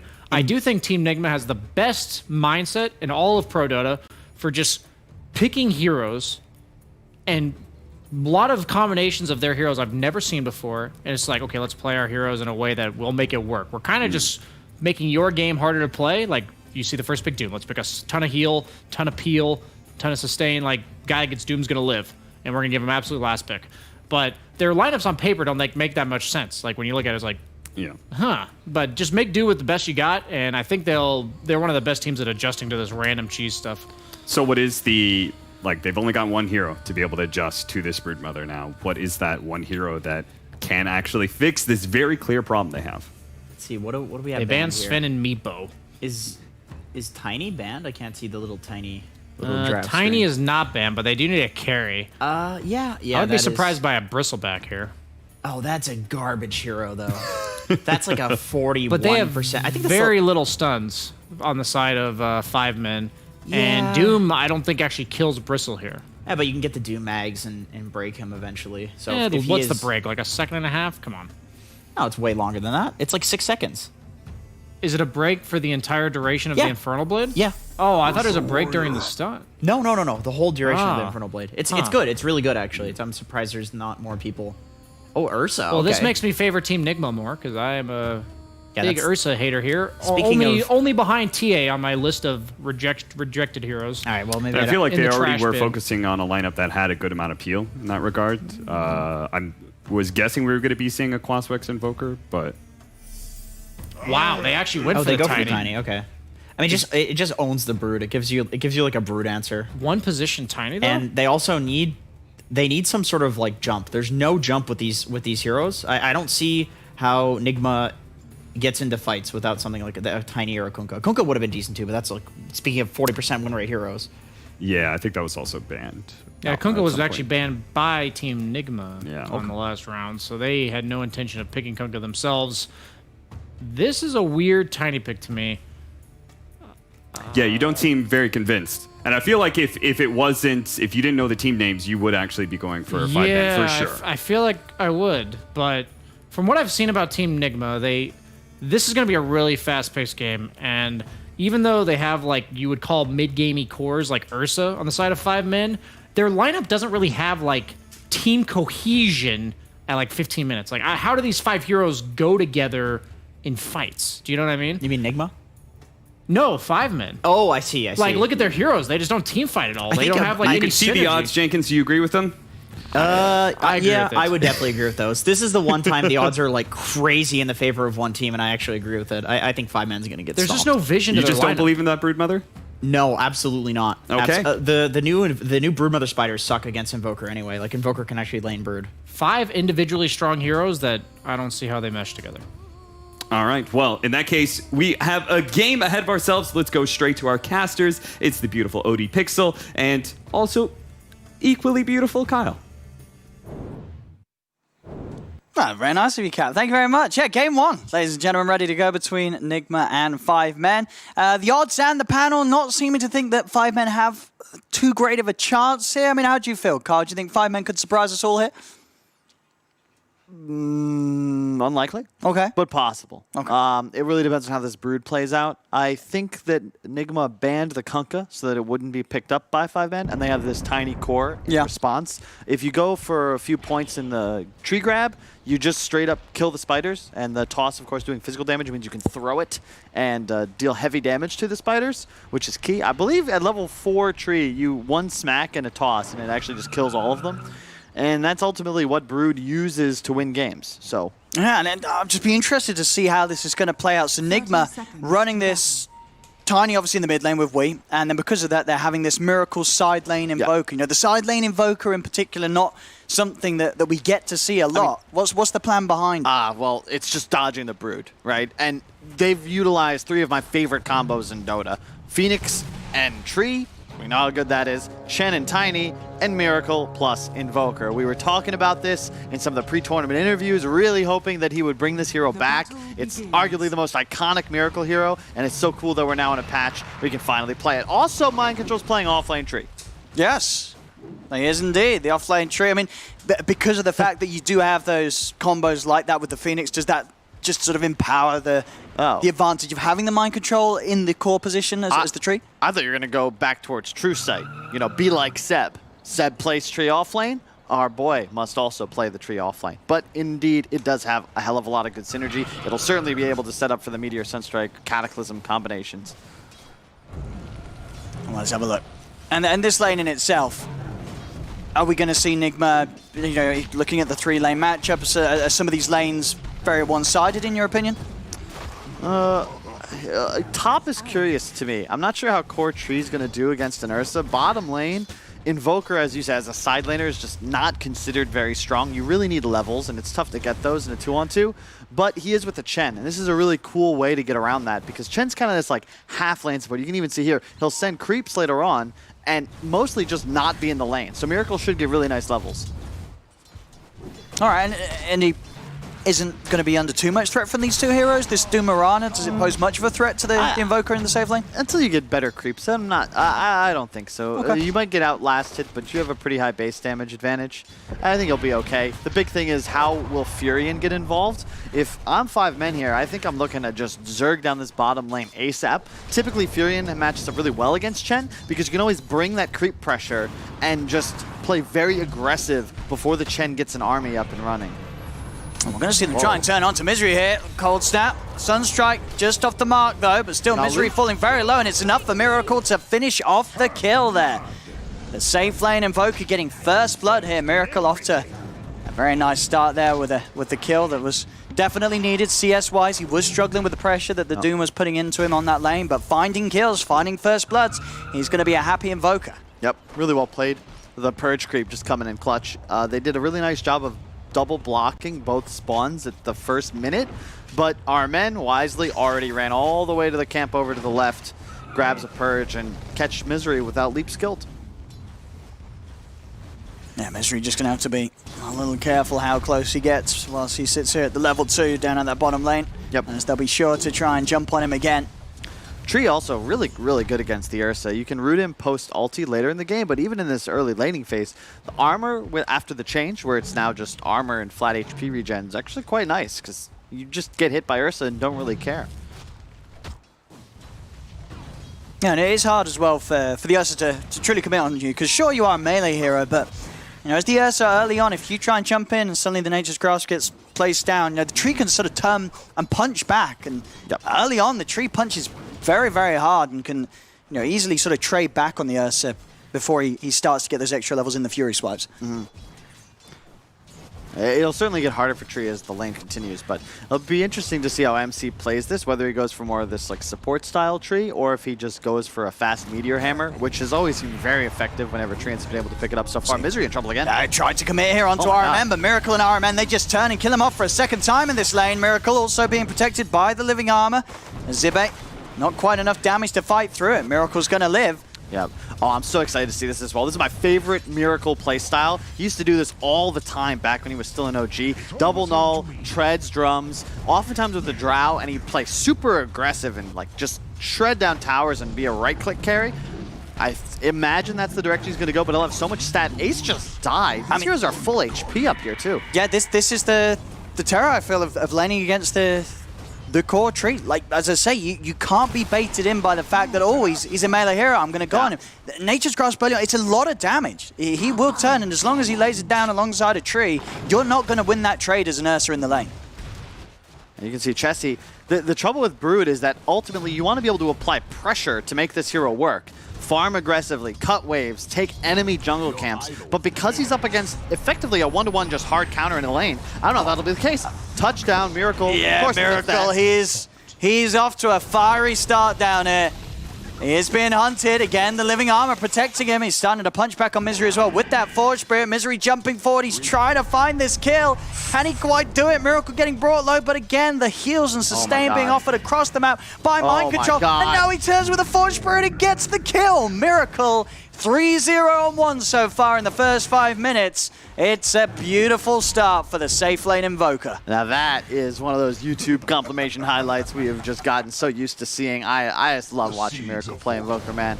Yeah, really like nice just keep job. the camera down here. Yeah, with where the action's happening. Under tower with tree armor, he had 14 armor up. Like, how do you pressure the lanes here? When you fall behind like this, it's 5 men. You don't have the ability to really rotate either. Pilot Eye coming bottom. What would he do in that spot? I mean, well, that's the thing, right? Well, bottom arrow. It's going to be blocked by the creeps as the space is there for RN and Miracle to pick up another kill. I mean, what do you do now on this bottom lane if you're 5 men? I mean, Misery keeps coming down. He's died 3 times already in this area. Now you're seeing Zibe fall to the 2 of them. How do you rectify this bottom lane? Like, where does Misery go? Where can he make moves? Your guess is as good as mine. MC in some trouble up top. He just wants those arcades. Oh, Ace.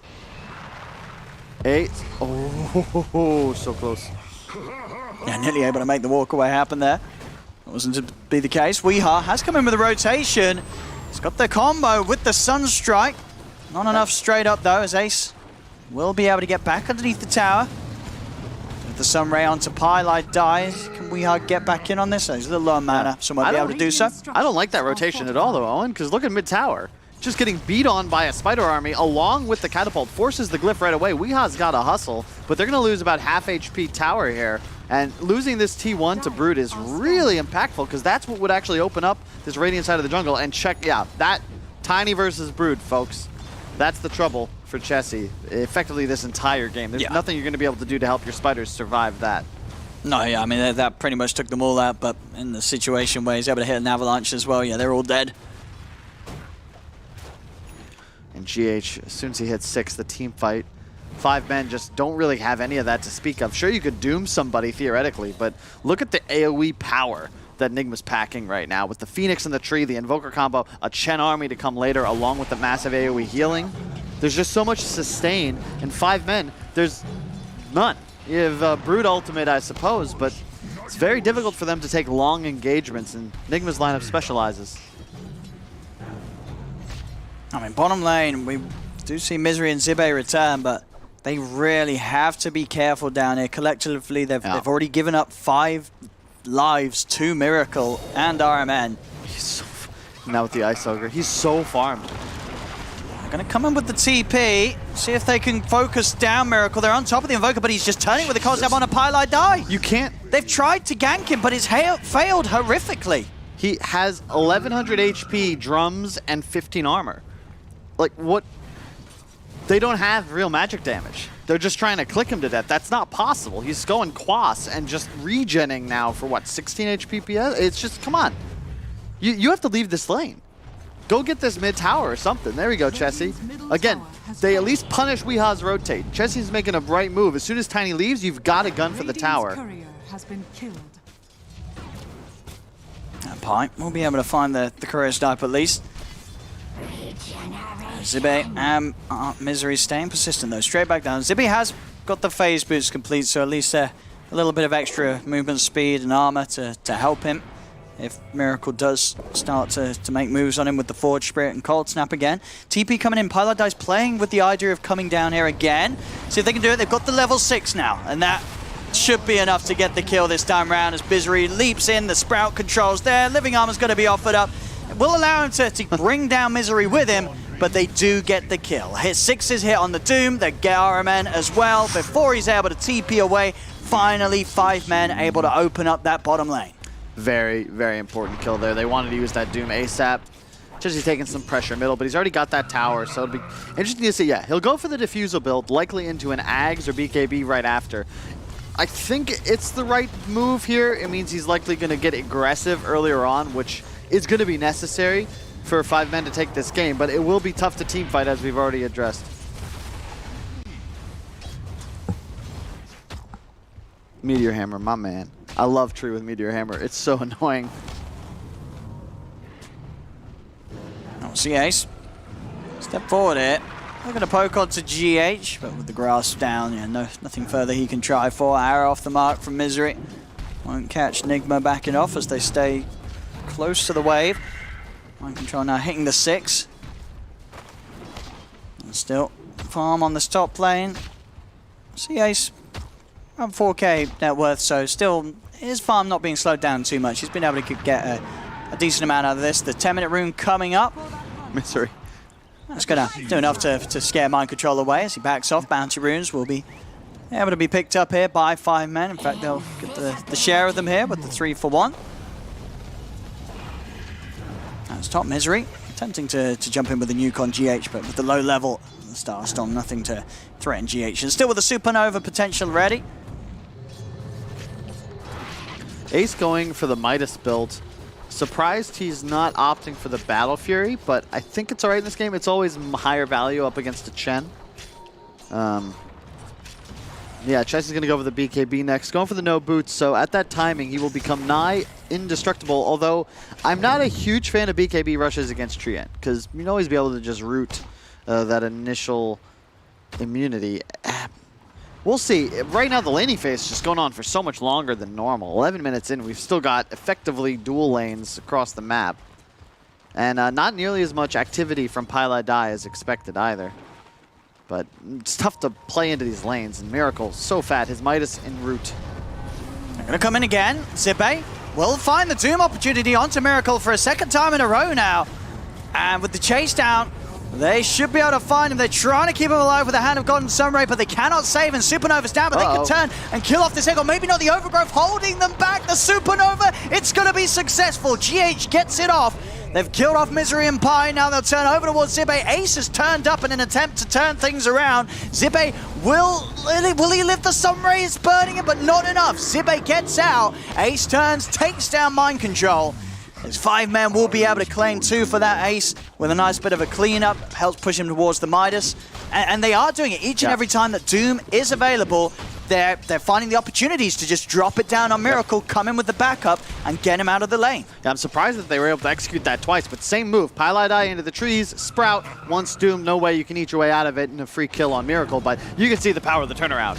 I mean, that egg from GH looked dangerous, and then all of a sudden there was a root. In fact, surviving because of the buff recently where it's 1 extra hit required to take it out at level 1, was down to 1 hit just before it exploded, and then all of a sudden, everybody's dead. Zibe, of course, luckily able to survive. Chessie's still farming, but I'm not sure that this is going to be enough. He's averaging over 10 CS per minute, so not a bad performance by any means, but at what point are 5 men looking to win the game? Because you got to figure this is their win condition, but I'm not really seeing a natural way for them to involve him in Dota until I guess he gets BKB and they run into Roche. Sure, for the most part, he's just going to be sat around this mid portion of the map, which, we'll see what Nigma do with that in mind, because he's finished off his blink, also picked up the smoke for the team, so straight out to look for a big hit with this Blink Dagger reveal. They would have seen that if anyone was looking. That tree disappeared while he was smoked. They have a ward right on top of it. Not sure they noticed, though. No pings coming out. Very hard to catch those sort of things. That Hello. Yeah, wait. Finds Pi. Pi still able to sprout, and he is away with the Sunstrike off the mark. Pi will escape. Talk about subverting expectations. That would have been a plot twist even the David and Davids would have been proud of, because you'd assume Pilot is just dead. Weehaw blinking right on top of him, but the Sunstrike off the mark. A little bit of miscommunication there, but I'd expect the next combo will be executed a little bit better. MC down bot, no Meteor Hammer, but he's trying to keep this tower alive. Is Doom available? I believe so. And there's the ult is back up as Zibe seizes an opportunity to drop it. Mind control. Still with the pathing through the trees. Yeah, can't quite find him, even with the clear out of the treants. Yeah. But they have created a fire stop of sorts. No way for him to cross back to the right side. Ooh, dive in. JH is going to try and go for the team fire here. They've got the Supernova into the Overgrowth. The Sunstrike as well comes crashing down onto the head of Pylai Dai. They'll take out the Prophet. Weehaw trying with the chase. Zibe's pretty tanky with his phase and drums. Weeha's going to attempt for a poke, but Zibe just turns, drops the Doom down, puts a stop to that play entirely. Chessie has come across. Mind Control TPs away from the Spider Army immediately, and that will mean that Weehaw is left all alone, as 5 men will be able to claim the life of Tiny as well. Really starting to react nicely to these moves that Nigma are coming out with. That's a very odd maneuver there. Weehaw missed the initial blink, but then keeps chasing, following the Doom all the way into Shelob's lair. No surprise. Chessie is there to turn around. You just can't venture towards the Broodmother and then blow both spells in an attempt to catch the tankiest hero on the side of 5 men. Nice execution, but you can see this Tree Phoenix combo, if they can hit this on more heroes, they're going to find more kills. It's just that so far 5 men have been playing a little more split across the map. Already Midas drums, soon to have a bots as well. Miracle is enormous. And even though 5 men are in the lead, how many times, how many years have we watched this man play Invoker? You've got to still be thinking Nigma are comfortable with the state of the game as is. Yeah, and the fact that ultimately there's always going to be that combo. The Overgrowth, the Supernova, and down the line, the Cataclysm. You know, it's going to take time to get there, but you imagine once that Aghanim's comes out in the later portions of the game, there's going to be that very, very ferocious team fight that 5 men are going to have to somehow deal with. Yeah. MC doing his job. Space Maker camping down his bot half of the map as his team roaches. No, the creeps. Yeah, not the quickest of roaches, but a safe enough one amongst the Cold Snap and the Fire Spirits being off there by GH. No signs of 5 men catching any wind of this one. Well, this is so risky. If they did have any idea, they'd be in so much trouble. The arrow? That helps them, no! Oh, yeah, Supernova just dropped down to stop anyone from coming in, as they will be able to secure that Aegis. Pi tries to take out the egg, won't be able to do so, but yeah, you saw that GH just being like, all right, the jig is up, they know what we're doing, I gotta pop this egg. I wish we had a webcam on Misery for that sequence of events. I know him quite well, and that is one of those moments in Dota that he's had so many of in his career. It's like he makes the right move, but it actually ends up backfiring. GH sure spends the egg, but they secure Aegis full gold, and now Miracle with that second life. Is that 2 Meteor Hammers? Dude, they're all in on this combo.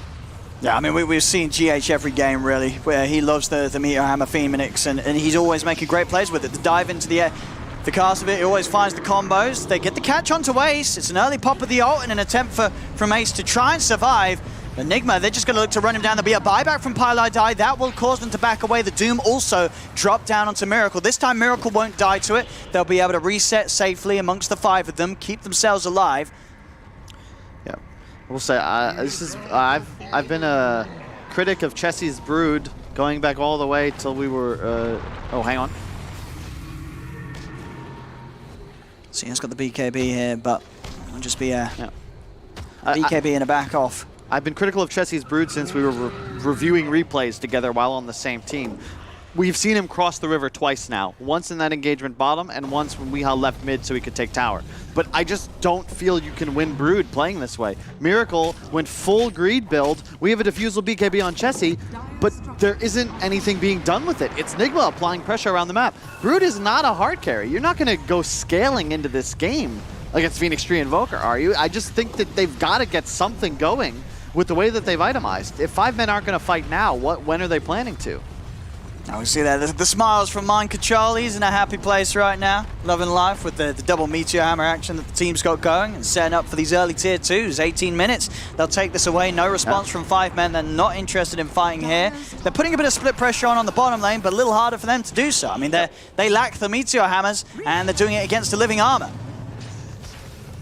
And they're going to be able maybe to take outpost control. They've got 1 minute and 40 left to do so. Always nice to see these top teams start to abuse this new change. If you take a tier 2, you can take enemy outpost.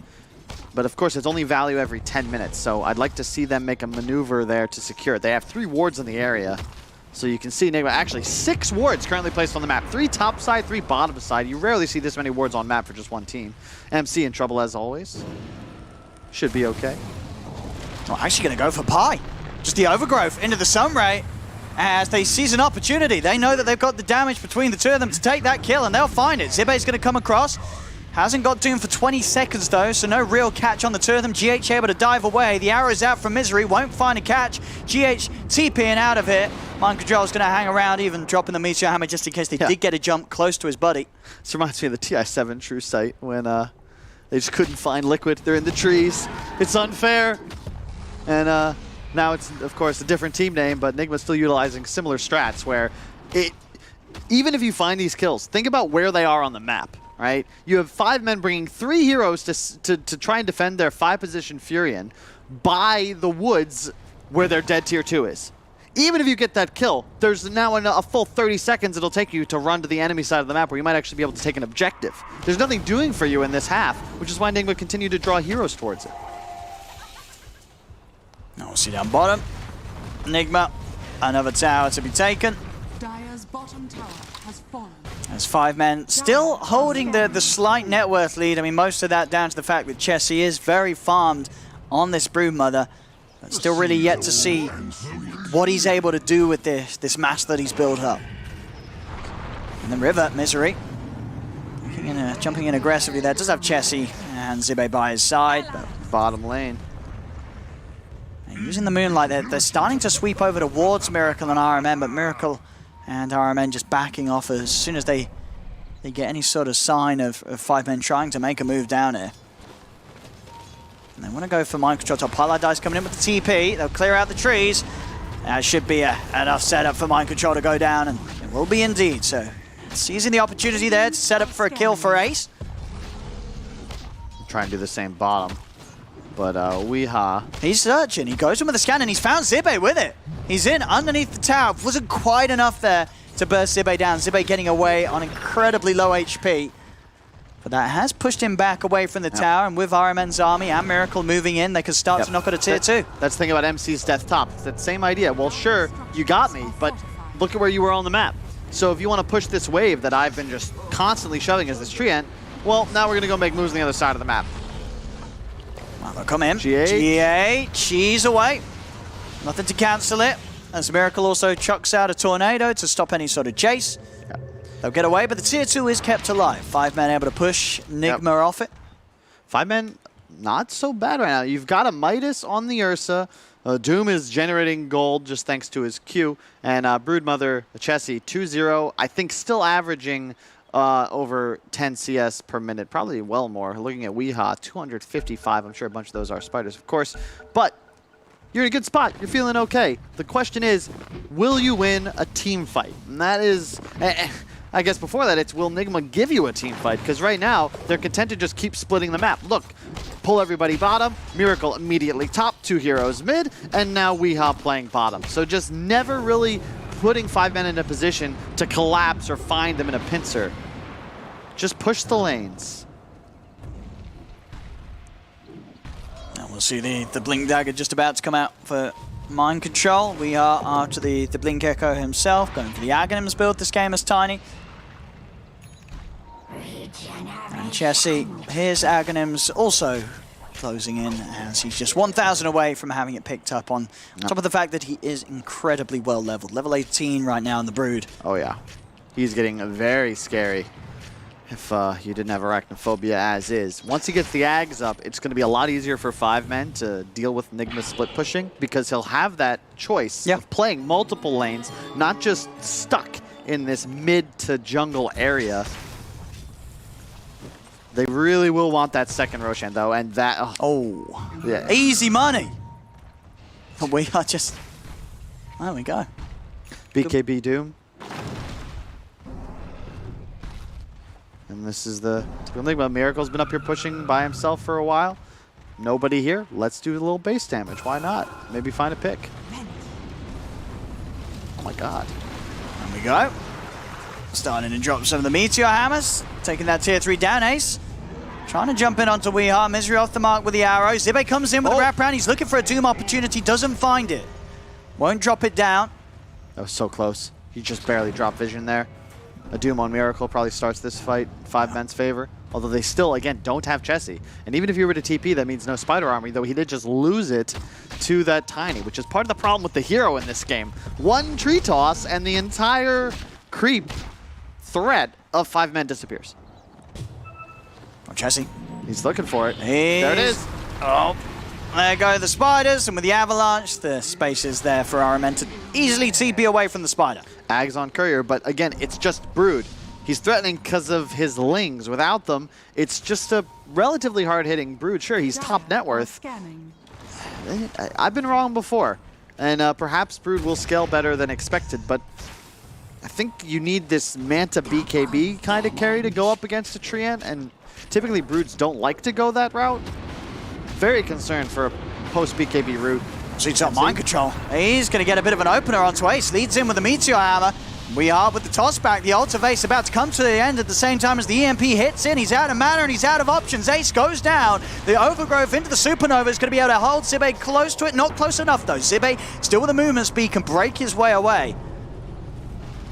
We'll get out of there, but that is Ace getting caught out. Mind control with some sneaky plays there. Chessie going in with the BKB and the DD onto GH. You're set to buy some time for GH, but the arrow from Misery hits. They bring GH down. Could Chessie chase for anything else? The blink out from Weeheart gets him away, so we'll just be GH falling there.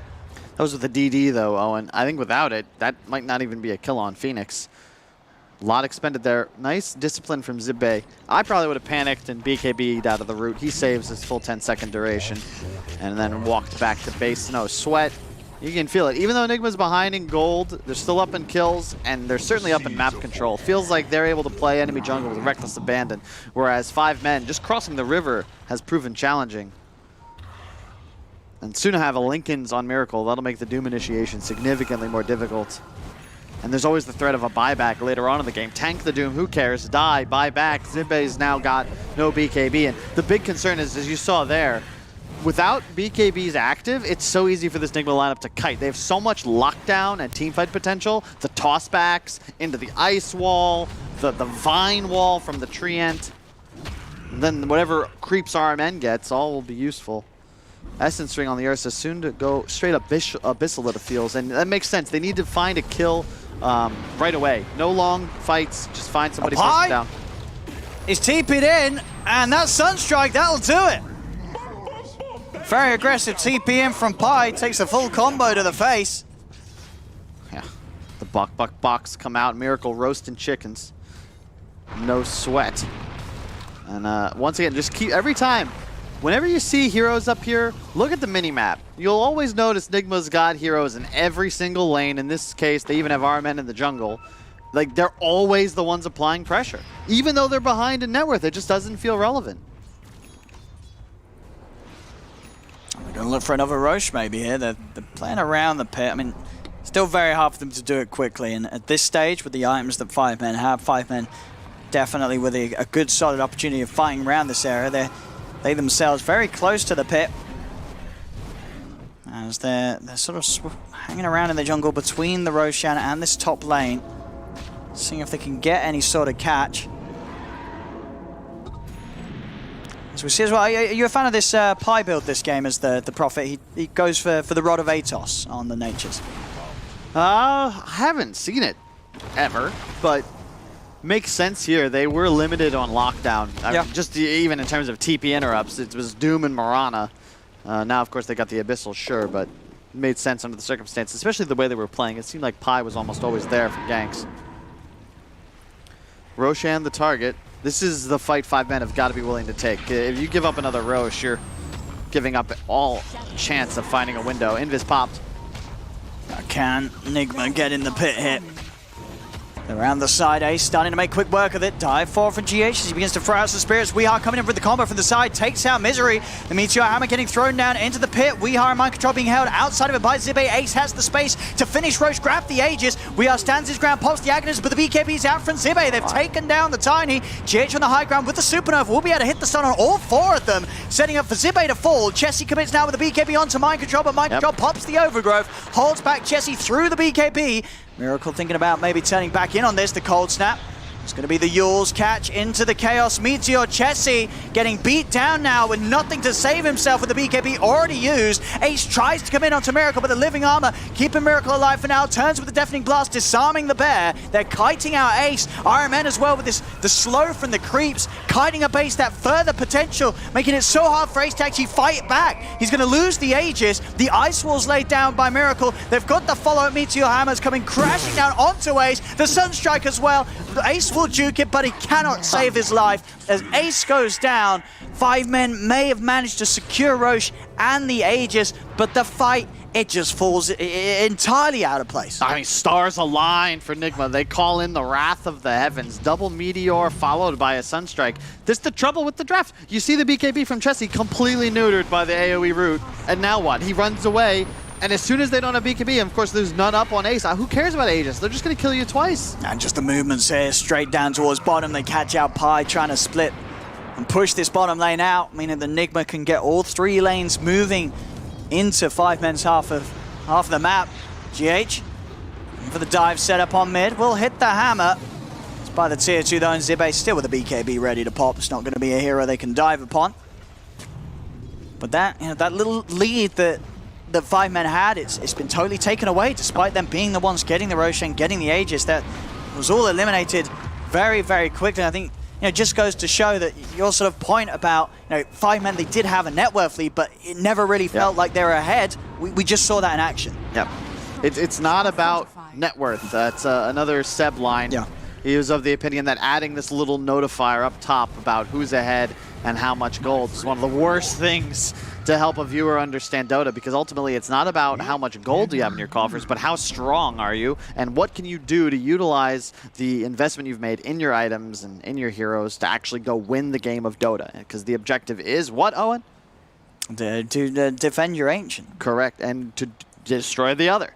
Sure. And if you can't cross the Rubicon or the river, it's tough to do so. Well, Weehar got the giggles. Oh, nice some giggles here from Wee. Smiles all around there. Very smiley team today, Team Nigma. Looks like MC just tabbed out. He's like, I'm chilling. Let me check out Dota Buff. Maybe I'll go look at the VODs. Yeah, some good vibes here from the boys on Nigma. Is that art on the left or is that just his wall? I like this room. Oh, yeah. That's quite nice. I think he did it himself. Possible. Yeah. Inspired by the Impressionists. Yeah. We'll go back into the action. What have we got being picked up here? Full Octarine now for Miracle as he sits comfortably at the top of that net worth after those last few fights. 18k net worth on the Invoker here, 30 minutes in. No, it's only going to get more and more powerful. I remember a conversation I think I heard through hearsay with Miracle, and his opinion on Invoker was, it's never a bad thing to be pushing lanes because ultimately you're playing for level 25. He does it the Cataclysm linked up, and I think there was also a couple of years ago, but ideas Invoker scales. And oh wait, hold up. He's going to walk into a straight up Doom. I mean, he's pretty tanky. He's blocked. But yeah, there's no way out. Nice little play from Zibe. I mean, the Hand of God and the Living Armor, is it really enough to save him? It's close. Robin Hood. Oh, is he going to die? There's no way. No way he gets out of that. They slam him down. They'll be able to find him back over in the river as well. 2 more potential kills here being found as the Overgrowth is not going to keep him alive. Chessie and Ace, they're able to take down Mind Control. What's happening? A bit of an opening there from Nigma as they split. Lose Miracle top. Nice moves. You're going to have to use it. That's how you got to take fights. 5 men. Don't walk into his team engagement. Just pick off the top net worth enemy hero. Just as we got to stop praising him, Owen. As we are. It's going to be able to find Pi there. The follow-up damage of GH's Sunray. They'll be able to start putting into action the defense of this tier 2 tower. In fact, that's so sick. Yes, it is. There we go. He's going to be able to dodge it with the Earthshock jump. Zibe going in. Weeha, he's actually committed into the midst of the four of them. They're going to pop the Supernova to the side. Oh. Weeha turns with the Aghanims. The Supernova is going to be successful, but they're able to get out of reach of it. Only Ace caught, but with the ult up and that boost state of resistance, he doesn't care. They've killed off Weeha. There's going to be actually a buyback from Pylai Dai as they're just diving in. The aggression here from 5men. They're straight on the GH. GH, he's surrounded by the Treants. He's already used the dive. The hammer does put pressure down onto Ace. GH trying to get his own one out. Does manage to land it onto the bear, but he's already dead. GH loses his life. Ace back up to full HP with the cheese. 5men with a good old punch after that pause. We'll find the hidden heroes. Oh. Sick fight, though. I can't believe 5men are still in this. I felt like even though the game was looking Nigma's way for a while, in fact, even when it was 5men favor, we were talking about it. We're like, okay, yeah, this is cute, but, you know, this is Miracle Invoker. Look at the team fight. Nigma got this in the bag, but, yeah, we Where's the smiles? The smiles Oh, gone. no. Uh-oh. Oh, no, no. Oh. MC's still fine. I don't know if the smiles are gone. It's just like, oh. It's like, oh, no. Guys, let's make sure to team fight this time. No more solo pushing. Please play back as to serious business. And it's still in a good spot, right? Like, we haven't seen him actually take an engagement since that Roche play. And ultimately, if you look at the itemization, there's just so much more beef on Enigma. They've got the Vlads, the Medallion, they're going to have a Lincolns. You've got all this AoE damage that come out from Wii. And in terms of team fight help, Chessie will finish an AC soon, but there's no Vlads. They do have the Veil. Suppose it's not as bad as expected, but there's a Shiva's up as well on GH. A lot of damage reduction. Halberd soon to be completed appears on Mind Control. He's just got to be a little more disciplined with the root. He can't really use it for anything other than Chessie's BKB. Even Ursa's ultimate isn't as big of a deal. You can at least deal with him in other ways. Still no BKB on Ace. If he finishes that, that's where things get a little more spooky for Enigma, because these two cores can just go full Devile into the back lines, find the Doom on Invoker, and perhaps that'll be enough to win the team fight. They're going to come out with a smoke, Enigma. Radiant's courier has been killed. As Miracle shows himself down bottom, so maybe trying for a bit of a bait as the rest of his team starts to connect to him. And okay, Miracle actually going to move elsewhere to the team's movement. All he's going to be able to offer up is that Sunstrike globally, whilst he looks to de-push the top lane. See if the smoke from Enigma can get them the jump. Pylai Dai and Zibe are going to be the targets. Quickly in onto Zibe, but Zibe popping the BKBs out of the combos. Able to escape from the four of them. Miracle boxing back over. Actually getting pulled over by RM, and they get the connection onto Pi. They really got Pylai Dai. No buyback on him either. 80 seconds, he's down for the count. And actually maybe another catcher. We are. It's him in the combo onto Misery. He's got the tree up, but Misery. Oh. I tried with the Sunstrike as well, but yeah, Misery is out. In fact, Weeha trying to clear the area with the trees, but it won't hit him. And that is one man down for a full minute. Enigma are going to start poking at the base of 5 men. I say poke, I mean, it's quite a hefty poke. A lot of damage done by this push from the Invoker. Chessie's trying to wrap him from the back. But they're prepared for this, Enigma. They'll take the tower. They know that the Spider's hunting them.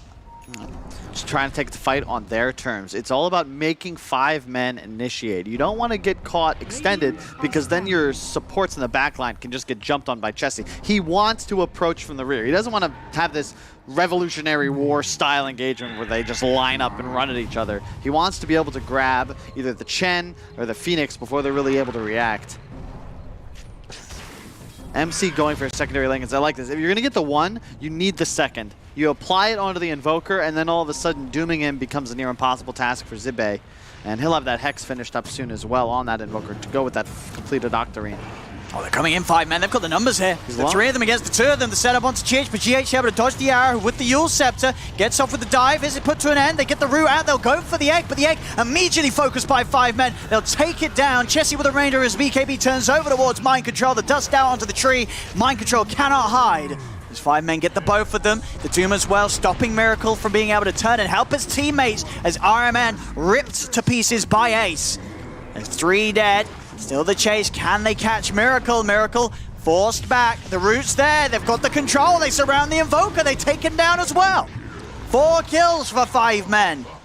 I'm not sure what's happening, Owen. They're just getting caught. That's the second time, same spot, same players. You know, you lose 4 for none, and all of a sudden this game, really, it doesn't feel like you can lose team fights as Nigma, but you've got to get them. You can't keep losing your team fighters isolated. And it's the second time, yeah, just caught in no man's land.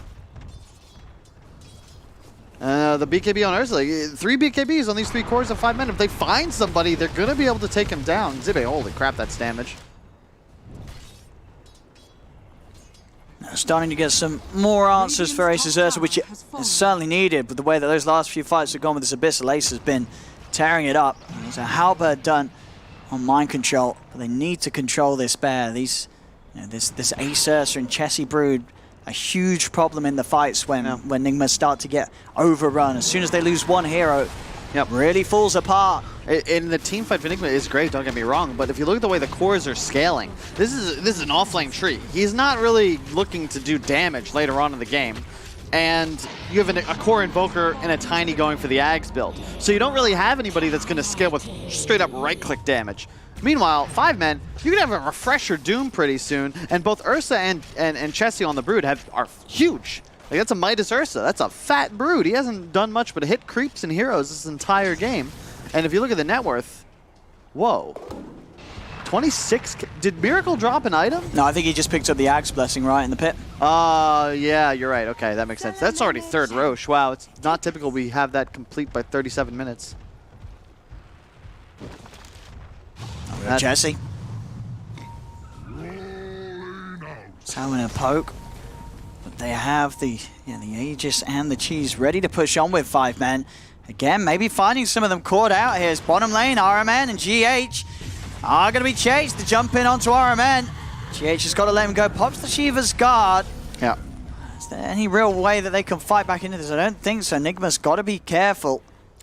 The team fights are so tough now, too, because with all these BKBs, the egg is no longer nearly as easy to protect. Mind Control effectively has to save root for them, but who's going to initiate an engagement, make 5 men use these BKBs, if not the Treant or the Tiny, who are kind of needed to follow up? It's a really weird spot now that they've fallen so far behind. 15k gold lead. And you can see Vision Control. This is the first time we've seen Nigma lose ward occupation on the enemy side of the river. Yeah, some very nice plays here from 5 men. Just the way that they've caught out Nigma about 3 or 4 times back to back now. Has put them in a much more comfortable position. 15k ahead now, Chessie. See what he can get in terms of catch. Miracle keeping the distance, but Pi steeping over. Chessie still able to get in onto Mind Control. Ace heading over as well, jumps in with the Abyssal. Mind Control can't even get the ult off. He's dead. The Doom's down onto Miracle. Piloter's going to have the control with the Sprout. It's again another time where Nigma, they're just getting caught outside of the base one by one, time and time again. Yeah, I mean, we just saw Liquid get taken down by Viking. That was what we figured would be our upset win for the day. This is looking like the makings of number 2. I mean, Nigma just all over the place right now. Weeheart offers his life up in mid. We haven't seen them take I haven't seen them use their spells in conjunction in like 10 minutes. It's just death all over the map. Look at the graph. I mean, this game was in a pretty stable state until about 5 minutes ago. And 5 men now just beating on to Nigma. Nigma just not able to get any sort of play together. That's the push coming in. Nigma have got a little bit of safety with that repair kit. But 40 seconds without Miracle's Invoker. The space is there for 5 men to take the tier 3 out. Starting to damage this barracks. GH is going to try and do his best to slow them down. And will be enough to push them away from the racks. So the racks are getting healed up slightly, but they're staying here relentless. It's 5 men. They'll recommit. Weeheart, look at the toss back into the hammer, but Ace just pops the ult. He does get disarmed, but he still gets the kill on RMN, jumps in with the Earthshock, and Weeheart for that attempt with the setup, he ends up going down. He's gone for 100. He bought back as well for that. That was his buyback. As Weeheart is just out of the game. Miracle's back in, but now you're without your mid laner. Your Tiny's gone. RMN will also buy back, but 5 men, they feel very comfortable. They're just going to continue to push on, take the tier 3 out in the top lane. A second set of racks exposed. As what can Nigma do? They're trying. Zipe's going to come in with the BKBs. Miracle's out with the Ghost Walk. Overgrowth from Mind Control comes in, but Ace takes it off straight away with the BKB and the ult. Mind Control goes down. Zipe is going to be more than fine as he steps back. The space is there. A second set of racks taken by 5 men. As at this point, it just feels like Nigma have nothing.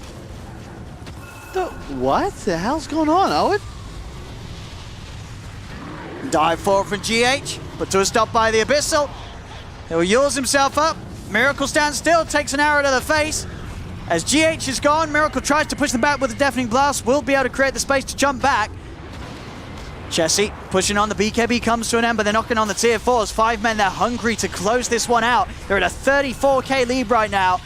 As Miracle goes in with a Hex, but they're in on top of him again. The Atos and the Silence, who will force back, but the tier 4s are falling. The first one down and out, GH dives forwards, trying to push 5 men away.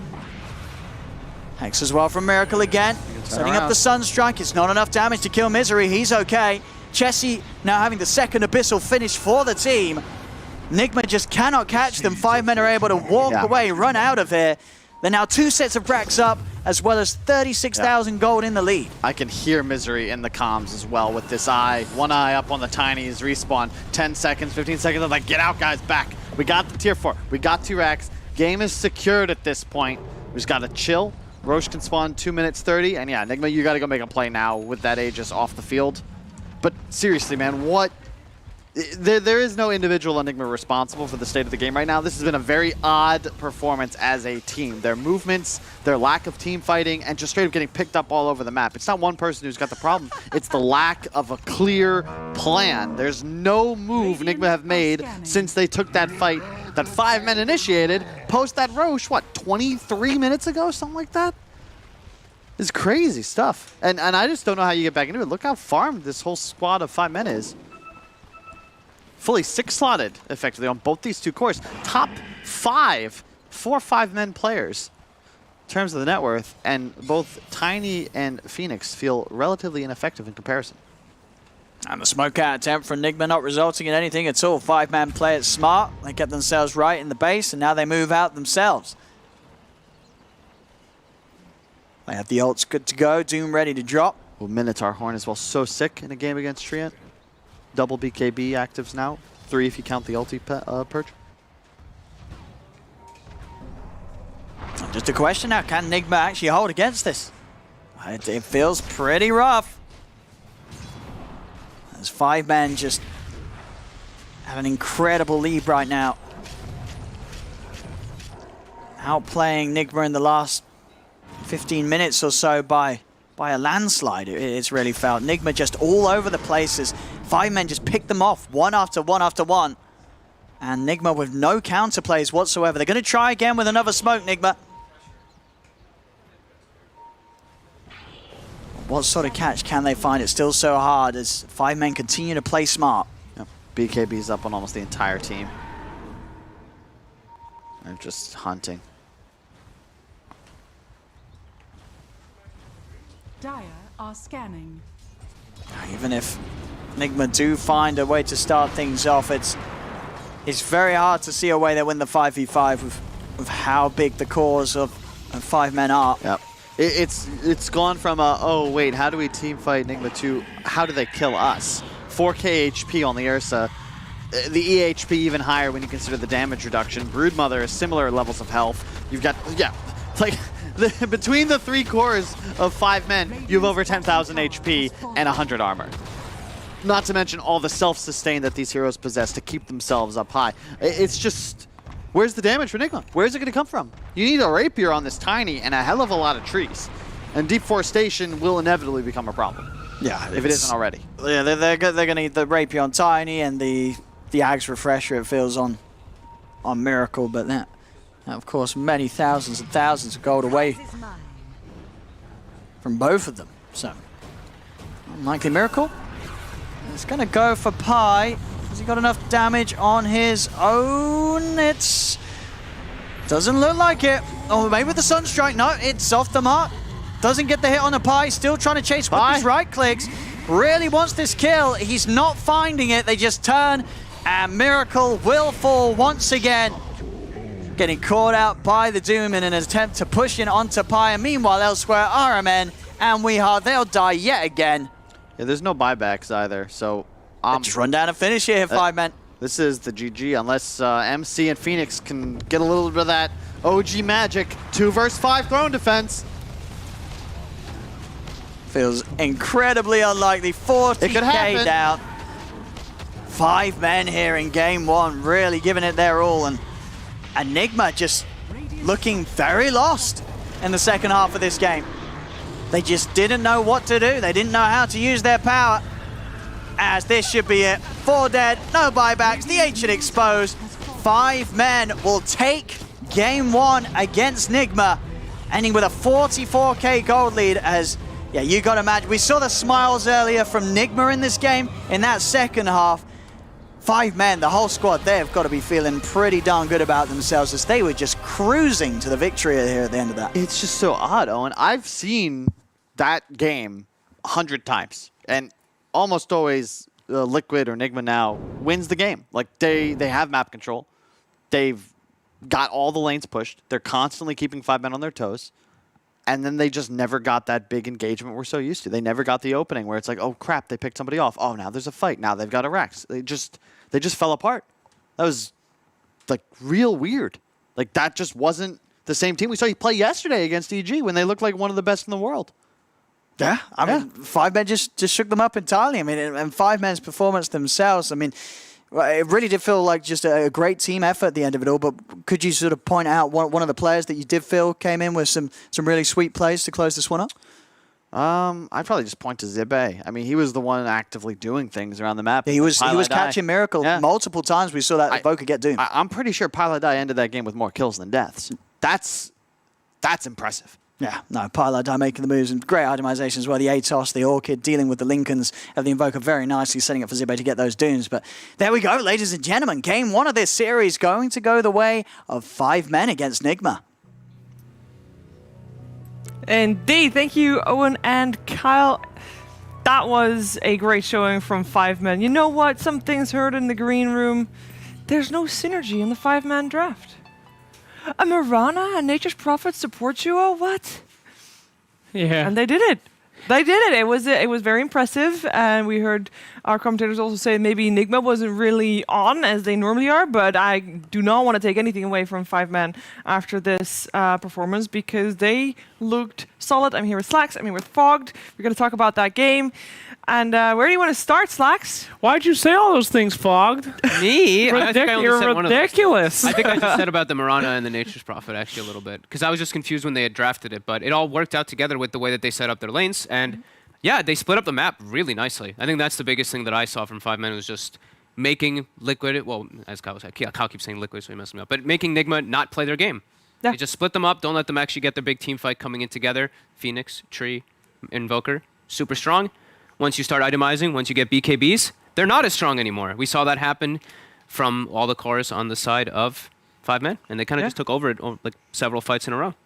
Yeah, it was an impressive game, I have to say, for a Broodmother. Typically, you'd only see these Broodmothers get all this farm and use that push and momentum to end early. It gets more and more worthless late, but Brood never really seemed to skip too many of the beats. We did see a lot of the spiders dying to tree throw, but still, it was not about the kills and deaths of Broodmother. It's about that pressure and about that splitting the lanes. Also the pressure with Prophet as well. So, but you would expect, though, a team like Nigma to be able to kind of get that, if I may. Yeah. Like, it's not like... This is the kind, no offense, but this is the kind of performance I'd expect from somebody in a lower division. I mean, pro team should know how to deal with split push, boys. I think something started like getting weird, like Kyle was mentioning. The game just started getting to like a little bit of a weird state where Zibe always seemed to find the right Doom target. He takes out Miracle. Weehad not having this super impactful game after the mid game either. And then they have a core tree. Right? My Control's game just disappears. He's kind of just a glorified support. Even at some point in the game, I think he's bottom 2 net worth as this tree. So at one point, the game becomes kind of 3 supports, a Chen as one of those supports, a Tree as another who's hard countered by BKBs, and then you just have an Invoker. So it's Invoker and Phoenix versus the world. And I felt like the game just got super difficult because then you also throw in a Doom. Then your Invoker's also taken out. So Doomed Invoker, BKBs on cores versus to counter the other heroes, and then the fights are just impossible for them. It really just seemed like they just got too much in that mid game on the side of 5 men, and yeah, Enigma couldn't do anything. I don't want to be offensive, but this game really does seem like memes gone wrong. You got a core tree and like 3 meteor hammers. I mean, Safe lane invoker. yeah, what the? I mean, this seems like they were like 5 men. They haven't won a single game. Oh my God, they're killing us! Help! But yes, feels bad. I mean, for them, I laughed. Look at this. Look at these meme hammers. They did work right there, though. They got oh my gosh! They blasted him. I mean, they were still really super ahead at that point, and then things just quickly turned for the worst. And then they held on for quite, like here they're 23k gold behind, right? Yeah. They're holding on until they're like 40k gold down. So I feel like they fought hard for that, but can't help but being on board with Slacks for this one a little bit. I don't know. Maybe it's just because we come in and we see that Nigma is playing and we have high expectations from this squad. They are TI winners. They are TI second place the year after that. And I know that Arman is playing as a stand-in, but actually the way he's been playing, he's doing really good. So I don't think that any of this is because of Arman. I think he's playing very well. I do. No, I'm just kidding. I think cool guy. I mean, I just think the game gets awkward from that last pick in the draft, right? The Brood comes out, they have to switch up their entire mentality of the game, and then they don't have a true hard carry.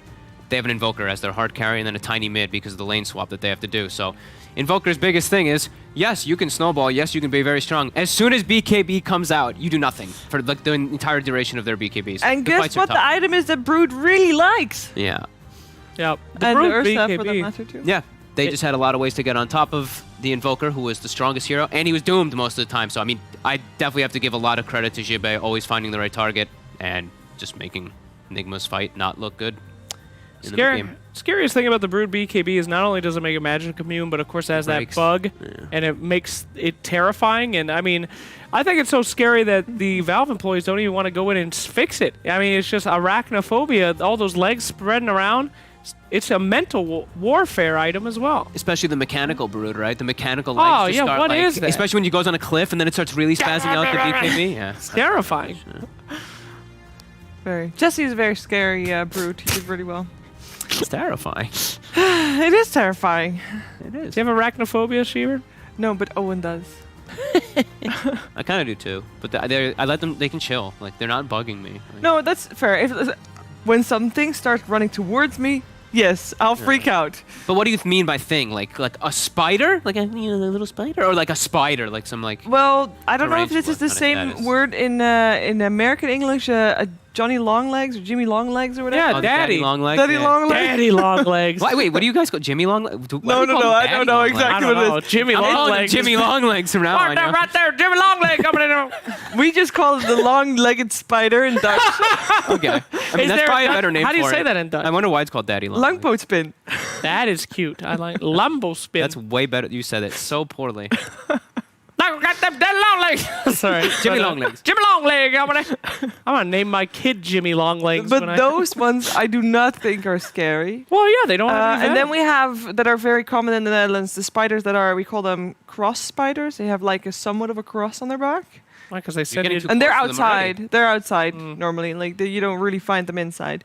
And then sometimes. Apparently, these are very common in the UK, and Owen is terrified of these.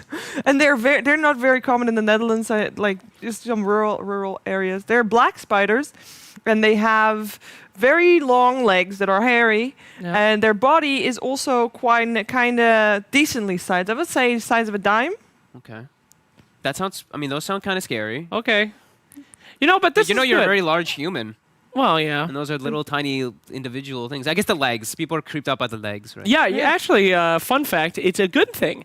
Humans are predisposed to be afraid of the scuttling motion evolutionarily, and they found a correlation between people with psychotic tendencies and not being afraid of scuttling insects. Well, the daddy long legs normally stand still. So that's why normally people are not afraid of them. Yeah, old Jimmy. Jimmy Longlegs. Longlegs. I'm definitely My boy gonna Jimmy see it. Longlegs. I have not seen a Jimmy Longlegs in New York in quite some long time. Yeah, well, there's more terrifying things in New York than spiders. I'll say that. The rat alligators. Oh, I thought you meant because Rich lives there. Oh, well. Oh my God. Yeah, that too. Yeah, Rich eats the spiders, I think. I wouldn't put it past him. Wouldn't put it past him. But Yes, yeah. he killed it on that spider, though. He did. Speaking of which, yeah. Yeah, very good. Very good He spider. did. Now, I also kind of think, there was maybe a little bit of cheesing going on this side of Enigma, so do we think it's going to happen again? That's my main question, right? Because it's great to have a performance like this from 5 men, but to prove you are a good team, you got to be consistent in that performance. Yep. And I don't know if they can be, because I mentioned one of the comments in the green room was that the synergy was not really there in terms of heroes. The synergy was definitely there on the players. Don't get me wrong; like they played great, but maybe in the future you'd see a more coherent draft on which they can do even better.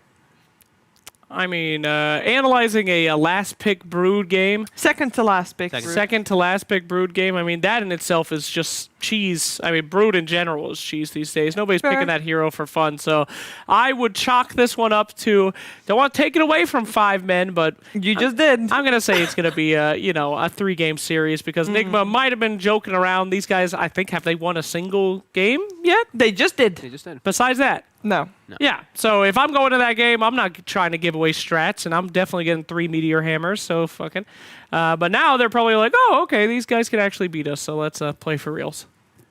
I think that's fair. Yeah, I think, it's a team, it's a seasoned team. Enigma's played together for a very long time. Sure, they don't have Kuroki, but if you've listened to RMN talk, he is literally sound Kuroki. so They sound identical. similar. When they talk to each other, also the way they bounce off each other, they have very similar concepts about the game too. So it's not the exact team Nigma, but versus 5 men, 5 men's new. They've only played this tournament. Yes. New. The and team qualifiers. Is new, but the boys are very seasoned. So I guess Misery has played with Piladai in the past. Yeah. Well, they have never played with this 5-man squad before. Yeah. So new. Yes. But okay, I'll take it. But at any rate, do you think that's good though? 2 Kuros on one team? That seems like pretty intense. Who do you run away to because the first guy terrified you? Fair enough, actually. You know what? Kuro has more of this. What would it be? He has this power stance, the scary aura. RMN is much more approachable. Yes, this is true. Or maybe I've just known them for. But a very long time, they do sound the same. They talk in the same way. Obviously, they both have the same style of accent because they're both German. They have also been friends forever, I believe. So they play off each other very well. But it's a little bit of the good cop bad cop scenario as well. Oh my god! So there's definitely at least from our perspective. Yes. Maybe on the other side it might be totally opposite. That's true. We don't know what that is. We've for the never met players. any of them. So no, but. You never know. Some people have. It's true. They got double sides to their personality. Shiver, when she's off camera, just the angry, some spiteful person. But Yeah, she's super negative person as well off camera too, because she's so positive usually. You know, we watch the games and she's like, "Oh, here come these idiots again." She says in the green All room. those quotes from the green room, they're actually mine. she got your ass. I heard some people, rude people.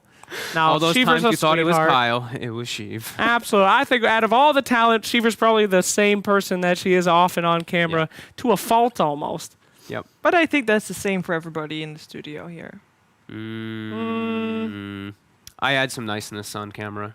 You do? Yeah, I think I'm more of an evil person. I don't think so. Okay, well, I don't think you'd be evil. I think you'd be more cynical off camera. Yes. I'll take it. I'm a very You're a cynical person. hopeful person on camera. I'm You're like, hopeful. maybe Yes. they can do it. And then you walk off and be like, they're fucked. But Exactly.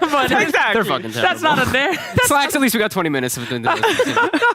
That's not a negative thing, though. That's good for the audience, too. I think so, too. Can't tell the audience the truth. It would destroy them. Hope is very important for civilization and for people, right? So Yeah. I guess. hope. A new hope. Does 5 Men have hope without the Brood? I think they do. I think they showed some promise. I think it's the Brood, but I think Jebe was the MVP for me, so I think he played super well. They played well around the strategy of the Brood, so yeah, I think they could do it. It's likely to go 3 games, but they could 2-0. Nigma play like that again. I mean, any team has hope against them. So, yeah, sure. I could beat Nigma playing like that. So, I'm just kidding. I mean, I don't think they're going to first 2 pick Treant again. I mean, that's just weird. Like, I don't mind picking Treant offlane. You know, I'm not hating on that at all. Maybe a little bit. But picking it first 2 is just so... Why? It's time to really learn. I didn't actually get a glance to see what the first bans was, but I'm assuming it's something like Darkseer. For Nigma, it was Magnus and Venno. Darkseer was untouched the entire draft. That makes sense. And 5 Men banned Io and Bat. So they're trying to. I think this is them probably trying to get used to playing with some other heroes. Mind Control has obviously shown, the series versus EG all the time. Yes. Mind Control, Darkseer just comes to mind. Yep. So definitely trying to maybe get used to some other strategies and stuff like that too, rather than just playing. Hey guys, let's just beat our. We played Darkseer a million times. Let's just do it again. So could be something. So along they're those lines. treating this as practice, you say? Yeah, treating Not entirely. Oh, damn it. Very funny. You said it. It was dope. Very intentional. I missed it. It went right over me at first. I got it. Now. Okay. It took a moment. I could explain it again. Please explain it. Please. So let's talk about some Dota. Oh wait, you're hosting, so No, we can talk about Dota. let's talk about the Pudge Persona, people. I want to hear opinions. I didn't get to see it yet in game. I have no opinion until I get to use it. I have and seen it experience only from the front in game, so Same. not from the top. Yeah. down. What I thought was that it was going to be more fuzzy looking, or not fuzzy, but like cotton looking, like more fabric looking. I feel like it has like kind of plastic edges. Yes. For me, a little bit. I also thought it was going to be smaller. And it's kind of big, actually. It's the same size as an Invoker. I didn't expect that. Yeah. That's a grown there's man. a tweet. Hey, there it is. I haven't gone to see. I want to thought give it was gonna be that's more the picture cute. I showed you guys. Yeah. I don't thought it know. was going to be more cute. That's me. I'll give a good review once I actually get to play it. But I'm not gonna wait. Do I have to purchase it? No, well, if you don't love esports, Depends on What's the your battle pass? What level do you need for it's it? one of the lowest ones. Okay, so maybe I'll get it because I'm pretty low down there. It is the lowest one, I think. Is it? Yeah, lowest one of all the Arcanas and things. I'm at like 170 I level. think that's not low. That's still too 170. low. Do you not That's like still too low? esports? Oh my god. You don't support Valve and all these teams? I plead the fifth. Gracious. No. The lore is. We have just had like 4 or 5 months without work. Yeah. The man a break. Yeah. Yeah. Give me a break, Slacks. It's okay. It's okay. Sure. You don't have to support the scene. It's I was fine. just trying to give a proper review. If you would like me to give you a review without actual data. Yeah, that's what I want. I want your textbook. I haven't actually done it yet, and I'm gonna give a spicy review. Well, you know what I want to have reviewed? What? The draft. Ah! I want to have God. the draft reviewed right now by the draft panel for game number 2 of 5-Man versus Enigma.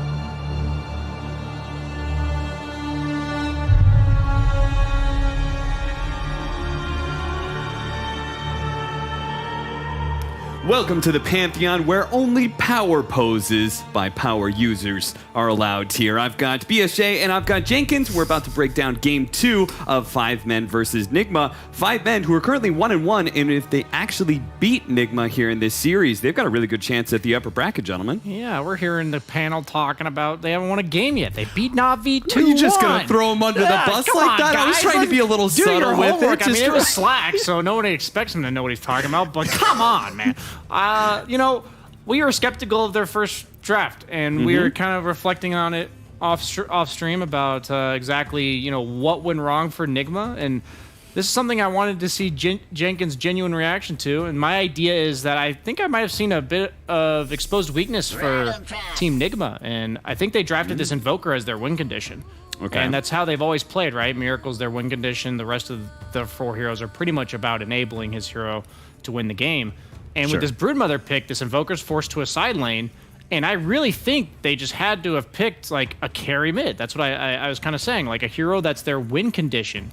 And I don't know if Weehaw in this team, like they're comfortable giving him that. I'm not sure. Like I feel like they're dead set on not doing that. And that is a predictability, their telegraph play in their draft that I thought just got exposed in this last game. Brian, you said you wanted to see Jenkins' genuine reaction to your thoughts, and I gave the eye to Jenkins here. I stared him down, I read into his soul, and he looked mostly bemused.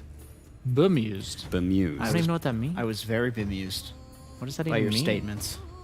I know what that means. I have actually no idea what bemused means.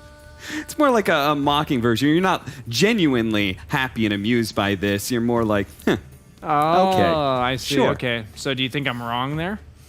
No, I was just not listening. I think Jenkins mostly was just waiting for heroes to pop up and talk about something else. Yeah, I think so. Ugh. All right, well, heroes did pop up, Jenkins, so No away you reaction go. really from Jenkins? You guys are going to play me like that? I will say, Brian, I thought your point was astute and it made a lot of sense. You're saying we to sucks me. at carrying the game. I'm saying they're not willing to draft it for him either way. Okay. I'm not saying that 'Cause the he one sucks? player is at fault. Yes. We Or is maybe literal trash. his strengths lie elsewhere, which he is an incredible space creator. And I think you're right that typically they would prefer to be able to put Miracle more on that concrete anchor position where he is carrying the game, and Weehaw's the one who sets him up for success. Yeah, definitely the case. But you know, when you're playing against, what was it? Was it 2 Midases? Ursa had a Midas. Yeah.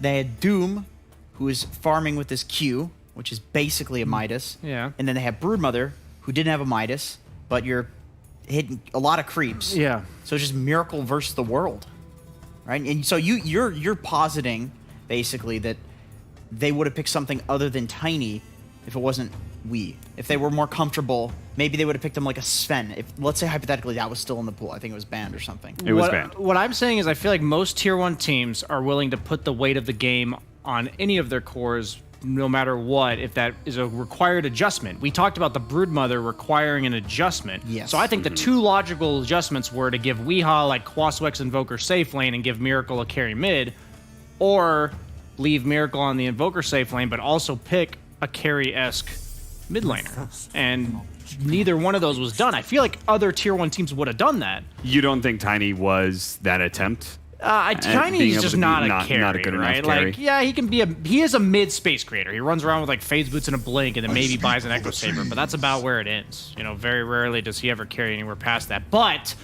you know, I did drag on a bit with my point, and with you guys still having to respond, we're now about halfway through the second draft. That's already formulated a very different approach from Team Nigma, drafting their win condition in the Arc Warden first round. I was skeptical when I saw this by, I believe it was Zitrax, whatever team he may be on in the Divine League.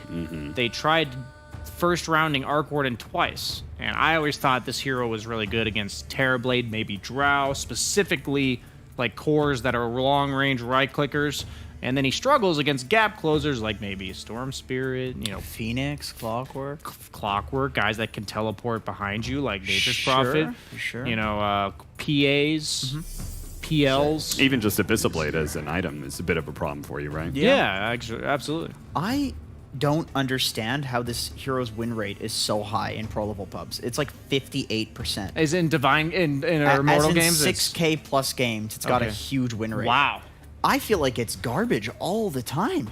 Every time. What's the spike? What's the power spike that you end the game on? And don't get me wrong. Like these guys, they invented Arc Warden. Like this, if any team can play Arc Warden, they can play it. But what I'm concerned about is everybody's going to see them possibly win this game, maybe, or do well or whatever. Arc Warden, every single pub.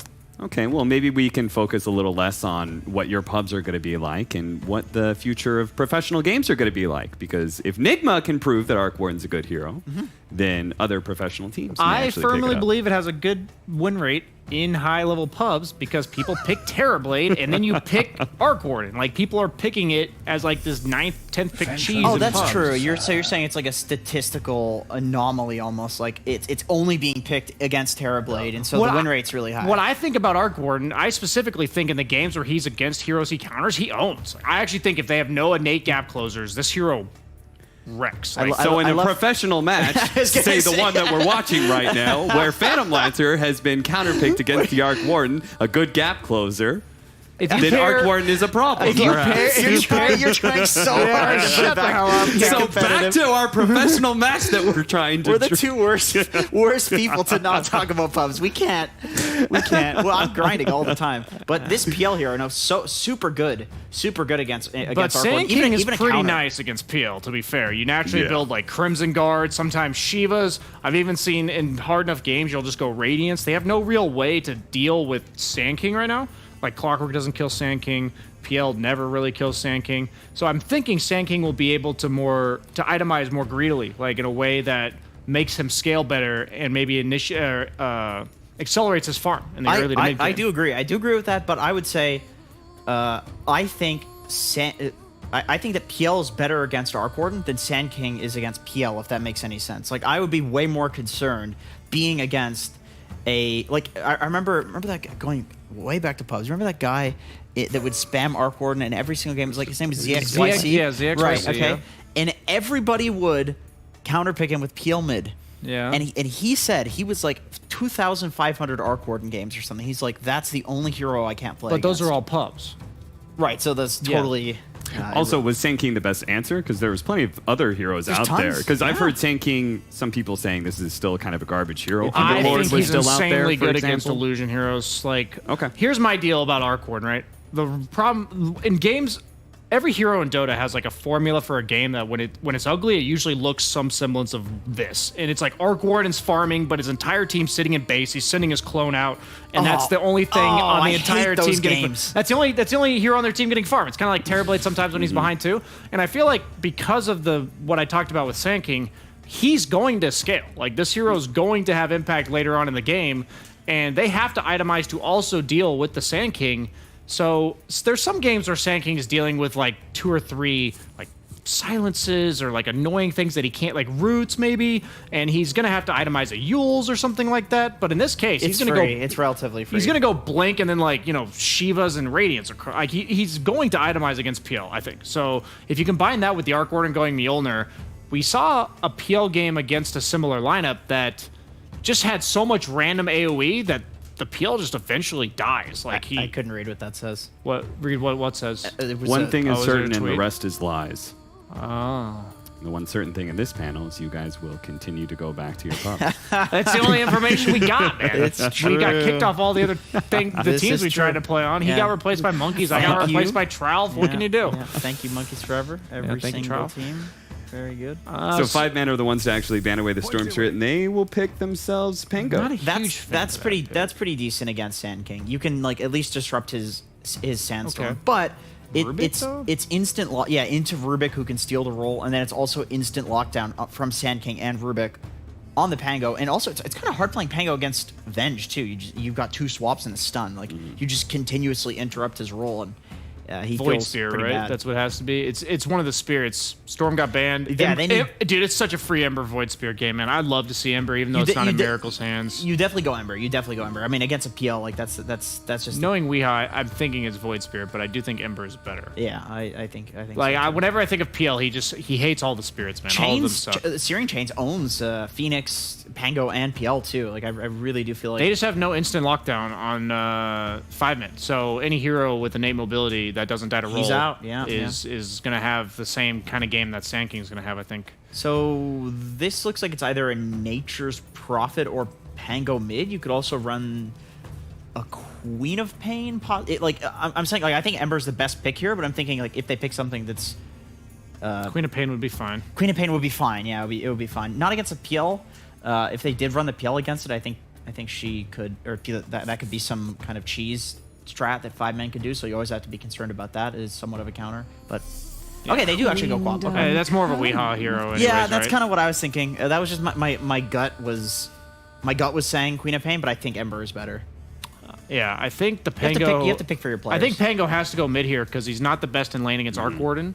So they can't really like swap that up at all. And do you think is that part of the reason why they went the Quap? That's going to punish the Pango the most compared to Ember and punishes Void? Pango really hard. But that's going back once again. That's my concern: is what happens if the PL just goes mid and then you just put the You just Pango max in the side scream. lane. No, you I know you scream max there. scream, but then PL will still be kind of fine because you're just laning against a nuke. It's not. You'd be surprised. Queen of Pain spamming scream on these agi carries. Like Maybe it's different in a side lane because I've only experienced that matchup in a side lane. Yeah, I'm just where you don't have a lot of. All I'm bonus. saying is that Queen of Pain will absolutely free farm this mid lane regardless of who she's against. And I This is true. always talk about the concern with Arc Warden type heroes being that Alchemist, Arc Warden being in that category. the rest of his team getting no farm. And I think Sand King and Quap will both have really good games here. I think both supports will be able to either play aggressively like they want to, or they can focus all their attention on setting up this Arc Warden for success, whether that's defensively or not. So. Well, the odds are a little bit better for 5 men. They did take game 1 pretty handedly. Much more normal drafts here. Yeah. Yeah, this is... So, Jenkins, are you sticking against Nigma? Are you still going to be going with 5 men? You know what? I do want to say, just because we were very, hard on them in the first game, I do want to say very impressive stuff from them. I think they're better than at least I personally thought when paired up against this team. I think Nigma has a way more normal draft. I think they have an easier win condition. I think they have actual late game. I think 5 men did a good job holding out the game and farming. But I don't think you can do that against this lineup because of the counters you mentioned. Yeah, I just think Nigma has the recipes for success that they as a team need. And I think the first game was less impressive for me than 5 men, more disappointing for Team Nigma. Like 5 men played fine and all, but I think Team Nigma played below their expected. All right, BSJ thinks they have the recipe for success. Let's see if they can execute in the kitchen, shall we? As we head to our casters of OD Pixel and Kyle. Thank you very much. Yes, game 2 ready to go between Nigma and 5 men. And Carl, what do you reckon about the drafts this time round? We're seeing this Quap come in as the last hero. Can be that lane dominating hero in the mid lane. Is she going to get the matchup though where she's able to do that? I'm not so sure, and I've learned a little something. I think me and BSJ quite have a bit in common, because the more confidence we speak with, the more likely it seems that we are wrong. Because I'm fairly certain there's going to be a Fury in middle, and I'm pretty sure Quap is not favored in this matchup. I also know for a fact Chessie loves playing that hero middle. Well, seems likely then. Yes, I think it's quite likely, indeed. We have to reevaluate, I think, the analytical minds that we have backstage. I hear them giggling because they now know, oh yeah, Chessie's going mid. However, Nigma's lineup is very much in their breadbasket. Weehaw on an active hero, the 3 support-style stuns for their 3-4-5 position, and then Miracle Arc Warden. I mean, another one of his staples. Yeah, so you think overall, again, you would prefer what Nigma's doing here? You like the fact that in comparison to the game 1 this time around, Nigma actually having Miracle on a bit more of a traditional hard carry, right? This is a hero that in the later stages is going to be able to do a little more than his Invoker was able to pull off in what sort of ended up being a bit of a 4-Protect-1 draft of game 1. It depends on how they deal with the Phantom Lancer, because ultimately you don't really have answers for him. Because PL on paper, late game is pretty good against the Arc Warden, right? You're going to have gap close, you'll be able to get the Bissell later on, you're going to jump on the hero, the clone, and you're going to be able to take him out. You're pretty good against Quap as well, once you have enough survivability. Before that, it can certainly be tough and you don't have lockdown. But late game, you get an Abyssal Blade up, and all of a sudden it's the Quap that has to be afraid. And indeed, Chessie on the Nature's Prophet will be going middle. And I think that's a lot harder for Quap than people give it credit for, although it's very much a skill-based matchup. Yeah, I think they're going to be aware of this, though. We see already, at least, Weehaw is leaning towards the top lane as the Quap, and they're going to be sending Mind Control mid on the SK. So is this them anticipating the Prophet mid? I believe so. I think it's the right choice, too. SK versus Fury, and very SK favored. But then you have Quap in a side lane, and there's difficulties around that because I know we've seen Zai play it for Secret, but he goes a very obscure build. In addition, he's the offlaner. This is Weehaw. He likes to snowball, and it's a lot harder to do that from a side lane. Of course, that will lead this bottom lane match to be Ace. He's down here on the safe lane. And at the start, Nigma, they're going to have the 3 of them out here to secure these bounty runes. And we'll see if one of them does head up top, whether it be Iron Man or GH to help out Weehaw, or if they can get away with leaving him solo top. I don't think you rotate here. Ideally, if you end up in a try-on-try scenario, I think you're comfortable with that. Phoenix clocking out the greatest in 3-on-3s. In addition, Quap owns Pango 1v1, especially in his own safe lane. So that would solve the level issue. Plus, this is an insane tri-lane. Like, every single hero in this bottom lane for Nigma will have 2 spells that help. Thus, level 2 for them is just insane, and you almost always find a kill. So this is what, on paper, just a very hard place for Ace to farm into. I mean, we're seeing already Ace, he's making the move. He doesn't want to stay down here. I mean, he's going to cross by mid. I guess he is going to take the walk all the way. He's aiming for that top lane against the Quap? Yeah. It makes sense. You can juke out the dagger. It's significantly better for you as a matchup, but we'll see. I think ultimately this is still going to result in free farm for the Miracle Arc Warden. And no sentry for Chessie. Don't think he expected this matchup. No, definitely a sort of a heads-up move from Nigma to make that lane alteration.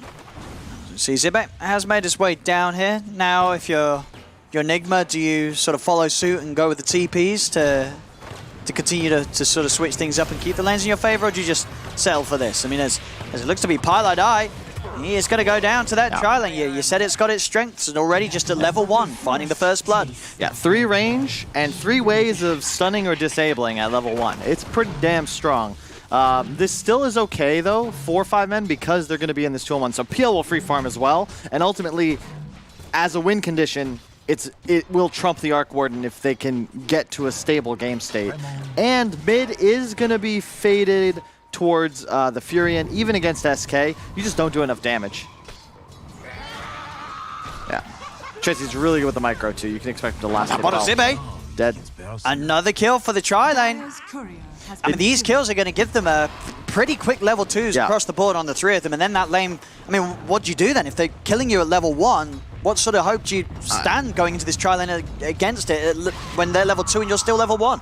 That's a great question, Owen. I wish I had an answer for you. You might at a point have to abandon it, but this is just such a rough game for Zibe if that's the way it goes.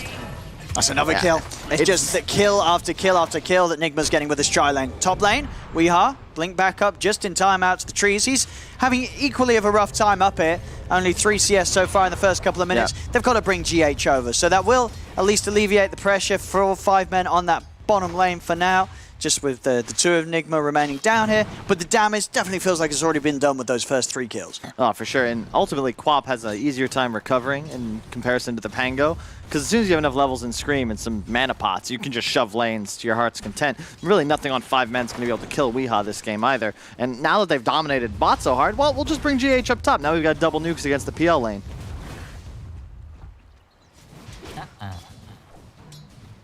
And bottom lane's still going to be total free farm for this Arc Warden. It's just not much you're going to be able to do when Pango starts this far behind. See mid, Chessie able to come in with the TP, get behind the tower. We'll manage to snipe away Mind Control's Courier. I like this though. We haven't seen Mind Control in the position that starts ahead in what feels like forever. So it's really interesting to see what he'll look to do with this bonus XP and gold that he's going to get from mid. Zibe. Lots of creeps here. Trying to get aggressive, but Zibe, he cannot man-fight these 2 heroes. No. Far too much minus armor and physical damage coming out. No, he's having the roughest start at the moment out of the cores. 5 last hits on that bottom lane Pango, and getting picked off each and every time. Has to be careful. It's a lot of glory going the way of Miracle on this Arc Warden to start things off. 18-11 on the CS. Yeah, still 4-0, but so far so good for Nigma. They've got to be feeling more confident. It's nice that they get off to a roll at the start. They won the lanes, not really even the lanes, but just the pre-game, right? The before the 0-minute mark, Nigma came out way ahead, reading the movement of 5 men perfectly. And they're in a pretty damn good spot. It's just a question of will they be able to execute? Chessie will hit 6 soon, then I expect he'll look to start taking towers. If they can get one of the side lanes, that'd be very big. Oh no. Zibe once again. This Pango having a very rough start down here. Yeah, Pango very low base armor, clock as well. And Venge is effectively taking him down to 0, and then they have so many spells on top to stay in range. As soon as Swashbuckle's down, he actually just has to stay out of stun range or he dies. As we've witnessed now 3 times. On top lane, drag back onto Misery. Misery gonna get nuked down low by the Screamer with the dagger on him. He will get denied by Ace. So able to take away at least one of the bonuses there that Nigma were able to pick up. Whoa! Whoa! Nature's Wrath comes in.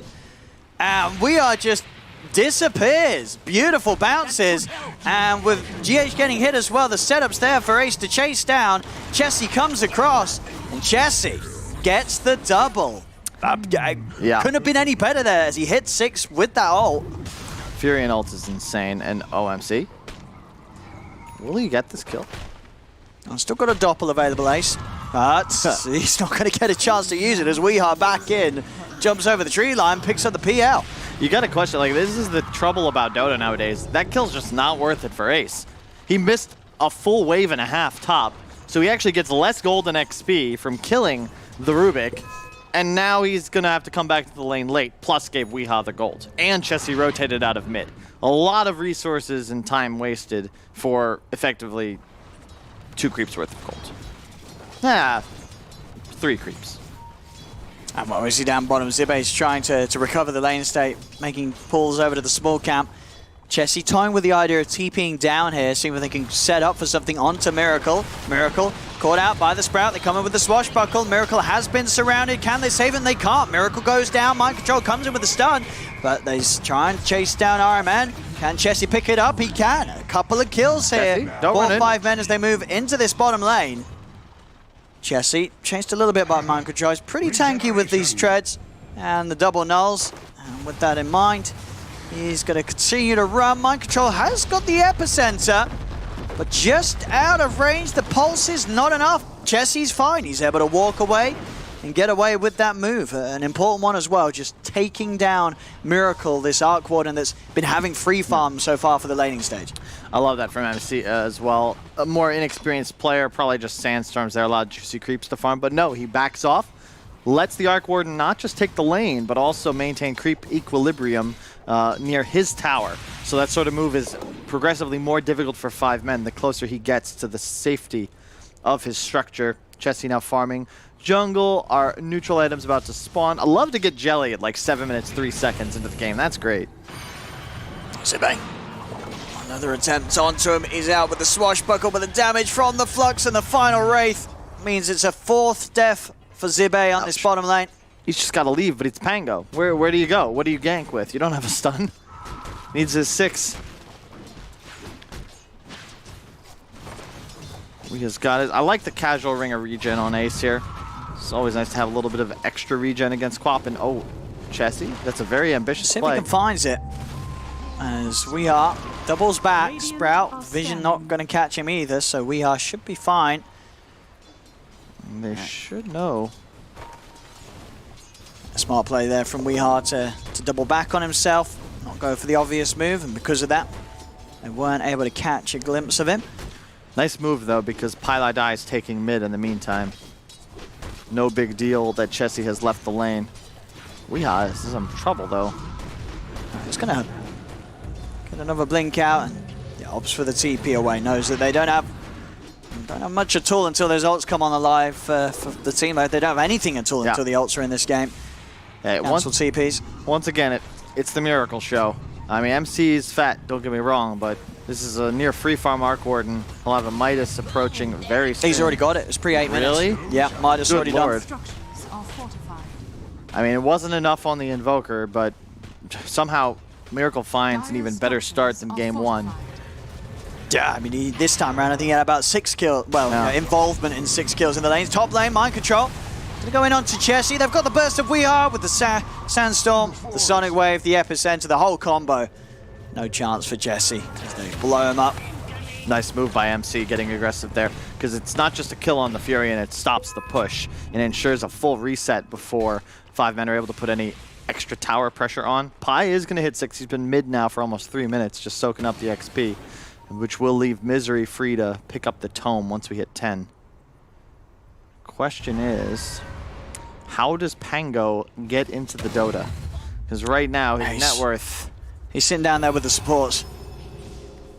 It's been a very slow and painful start for Zibe because of that hard lane that he had to go up against mid lane. Not going to be able to body block off GH with the Treants. Want him in range for the kill, and Chessie trying to have a bit of a poke to the tier 1 tower. Hasn't really managed to do that much damage at all so far though mid, as the focus mainly has been on trying to help his side lanes get into a bit of a better spot.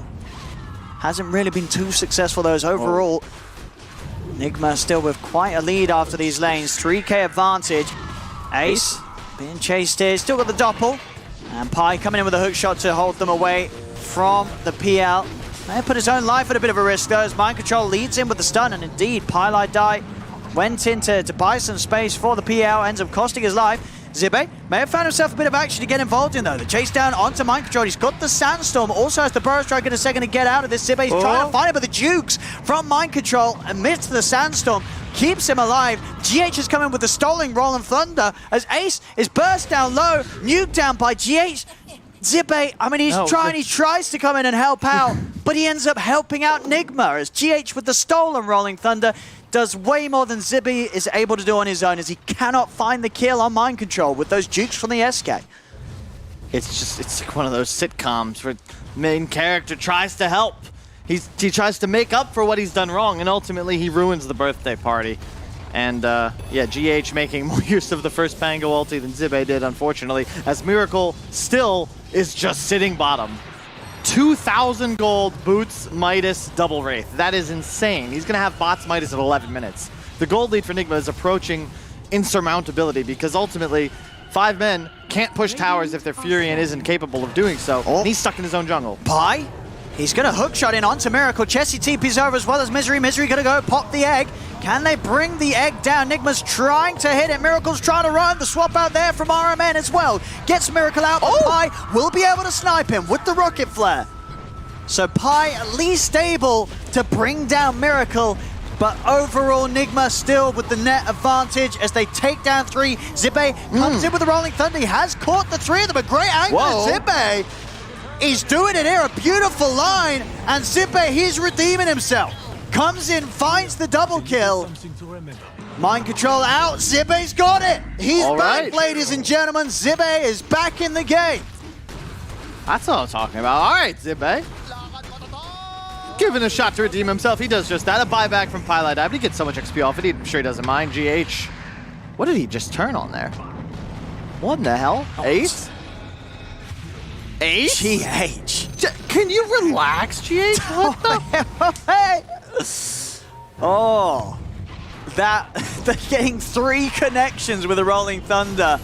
Finding the angle. I mean, GH, man, step aside, boys and girls. I mean, Zibe gave us some lovely action down bottom with his Rolling Thunder. GH, he's just set on outdoing the Pango. He's showing us with his own Rolling Thunder. Anything you can do, I can do better. That was just as his spell ended. He's like, well, I might as well just kill the carry, I guess, while I've got this available. Oh, man. I mean, that's one of those sort of deaths as Ace. You just got to sort of hands off the keyboard and say, all right, you know, what? Well played. You know, you got to give GH a bit of a clap. He's so good, man. GH is just insane. You consider he won TI, what, 3 years ago now? 1, 2, yeah. Yeah? He's still at the same level. Yeah, he's still there. Every game is grand finals for GH. Always giving it his best. Yeah, Miracle likely to be the one who would secure this game for Nigma. Still just farming. He went for the Maelstrom over the bots, but it makes sense. I do believe it's optimal for your farming speed. And they already have a bots on mind control. A really elegant way of dealing with this Furion split push just by your own method of global teleportation. Kill his creeps. And he can react very nicely to the global moves. Go for the smoke up 5 men on the hunt. They're looking for that bottom lane kill. Or maybe around this triangle. It is Miracle. Zibe with the lead in, hook shot into the Rolling Thunder. They get the angle for a couple of bounces. They'll do it. Perfect smoke move. We'll see if it gets punished by Nigma. They'll turn Weeha over towards Chessie. Mind control in with the epicenter. Chessie will go down for this. They get the 1-for-1. Instant smoke up as well from Nigma. They're trying to make a move over towards mid. Lead in with the magic missile onto Misery. GH with the telekinesis to put the dive to an end. Really well played. Chessie now finishing up the Orchid. It is a little concerning. That's the second time he's teleported into a gank that likely would have succeeded without him, and then he feeds his life away. Unfortunate, especially when your top net worth does have the Orchid now. Should be easier to find kills on Weeha and these squishy support duos, but it's a lot easier said than done the way these guys are playing. I like Wee's build. He'll go for that Yules straight away. Nice. He should be all right here. I say that Weeha is toying around with the Sonic Wave, as Ace does still have a doppelganger. The lads to find us now. Oh, he's been baited in. Weeha's been baited in. The bait was successful. The sad trombone's out. Oh, Chessie going with the tip. Weeha with the trombone. Hey, and they're going to go for more at 5 men. They try and go in with a hook shot onto RMN. Zibe finds the passive proc to slow down the Venge. Venge trying to swap his way out of the cogs, but it's into the heat of the Sombra. Double kill for Chessie. And Zibe, he's hunting for more. He's in onto GH. Chessie TP's over. The Orchid's back up again. They're popping the Supernova. He's slowed down by the Lucky Shot proc, and the setup's there. Chessie picks up the triple kill. The Supernova stun. It stuns up mind control. Chessie's getting a little low, starting to tank the tower hits. He's got to back away. Spark Wraith down. Pilot Eye making sure that he tanks that for the team. Keeps Chessie and Zibe safe. As they get in, they get the triple kill for Chessie, and they get everybody out 5 men. Not bad, not bad. Also wanted you to take a note there, Owen. The Venge, when trapped in clock cogs, swapped an enemy, not an ally. Just for the record, thinking maybe moving forward in future games. 6K the gold lead for Nigma, but a lot of this is just because the Arc Warden gold generation. 5 men are still winning fights. Nigma are ahead in kills. It feels like a repeat of last game where it all, inevitably Nigma should have the lead. They should win this game. They should have the late game. But Ace is going to continue to accelerate. Went for the hood instead of a drums. Yeah. Do you think necessary this game, or? It's not bad. It helps you stay alive against the mass magic of the SK. But it doesn't help you progress, is my concern. His gold, like he's not farming faster thanks to this hood, not at all. But he's less likely to die, right? Sure, but he's not really the target, and he's playing away from his team. He's not looking to get involved, which is typically what I see a hood be used for. A quick grab in the trees here from the three of them. Still holding quite the lead here. 7K up at 16 minutes in. Miracle, his farm, continuing to be uncontested this game. Hey, check out the items. Blink Dagger up on MC along with the bots. Hella mobility now. Mech finished on Zibe. Soon to be a defusal on Ace. I think Misery's going to go for a Veil, but that's crazy. They've just got the catch on Chessie there in underneath the tower. Zibe's having to roll out of here with the Thunder. See if they can catch this mind control. Speeding in as the Blink Dagger. Another bit of a setup. We are able to blink in. Zibe getting the swashbuckle off in time, though, will manage to reach out and get to safety. By the way, GH is huge. He's got what his force done. And an Aether. He's ahead of his Quap and spitting distance of the enemy Phantom Lancer. He is enormous. Yeah, I mean, it's... when you're bringing out plays like we've seen for GH this game, it pays. It really does. I mean, you're absolutely right. The fact that he's on his way towards the top 3 this game. Miracle. He's on his way towards the top 2. Miracle leading in damage dealt, structure damage dealt, camp stacked, gold generated. What can't this make? Okay, I was making that up. He wasn't leading in damage dealt. Yeah, I was just hoping.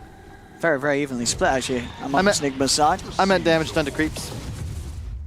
Essence ring now for pretty much anybody on the side of Enigma. That's a great item pickup. There's very limited sustained DPS on 5 men. It's almost all burst. See GH just pushing out on his own. He feels that solid. Zibe coming in with the chase. So they look for GH. There's a lot of backup. Pi coming in with a hookshot connection onto GH. GH trapped to the cogs for now. He'll try and lift out the clock, but he's already been burst down by the Nature's Wrath. They've lost 2 though, 5 men, as now Zibe, he's out of options for escape. Swapped back by RMN, tries to swashbuckle out of the side, but can't get off the high ground. Yeah. I mean, you can't really blame 5 men for trying to focus GH. They're like, dude, look at this Rubik. He's massive. We've got to kill him. But because of that, the rest of Nigma are able to take the entirety of the team out. Now Ace, he's getting pressured up top. I'm just so confused by this hood pickup, Owen. He's not fighting with it. This game is not going to like, if you're playing against an Arc Warden, all inning for farm speed, Midas into Maelstrom, and you're going for a hood, it's to go kill the Arc Warden, not hit creeps. Look at the net worth. Miracle's gone up 4,000 gold since Ace went up, what, 1,200? It's just not equitable. Nigma is just compounding their lead, increasing by the moment. And 5 men, they're losing map control rapidly. They're now playing against multiple aggressive wards in their own jungle. They have no real method of getting out on map right now either. Bounty placed on Ace, so you know Nigma's going to keep the aggression up. On control. Another catch here, straight in with... Oh, the epicenter will be put to an end. As Pi's able to pop the battery assault, still means that he goes down. There's a supernova on the high ground here, and it looks like they don't have the preparations to take it out with the rolling thunder control. Zibe keeps them held inside it. All the egg does finally fall. They kill off the Phoenix. Before it's successful, Zibe turns over towards GH in the river. The Sonic Wave pushing back Zibe and Chessie. Blink forward aggressively from Weeha onto the Pango. Sets up for Miracle to burst down another mind control in onto the high ground, controlling Ace. Weeha, Miracle, and GH turn towards Chessie. Chessie tries to TP out, but the telekinesis is back up. GH puts it to an end. As Nigma take the 4 for 1. It looked like things were going to work out there with that egg, but Nigma able to deal with it. Yeah, it's just a Miracle just showed up. Yeah. He was there, he put a bubble down, and from the safety of it, just killed the egg. It's still just level 1. Radiant's top tower. Yeah, this is not a really winnable game. 15k the gold. Like, this is not the same as the Invoker. You felt pretty confident about last game, Carla. This one, in comparison, is just... I may have overestimated Invoker's scaling potential. This is no longer 2017. But you don't think there's any overestimating the Arc Warden in this position? Here's the thing. Arc Warden, pick an item. Yeah. Pick an item. Battle Fury. Let's say Midas. Why do you ask me to pick an item? If Invoker buys it, he only gets to use it once. Arc Warden gets it twice. Same with the Mjolnir, these bots. This hero truly... He's killing Pylai Die without even having to be there, Owen. This is not Invoker. You know, Sunstrike on Invoker, that kills people when you're not there. Well, usually you need help for that. Miracle could truly take this game himself. It feels Ace in trouble. But there's the backup. Zibe's coming in with a Rolling Thunder. Oh, Delta Split. Keeps Ace alive. Yours control from We Are. Dodges the stun. He's out. Now that was pretty. Just like a cat playing with their food. Nigma force out spells and chill. And every minute they buy of space, keeping 5 men on their side, is more time for Miracle. Yeah, it's insane that, you know, we have seen Ace for the most part trying to avoid the action and farm, but he's literally still only just got more farm than GH. GH is still right up there, level with this PL. They found the strat. Okay, Arcane Rune, the best rune in the game for Quap. You'd think Weehaw would take it, but no. He will give up his bottle to his carry so that Miracle can get more efficient usage out of it. Yeah. They have determined who their win condition shall be. That is the real Miracle, just TPing in face first. He's feeling pretty confident right now. Not scared of 5 men making a move on him whatsoever. In fact, it's going to be Nigma again, just making the move on to 5 men. Zibe. He's jumped upon GH, closing the gap with a shield crash. That's around Pylai Die. He'll go for the hook shot out to safety, and Ace will be there for a target for him to get up to the high ground. Oh, it's a lot of spooky ghosts coming in, and they'll kill him off. So even with that reach up to the high ground, the ghosts of Pylai Die's past continue to haunt him straight to the grave. His Pi is gone. And the clone going top to Midas and shove that lane. Sorry, Misery, but this will not be a successful split push. That'll be a mid-tier 2 most likely, and a 20k gold lead by 24 minutes. I mean, and at this rate, this game is going to end with GH more farm than Ace. You know, one more objective or so in it, he's... I mean, why is Ace so fun? How come Ace hasn't been fun in space? I feel he like is fun in space. He has a hood. You don't farm with this item. I mean, look, it's more than just that, but ultimately, if you itemize for fighting, and the other team itemizes for farming, and you farm, it just doesn't work. And at this point, I'm trying to find hope for 5 men. I just can't. But they might find GH. Let's see. GH with the 4-star, breaks away, turns with the Fate Bolt, mind control, in with the Burrow Strike onto Pylai Die. That's the clock down. Ace on the run, swap back into the midst of them all. Arc Warden TPing across as well with the bots, bringing in the Tempest double as well. Ace trying to back away. He's got the safety of Pylai Die and Misery by his side. Pi with the buyback to make sure that he's there to war case back to the tier 2.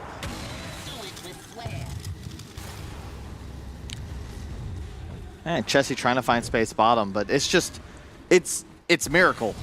He has 20,000 net worth. Yep, there's the BKB, Mjolnir. Looks like Shiva's recipe selected.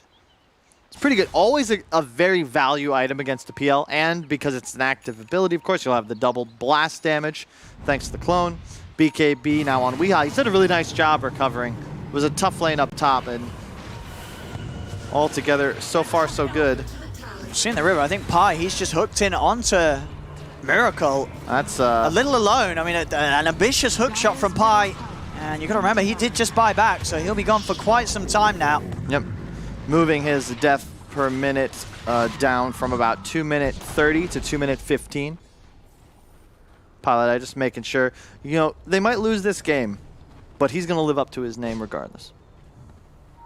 Yeah, I needed to after having quite a good game one. You know, Pilot yeah. dying game one. He was not dying. He was not sticking to the standard. No. He came out with a very nice performance in that Much too first many game. kills. Way too many kills. Yeah, he was all over the place as the Prophet, but yeah, definitely having his work cut out here as the clock. As it's, I mean, just who does he go on? Anytime he hook shots in, it's just having to be in a way to buy space for the rest of his team to get out. Yeah. I mean, the levels are just, oh man, this hurts. It's one of those games you just feel powerless. You know, both cores on the side of Enigma have Yules, the exception of Miracle, who's just got a BKB, so they're not really targets. Diffusal's cute on Ace, but how is he going to stick to a target? No one's squishy enough. They've really just got to find the supports, and, you know, Prey RMN isn't in range, but then is another Arcane going to Miracle. Maybe it's time to just try to end the game. Yeah, I mean, it's happened. GH has overtaken Ace on farm, as Nigma hold 4 of the 5 top spots on the individual net worth.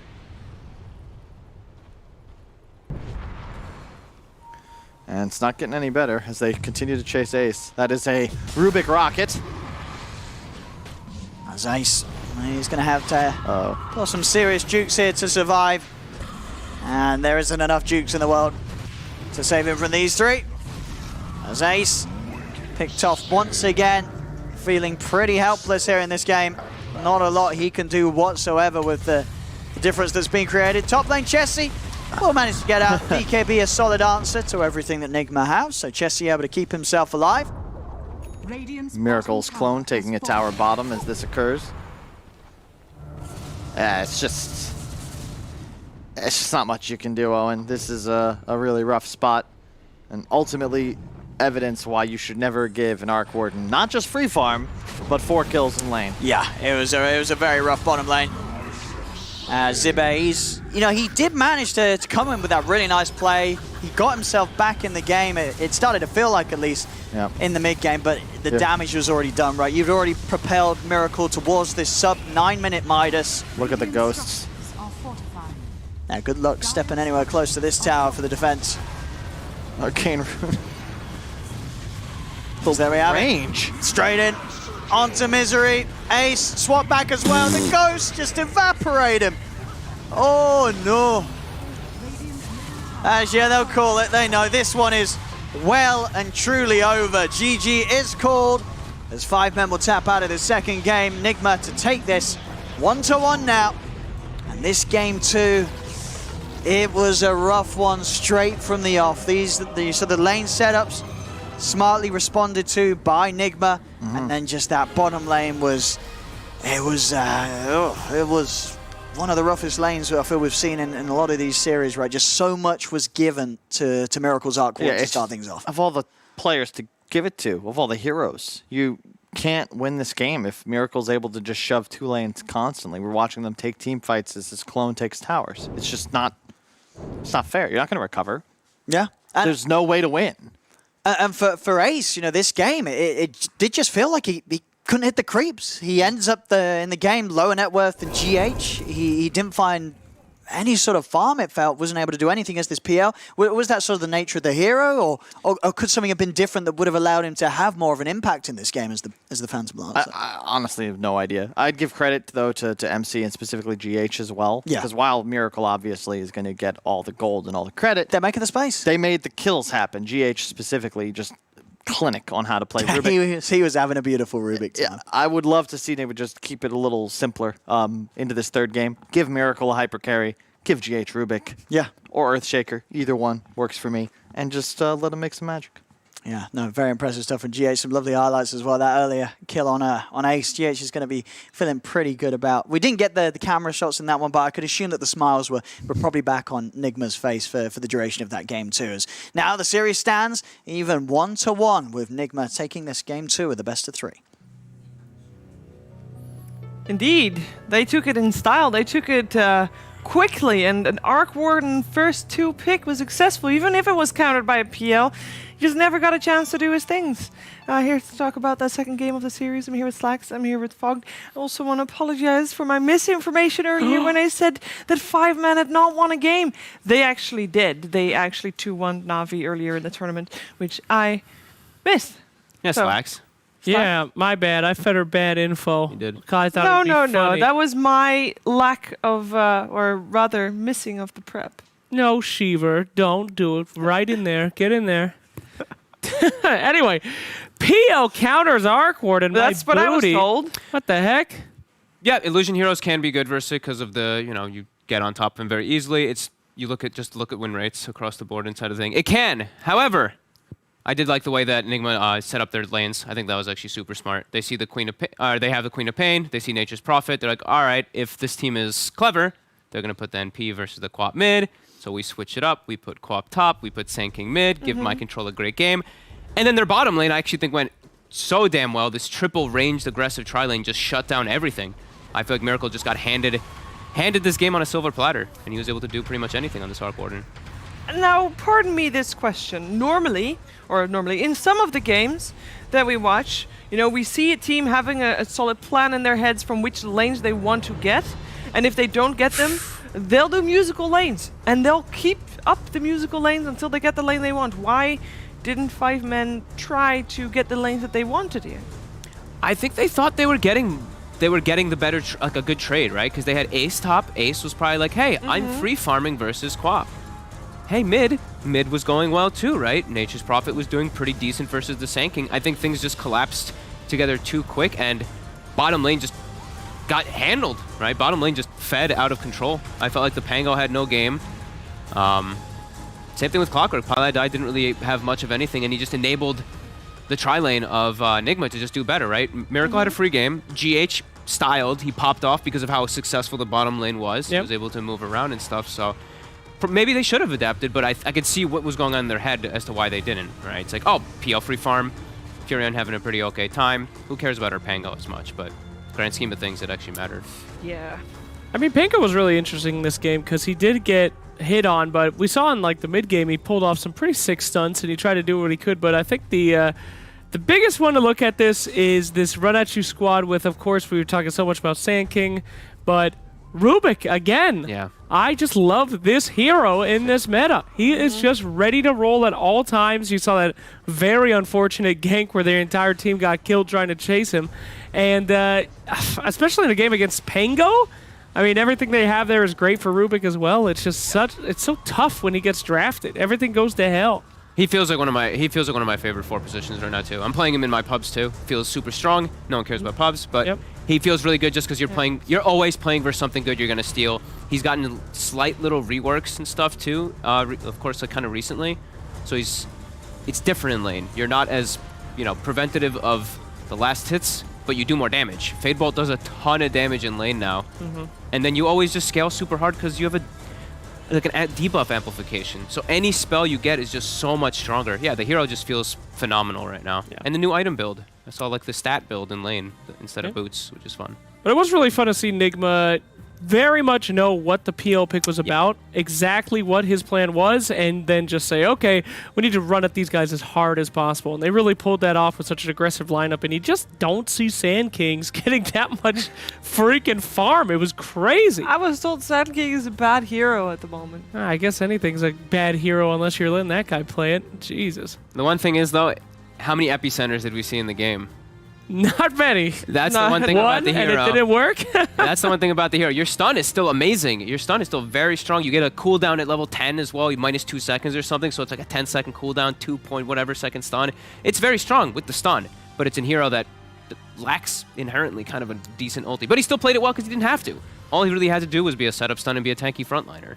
So it can still serve those purposes. That's why we got to replace the ultimate. Now, I've had this in the workshop for a while, guys. Now, listen up, Ice Frog. I know you're watching, okay? Listen up. Epicenter gone. Quicksand, okay? He creates one of those little things in the desert, those circular little funnel into the bottom of the bug in the center. He makes one of them, and whoever hits the center first just instantly dies. Insta-kills whoever gets in the center first. Think about it. How do you get out? The more you struggle, the quicker you sink. But then how do you get out? You just have to let go? Let go of the keyboard. You just have to let go. It's a channel spell, so you won't make in the center unless you move. But there's a lot of heroes that make people move and force staffs and stuff. What if it's frame perfect and they put 3 heroes? What if they vacuum them to the middle? Well, the first one in dies. There's something that, there will be someone that is frame first mid, and that person dies. Yeah, and don't forget, Sandstorm can be casted with a channeling spell. What happens to the rest? Like, let's say you have a vacuum on 3, one of them dies. What happens to the other 2? Well, they're all being sucked into the middle, so it's a AoE giant slow combined with Sandstorm as well, with a guaranteed kill. And you're saying it's a channeling spell for the Sand King? Yeah. So will it replace Epicenter? Yes. But he can do it when he's invisible, right? Yeah, can you do it when he's invisible? Yeah, in the Sandstorm. That's why it's quicksand. I don't mind it. But is it the same AoE as the Sandstorm? Yes, it's a giant circle. You seen those little He bugs? said it does 0. He didn't say it does any damage during it, so people just can stand still and it does nothing. Does it no damage? That seems bad for Well, it's combined with Sandstorm. So just stand still inside of it. Yeah, just how long are you stuck for? What if you, let's say I do everything perfect, I get hit by the sandstorm or sinkhole, whatever it's called. Yeah. Sinkhole. And I'm there and I'm not touching the keyboard as I normally don't anyway. Yeah. Well, so I live. How long am I disabled? Well, it's a channeling spell, so it lasts forever until he gets stunned out of it. That's there's some inherent flaws in see, you just don't move and you won't die. So you just stand still, and he channels forever, and then you're just like, teammates, help! Just like real quicksand. And they got to come and stun him out of it. Ice Frog, listen. So you're saying you can kidnap somebody pretty much for the entirety of the game? No, because eventually you'll reach the middle, right? Do you get caught? No, not if they're not moving. If you're not moving, do you just not move at all? Well, no, you do you move slowly very little, float very slow. But listen, I mean, if you're in there, you can stun too. You don't have a single stun to save yourself from the quicksand. You can't see him. But you can't move, and he's invisible. Well, that's why you buy sentries. But what if you don't have a stun? Well, then that's the counter. That's why he's good. It's rock, paper, scissors. If you use an ability, surely that counts as moving. That means you're turn getting rate? stuck Are we closer counting to the turn middle. rate? It puts you quicker in the sand. I'm saying it's a dangerous situation, just like real quicksand. Listen, it sounds ridiculous. Let me go off my list, okay? Black Dragon, my idea, video evidence of it. Captain's Draft 3, stolen. Lycan Eggs, stolen. That was a Dream League special, I remember. There's a couple other ones too. Suns fans Ursa's Cubs, as seen in Agnum Sanctum, stolen. Okay? This is gonna come. I'm telling you. I actually could see them changing that. That Yes. was pretty dog shit in Epicenter. Epicenter's poop, and you're gonna see quicksand soon. Yeah. But I don't want it to be a channeling spell. Whatever. Is there not something that Sand King can like say, okay, this puddle is like a trap, right? This puddle is now quicksand. And it's like just a portion of the lane. He doesn't have to be there because he just turned it into quicksand and he just moves away. He's out. I think caustic agonyms should apply caustic so you spawn baby scorpions. Oh! I always thought about something like that because caustic. You're applying this caustic thing, but what does it do? It just pops. Like, why doesn't it pop with babies? I don't know. We're gonna go too deep now. That's called Broodmother. But that's I mean. Yeah. What if he comes out as similar. the skeleton or the Scorpion King from that Rock movie? Think about that. Oh God! Just put the Rock's head on top of Just put the Rock in it and he says, "Can you smell what Sand King's cooking?" I'd play that hero every day. I would too. Actually. Hell yeah! I'm sure you get that skin approved, and I'm sure the Rock would The Rock's cooperate. super He would be down for He it. would Actually, be. he would like to put his face in anything. Let's be honest here. He's a good guy. No, not what. Rock's very expensive. I mean, he's I a mean, man. yeah, but he would say yes if he gets the right amount of money. Yes, if you pay the Rock $100,000, he'll become Sand King. Well, That's not I that am much. sorry. Coming out. That's Excuse pretty me, sick. we don't have a TI. There's somewhere 90 million laying in wait for something. I vote really hope The that Rock. doesn't go to The Rock. If we have spent 90 million to... No, you just said 100,000. Oh, I meant If 100 I million. have a 90 million, I Excuse can me. miss 100,000 to give to The Rock. I was kidding. I meant to say 100 million. I don't think The Rock answers an email for less than $1 million. Okay. Well, I'd still try for 100,000 first. I heard Oh, Kyle's congratulations. Go sales for it. tactics on previous panels. Yeah, I've heard Rich and Kyle talking about economics and sales tactics. Listen, Dwayne Johnson, if you're watching this right now, which I know you're an avid Dota fan, we want you Avid in the Dota game. fan. Avid Dota fan. That's how he got so buff, was he was lifting weights while he was playing support CM. We want you, buddy. Hit me up. Hit up Fog's Twitter, Dwayne Johnson. What is it, Fog Dota? Fog Dota. Or is it Fog Dota 2? What is mine? What Is it just the Fog or hell? is it Fog Dota? I don't even remember anymore. It might be Fog Dota now. Fogged Dota at AOL.com. You know, if The Rock is going to contact you, he has to have the right He Twitter. needs your digits. There's Fog Dota with It is TDs. Fogged Dota without the 2. Yes, please. without the Confirmed. Audience, Thank you. please help us and put photoshopped pictures of The Rock on Sand King and tweet them at Dwayne Johnson. It will help exponentially. How the hell did we get to this? Oh yeah, Quicksand and Scorpion Yes, King. but- And Yeah. Baby. Could you also please, while you're making those pictures, could you tag hashtag WePlayOmega? Thank you. If you want to have your tweets featured on our show, you got to tag us that. And, maybe Dwayne Johnson doesn't pay attention to your tweets, but we will. We will, okay? Best The Rock, Scorpion King, Sand King fan art. Our next panel will receive a signed Coke bottle from Sheever. It's coming. Get in the Photoshop right now. Why Coke bottle? Okay, yeah, whatever. we only have Pepsi here, I've realized. And actually, it's concrete We're Pepsi, not I've sponsored noticed by as a well. beverage. That's true. So Yeah. stop talking about them. You'll get a water bottle. Give me a lemon. I can sign a lemon, and then we can do that. That's right. They don't move. All right. First she's sour, then she's sweet. Oh, you get 2.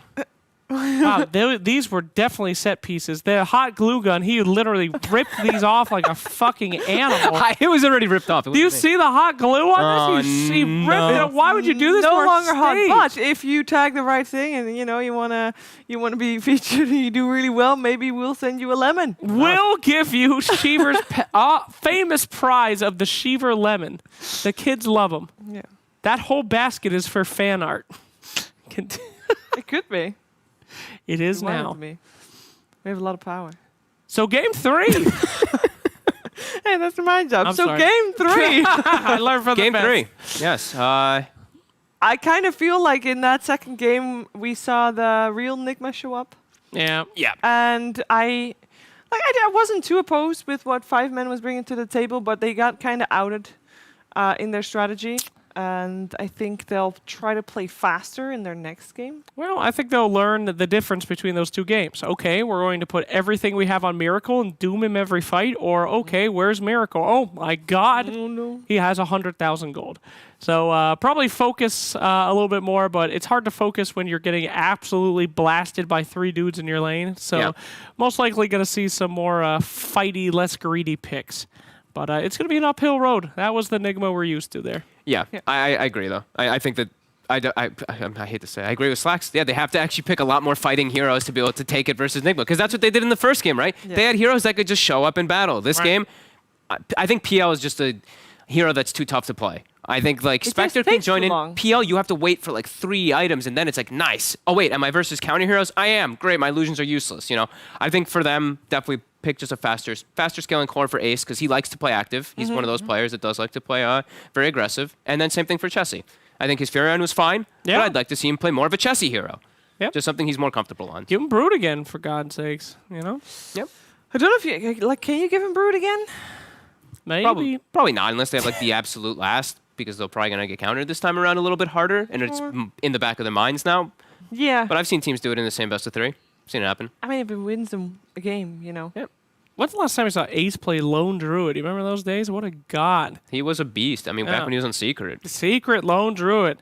See, taking racks all by himself, but that hero's kind of poo-poo right now, right? Well, we have seen him one on person likes Quake it. Fast played Lone Druid against Team Secret, actually. And they won that game, and Team Secret has banned Lone Druid the rest of the series. So wow. He had a rough game, though. He ended up eventually coming he back. came online. Yeah. He did okay eventually. He did do okay eventually. He did. Yeah. His early game got he got the hero is not completely dead, but if you're saying you want a faster hero, it's probably not the hero. Yeah, that one Lone also Druid. is a bit slow. Yeah, what? No, well, we are not the draft panels. We don't have to talk about that. Yeah, thank God. Yes. We can talk about anything else that you want. Thank goodness. I hate talking about Dota 2. My God. It's a good thing you're not getting paid for that then. Yo, okay, so. Oh, God. Are you ready? Okay. The fancy announcer guy, John Patrick Lowy. That came out today. I love did, him. but I haven't been able to listen to it yet. Oh, it's love I am dope. super hyped for it, though. I think he's It's going to be really dope. I love him. Him and his wife are the sweetest people. He does every single hero. And if they've won an international, he does it super hype. Oh, really? Yeah, so he'll be like, anti-mage, axe! It's pretty great. But no, that's probably one of the best voice packs I think we've seen so far. I really, really like that one. When are you going to bring out a voice pack? I think we're trying to grow the player base. Can you imagine being someone who's never heard my voice before, a first-time player? Valve drops the Sir Action Slacks voice pack in there. Hey, Goblin! They'd be fucking back to league. No thanks. Okay? Bad idea. God, every time you do that, I actually just pictured the baby dinosaur from Dinosaurs. You're actually the baby dinosaur. The baby dinosaur? No one knows what I'm talking about, but people will know. Yes, I'm the baby, you gotta love me. See, The you wouldn't pe- know. the- It's an American show from back in the day, but Yes. I know one dinosaur show, but I think was one of them was it like with yellow hair? Or They were puppets. they were puppet Then no. dinosaurs, and No there was a clue what baby you're that talking complained about everything. And you know what? I don't care that I don't Thank know what God. you're talking about, because what I do care about is Game 3!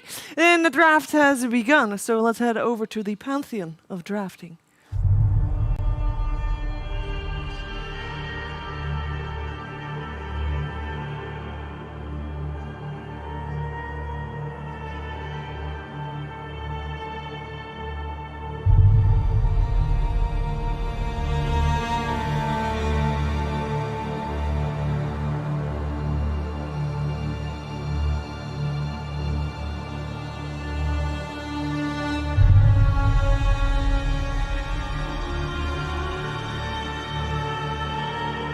Fortunately, we're going to keep this panel free of any Slacks' ideas and instead go with BSJ's and Jenkins' ideas on the draft, though. Jenkins, you liked that last draft from 5 men, but what went wrong? Because Nigma really took it to him really quickly. I mean, I think it was 20 minutes in, they had over a 10,000 net worth lead. You know what? It seemed like it was going well for 5 men for a while there. You know, they had the Nature's mid. He was TPing in. They were aggro tri-laning with this Miracle Arc Warden, and he kept dying to the Natures. But then he got the clone, started farming the triangle, never left. Used the clone to push out the lane. Just, I think what Kyle said really hit the nail on the head. The 5 men itemized to fight, and then they didn't fight against a farming lineup. So you just eventually lose Dota. Yeah, the hood on PL was quite strange. Like, it was a good point where it's like, he's not intending to be there. Why is he buying an item like he is going to be there? That's the kind of stuff that tier 2 or tier 3 players make those mistakes. There's some times where I'll buy an item, and I'll be like, wow, I really didn't need this item yet. And I just don't see tier 1 players do that stuff. Like, I feel like that really is the difference between, like, 8 to 9K players and, like, these 10 to 11K players. Like, you sometimes the items in the exact situation in the game, they just don't line up. To me, itemization is, this is how I interpret the game is going to look when I buy this item and how I fit into that situation. And like, that hood made absolutely no sense. Like, you're comparing that hood to a Midas, right? It's like Arc Ward is just going to farm twice as fast as you when he's got a Midas and you have an item like hood. So I think in this game, like last game was this exactly how I hoped it would go, where it looked like Team Nigma had the normal ingredients for them to be successful, and they executed accordingly. I'd just like to see a repeat of that this game. Bat Rider first round, looks like a pretty standard Team Nigma draft. GH Rubik had a decent amount of farm last game. Decent, yeah.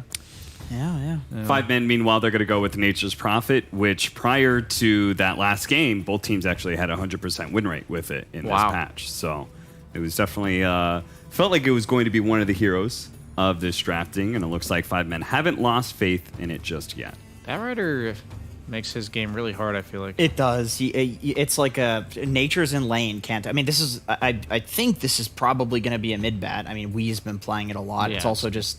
It's like the traditional. I shouldn't say traditional, but it's a normal role for bat now is mid. And so I think if you were to put in Nature's as like a mid lane matchup, or even a Tiny, I think Bat's going to destroy either of these two heroes. For me, it's not as much about the lane matchup. It's just like the game. Yeah. It's like you want to TP into lanes, and Bat just boots and travels there and then kills you. Yeah, and you can't really defend yourself against it until like BKB Satanic, and at that point, you know, you already had to buy 3 other items to get there. So I wouldn't even mind if they made it like a support. I would say, yeah, that makes just had it lane against sense. the Venge. Venge pretty weak in lane against Prophet as a support. So if that's what they want to make use out of it with, I'm perfectly fine. Puck, nice against Venge Bat. Not like a Rubik, not so much, I don't think. I like Rubik against Puck. If you steal Coil, it is so damn All of her good. spells are good, and you have an instant stun. Yep. And they go for a Medusa. Okay. A slithery, All right. slithery snake here. I've never. I don't think I've seen a Medusa this tournament. We saw one. I think Viking picked it. They were. I was not on that game. It was. They picked it as like an answer to the Void. They had the Alk as an answer to the Void, and then the Alk got banned, and then they picked I think I it. did see. Did they win with it? They won with it. Okay. Yeah. Venge Medusa. It's kind of like Venge Terrorblade, right? It's just like this hero that stands its ground. You buff it up, give it a little bit of extra range, extra bit of damage, repositioning Swaps tool. as well Yeah. are really nice. Like she's almost impossible to kill with. Well, it's like they countered the bench. swap, right? They said, okay, we have Puck. You're gonna swap your carry out. He's gonna get Yes. stunned and take a ton Yes, of we damage. will. How about we just pick a carry that doesn't actually need to move? Yeah, yeah. I think that was the idea with the Medusa. Yeah, to be for frank. sure, for sure. So, I definitely feel like you pick a Medusa answer. Like I don't see you, having 2 picks left. Like Slark, PL. I think PL would actually be really good here.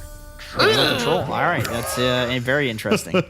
Sorry. Can I get a close up on Brian's face on that one? The initial reaction's already gone there. I remember back. Okay, so this is a problem you face when you're a limited hero pool player. I remember back when I had 5 heroes, and Troll was like one of them. A couple days ago, or what? Yeah, this was like 3 weeks ago, and Troll was one of them.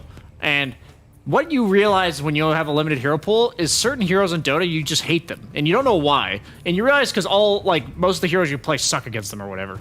And even though Slark's good against Bat or whatever, Troll is unplayable against Bat Rider. I actually cannot believe. What about they picked Troll it. versus Medusa? Doesn't she just press Dude, R? I'm saying, ignore the carry matchup. Have you ever played Troll into Bat? I play Bat against Troll. It's pretty. It's a pretty good great. time. You sticky that guy 3 times, and He's then like, you aha, fire, whirly axes. You and then can't he ults, right-click me. and then he All ults, right. and you yules him. It's like I don't know, Yeah, man. very nice. Okay, honestly, I'll put myself out there. I refuse.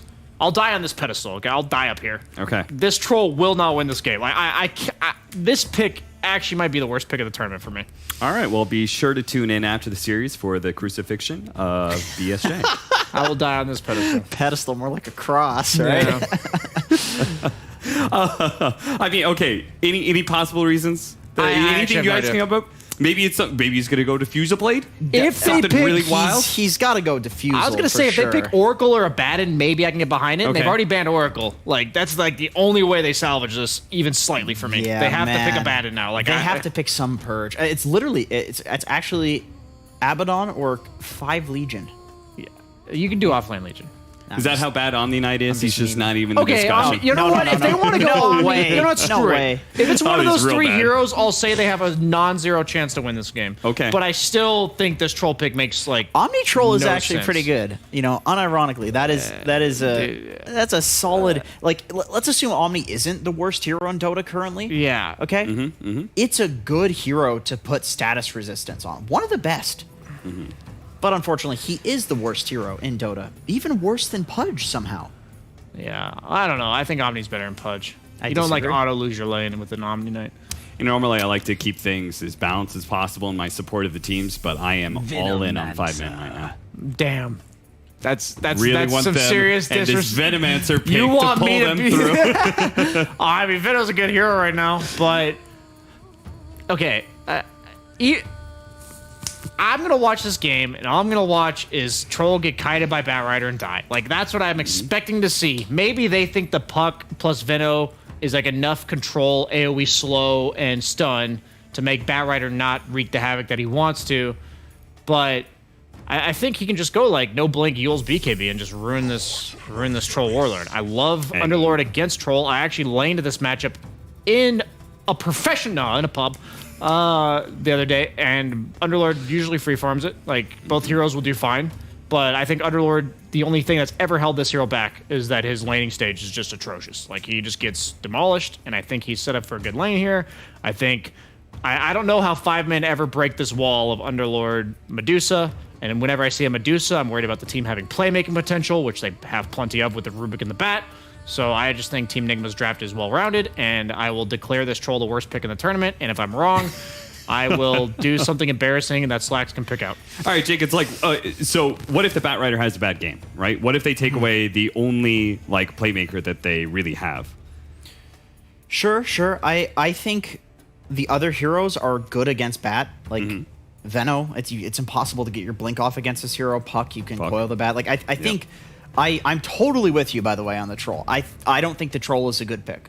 Maybe it's not the worst pick of the tournament. There's been some crazy tier 2 matches, but I think it's pretty bad. And I think it's probably a comfort thing. But I do think the other heroes in the game can possibly deal with the Bat and with the Medusa. All right, there's the drop back again.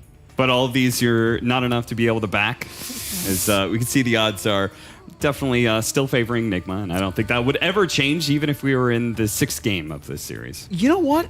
I'm actually going to go 5 men. I feel like the team fight of 5 men is easier to execute. I think Medusa's a garbage hero. It is Miracle playing it, so obviously, you know that. You also want to see the movie The Passion of Brian. I would love to see that. I would love to see that. I wonder what Slacks will pick out for you. He was up here in a Palpatine costume yesterday, so I'm pretty concerned for you. Whatever he picks, I'm telling you, I'll you know, right hand up, promise made. Okay. Right. Man, this is such a hype series too, because like upper bracket is on the line for both of these teams basically, and now we've got even bigger odds. Nigma's 1-1 too, right? I believe so. Yeah. Who did they lose to? EG. Point to my animal. EG. Right? EG. Oh yeah, they lost to EG, and then they played Alliance 11 times before that. 11 times in a row. Wow. They played I believe it was either an upper or lower bracket final. They played a grand final, and then in this tournament they played was it Alliance? It was Alliance. All right, we're gonna see if Nigma can actually close out this series against 5 men and make it a 2-0, or if 5 men can keep that upper bracket dream alive and a dream of seeing Brian in a very interesting costume. Yes, let's find out indeed who's going to take this 3rd and final deciding game of the series. I'm ModyPixel here with Kyle once again. And Kyle, I mean, but what do you sort of think about the panel's opinions, Brian's in particular? Really doesn't like this troll pick. Do you sort of agree, or do you see a chance for the troll to actually perform this game? I agree it's a terrible matchup against Bat, but you're limited in options to deal with Dusa, and Troll does eat Dusa. You just run at her. I'm very excited, and I think it was very foolhardy of him to make a promise to allow Slacks to do whatever he wants. I don't think he really truly understands just how much creative madness resides in Jake's brain. So I'm really rooting for 5 men. Okay. But I would favor Nigma. I think that they have found the right method of gameplay. Yeah, you like this sort of setup with Miracle just being on the big bad carry. Yeah, 100%. And it's ultimately like, it's just such a hard draft with the Furion, with the Veno. I think Chessie on this puck has got to go absolutely nuts to take this game. Or is he playing the... Yeah, he's playing the puck, right? He's on the puck, yeah. Okay. It's Pie Profit like we saw in game 1. Yep. I think this is better for the team, though, the support Profit. The core Profit didn't function as well for them, and I think Chessie does best when he's just on these heroes that kind of dictate where the team's going to make the plays. Yeah, and the puck's one of his best, right? Yeah. I mean, when you're playing this would be a hero, you'd be very, very solid. If it's a good puck game, you're getting Chessie on the puck. Yeah. Pawn players, puck, quap, tiny. It's a tried and tested combination. Well, let's see what sort of setups we get and what sort of lane Ace is going to have to deal with as the troll. Yeah. It's going to be down here at the moment. It's the two of them, and we are seeing, of course, worth mentioning that one of those things you sort of said maybe take away. GH did get his Rubik again this game. Indeed, he did not get the rune. Pylai is going to be really effective in this bottom lane. Underlord, strong laner, sure, you get some levels, you can deal with these trees easily, but with that Blightstone early on, oh, hang on, GH, be careful. Look at that little juke. He doesn't know they're there, but he sensed they were there. A little bait and back off. I'm looking at these lane matchups, Chessie in the mid against the Bat. I mean, this lane, I guess, is nobody's going to die here, right? No. In theory, the Bat can pressure the puck if Chessie were to make a mistake. And this is the trouble with this lane bottom, because Pylai is just going to click MC. He's got... Well, some lovely blocks here from Py too. Getting a lot of damage in. I mean, if he continues these blocks, Mind Control's going to be straight up dead there. Pylai died. No, hit with the trees. No. He nearly had it. He nearly had it, Pie. Pie stopped hitting because he wanted to give Ace the last hit. But rule number 1, you get the kill. Who cares who gets the kill? You got to get the kill. Very nearly had it. I mean, that was nearly brilliant from Pie. Some great micro, but... Now they just might straight up lose the lane because MC comes back full HP and they can push it under tower. Top is going to be near impossible. Misery is at 0 armor already, then -3 once Armand blasts him, and Miracle can just smack him in the face. It's a very tough lane up here for Misery. Or one could say it's a miserable lane. Damn. Don't go too all out, Kyle. All right, I'll save some of these clever ones for later in the tournament, you know. I agree. Thank you. Always looking out. Pie? I'll get the slow, but no treants out at the moment, so no further way to block him in. And so Ace on this troll, I imagine the build right, you're going to want to get a defusal into your build-up this game against the Medusa, or not necessarily so, or is that a must for the troll against Medusa? I wouldn't say so. I think it's not essential. I think he's got to focus more on survivability than damage. I wouldn't mind seeing the Thompson build, maybe like a Vlad's into S and Y. I don't think we've seen trolls get it, but it's a really good halberd game on literally everyone. But I don't know who's gonna pick one up in this game. Puck, you could on Veno, you could on Puck. It's just not ideal. But ultimately, if you disarm the Medusa, it's a lot of time. There's just 0 physical damage output from the Enigma lineup. Yeah, it could be a little tricky to find who's going to itemize for that though, but we'll see which member of 5 men does do it. Bottom lane, Pi getting blocked up a little bit by Mind Control. Enough for them to find that first blood down on the bottom lane. Ace will turn, gets the root onto Mind Control, but the stick charges and the firestorms there stops Ace from being able to continue on the Underlord. That missed first blood just straight up lost the lane for 5 men because they blew so much regen in the chase, and now they're just losing the lane. They're losing the lane hard. Mid, slightly bat favored, but relatively even. Chessie might be in some trouble. Got a lot of stacks on him. It's nice moves from Wii. You don't see too many bats do it, but you always want to get this point in Flame Break in the mid matchup because you just have threat now. And if you get enough stacks up, just a Flame Break oftentimes enough to kill somebody. And when you're playing against a Puck, it's quite necessary. Top, of course, of the CS charts is still Miracle Dusa, but that's not surprising considering he's against 2 of the weakest laners against the Dusa. Misery is going to come in on him. I remember the Magic Missile holding him back, and as you say, Misery's got to be careful. You do see how much physical damage he takes from these two each and every time that he tries to get in close for a play. And a friendly Mango Pop. That's a true support right there. As Misery does the... I thought he was going for the seppuku, but no. He'll just chill. He was hunting a courier. 4-minute rune. All spawn top. We are. He's not going to be able to grab it for himself. Pylai keeps his eyes on the map. Joins over with the TP.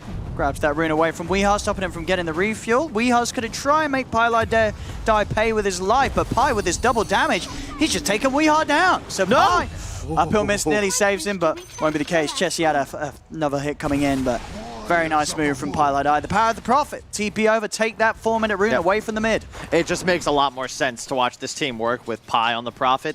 You've got to be willing to die. And if there is a man in Dota willing to take one for the team, it's going to be Pylai. Always making space, making moves, really nice TP towards that top rune. If Weehaw grabs that, it's a very troubling time for Chessie. But the concern is, bottom, they have lost this lane. I know that, yeah, sure, Troll's ahead in the CS. Troll's farming. It's not going to get any easier for him, though. And this was a lane they had to win early. What, Chessie? Oh! He had the Fairy Fire, but he didn't use it. Tried to go straight away for the TP before popping the consumables. And Weehaw, because of that, had the damage to take him out. So now Chessie, always one of those painful situations as the mid. You're out of the lane, and you don't have a TP to get back. His Veno lane starts getting really troubling as well. Both offlaners thrive when they get enough levels to just start pressuring the lane. Zibe at level 5 just smacks Miracle in the face. It'll be like near 200 damage when all's said and done. But our men going to safeguard him for now. Be interesting to see which team makes the first real move. We have to expect the mids will be the playmakers, Puck and Bat. Very good. Rune control should play a role in that next space. Oh, hang on. Double Gale. Yeah, nice Gale setup here. The look towards Miracle. Miracle does get the snake out. Still a lot of HP and mana on Miracle, so Miracle can turn over towards Misery, but Misery already taking out RMN. Get themselves the kill up top, down bottom. Ace running in a bit aggressive here. GH and Mind Control will punch back pretty hard. He'll be able to slow them down with the axes, and he's playing aggressive because of the pretty much full ones. He pops itself back up to good HP. Rune bot. It's going to be a race. Chessie, you got to run. You got to run. Oh, the coil as well. He's going to jump in with the orb. He's got it. Haste rune will be his. That was going to be a kill the other way if Chessie doesn't get that off, but he does use coil, so now this haste rune is going to be tough to connect on a kill. Bottom. Going in onto Ace again. Ace this time. One hit will do it. Mind Control, can he find it in the trees? He's hunting. The procs here off the damage block, keeping Ace alive, but the Firestorm will finally find him. Chessie with the rotation will pick up Mind Control in turn. And on top of finding GH, so the two of them going down on that bottom lane on Nigma for that attempted kill on Ace.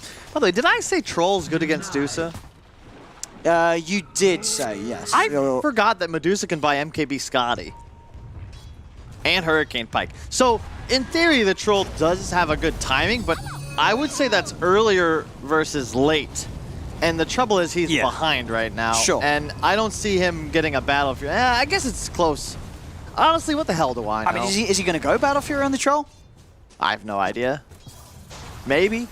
I mean, we'll see. I feel like not necessarily the combat build, but maybe he feels that he does need to have something to match the farm that Miracle's going to come in with, as this is another game that, Miracle on this Dusa, if he gets this Midas, he's going to be farming at a rate that no other hero can keep up with in this game. Yep. And I love the build. Once again, Weehaw always loves the bots on his Batrider, and it's so good in this game. You have the global mobility thanks to the Underlord TP out, and ultimately two supports that are either going to be playing static behind their Dusa or looking to make plays. The bots just makes him so aggressive on map. Misery, nice toss back.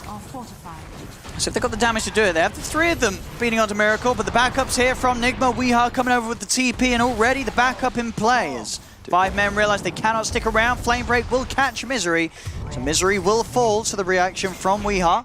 You can see how much damage Miracle's hitting the tiny post wave of terror from the Venge for over 100 damage. We're only 8 minutes into the game. Chessie, top net worth, looking for GH.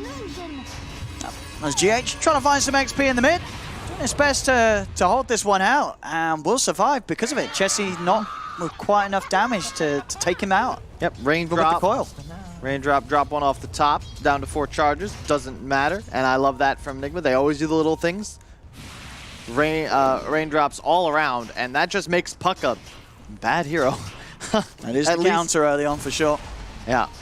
You just have your combo damage reduced by 1/3 effectively, and ultimately that's a kill. But Raindrops, the wave, not doing. Pilot Eye will hit 6 soon, then things get a lot easier. This is one of those old secret puppy specials. Remember they used this back at the Shanghai Major to great effect with the off-lane mid pucks with a constant support Fury and TPN. You have a lot of global mobility, and then the magic damage is insane from this combo. Misery needs another hit. Oh, the root. That's mind control. Will be able to save his courier. Also just about to have the money for the Arcane, so then his farm's going to really pick up as he's able to quickly spam creeps in the jungle and in the lane. Top lane Chessie is going in aggressive onto the two of them. Nothing more than a poke. Not going to be able to find any kill out of this as Miracle remains pretty unfazed. Yeah, we haven't really touched on it, but this Zibe Venomancer could prove to be a big problem for Nigma going on forwards. Yeah, they don't have an answer to the bat, but Weehaw has to get on top of somebody for him to land that lasso, and if wards are placed properly, it's very difficult to approach 5 men if they're unified as a core, and their Troll Puck are still pretty fat. Like, their team fight's very strong, and you really only have the Dusa ulti for counter initiation. You can swap somebody out, sure, but if they're coiled, they're still going to be locked down. Down bottom, Misery tried to come in for a bit of action around these 10-minute bounty runes. Nigma were more than happy to give it to him. With the 3 of them there, they'll hold position. And yeah, with that action down bottom on Nigma, 5 men will try and punish. The pressure's starting to be put on that top tier 1 tower whilst Nigma's away. Looks like bots are finished on Wii. And this is the build I was expecting on the PL last game. Ace going for the drums Troll. And previously, I had thought his strategy on carry was just buy drums all heroes until he was proving me wrong last time. Will they get the toss out of coil? Oh, toss off the target. 1 HP. We are able to start bottling against the lasso off onto Chessie. They couldn't quite kill him. Weehaw survives. The tip's out indeed as he lives and turns it around. They'll get the 2 kills, Nigma. Misery messed that one up. If he tosses the Batrider, even not out of coil, just for the bonus damage, if he just tosses Bat, that's a kill. And instead he gets the catapult. Very unfortunate. Instead of a 1 for 0, it is a 0 for 2. And ultimately that is not what you wanted out of the 5 men gank squad.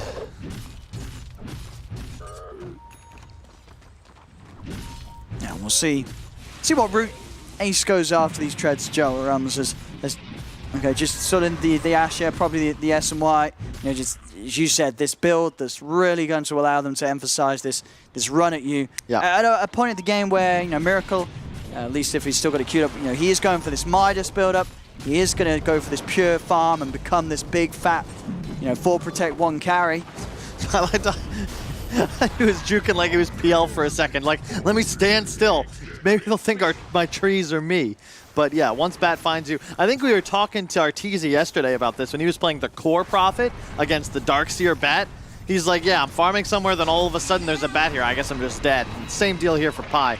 Nice toss. That's what I'm talking about. Yeah, that's the combo. Yeah. We'll give them a pretty solid shot at taking out whoever gets caught off guard by it. Yeah. I like this maneuver. You take the top tower, put the troll in that lane, Zibet. be safe. Popping the ult here. Only hitting onto Weeha, but nothing to really allow them to continue to do any more damage after it. Get ready to dance. Never mind. But all things said and done, I mean, this game, things definitely off to a much hotter start for Ace. You know, we're seeing this troll in a good position in farm. He's been able to hit the creeps pretty nicely. Same to be said for Miracle. Has, of course, as you see, got that Midas out and running. So it will just be very intriguing to see how Ace can keep up with this Treads Drums Yasha. Is he going to be able to find action with it? I mean, you sort of look at the state of the game. Is it at a point where, oh, spooky, we are there. Yeah, we got to start whispering. I mean, this is pretty much, this is how you look. I'm pretty sure the entire of a viewer base is sitting there in the darkness watching your screens. You know, that is how we all look when we're sitting there watching Twitch. Where we're just in the darkness, lights off. Are you a fan of turning all the lights off in the room when you're on your PC, or do you like a little bit of lightness? I like a little bit of light. Yeah. But it depends on the scenario, you know? Yeah. It's a serious game, you know. We are lights out, fully focused. I mean, you know what it is that when I was a pro player, I wasn't even thinking about light. I would just think about the Dota. So I'd wake up and I'd start playing and it'd be daytime. And then I'd come out of the stupor at like 4 a.m. like, oh, hey, well, look, it's dark outside. I should get some food. Diving in for GH here with the Gale connection. They're going to try for it, but TPs are in. Misery's underneath the tower. They do still manage to get the pick off onto GH with Chessie committing. Rift comes through from Mind Control. Weeha, Miracle, and RMN all charging over. Looking for Chessie. He's going to have all back up in a second. Can Weeha catch him? Chessie's going to turn, drop the Dream Coil to stop them from being able to continue to chase. Weeha is still going to try, but the orb's back up. Chessie's away. Wee's just like, come here. He's still running him down. Come here. But yeah, not going to be able to find the... Oh, maybe Chessie's stepping back in, but yeah, just for a friendly high five. He knows that he's safe with the orb up again. Off he bounces. No high five from Weeha. More interested in the kill. Pilot die not like this. All right, Weeha will take that instead. Hello. Dives in past the tower. TP's coming in. We'll see if they can make Weeha pay for this. As Pi will fall, but the remainder of the Firefly allows Weeha to quickly escape. That was perfect from Wee. Like, everything he did there. Just the slight bounce back and the one auto attack to ensure the kill. And meanwhile, he's just still beelining away from the incoming teleport, so it also makes a little bit of space. Plus, he can now chill down here and farm anyway. Misery going for the blink, but he's so underleveled. It's a very painful spot. It's tough to play Tiny as a 4, even though it's not really feeling like a 4 because he's 1 and 5, but he's playing with a Prophet support. I mean, and that's the thing. It feels like both of these supports games are so hard to play when you have a bat running around the map, right? He catches a sort of a glimpse of either of these heroes. He's just on top of you and running you over, and not a lot you could do against this bat. We are 5-1 and 2 right now. And that's the concern you've got with the lineup, because if you look at these 5-man heroes, with the exception of Troll, they all scale in DPS output solely with experience. And ultimately, if you live through their spell combos, they're just out of damage. Chessie goes down mid trying to make an aggressive maneuver. Look how tanky this lineup is for Enigma. You've got so much speed on the bat. Underlord with the hood, 1500 HP. Miracle is a Medusa. We know how tanky this core can be. And ultimately, you're going to cast all your spells on 5 men. And if nobody dies, well, then you better pray Ace has got some damage. And here we go. Weeha, as I said, he spots out of support. Misery will be able to break himself away for now. He's got the movement speed, so that distance only lasting a second or so as Weeha can run him straight back over. No. Now looking over towards Pi. He's on the retreat. He's run.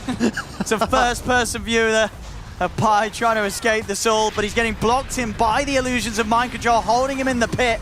Pi will fall. Nigma finding the ability to get active with Miracle involved very early on. And this pipe just picked up by MC. How do you play Dota now if you're 5 men? All Puck's damage is just blocked completely. Look at the lift up on Chessie. He's dead. They got both of them, Chessie and Zibate, just being taken out as Nigma just swarm across the map over towards the mid. You've got We Are and RMN poking around at Ace. They're doing it carefully, though, as Ace does have the ult. The napalm stacking up. Misery by his side. The stolen plague ward's also being dropped down as Ace, he's got to pop the ult and Where's he attempt going? to live. Wait, how's he? What? You can do that? I guess because there was just no creeps or nothing around, it just... I guess wards, you know, it must be something with wards. Because if it's neutral creeps, I'm pretty sure you still hit those. But probably because they're stolen... he didn't have vision of any neutral creeps, right? There was no vision on any But cap. the wards don't count, you don't think? No, but yeah, plague wards you won't battle trance towards. Why? I don't make the code, Kyle. I don't. And you can see the problem, though. Like, Nigga just used their spells, and it's like, oh shit, we can't fight this. Yeah, We're in big trouble. And 5 men, like, oof. Oh, Chessie. Oh. Oh, he's... No, the turn rate. He's got the orb, he's fine. But again, it's a lot of these moves, it feels that Chessie's just having to drop the Dream Coil to save himself. Not really being able to make too many active plays, and when he has, it's ended up in his own death. Pupil's gift for both a piece.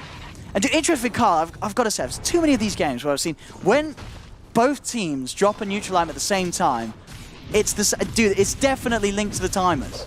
You know what I mean? The RNG roll of the neutral items, without a doubt, it's linked to the time, don't you think? Have you not seen that? I thought they There's too many coincidences where I'm seeing these same items dropping at the same time for both sides. I thought they just made it so that the same items drop for the first round of neutral items. Oh, I'm an idiot. Is that true? I have no idea, but they're the four. They have the 4 same items for the first 4 for both teams. I think the chances of that happening randomly Wait, no, are pretty they slim. don't. Yeah, they do. Well, that's... They all have PMS, Keen Optic, and the Brooch, and I think Mango Tree for both teams. Did I miss a patch? No, I mean, well. Anyway, meanwhile... Oh, Ocean Heart, sorry. No, wait. Can we pull up the items again real quick? Can we get the shop open? Because I think there's a Mango Tree for Radiant, definitely, and there was an Ocean Heart. Check the neutrals. No. Yeah, you want to see the neutrals, right, for both teams? Yeah. So, and then just click over onto Enigma Hero. And do the same. Yeah, so it's different. Yeah. So it's just random. Maybe you're right. Maybe you're on something. I'm saying it's linked to the time. Unless it's a coincidence, but I see it so many times. These items just dropping in uniform together. Bottom lane. Typically, oh, hang on. Oh, Miracle. He's in with the Stone Gaze. That toss actually going to put him in front of the Tiny. So Misery sort of tossing himself into a position where he ends up getting frozen by this. Well, looks like we might be having another game 2 on our hands here, Kyle, as this one is getting pretty bloody. Yeah, I mean, they're just running at them. Miracle's enormous, and they're snowballing. I mean, it's the Weehaw bat again. You know, this, without a doubt, it seems to be at the moment with the play style and the meta. Oh, yeah. Weehaw on his bat, it's just ridiculously good. He just wins the game. This hero just wins the game. Yes. Like when they have heroes that can't do anything to stop a bat from running them over at minute 10 onwards, and Weehaw just abuses it so hard, and his play's just flawless on the bat. And real quick, before we move past it, I would say that your theory on items could be correct. However, I am a bigger believer in just pure RNG and coincidence. You think it's just coincidence? Because, I mean, think about Blitz Dota and his CSGO unboxing. He's currently at probabilities wavering between like 1 out of 1.5 to 2 billion, okay? And he did that. It could be coincidence. It could be coincidence. I mean, absolutely, mathematically, and it's just, I think it's more just an interesting thing of however they make the code for the RNG, because is RNG ever really truly RNG? Who knows? Exactly. There's always an equation to solve everything. I mean, the simulation has it predetermined, I figured, and while Chessie is determined to be dead, there's just no damage. And Monka Charlie's like, do I need to get out of here? No, I'll stick around and allow Miracle to kill everybody. Alrighty, 13k lead for Nigma, 27-8. As this has just turned into just a slaughter fest of Nigma killing them over and over again. Weehaw is feeling himself. If he didn't have a smile on his face. Yeah, where's the cam now? Has he got a smile? Can we check it? I'm sure he does. He is just styling on 5 men right now, who look completely lost. And maybe BSJ was right. This troll is not paying off. BSJ's he's going to be having a smile on his face. I mean, this game obviously much more complex than necessarily the Troll having a rough time. It's the entire team of 5 men having a rough time, but he's safe. You know, this doesn't look to be a game that the Troll's going to be able to win.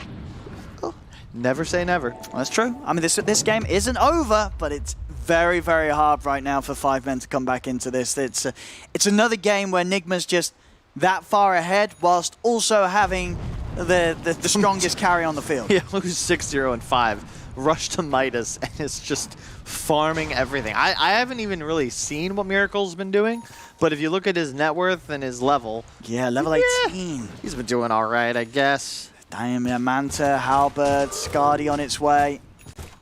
Yeah. Oh boy.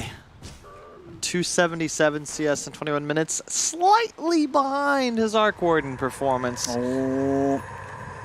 Actually, I think he's ahead. Oh, they're hunting. They've hit this with the scan. Not like no, this. Pi, get out of there! Oh. Run! To the trees! He's running! Don't breathe, Pi! Oh, he has no TP. Oh, no. God. Oh, run! No. He's on the run. The blocks. The Sprout! They can't get him! See ya! Oh, no, Pit's there! He's out, back into the trees again. Get out, Pi! Oh, he's away! Oh, Pi will live to see another day. Meanwhile, in the Roche, Ace was trying to solo it, I think. All right, and he's gone. Swapped up and dead. I think he was trying to sneak the Roche there. I can only imagine that was what was going on. With the pit down, Misery and Zibe dead again. Oh, man, this one is brutal. I guess Nigma I guess they were just pretending in game 1. As game 2 and game 3, it's not really looked close at all. Oh, into the lasso range. Oh, lift up from GH. Has the catch. Dude, his flame breaks are on point today. I mean, they're usually up 100% win probability on this one, and I can't say you can't blame him. And Gaben's right. GG's called. This one's over. As Nigma with a very easy victory as they made it look here in game 3. This one, not close at all. And as I said, there was many more factors other than the Troll, not necessarily being great, but Brian will be happy to rest on the fact that he was right. This was a game that Troll did not get to play a part in. I don't even know if it's Troll's fault necessarily. No, I understand it's not. There was many things at fault here. It's a first 2 Bat Rider. You don't have a really good lane matchup. You don't have a cleanse. What's the way to win? Like, I get that there's a Veno, but Weeha's just literally running across the map, killing you constantly. Was there nothing better in the pool to just deal with this guy? Because you know it's going to be a Weeha hero too. This is the enemy mid, most likely. Yeah, sure, MC could play it, RMN could play it, but we know We wants it. No, I feel for sure. We've seen too many games from Nigma where Weeha just has these ridiculous performances on the bat. If you're drafting against him, as you say, when it's revealed that early, I feel like he's got to be the one in your crosshair. This is the guy that you've got to be focusing. If you don't mess up his game or draft in a way to slow him down, he's just going to make this game look like a pub. Weeha's just going to win this on his own back with that sort of bat performance. A good bounce back for Nigma. They couldn't afford to drop this series. They'd be at risk of potentially not even making it to the bracket stage, let alone upper bracket. But this was a good statement. Good to 5 men for taking the one game. Yeah. They needed something better. These last He's not a fan of the 2 drafts? It just felt like they weren't even in a chance to win. Nigma just said, okay, Miracle, go farm. We got this from here.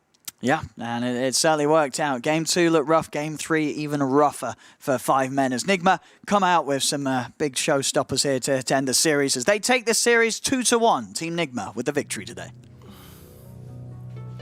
Yeah, quite the showing. It feels like that first game of the series kind of lit a fire under their bum, and they did not take prisoners there on 5 men. They crushed them. It's very simple. I'm here with Slacks, I'm here with Fogged. Third game of the series goes the way of Team Nigma. I guess in the end, the result is what we expected it to, and it took a little while for Nigma to get to the point to show them, why we thought that to begin with.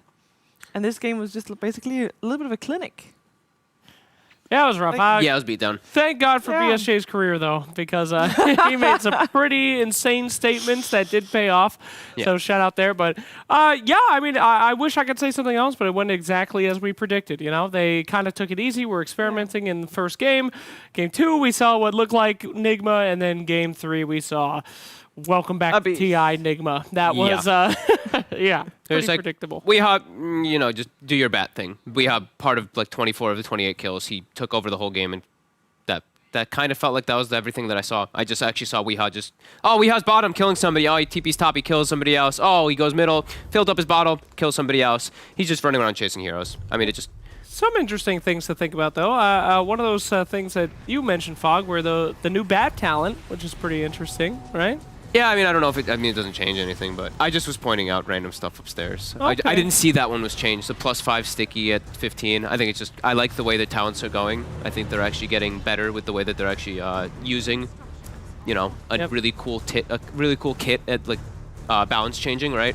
Instead of just making it like this generic 100 HP, 200 HP talents, there's actually like 20% Ink Swell, 400 health on Ion Shell, +5 sticky Napalm. I like seeing these new changes. So how bad is picking Troll into Batrider? Oh, apparently pretty effing bad. I mean, this is obviously a top tier bad. Like if the teams are equal skilled, it's still really hard. But Troll Warlord hates to play against these type of heroes that are just massive amounts of magic damage and ways to control him and kite him, and Batrider provides everything there. You can also traverse landscapes. So let's say you do get lassoed, and it's like, oh yes, I survived lasso. Then we see that kind of situation right there happen where he walks up the cliff and this Troll Warlord has to do the loop around and chase the Batrider, and you're just gonna get kited. Yes, it's not fun. Kited, murdered, and thanks to the flames, as soon as you're done with your ultimate, you're dead 100% guaranteed. So you burn. It's pretty rough. Yeah. But yeah, we didn't even have to see anything else from anyone, honestly. As Fog said, all these clips is just Batrider running around murdering everyone and everyone else catching up. So hell of a pick there. And it's not something that you see really prioritized, so they knew exactly what they wanted to do. All the games that Team Nigma has won over the last 2 days have all included a GH Rubik. That is every single one of them. That's a stat. That is a really stat good hero. right there. Yep. Yeah, we were talking about that before too. You're always gonna get something good, and I think his laning is actually his laning has gotten more aggressive. Yeah. I think he just does a great job. The new build that we see, I think everyone's gonna start copying it, of course. Circlet, triple branch, fairy fire, tango. You hit really hard, you trade, and look how beautiful you can. Why the circlet? It just stats. It just stats in lane. That's it. I've been seeing it a lot on people. They just buy this circlet. Like the value? It's 155 or whatever, or 150. Yeah, 155 now compared to like the 165 it was. It's just a value slot. It's 2 stats. They don't upgrade it though. Almost never, especially not on these Rubiks. But you have the 3 stats, and then you eat one of your tangos, or you eat one of your branches with your tango. You have extra regen and lane. I don't know. It feels good. Mm-hmm. Well, pretty much everything as we said that we were expecting. The team stats here. That's a lot of kills with the team from Medusa. My God. I mean, normally you'd expect Medusa to be the slow-paced carry. This Nigma squad was just so fast.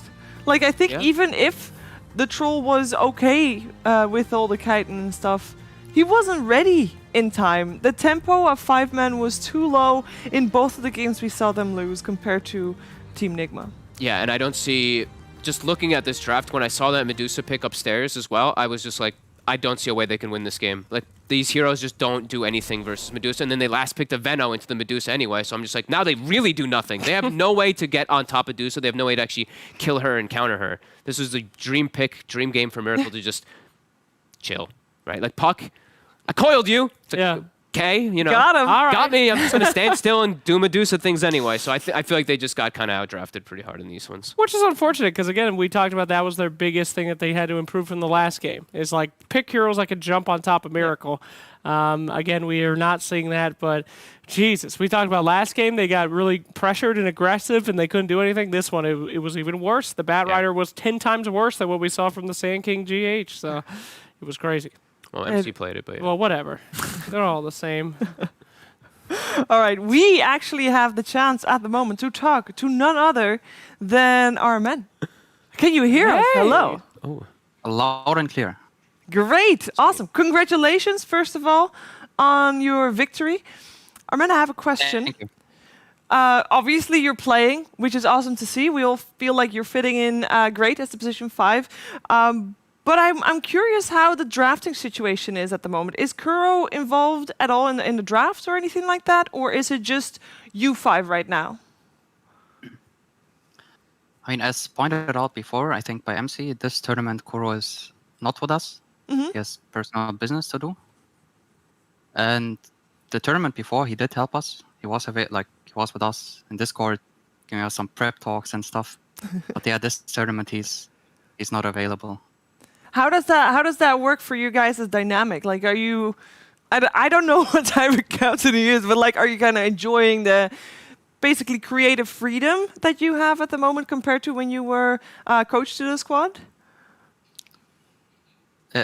Again, excuse me? Well, basically, you were the coach before to Kuro's drafting, and now obviously you have a lot more reign in terms of decision making because you are the captain at the moment. How are you enjoying that?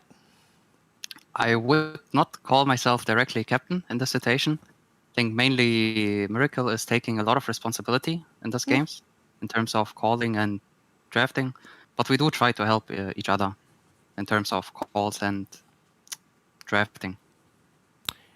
So typically I try to stay away from this question as a professional interviewer because I try to be very creative, but I think this series does merit it. What the hell happened in game 1, dog? What was that? I mean, to put it short, I do think we threw the game to some extent. I feel like we had the pacing on them, but at some point, so we just ran around like headless chicken, I guess. Like played a lot of solo moves. I guess this is where the lack of Kuro comes in a bit. Are we going to see more carry tree from you guys? Is that a thing, or has that been buried now? I'll keep it a secret. Okay. I mean, Shiv, you kind of robbed mine. I was going to ask who's doing the in-game leading. Ah. But, my other question would be just how does it feel to be playing again? Really, like how does it feel to be playing with these guys who are monsters, and you haven't had any like big pro games in a long time. So how does it feel coming back in and playing versus everybody? Honestly, it's a lot of fun playing with the squad. To be honest, they do make it easy for me in a way because they're all so amazing Dota players. But yeah, I truly enjoy my time right now playing, helping out. Yeah, and it's showing. You guys look really good. Obviously, game 1 was a little bit of a warm-up game. We're calling it a warm-up game, but especially that third game, you guys just seemed in dominant form, and yourself included in that. So I think an extra congratulations there is in place. I'm gonna thank you very much. Thank you also for taking the time to talk to us, and we're looking forward to see you playing again very soon. And have a great evening. You too. Thank you for having me. Bye. Bye. Armin, indeed, of Team Nigma. And I mean, especially this third game, you could not really notice the difference of if it's Kuro playing or if it's Armin, I feel. Yeah. That was it was solid performance. I like how he was very honest, though, right? Like, especially with the first game, he goes, we were all running around like headless chickens. That's where the Kuro factor play comes in. I'm sure most people who are, most people who watch this team a lot or are big fans of this team, you could definitely see in that mid-game. It's like, where's that dictator? Where's that shut up and listen to me or something just to get the team back together and moving? They were all kind of just running around doing their own thing. So, yeah. Yo, that guy sounds exactly like Kuro. I know. I told you, we told you this. Is that guy Kuro? No, No, I've talked to both of them, and I've seen them in the same room. Is he a clone of Kuro? No. I have a theory that Kuro is actually a laboratory-created human, and this really backs it up a lot. Those two guys were same mannerisms, same speech patterns. Told you. They have the same soft-spoken accent and voice. If another guy leaves Nigma, and he sounds exactly like Kuro, we need to be on high alert as a community. I'm just saying. He doesn't have the eyebrows, though, right? That's the one thing. Kuroki has something about Kuroki's eyebrows always just staring to my soul. And just like, I don't know. Maybe it's just me. I don't know. Kuro, I feel like Kuro has very stern eyebrows whenever I'm talking to him. He never looks me in the eye. That- So I don't. That'll happen. Not worthy. That'll No, happen. not at all. Oh, very sad. No, but he's a You'll good guy make to it. talk to. Yeah, that was good though. I like Yeah. that. Yeah. And, you know, if you don't have a captain to ring you back in during the game, which apparently happened in the first game, at least they were able to still have the conversation after the game and then, you know, come back after that during the series. And we find out why they had an Invoker in their first 2 picks. If Miracle's drafting, you know, he's like, well, I've been having this. Check out my pub history. I'm dominating with Invoker every game game. 2, And, I really want to play Arc Warden. yeah, he's like, Arc Warden's great here. It's like, all right, here you go. We'll give it to you. I mean, it worked out for the Arc Warden anyway. Sure. All right, we are going to move towards the next series. And you know what? I previously, on the 5-man Nigma series, I said that it was probably going to be, like, I thought it was going to be a fairly one-sided ordeal, which in the 3rd game was the case. But I do not want to sell FlyToMoon short in this case. They will face up against OG. So that will be our next matchup. Best of 3. That's actually going to be exciting. People think I'm crazy, but I always say OG sucks against suckers. Not to say Fly to the Moon's bad, but I'm just saying. I mean, don't take what I'm saying for granted, but OG, don't take my word for it, but they suck. OG will wipe the floor with Secret because Secret has all these strategies, all this stuff. These guys like Fly to the Moon, these scrappy young youths, they fight like OG, you know? They do the same kind of stuff. They just pick things they're comfortable with. But less predictable. That's right. How do you predict a noob? No, I'm just kidding. But Fly to the Moon's a good team. Jesus. I'm just saying that OG actually struggles against teams like this. So I'm super excited. I think that Fly to the Moon might take a game off these. It's just Fly to Moon, not Fly to the Moon. That actually does upset me. It should be the as well. Why is it not Fly to the Moon? Why is it Fly to Moon? Fly to Moon. Maybe there was something lost in translation. Maybe they ran out of letters they could fit in the... I mean, yeah. It's a big rocket. Too many letters would also messy it up. It looks... Yeah. Doesn't Yeah, we wouldn't want to mess up the small name of Fly to Moon. Well, yeah, that doesn't fit anymore. Otherwise, does it? Yeah, you got to compare these. I mean, OG can't add another letter, but at the moment really it's can't. FTM. Otherwise, it has to be FTTM. No, it doesn't. You leave out thes all the time. But would you then leave out also twos leave out as well, the twos? Yes. So then it's FM. Maybe Which is actually they a could have great actually name. done that. FM's not bad. That's They fine. didn't want to be known as FM. Why? Because it sounds like they're a radio station. Yeah, and that would be great. That's that could be their actually theme. cool. I've chicken in. Yeah, they're on their rocket. They point it in. Oh, there's a fly to the moon here. I'm not going to tell the pro teams how to name their teams. You just or anything, did. But You just did. I But mean, out of be all... tier 1. It's true.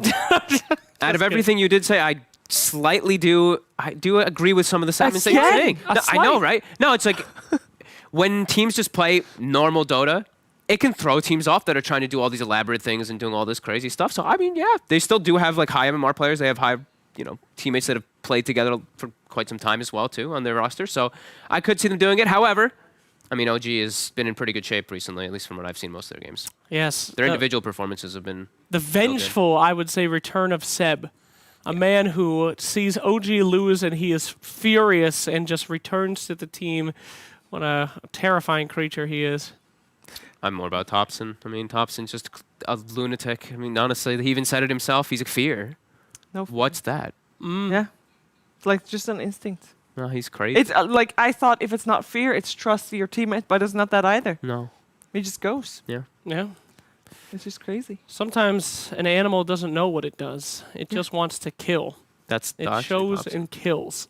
But he's definitely still the Omega Chad of the esports player world of Dota 2, as Lizard is the Chad talent. I would pay to see a battle between those two. Physical battle. Well, the not hell? physical. Jesus. Lizard would break him in half. I But I'm would saying agree. just a Chad battle. So what? I Like don't think True Sight Thompson versus Chad Lizard? Yes. I don't True think Sight you Thompson can was something. compare that. What do you mean? Thompson is a 2 TI winner. Yeah. But Lizard, no offense, Lizard, he's talent. have you seen his biceps though? They're And huge. his face, he's a beautiful human being. He's being sculpted honest. like a god. Yeah. So what goes into calling someone a Chad? Is it just the looks? Is it just superficial? I mean, it's a general attitude. Like, who's gonna walk in first during prom? respectfully with a lady and dance with her and make her life wonderful, it's going to be Chad and Thompson. Me and Fogg are coming in like 15 minutes late with our pants all fucked up. I wouldn't have shown up. Yeah, and he's going to be there and swooning and just having a great time, but he's also going to treat you right, and he's going to give you a nod when you walk in the door like you made it. You're one of us. I'm picturing Lizard a little bit. I'm honestly. picturing Liz is Lizard kinda in that killing it more right than now. Thompson. Liz is you kind of know? killing it right now in my head. Sorry. I think I might agree. Damn. Damn. I really have. Hear me out. Yeah. It's because the Thompson that we saw at the True Sight reveal, you could tell like he was super stylish. He looked great, like male model for sure. But there was a lot of effort that went into that. Right. He put a lot of effort in. I feel like it's more effortless with Lizard. Damn. Damn. So Liz is a natural. He's a natural. You Natural grew up. Chad. Jesus. Wow, you heard it here first. Yo, which one of the talent is the most beta? Oh, God. And you can't say T. Oh, God, hide you me. You can't say. Just kidding. Oh, I don't know. You don't know. That's good. Yeah, I want to open a different topic. Anyway. You're the host. Get us out of here.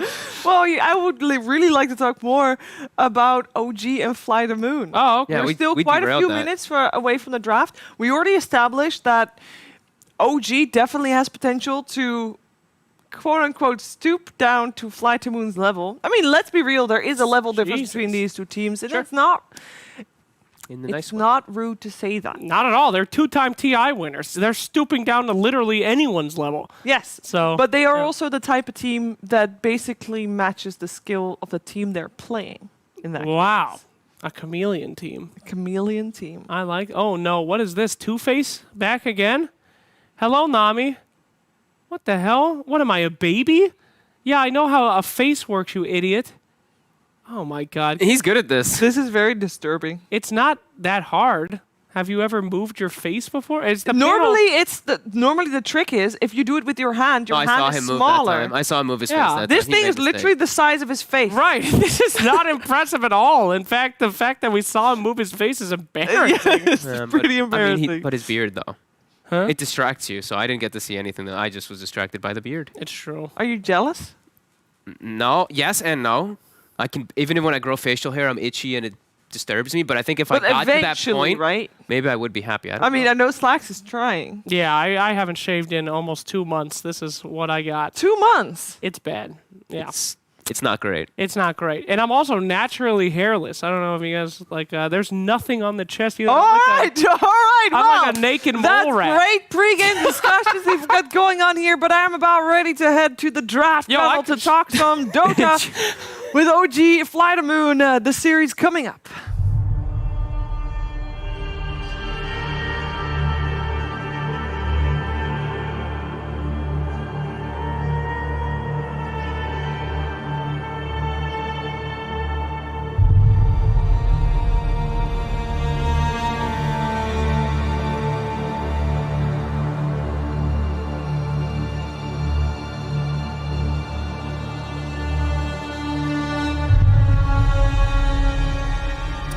We are here to see just how many screws loose OG really do have, because if they're as unhinged as the previous panel will lead you to believe, then this should be something pretty exciting then, because if they're not taking FlyToMoon seriously, this could go in two wildly different directions. Either they meme it up. We already saw Thompson on a Tidehunter earlier in this tournament. How much crazier could they really get?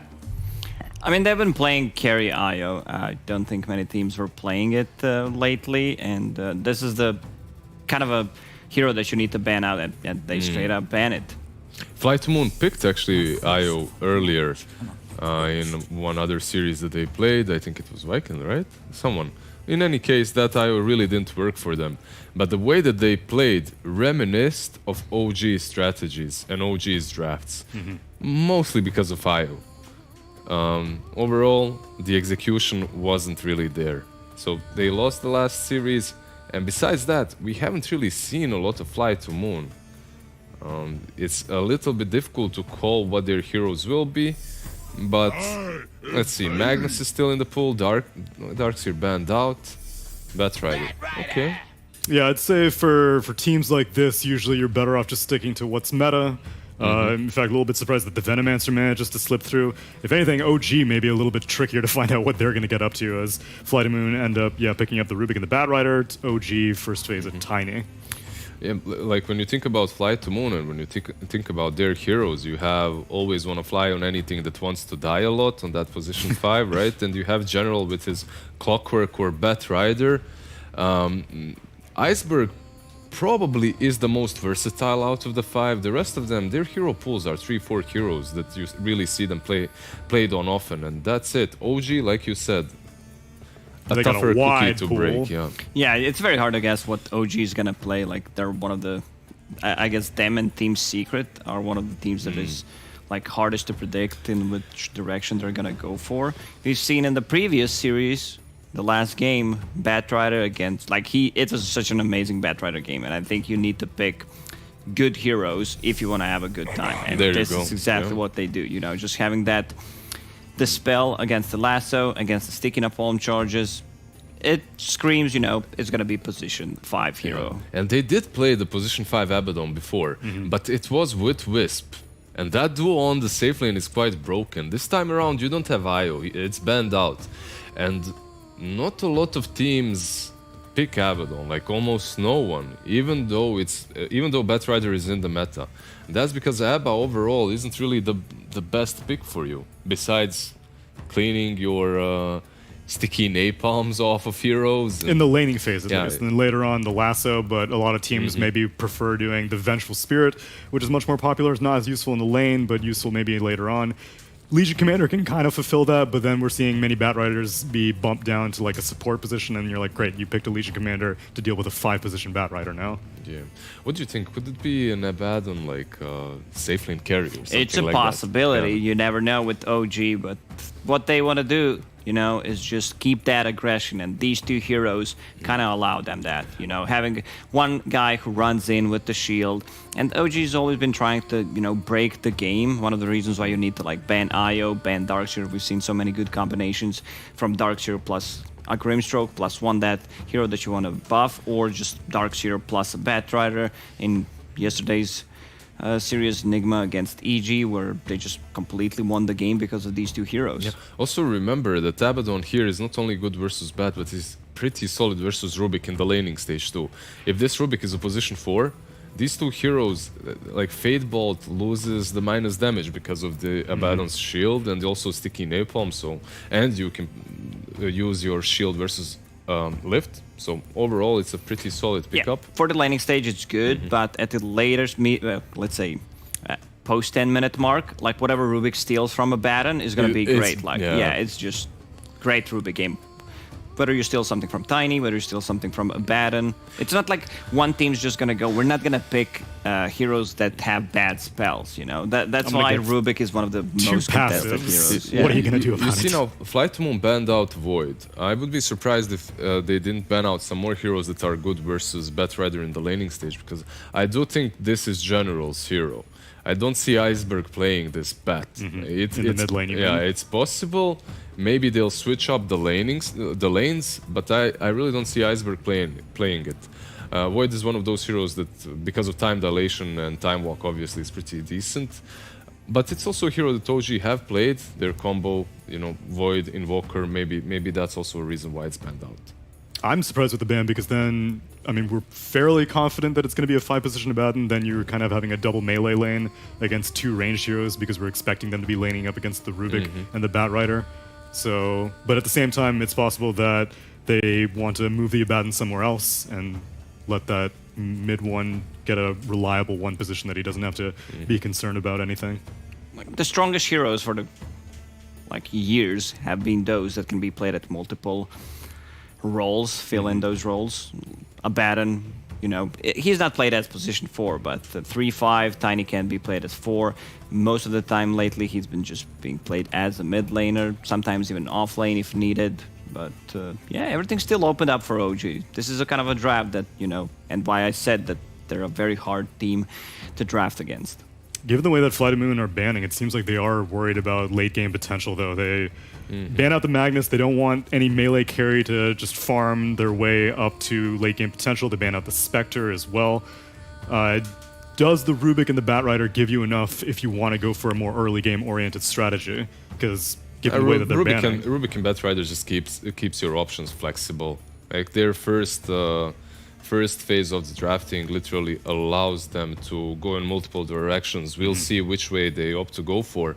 If you remember their last series, they rounded up their draft with Ursa. That didn't really work well. Then the next game they looked way better, but OG, it's not the first time they picked Gyro. They also did dive the fountain with Gyro around the 12-minute mark, which was pretty damn exciting. But also what's interesting is that they're banning out like this Lina so early on. Do you think there's anything other than Iceberg just playing a very mean Lina? Possibly. It's also not the greatest matchup against the Tiny. Like, that's why they banned out Queen of Pain. What OG has done is played Gyrocopter on the mid lane, and they put the ward on the high ground and just farmed the side camp with the flag cannon. I've seen. Was it Invoker against Gyro where he had two levels ahead of him? Yeah. They are dire this time, though. Usually you get away with that easier on Radiant. And also there's a thing in which Gyro does exceptionally well versus some heroes. Versus some others he can struggle a little bit on the mid lane. But like Lacoste said, when you're on Radiant and you put that ward, you can farm up quite easily those two medium camps. FlyToMoon, they snatch up the Vengeful Spirit. So with Venge and Rubik, it's a strong duo. Like, I love these two heroes paired up together. They're going to be good at every single stage of the game. You have save from Venge, you have save coming out from stealing spells from a Baron, so like I can expect prolonged team fights. What are you picking here for FlyToMoon? Are you thinking about Drow maybe because of this Vengeful Spirit? That's a combo that comes to my mind. Yeah, and if anything, that may make the Beastmaster seem like a deny pick because there's the Drow. We usually see Drow, Beastmaster, Venge to be very, very quick and aggressive. Although I guess it would have been a general hero, and like we mentioned, Iceberg doesn't really seem like the Batrider kind of player. But yeah, they pick up a Drow, going to be great with the Vengeance aura, being able to get bonus range, and Beastmaster selected by OG. No need for BKB Piercing Disable quite yet, but still just an overall very strong laner and a strong pusher as well. Yeah, this Beastmaster allows them, to control the vision. I still feel like the strongest part of Beastmaster is just going for that Necro, having a Hawk to scout things out. It opens up the Roche. You kill it so quickly. The tower push. This hero is just insanely good. Like, he checks a lot of the boxes. You're playing with Tiny as well, so perhaps you can abuse the toss early on in the laning stage. That's something that they might do. But overall, what he as well gives is that vision versus Batrider. Like, it's very important to have a lot of vision versus Bat to prevent him from getting those early pickoffs. So Beastmaster overall is pretty solid for them, but I think they just needed a solid offlaner here that gives them the tower push objective taking capabilities like Lacoste said, and it synergizes fairly well with the Gyrocopter too. Is there anything that they can do to make the boar easier to deal with? Because right now, neither of these supports are particularly strong at dealing with it. I mean, Fade Bolt is kind of okay, but I don't think they're going to be laning against each other. You have pretty clear what FlyToMoon's doing. You have Drow Ranger plus Venge as your lane, and you have like these two probably as the off lane. They could swap things around, put Batrider on the mid, and then have different offlaner, but this is the problem. Like, they don't deal well with the boar. You don't deal well with the boar from level 3, but until then you can have a very dominant lane as Venge and Drow. So from minute 0 to 2.5 minutes around. So your point is to your plan, at least in this draft, is to be as aggressive in the laning stage usually to prevent him from getting his level 3 for as long as possible, and then once he does get it, perhaps Drow is already going to have 2 raid bands, and then you'll be able to, at least one, and you'll be able to kill off that boar a little bit easier. So both teams, judging by the bans, they think the other team is going to go for the mid laner. That Prophet banned out. I think that's a very solid ban from OG, where it does not allow them to group up as 5. The Roche taking potential is there, more tower damage, and this is the hero that creates a lot of attention, wants the big kills straight away. So you take away some of the attention from the Drow Ranger. Yeah, and you see from OG the Death Prophet and Dragonite bans. These are pretty much your sturdy, safe objective takers from the mid lane. Yeah, Drow can be considered that, but right now, the way she's played, it takes a little bit of time for her to come online. And with something like Dragonite or DP in front, it would allow FlyToMoon to snowball a little bit in that mid game, which could provide enough resources for Drow as well to be unkillable. Conquer is my name. Alright, this is your sturdy frontliner for FlyToMoon. Doesn't really get countered a lot by... There aren't many heroes that can deal with him that are also in the meta. This is their comfort zone. If you remember, just a month ago, Iceberg played a lot of Kunkka with that Aghanim Scepter too. And it gives you some extra teamfight potential with the Drow. That vote comes in handy. Plus you have X marks the spot for catching people out in Elder Titan. Well, this is what we were expecting to not expect from OG, which is something outside of the ordinary. So, who's the 4 position here, gentlemen? I think it's Tops and Tiny, right, on the mid lane then, versus the Kunkka. Versus Kunkka. Yeah, it's the age-old matchup in which either one of these two can win. But I love the Kunkka pick from FlyToMoon. Like, you can't just purge that off with the shield. It's gonna be that disable, low cooldown disable that they needed, to just split up the fight, and it's a pretty good setup. I have to say that I love the Elder Titan, and I'm looking forward at seeing what they can do with it. Usually it's one of those heroes that can stop these early advances with Astral Spirit and Stomp, and you can break fights apart a little bit later on. I'm actually very excited to see which way he'll go and what he'll build and how the team fights are going to go. I thought it's typically strong against like zoo builds though. Whenever you have a bunch of units like a Nature's Prophet that you can walk all over, that's what makes the ET strong. But here it's just kind of heroes. So why do you still like the ET? No, I'm just excited to see what he's going to do. That's it. Like, it's OG. There's a reason why they picked this Elder Titan, even though it might not be completely obvious to us at first. But usually it is strong versus early advances, versus these early pushes. FlyToMoon can go that way, so maybe that's the team. It's a great counter-initiating hero, and that's true.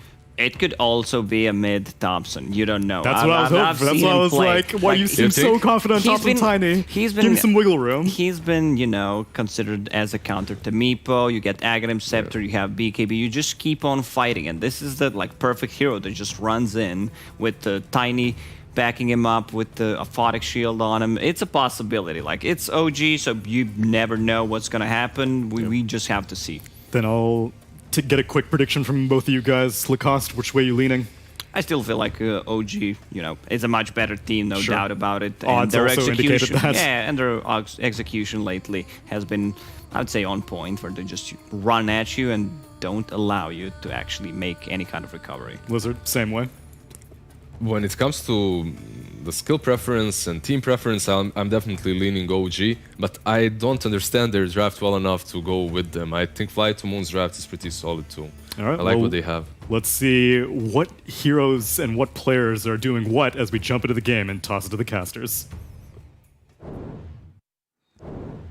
No doubt there's going to be a lot of people out there backing Team OG. After all, they're usually the favorites in most matches, and FlyToMoon isn't the most well-known team. But, Brian, the last time these two teams faced up against each other was actually FlyToMoon who walked away with a victory. It was 3 months ago in the ESL 1 Birmingham group stage. Wow. That's quite some homework you did there, Cap. I love watching OG. I love just the way they play, even if it doesn't work. And I do like what Lizard said about both drafts. I think FlyToMoon coming into this series, since OG's so good at creating chaos, let's just have a game plan. A lineup that plays itself pretty straightforward. Drow's going to be in the back dealing damage.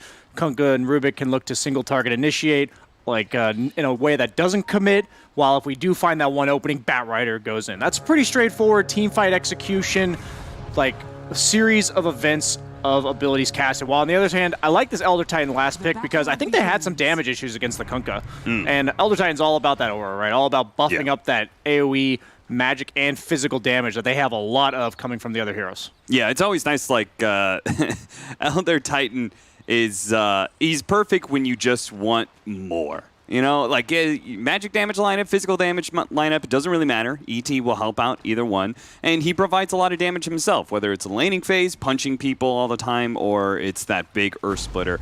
If you have the combo with it, and they've got a couple, at least one really good stun in the Primal Roar that can maybe set it up. I like how FlyToMoon have swapped up the lanes. They've kept the same players on the same heroes. Like they put Iceberg on the Kunk on the off lane, but they put the Bat mid against the Tiny. I thought it wasn't going to be a Tiny mid originally because of the Bat Rider. So then when they picked the Kunk, I think that's why OG left the Tiny as the mid. And since FlyToMoon saw that, they're like, okay, I guess we'll just put the Bat as mid, maybe like we originally intended. So I think lane swaps are really important on any skill level of team, and the Batten just makes a Bat Rider so useless in lane. He removes all your stuff, and you give him enough stick charges to continuously do it. Let's see how General does fare. Obviously a great Bat Rider player, as it's kind of one of his iconic heroes, but we'll see how he adjusts to playing out in that 1v1 mid. It definitely affects the matchups at all when you go mid. It's funny to see the difference between Weehaw and General already. With Weehaw, I see the double Sage's Mask straight into bots, not a single stat item, while in General, I'm seeing a double Null Talisman. So a completely different approach to the same hero in the mid lane. And why do you think there is a preference for stats from General compared to the regen? I think it's nice against Tiny, and it's more about like this consistent power spike. Like you don't hit like a specific moment where you're like, okay, now I'm ready to play Bat. But with the Boots of Travel build, it's like, okay, once I have Boots of Travel, I can be anywhere on the map. The way I play the game is different. So I think as an offlaner, you're not used to getting these like luxury items. You're used to getting this like, this is how much impact I can have as early as I possibly can. And I think that's what he's going for with all these just efficient stat items in the Null Talismans. Yeah. Statting up might also help him survive through the Tiny Burst and may give him just enough damage amplification that he needs to kill a tankier hero. I thought about that last game too, but then he didn't itemize that way on Wii against the Puck. I thought a similar concept, so I know what you're going for, and I was surprised he didn't last game. So I can get behind exactly what General is going for, but I'm much more of a off-lane mindset person myself than a mid laner. Well, no matter how it's going, what items is being picked up right now, looks like OG is doing pretty well for themselves in all three of the lanes right now, as they're pretty much even in CS. All of them having about 10 or 11 now. Looks like everyone's getting theirs. I'd say Beastmaster's one of my like closet picks of the tournament. Like he's a sleeper hero. I think people value him. He is picked sometimes, but I'm almost surprised he's not picked more. Every time I see this hero, it seems to have massive impact. It's always scary to play against, and unless you just completely shut it down early, the mere tower pressure he represents on whatever lane he's in is just, it's so like overbearing sometimes. So you think maybe he'll start coming out of the closet maybe towards playoffs? Yeah, I wouldn't be surprised. I think it's only going to go up his pick rate this tournament, as we see a crazy back and forth. I like the TB from No-Tail. Talked about how good a Batten is against Bat Rider in the lane. Why not just put yourself in his lane temporarily? Any hero dying in that lane is really bad for the Bat Rider Tiny matchup, because both heroes are very snowball-y, kill heroes. So if they die once, they're almost certainly going to die again, because Tiny will have more damage on his burst combo, and Bat Rider will have more points up in the sticky napalm to buff up all of his spells. It is going to be a little bit of a difference here, just because they've got maybe the better rotation hero. All the regen in the event. Regen, super nice. He gets a little bit of bottle hit here. General, he wants to be able to punish Thompson for being so far out here. He's going to go for the Flame Break and the Firefly, but an instant TP win out. Meanwhile, First Blood does get claimed bottom by Seb.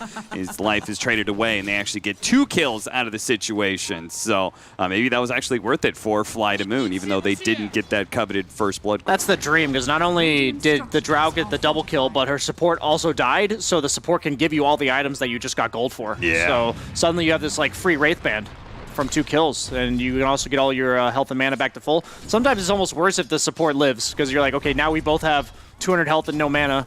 What now? They come back with full health, full mana, and we lose the lane anyway. He's also 27-5, so this is going to be a very farm Drow Ranger. And I have to say, like, Drow Ranger has been I've always kind of been questioning this pick when I've seen it in the tournament, but if you get enough of a laning phase start, I feel like this hero can just take over the game. I would say it's second only to Anti-Mage in terms of the most miserable carry for offlaners to lane against right now. In my experience so far, every time I'm against Drow, it's like, God, this lane sucks. Yeah. So I think that's like, just having a powerful laning carry that eventually scales to do a lot of damage, it's just a nice luxury to have if you can fit it into the draft. Being beaten to a pulp here. Level 2 boar, OP.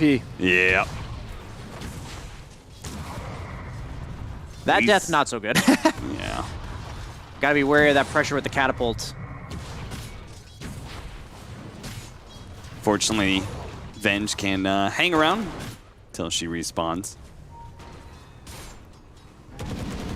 Top lane is the Rubik Kunkka, which don't really think they're going to be able to pressure that gyrocopter too much until maybe they hit the level 6 area. So even as No Tail is away, it's still kind of okay. General, oh, he's going to try and bump him away with a flame break, and that toss of the branch wasn't quite enough, but Thompson's pretty fast. He tries to go for the deny, but No Tail claims him with the miscoil instead. I love that OG is willing to pick a Batten.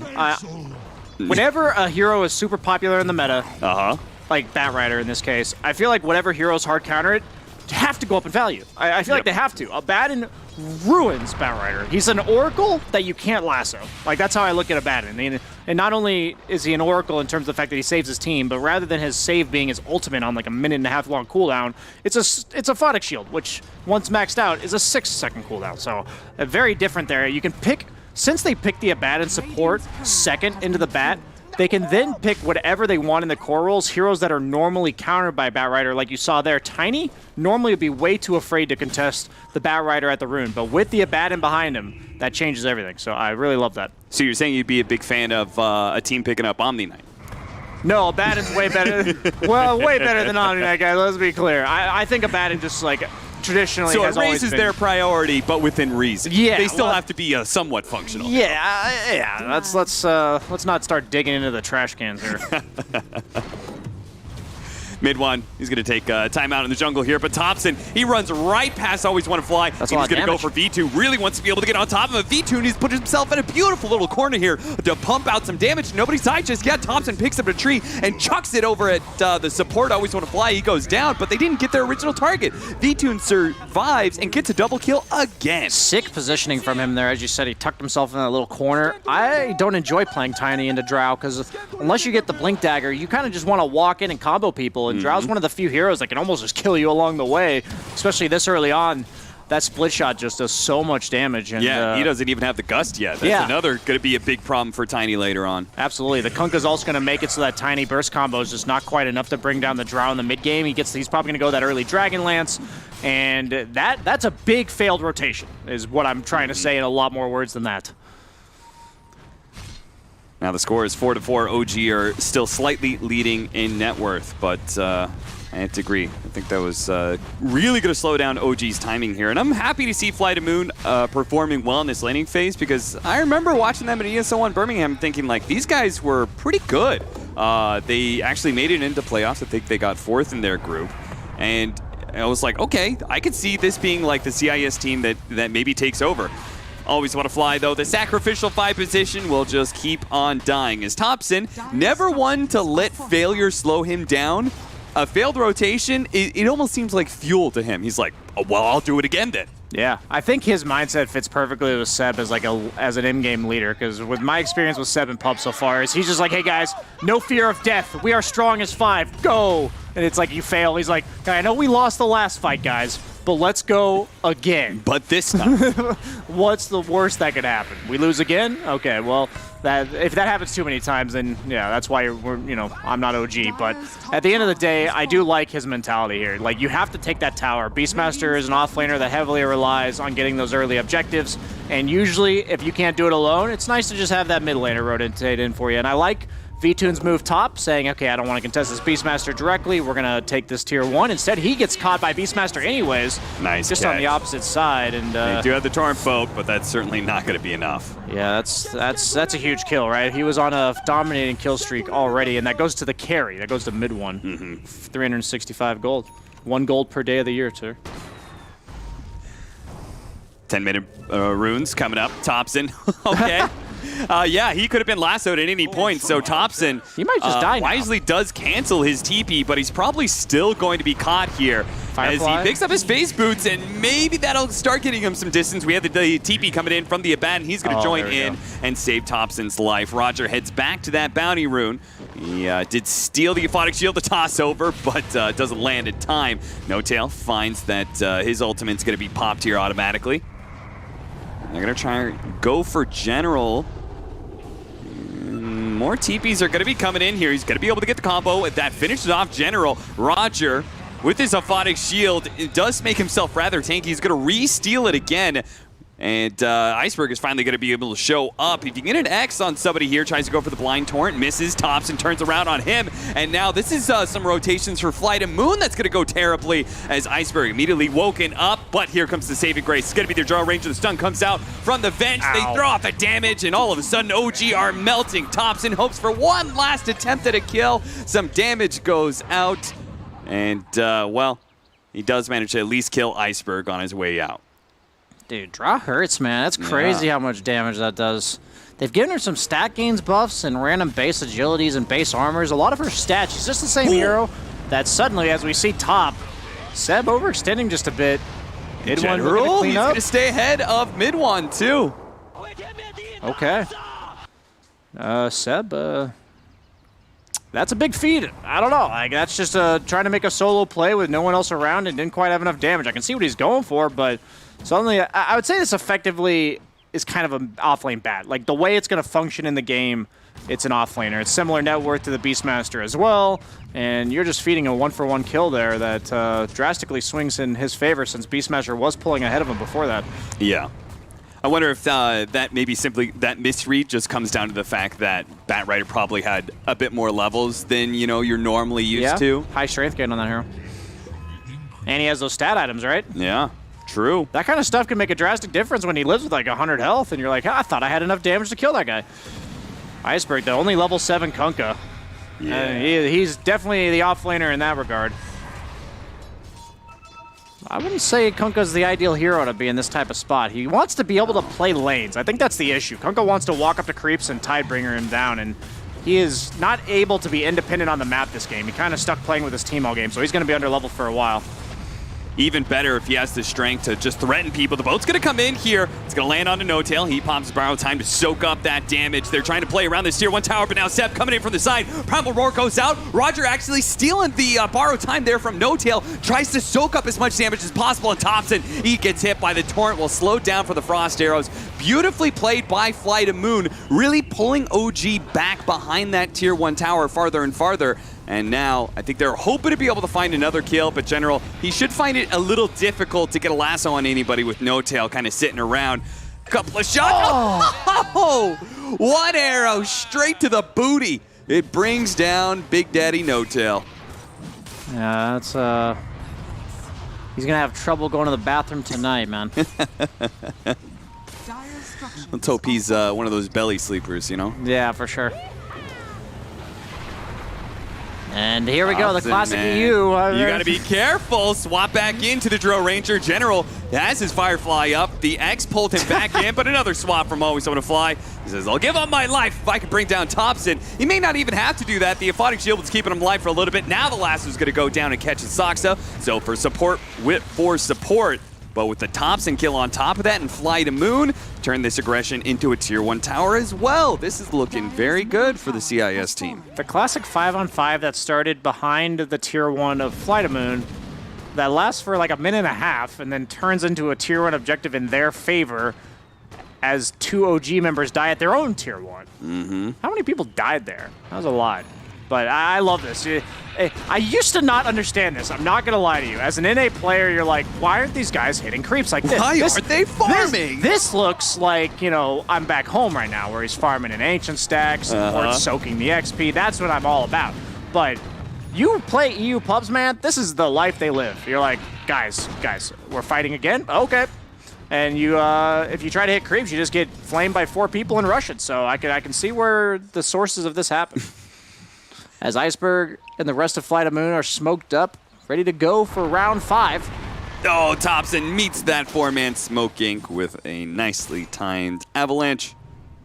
Can't believe nobody got a spell off there. Don't walk into that high ground. Oh, it's always dangerous, but Roger, he's feeling good about it. He's like, I've got a Phonic Shield. It's going to be fine, guys. It's going to be fine. No, it's not fine at all. I'm dead, and I might have just killed Iceberg, too. Always want to fly. He's going to be there to save him. Nice Gus push back, and the boat's going to come in as well. That actually may turn things around as Thompson getting quite low, but General doesn't feel like he can commit, nor should he with No Tail ready to go with that Phonic Shield. Always removing those sticky napalm stacks, slowing down the damage, but Thompson, he's running the opposite direction of the rest of his team. They all went up and he ran down and to the right. Does separate them a little bit, but fortunately the rest of his team shows back up in time to bail him out. Gets a kill on the bench as well. Flame break, bump onto 3, but that's going to be the end of it. FlyToMoon. I think they're going to think twice about going up into that high ground again. Almost has the Ag Scepter down on mid one. He's pretty damn farmed. That's where you really start to feel the impact of that death from Drow top, just spurring his farm that much farther forward as he's now only 600 gold ahead of her, but that's all basically from that one kill. And that Ag Scepter is going to be pretty nice for him this game. They lack single target damage to follow up the Beastmaster. Yeah, they have the tiny toss combo, but I'm talking about like sustained damage throughout the course of the fight. And that's what Ag Scepter has really changed about Gyro more than anything. He's always been that flak damage AoE. But with that Ag Scepter, he's going to be able to bring down heroes like the Kunkka as well as everyone else buffed up by the boat. And he's going for the Halberd, though, on Iceberg. Does have the gold for it. We'll be getting it delivered shortly. But Halberd does not disarm that side gunner. So diminishing returns in that regard. I do like the fact that FlyToMoon is just meeting OG's aggression. Oh, absolutely. The fact that they are willing to 5-man up, because OG, you look at the stats, they're like the team that has the most kills, deaths, assists, like any of those metrics. Out of all the teams here, just like they're always fighting nonstop. And you can't counter it any other way. You can't deny it. You're like, I'm just going to act like they're not going to do this, and we're going to farm. If you try to farm, they'll just pick you off nonstop, especially with a hero like Beastmaster on their team, as well as Tiny. And I like how the way OG plays really says, like, join us or die, you know? Or die when you join us, you know? Both. They kind of force you to play their game. And everyone's had to kind of address and adjust to that. They're going to try and sneak in the tier 1 tower, and that's what Thompson does. So finally finishes up, even things up. The tension in these moments, man. It's just like both teams know each other are there, like basically mirroring each other's movements on the map. One team takes over the opponent's jungle and vice versa. And the mid lane is what it's all about. Usually the team with map control ends up being the team that's pushing mid, because both side lanes are getting pushed. As you see, bottom's in favor of Dire, top's in favor of Radiant. And now OG, they kind of dictate what the next move is going to be, all because they have that mid lane pushed in. And you can see Radiant, they're scared, right? They're like, okay, is OG moving our way? They're scanning the river to detect those movements, and it's simply just Tiny picking up an illusion rune. But these are the spots where the luxury that OG gets out of this map control is that they get to separate into two pieces, where you see Gyro farming by himself bottom, while the other 4 are mid, while FlyToMoon only has 1 lane to themselves. Yeah, mid one, what would end up happening is FlyToMoon would have to make, like, several TPs down to, like, bottom tier 2, bottom tier 3, and then they might just go 5-man something. on you with OG, right? And you're 1-by-1 feeding, so it's really awkward. And that's the power of Beastmaster. This is where this hero's strategical advantages come into play. The sheer, like, push power of the summons in the mid lane without exposing your hero. Terrorblade's a similar idea when he gets ahead. It's why these heroes scale so well into the late game, that mid lane pushing control. As they also seem to prioritize that with their ward vision from OG. Look at those wards around the mid lane, as they look like they might be trying to take a fight top, but I think this is more so like, okay, we already pushed in bottom, we got the farm we wanted. During the 19-minute mark, we can make our way back towards bottom or choose a fight. That's the 2 options they're left with. And do they want to invade the triangle? That's quite a ballsy move at sub 20 minutes in the game, but they might be looking to contest those bounties coming up in the next 40 seconds. Yeah, we saw how FlyToMoon tried to invade the triangle, and it didn't work out so well for them. I don't know about when Rubik's leading the charge. That's a little bit different. I guess he had a shield on him, so he's effectively the Abaddon, you know, without the ult. Yeah, that was the other thing. You were talking about the Beastmaster and kind of the vision and control he offers in the map, and Abaddon's another hero that kind of operates like that, right? Because he's able to function. Yeah, he's able to be so far forward because it's like, well, what are they going to do? Like, are they going to jump on an Abaddon? Not really. Yep, he's an oracle you can't lasso, Cap. That's if you play Bat a lot, you get used to playing against Abaddon because that's one of the most common counter picks. And NA, it even became a carry. And that's when you know we've really lost our minds. I wouldn't be surprised, though, if OG does go for that invasion. Seb's going to be found. He was focusing on controlling up his boards and such, but he is very tanky. But Iceberg is there to meet him on the other side, and this is Seb all alone here in the top lane. Hey, man, I'll quote the dead lane concept any day. You know why it exists? Because you can't play 3 lanes at once past the 15-minute mark. Otherwise, you feed. What was happening? Mid one farm bottom. Thompson was farming mid, and they're like, hey, we see some boars up here. He has to be here, and he has to be alone because we see 2 other heroes in 2 other lanes. Let's kill somebody. And a little bit of, I'd just say, too much greed coming out from Seb there. But at the end of the day, they didn't get any objectives off that. There was no Roshan taken, no tier 2 taken. So it's just a death. You know, no price to be paid further than that. But still, you do need to be careful of being too spread out on the map, which is surprising to see from OG because they're not like the Team Nigmas, you know, split pushers of the world. It sounds to me like Seb maybe needs to invest some of those TI winnings into coaching sessions, absolutely. Into some promo code, actually. Nah, I'm sure he knows. Usually with players, like when they communicate, they're like that. They'll say like, "Hey, man, I'm pushing top, like I'm showing," and they know they're in danger, but they're trying to get away with it. Yeah, they know that, and it's like they're trying to eke out that little bit more efficiency. And the goal is to do that as often as possible without the feeding part. Right. As OG looks like they've now TP'd mid one to mid to join up with the rest of the team, showing the ET as to be conspicuous, and they are looking to take a fight around the top half of the map. Maybe turn into Roche, more so because the Beastmaster TP'd here, so they don't want to be fighting without him. They have siege control of the triangle, maybe going to get a ward up if possible. No Tail does plus a sentry. End of rotation. It's going to surprise FlyToMoon. Surely he's going to be able to hop on in, be able to catch Always Want to Fly and Iceberg in that beautiful initiation of theirs. Instantly, those 2 heroes are gone, and FlyToMoon's on the run. And they're going to try to turn that into a Roche immediately. Beeline. I love the way that the TPs, of course, affect the movements of the smokes. Like, you'd think if they're smoking from OG, normally they've been playing bottom all game, but since Seb TP top, they took like the upward and, you know, reach around approach to meet up in the mid lane at about the same time Seb could get there. Because if they went there any more directly, they would have been there too early and been potentially fighting a 4v5. So it's really cool it's just so crisp. That's what I like to watch here. And turning that into a quick objective as well, they had that in mind. That's probably why the Beastmaster originally TP'd top, thinking that they wanted to play that part of the map now, not really caring about the bottom anymore now they've gotten tier 1 bottom and mid. And they're going to turn that into another tower as well. So that's the difference between the kill on Seb compared to the kill that OG got, because that is 2 big objectives for them. Yeah, and now the triangle is even more open. So they take away that tier 1 offlane tower. And FlyToMoon's map is getting smaller and smaller. Now if they want to be able to like try and be extra efficient, they have to push into like far right side Radiant jungle. That doesn't really feel like a great place to be. And now with the Gyrags, not only did I mention single target damage on heroes, but single target damage includes towers. You Siege is much faster with that Solar Crest buff up, the 40 attack speed aura. He's got the Abaddon to save him, so he's not too scared of getting committed onto. One of the best high ground siegers in the game, especially once he gets up that Satanic later.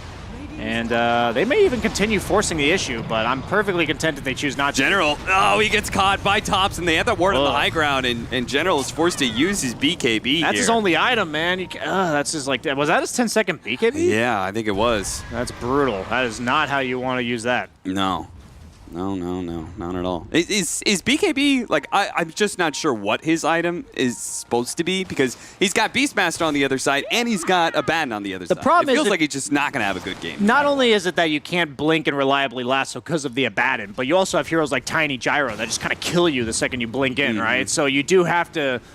the reason why he's going BKB before blink is without the BKB, I imagine he blinks in and just dies instantly. So his idea is to reverse the order of the items, thinking maybe I'll be able to run in, buy some time, maybe Abaddon's used a shield, and you see an opportunity. Exactly. And obviously they're not ideal to use it to survive. But definitely would be pretty hard to execute in fights with just a BK or just a Blink Dagger. Queuing up the rapier. I thought this meta was maybe dead. We were seeing Medusas, and I wasn't seeing any Divine Rapiers, but Midwan says, no, it's very much still alive. He does have the Abaddon to help him, like make him more survivable, similar to Adusa, but you're against Venge, man. I don't know. That's a little bit scary to try to go high ground with a rapier. Venge Dro Ranger, too. It's just like that. You can't save from the displacement of Venge, right? So I would be surprised if he goes through with it, but hey, you know, I'm down for a more interesting game. Well, not that it's been a bad game so far, but OG is definitely in a commanding spot, and nothing is better than knowing one little small mistake could spell doom for OG here. Yeah, plus he's a gyrocopter with no like damage mitigation. He's got no additional armor, right? He pretty much all his base armor, which Stroke can cut through. You've got like no butterfly or anything like that. Did you know Drow ult gives True Strike?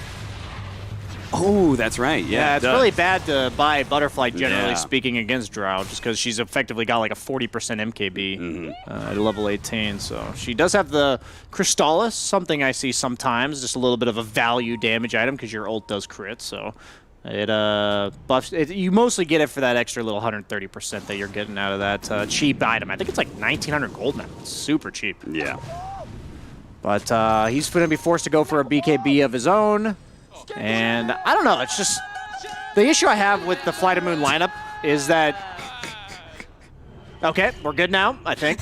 Everyone just got it out of their system all at once. Yeah, they just don't have a hero that can play the map by themselves, right? Yeah. And that's what you're saying. Batrider's the best, but usually when Batrider plays the map, he wants to also be able to threaten kills wherever he is. In this game, he's going to have to play completely passive whenever he's farming. He can't show in lanes for more than maybe one creep wave. And the rest of the team is stuck in base, while OG is able to navigate the map freely. And a lot of that just has to do with the counter picks they've come up with and the way they've constructed their lineup. But looks like they're just trying to get a little bit more structural damage towards the tail end of that Aegis. It is going to be expiring pretty soon, as the 27-minute neutral items are also coming out. I love to try to stack camps right before the new neutral items. You know, mid one, I'm a little bit disappointed that he killed that camp there. You're supposed to stack it, man. Get those neutral items ASAP. Nothing feels better when like you stack an ancient camp, you clear it real quickly, you get like 2-3 neutral items right away. It's a habit I'm trying to get into. I wonder if these teams discuss it at all, because I know the Tier 1 teams will like really try to eke out any efficiency they can, and so far I haven't seen it too often. But what I really enjoy is when a team actually goes offensive during that timing, right? Because it's like, they know they're going to try to hit creeps? Yeah, especially if they like will farm an ancient camp real quickly and they just immediately smoke up. You get like 2 or 3 neutral items, and you know the enemy team's probably doing the same. Yeah, absolutely. The neutral items are balanced in my opinion, but they're only balanced because both teams get them, right? So if you can get them real quick and then make a move off of that small power spike, that's something that's nothing to shake. It is something to worry about in these games for sure. It goes into the psychology of Dota, right? Where you get sometimes into these patterns of like, okay, you know, like the repeating like farming patterns. Like, okay, I'm going to push this top lane. Then they try and deal with the push. I go to bottom lane. You go this back and forth. You get lazy. You get a little bit too comfortable. And that's where teams that are more willing to shake things up and get really active and disrupt the pattern can find themselves free pickoffs. Yeah, anything that you know the enemy team cares about as an objective, even if that's just neutral creeps, is an easy way to read their movements and trigger a successful movement from your team to punish. So. What are we seeing here? A gem picked up early. For what exactly? Just the Hawk, maybe? Map control? Yeah, I think they feel like they can't be stuck inside their base anymore. They kind of have to push out, and the only way they could do so comfortably is if they know where the Hawk and they know where the wards are. They've caught the Abaddon! That is one of the biggest problems. He's just like a wall. You want to push outside of your base, and you're like, we had to go through the Abaddon first. They do get a ward up, and they did force his ult, so he is killable now. But, I don't know. Like, what are you going to do with that exactly? They know you want to make a move. Like, OG knows this. All 3 lanes are getting pushed in. Yeah. They're just playing for next Roche. I think OG even knows you probably have the ward on the high ground, so they back away from that. And they may not know that you have a high ground right there, but it's not the most rare ward in the game, that's for sure. That's about as common as the Pudge picks in my pubs right now. You fan of the persona? I've seen I think it's a really cool persona. About it. I really like it, except for the fact that it makes people pick Pudge. That's about the worst thing about it. I think the sound effects are the best part. If you ever hear the ult, it's like a squeaky toy whenever when you're ulting them. Really? Yeah, you like turn them into your own squeaky toy. I think it's really cleverly done. But you know, some people love to whine about stuff on the internet. Aghanim Scepter almost done for the Tiny. I never know when you're supposed to go Aghanims on Tiny. Like if you're supposed to get it after the Echo Saber, or if you should get one damage item first, like a Crystallis, you know, just a baseline Crystallis before you get the Ags. I think it's the moment in the game where you think you're going to be in the back primarily. Like right now, he's never really going to be in front. You've got the Beastmaster to initiate if you need it. You've got Gyro who's going to be solar crested and a Baton shielding him. So Tiny, he's on his own. Like he's doing his job independent of what his team's doing. So he's just going to capitalize on their movements, right? Bench is like, don't leave me. Don't leave me behind. Oh, God. See? Oh, no, General. It is an attempt. Oh, God, are they going to lose the gem too? No-Tail picks it up. What a disaster. He tried to stick around. He tried to make sure always want to fly. He held the door open for him. He was motioning. Come on, buddy, you can make it. And then they both get whomped on by Thompson's Aghanims pickup. And now with a toss back of Iceberg, he's going to be in some trouble. Tossed right into the arms of mid. Unfortunately, Heaven's Halberd really slows down that damage. And he's just going to Satanic right back to full. Firing out at V2. Nice turnaround for Staff with the stolen Aphotic Shield as well. So that's going to get the Primal Roar down. Problem is, they're still fighting 3 versus 5, and now Iceberg has been tossed back into potentially his doom. The Gust goes down, but it's not enough to save him Torrent Storm, use it! Use it! Where's the Torrent Storm? He never got it off. The swap back in does manage to kill Soxa here. Mid one going all the way into the fountain here. V-Tune, is he going to die underneath the fountain? Mid one's going for it. BKB, dive a little bit more, but he's been lasso pulled back. Thank God he didn't have the Divine Rapier. They're going to buy back on V-Tune as well, and surely they've got it done. They do. Telekinesis, that's going to stop No-Tail. So, they lose no barracks. They don't lose a tier 3 either, BSJ. They did force the Drought buyback, but he got all of it back and then some. I will say, for a second there, I couldn't remember if OG got the Aegis or not. And I was like, did they take Roche? I don't think they did. And then, you know, there's mid one in the fountain. So the one problem with being BKB'd is you can't be shielded. Yeah. So if you BKB and then get lassoed, you know, it's working against you here. That's about, it's funny to think this, but General's best window is when the Gyro BKBs. And now their best window to turn this game around is, okay, we just want to fight against OG. Roshan is up. If we can win one more fight here, take Roshan for ourselves, like, who knows? Maybe they can actually turn this whole game around. It's all about this Roche. If they get the Roche off that, man, that's a game-throwing dive right there. But if not, if still the game goes back to status quo, OG takes over map control the next 30 seconds to a minute, get Roche, we're right back where we started. And that's not in the fountain. That's map control. 15 to 20. 11,000 net worth lead still for OG, even after their bit of a dip into the fountain. That mid lane push is so important in these spots. Here we go again. Same rinse and repeat. 33 minutes in now. FlyToMoon, they're going to ignore that mid creep wave in favor of playing in this high ground and poking at the Roshan pit while OG is there. No-Tail, he's daring them to come down from that hill they're currently on. And all this damage, I mean, they're just kind of poking, but mid one's at full health. Whether it's the Vlads that's helping him out or a couple of heals from No-Tail. Or the Satanic Paladin Sword. Yeah. Oh, Paladin Sword, man. Whew. They nerfed it, but with the Satanic, still a very good item. Yeah, certainly.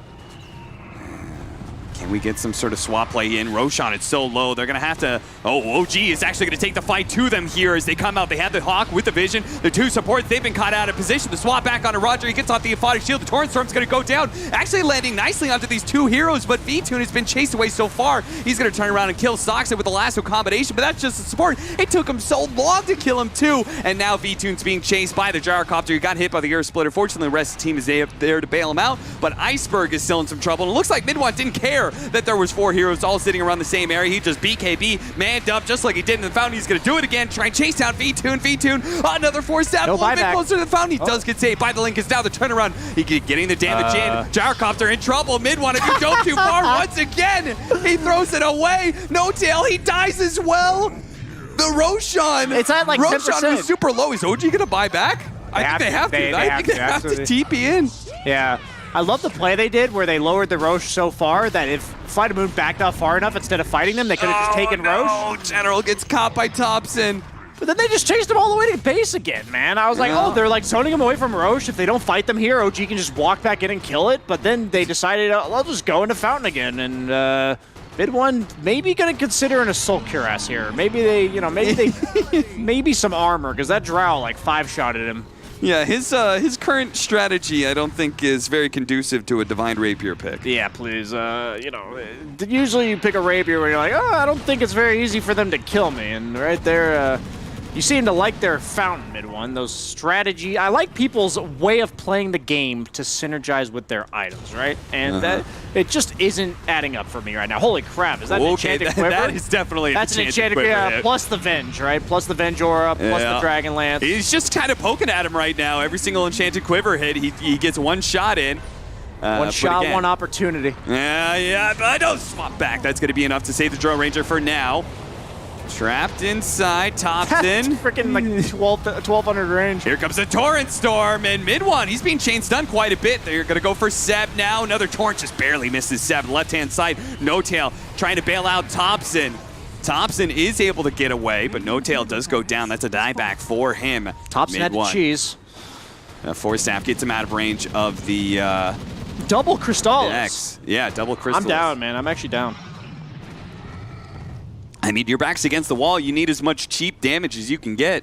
Yeah, and you're also going for the Enchanted Quiver play where you want as much value out of one hit as possible. So it just makes sense. The smoke's going to break, General. He knows they're somewhere here on the high ground. They drop a ward. They see Telekinesis to lead off on Thompson. The follow-up, there goes the lasso, but immediately gets interrupted there. And now the turnaround as General finds himself Primal Roared, and the rest of his team still on the low ground. As Seb, he's going to be able to help catch Roger as well. Always want to fly, goes for a TP out.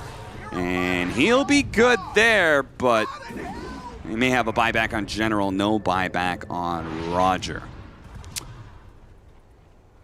Overall, surprisingly, OG having a tough time ending this game, despite having the Abaddon plus the Beastmaster just buffing the hell out of this Gyro. Might have to do with the fact that mid one's dove into their base deep twice, but FlyToMoon's putting up a fight. Yeah, possible. He'll always try to do some reverse engineering and figure out what went wrong to fix it for next time. And mid one, you'd think he did that the first time, but he did not go through that process. And maybe he thinks the dive is the correct play, but he executed it incorrectly. So you got to test it one more time. Yeah. Okay, I see. He came from the top half of the map. Yeah. I see. It's all about the angles, BSJ. Yes, geometry and such. I think Drow can hit him from like 1200 range here. Yeah, I mean, the Torrent, just a little bit of poke. Boat's going to come in. Surely he's going to die. Okay, there you go. Life number one, gone. And General up in 10 seconds. It is a range racks, mid and top, so they're now 2 range racks down as well as a melee. And Drow, wonder what talent he's going to take at level 25. Is he going to take the cooldown reduction or that extra marksmanship chance to go with his whole, one shot, one kill, ready to die but never will? Yeah, couldn't have said it better myself.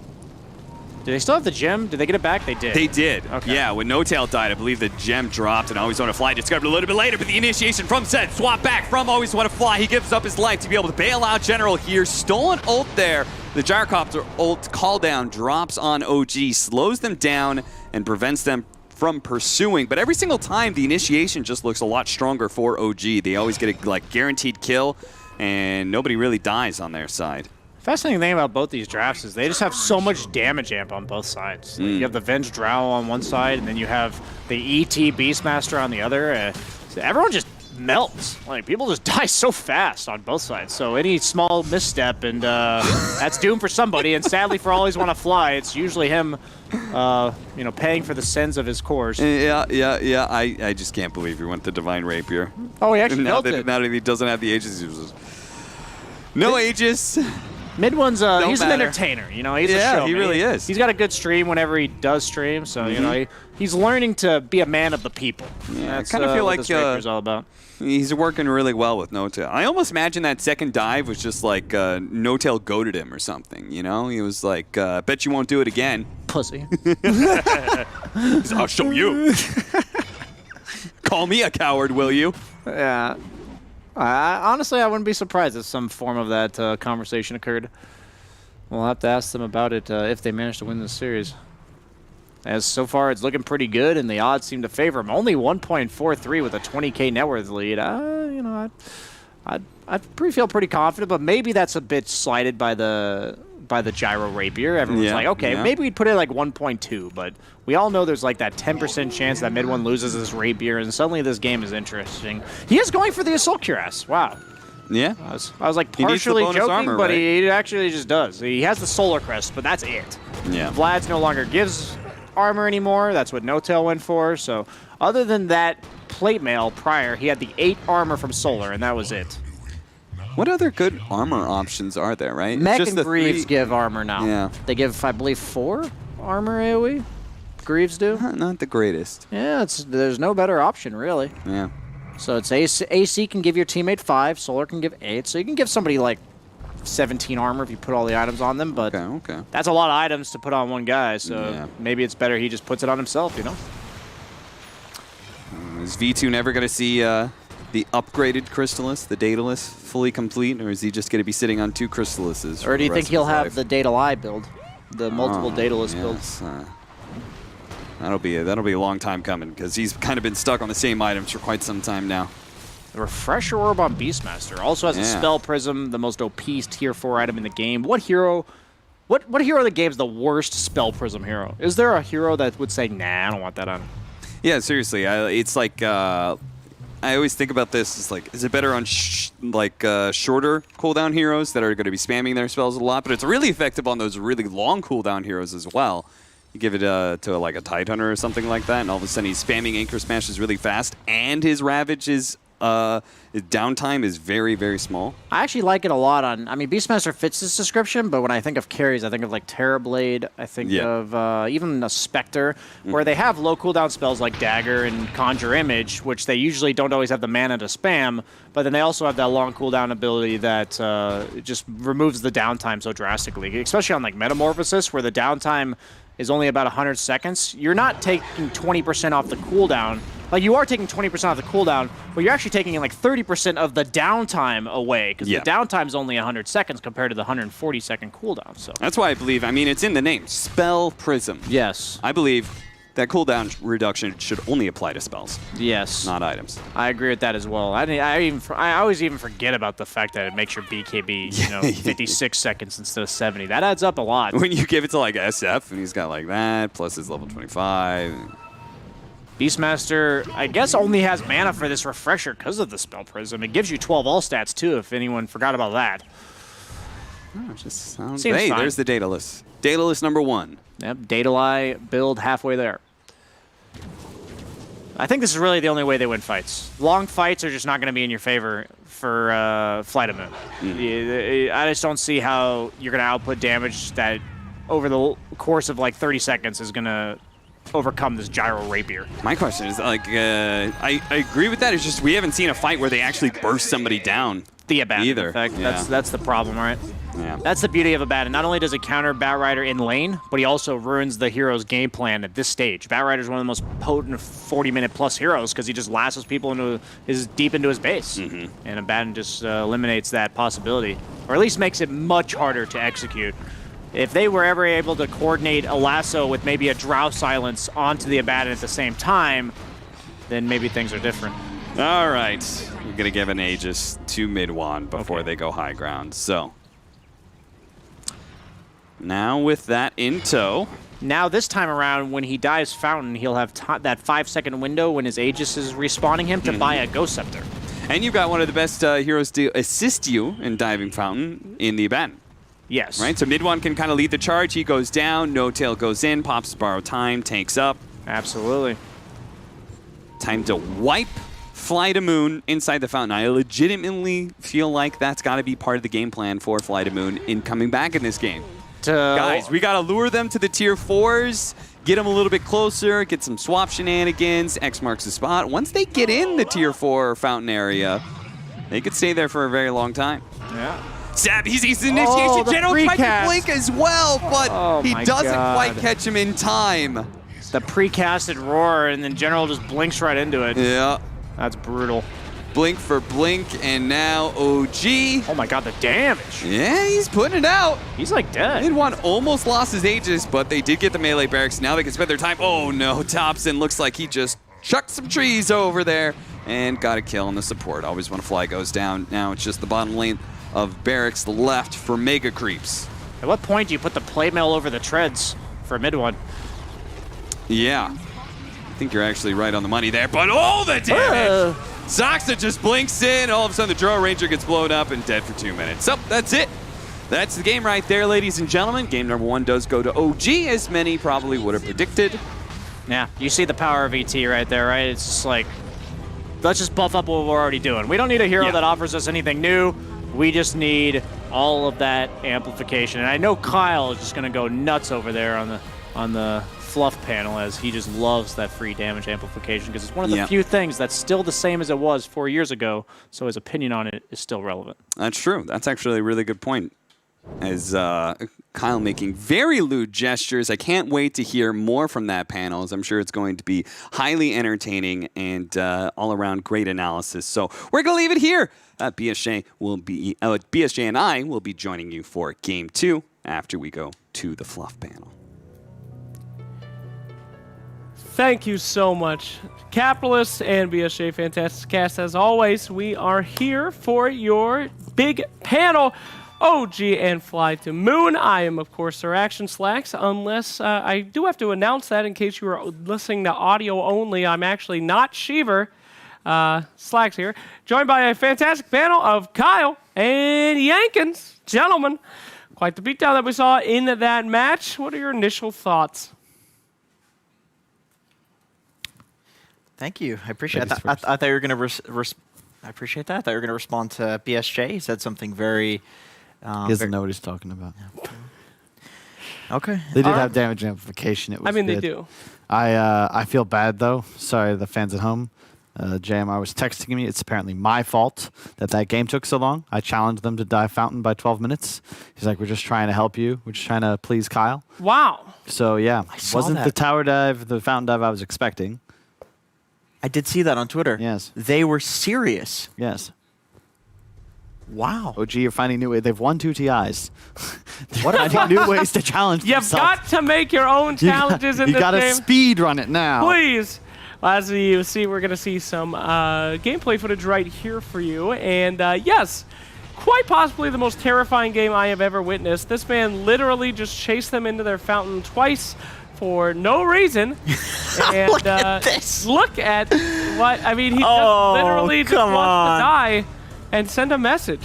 It's like the people that, went back and played classic WoW, and they thought it was going to be so much fun because of this nostalgia, and then everybody just crushes through it, except instead of crushing through NPCs, OG is actually crushing the spirits of their opponents, of real people. They're playing FlyToMoon, not Team Spirit. Yeah. They are... that's a different... They're definitely raiding their mental facilities right here. This is just just horrific. I mean, and he didn't stop. After those 2 insane dives, he went straight for Rapier. He did. So, pretty not-so stuff here. How do you pronounce it? That'd be a Divine Rapier. Okay. Yeah. It's not a Raper. I honestly didn't know. I was not thinking. I didn't really buy many of them when I was a pro, so okay. I had trouble hanging on to items as is, let alone the ones that drop on death. Also, Capitalist, if you're listening to this, if I hear you say Drow Ranger one more time, she literally says her own name Drow hundreds of times in her own voice lines. Drow. There is no Drow. You can tell he's never played the hero in his life. Not once. It is Drow. He's played against it many times. Yeah. You could hear the traumatization in his voice. Them Drow Ranger buying that rapier. No, Capitalist, no. Anyway, your head-to-head here, a bit of a different comparison there. No Tail doing great. And up against AWF's beautiful Vengeful Spirit. So, go on. No, you first. Who do you think was the big impact? Of course, we're going to talk about Mid1's Gyro, the huge guy who was diving the fountain and literally throwing the game. But was it the Elder Titan, in your opinion? You know, a mid one, he farmed stacks. He kind of did his job. You know, typical carry player, just shows up with all of this farm. Everybody's been spoon feeding to him and steals the show. But you know, you had No Tail playing the Abaddon, soaking every single gank. You had Elder Titan with all that damage amplification. Kyle wouldn't shut up about it before we started. Yep.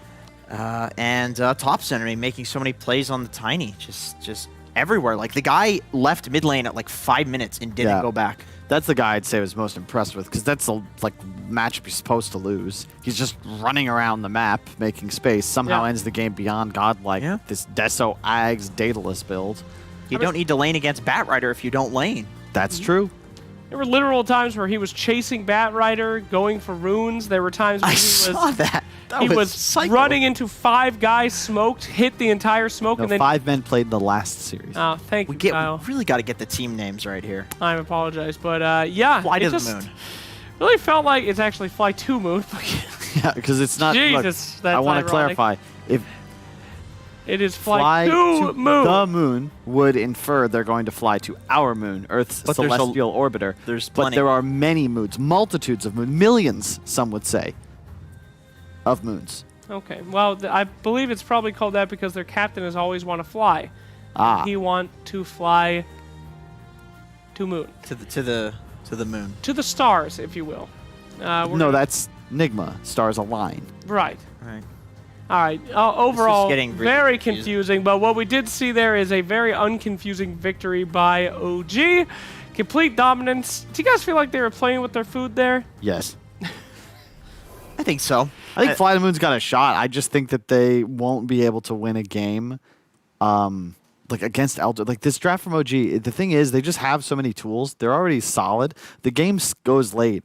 Their support duo gives so much into the late game. Abaddon's just not going to die. You're shielding off lassos, shielding off disables. Elder Titan, he blinks into Drow, removes all her armor, and then 2 flak hits and she's dead because she literally goes to 0 armor. And then you have a Gyro with a... I don't know. I just don't know how you win. I think that their drafting gives them more options than a lot of the teams they play. That's the big disparity between the teams, not like individual skill. OG's probably a little bit better, but it's the drafting and the strategy. You know what's interesting to me? Just the economics of like if supply side. Right, exactly. Supply side. We're talking platonic forms here. What the hell? Okay, listen to this. The economics of if you're running a Batrider mid and you're just picking some throwaway 5 Abaddon. People get mad at me for pronouncing it that way, but there's no. You mean Abandon? Yeah. It's all the same guy. Why do we have to keep doing this? But continue. Listen, you got this guy that's mid. He's supposed to be mid. He's got all these levels. He's running around trying to kill people, and you just have this 5 position that's countering it. Think of like the past Abaddon, Batrider. Like what are the usual matchups, right? It's like Abaddon offlane, Batrider offlane, right? It's like a 1-for-1 matchup. But you have one of the arguably the highest like farm XP priority hero. Not farm, obviously that's the carry, but like the mid gets a lot. You are getting a lot handed to you. That's something I've always liked about OG is like they always have the tools to win the game. And maybe you'll have better matchups in like a hero versus hero setup, but they'll always have an ability in a team fight to deal with what you're doing. Compare that to Nigma's match earlier against 5 men, where they first 2 this bat, and 5 men just don't counter it. Nothing. Yeah. No Tail's like, I have an idea. What if I pick a 5 position that can literally cancel their mid? Like, it just works. Yeah, it really does. No, don't really think about those economy changes, but I mean, you're absolutely right. Investing 100% of a great lane into a guy that gets canceled by someone who doesn't need anything is genius. And that further reinforces the idea of compound interest and why that's so important. Compound interest. Compound interest. Do you invest monies into things, Kyle? Not wisely. But if you're at home and you have anything, remember compound interest you should learn about. Compound interest. Correct. Jenkins, do you do stock things? Yeah, I've been compounding a lot of interest in this conversation actually for a little while now. I've been compounding a lot of mental illness in this conversation, but I don't put my money in the bank. It goes in a nice little box under my bed. Everybody used to laugh at me, but when the Roni hit and the stock market dumped, who was eating McDonald's every day? This guy. While you were hoarding your toilet paper, I was... What? Where do you live again? Yeah, I should not share that on the internet, actually. No. Just boxes of like nuggies hanging out? Yes. I've Festering, converted it rotten. all not into gold nuggets, but chicken nuggets, my friends. The truest economy in the... Speaking of nuggets, Yeah. I've got a couple nuggets of information. Yeah, oh God. In case anyone wanted to revisit some old lands. Boom, hit it. You remember the Febby situation? How are you going to try to pull this up as a host? I'm the host. I have all the power in this situation. There's no reason to talk about this. Oh, okay. But, you know, I'll just go out and say it, sure. There was a situation in ESL where they were doing an MVP vote, and they let the audience vote, as well as having a bit of talent. And, you know, some people thought that Febby's plight during the tournament was one that was, you know, the audience said they voted the most for Febby, but the talent was supposed to break that vote. The audience had 70% we want Febby to win. Oh. Audience was supposed to say, hey, we're the smart people.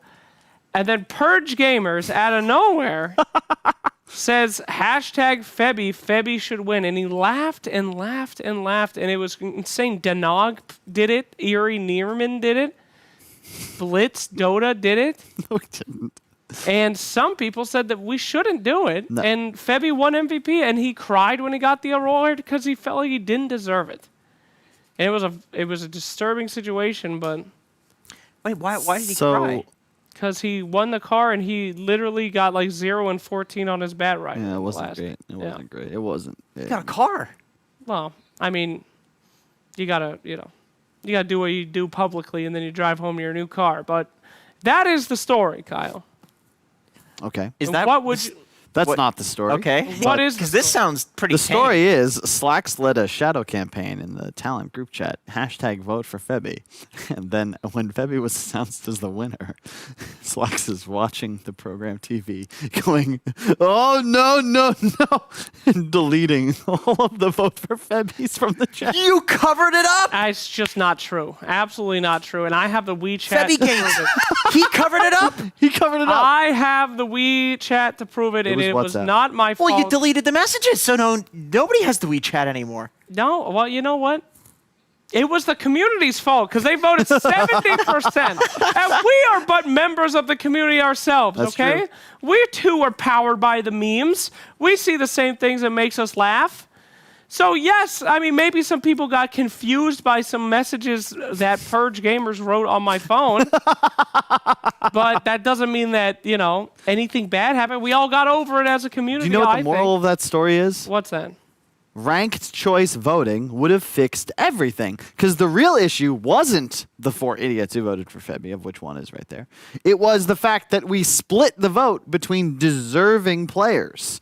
On, I think I voted for Dark, and other people voted for, I voted for... it was Keen Gaming. We basically split the vote all around Keen Gaming. And ultimately, this is the problem with certain political systems because... Oh, here we go. you This need- is what it's all damn it. about. Choice God damn Oh, it. this is where we... Nobody cares, Kyle. Okay? We got 3 North Americans. We can't talk about politics. No one gives a shit. Everyone thinks America's stupid. We don't have time to talk about this. Besides, in the last election, I voted for Harambe. It's all meaningless. It doesn't matter. I'm looking you straight in the eyes, and that was real. Harambe won a few states.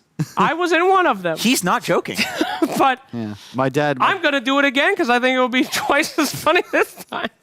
I'm just saying, we don't have time to talk politics. You don't do that. And I voted for Yi, which is, he played fantastic in that tournament. I specifically remember voting for Yi. I might have wrote Yi, and it looked like Febby at the time, but I definitely did vote for Yi in that tournament. Can we just say that Purge, he's got some deep, dark secrets, and he's got some deep, dark... Yes, there it is. Ladies and gentlemen, we asked for this. We have our Photoshop of the Rock on Sand King. And you both were not in the last panel. So That's actually better understand. CGI than the actual movie. That actually was. Well, we asked for Dwayne Johnson to replace the Sand King's model in a persona to fix his epicenter. Speaking of... You win the lemon. Congratulations. Speaking of crossovers regarding Scorpion King and politics. No one Bernie wants Sand that. King, is that going to live? Wish you didn't bring that up because that actually was one of my favorite denied skits. We did want to do a skit called Bernie Sand King where he walked out during his run for the election, and that was one of the best skits we ever wrote. It was incredible. He comes out. I can't do his voice anymore. It's been a long time since I heard him, but he's like... Old man voice. Yeah, what is it? The way that he talks, he's like, the 1% of the carries get all the farm, and the supports pay for everything. Does this sound right to you? Now, with my very claws, it was great. Jenkins hates it. We don't do politics here. It's not good. But Bernie Sand King was going to be a dope-ass thing. We actually couldn't do it because all we could find is lobster claws, which would just confuse people. Sourcing good props is a surprisingly difficult endeavor. Indeed. It's hard to put a show together. Yes. With Sand King claws, but maybe one day. There's been a lot of failed content pieces, I must admit. The Greta Thunberg piece, another failed one. Could you elaborate? These are all political. It's Yeah. That's often why they get rejected. These are the failed ones. Well, so it's no secret that I sometimes pitch ideas for Valve, for TI, and help out with that. And for Sweden, I had one that was pitched where we got Greta Thunberg to come. And she is playing Dota, and she does her speech, but it's about Dota. And she's playing like mid, and a support comes and takes her farm and TPs, and she goes, "How dare you? How dare you? How dare you? You're ruining this world." Turns out people thought that was pretty effed up, and I don't blame them. I mean, creativity is about creating ideas, getting them. And also put in shackles and then finding out what. How many dog shit ideas do you think there are for every good one idea? It's just a lot. About 10 to 20 to 100. First rule of this job. There's actually a Rich Campbell quote, who's actually full of these. If you talk to him for long enough, if you're going to do anything in content creation, you can never be emotionally attached to an idea because someone might change it and make it terrible, or it might just get killed and you'll never see it, and you might think it's great and the community hates it. And then you're fired. That's a long quote. Yes. Well, the end part is all me. Yeah. Okay. But there is an important asterisk that Rich has been fired multiple times. Thank you. Well, with that just incredible information, it is finally time for us to get back to the action. The long-awaited Game 2, OG versus FlyToMoon. And we have a fantastic draft panel in the Pantheon. Take us on a magical journey.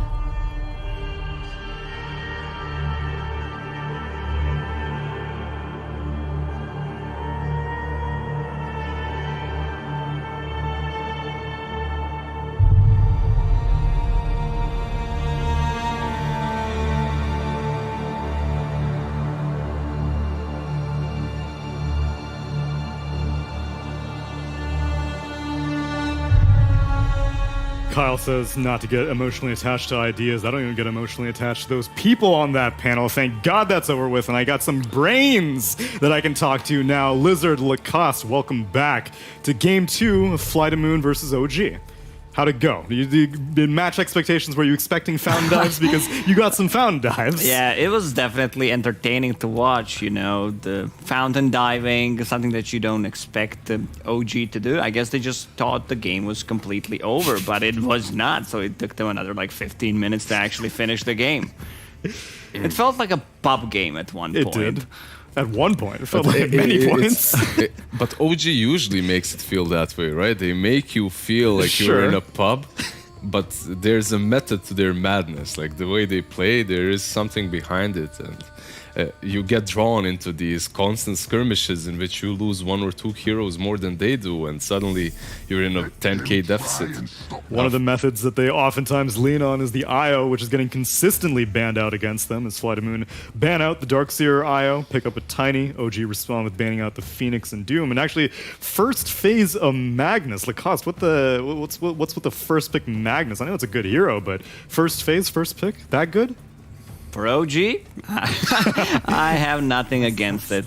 You know, it's 99% that Seb's gonna play this hero, and it's quite easy to say that he's the best Magnus player in the world. I think in one of the interviews, Seb talked about how Magnus is not just about RP, what he does, also not about Empowered. I think what you can do with Skewer is like godlike. We just blink Skewers back, push them away from your teammates, you name it. This hero is extremely good at every single stage of the game. Like, you can see that some players are not really comfortable at playing Magnus. You know, there's a huge difference. Let's say, who was it? GPK. Like, he's god of this hero. Same goes as Seb in this game. But some other players, I'm not going to name any names, you know, just don't feel as comfortable as these two. It's about the utility that you bring to the team, but any hero that can disposition someone on the enemy side without utilizing too many of his resources is a good hero. Like, there's 2 of those. There's 2 of those on FlyToMoon. But imagine that last game. You have this Bat Rider who needs his ultimate to take you out of position and disable you, right? And on the other hand, there's an Abaddon that completely negates you. No matter how much farm you get, Abaddon can be with 0 farm, he'll still Aphotic Shield the target that's lassoed, right? Magnus, however, he jumps behind, skewers the target back. That's already good enough.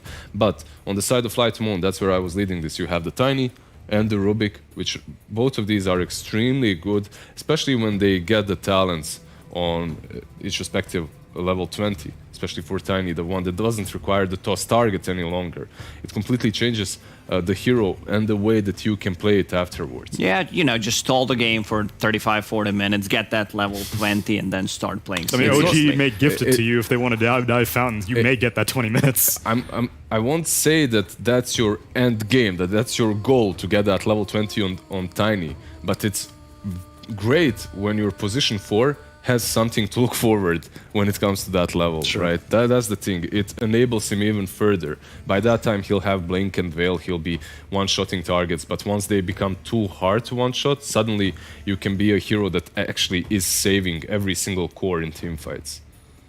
Meanwhile, OG's follow-up pick after the Magnus is the Invoker, and I feel like I'm being deceived here. We had praised OG and put him in the same camp as Secret as being one of those teams that have a lot of flex potential in their initial picks. I feel like I already know what Seb and Thompson are playing just based off his first phase. Seems not quite OG's style. Yeah, you have a good point there. But on the other hand, like, if they feel that comfortable just first phasing 2 cores, like, that just, you know, screams confidence to me. Also, Invoker that was banned out in the last stage, in the last game that is, FlyToMoon, they did ban out Void, and usually when we see Invoker, besides today when it was played, usually we do see him with some great setup for his spells. Now in this game you have Magnus, it's not your Void, it's not your Chronosphere style of setup, but OG will make it work, I'm pretty sure. You have Thompson after all. I think he's one of the first ones that started that whole build with Vessel, right? Back in 2018. Yeah, I mean, he's always been a pioneer. He was trying to make Meteor Hammer Invoker a thing for a hot minute. As well. Now I think he's like doing like double null into Midas or double null something. I whatever the case. I love the double null something build. Yeah, big fan. A lot of flexibility out of it. Okay, so you're memeing a little bit, but there's some strategy behind the double null right now, because it's been changed a little bit, and 0.6 mana region that it gives to you when you're playing an offlane hero perhaps is quite significant from each respective null talisman. So overall those nulls I believe are a bit better right now. Overall Bracer probably took the greatest hit. Yeah, Great definitely. Band is alright, and null. They went with the Sven, by the way, and this is now with the Alacrity from the Invoker. A pretty decent pick, plus Empower. You're making this Sven into a hyper carry already. You need a BKB piercing ability. I would like to see something like a Shadow Demon, Beastmaster still in a pool. You can't just let Sven roam around freely with Empower and Alacrity. It just feels too scary. Like, you need to stop him. And with the Shadow Demon, you have a Dispel on all those things, slow him down. I'm surprised we don't see too much of a Shadow Demon. I think that's one of the sleeper picks as well, where he can just easily stack, becomes a extremely good core. What about a Wyvern for FlyToMoon? It's a hero that would be extremely good versus Magnus and Sven. The problem is Invoker. You're kind of setting up for him with some of your spells, but overall could be pretty neat for FlyToMoon.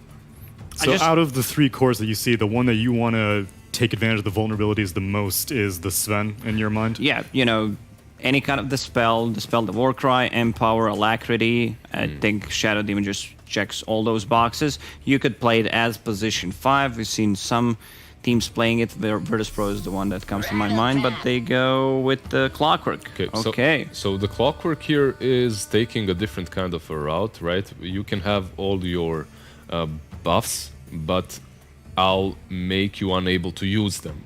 I'll take you out of the fight single-handedly with hook shots, with batteries, with cogs. The problem occurs when Sven gets Aghanims, though. Once he does get that, he can just Superman his way out of the cogs. So it's a little bit of a different matchup, considering there are different builds for Sven now that do allow him to deal with the clock. And this is looking like a 5-position clock? When I see FlyToMoon, I would say general clock, yeah. Roger also did play it. They played clock on position 4 too. But I'm not... Okay, what's happening? Okay, what's happening? yeah. There All we right, go. It's OG. Let's go back a bit. Let's go back. That's what I was saying. I was like, we're seeing this Invoker and Seb first phase, Invoker and Magnus first phase. Is it really as obvious as it seems? Maybe not, as now they pick up a Ricky. Gentlemen, looks like we have 4 cores on the OG draft now. What's going on here? I would like you to give the answer, but I don't know. It could be off-lane Ricky. I've seen in high-level pubs, you know, Ricky being played as the off-lane sometimes. I've seen some people try to experiment as position 4 Ricky. I just feel this needs to be Sven core. Okay. Since you have Magnus in your team. But how are they going to do it? Like Mag mid, possibly position 4 Invoker. And then have Ricky off lane, Sven as your safe lane. The thing is, like, this Terrorblade pick is really good for FlyToMoon, in my opinion, overall. Invoker, yeah, he can mess you up a little bit, but Ricky, he hates playing against TB. If Ricky is the core, he just hates playing against TB. There's a point in a game in which your Tricks of Trade just go over the illusions, and overall TB has high armor and just doesn't care about you tickling him. He Depends on the timing. Like if Ricky gets a good timing on the Fusel Blade, you feel very threatened. You can't use that Sunder. Your mana is getting burned against the Cloud. I have no clue what FlyToMoon needs to ban out. Like they're probably as stunned as we are.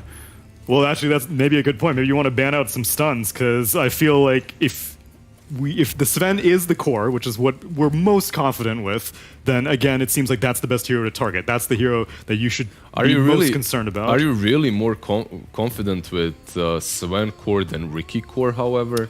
Who do you want more with the Empower? Who do you think can farm more with the Empower, I think, is kind of what would justify a very early Magnus pick like that? If you want to flex one of these heroes, it's still better to put Ricky in a different position, I would say. Like Ricky, if he is position 4, he has high armor, Orb of Venom, can harass people. It could also be an offlane Ricky. In both of these situations, Ricky is just a better option than Sven. Yeah, but this is new Ricky, you're not Invis. It doesn't matter. All right. He has, like, overall, to compensate for the lack of invis, he got, you know, more base regen in the laning phase. And you can kind of move around a little bit better. And you can play him as a support, you know, get out of the cogs. I guess that could be the reason. That's also valuable if you're a core, right? Getting out of cogs on that safe lane. And this is the hero that I talked about, like just banning out Shadow Demon. I think when we see Tier 1 team playing against the Tier 1 team, this hero is going to be contested in certain matchups, especially against Sven. It's been so popular. Like I was surprised when Lacoste mentioned it, but then it clicked, and Shadow Demon really was played quite a lot recently, and then just disappeared completely off the face of the earth. FlyToMoon, they finalized their draft with a Bat Rider, and that most likely means that General should be the Bat with your Roger Clock, and Tiny will be played by Iceberg on the mid lane. Most likely. Okay, so and Abaddon rounds it up. Probably safe to assume that this is a 5-position Abaddon. Yes. Okay, so we can get one thing out of the way. Now, based off of your mid lane matchup, which you said is going to be Tiny, who do you think that OG would like to send mid versus a Tiny? I mean, just by looking at heroes, it's hard to guess. They can send both Invoker and Mag. Both of these heroes should have a okay matchup against them. Okay. Mag would do perhaps a bit better, right? But the thing is, do you really want Invoker on the side lane? That's the problem. If it's a 4 position, who knows who the 4 position is? If it's the 4 position, yeah, but that extremely complicates the draft afterwards. I think your cores are Invoker, Magnus +1. Okay, either the Ricky or the Sven. Ricky or the Sven. That's how I'm seeing it. But you're right. It could be a Invoker position 4. Yeah, why not? Based off of their competitive history, as Capitalist had mentioned at the beginning of Game 1, FlyToMoon had beaten OG the last time that they had met up in ESL Birmingham, but based off of Game 1, it still seems like OG is going to be favored. Yeah, but if we remove the names and just look at the drafts, I would say the the Dire team misclicked twice. Too many. This looks like a pub draft. It really does. Like, one of these heroes is going to be in jungle. Most likely it's going to be Sven. You know, he has a built-in cleave. I'm just hyped for good dotes for OG. Whenever they play, I learn something new. It opens up some new dimension to the way the game can be played. Just hyped for this. I still think FlyToMoon, like in the first draft, in the first game, I liked FlyToMoon's draft more. I like it here as well, but it doesn't mean it's better. Then let's go ahead and get educated as we pass it on to our casters for game number 2. Now, I am in no way saying that OG is disrespecting FlyToMoon with this draft. I am absolutely not saying that. What I am going to say, though, is if I was on FlyToMoon, I would feel disrespected at this point. I can't blame you for that, to be honest. We were theory crafting the 5 different orientations of roles that this could come up with, and I think I was right? I said 3 Mag, 4 Sven. Yep. Okay. You know, just once again, teaching Cap a thing or two as we work together here. We do see the Abaddon absolute last pick in response to the battle.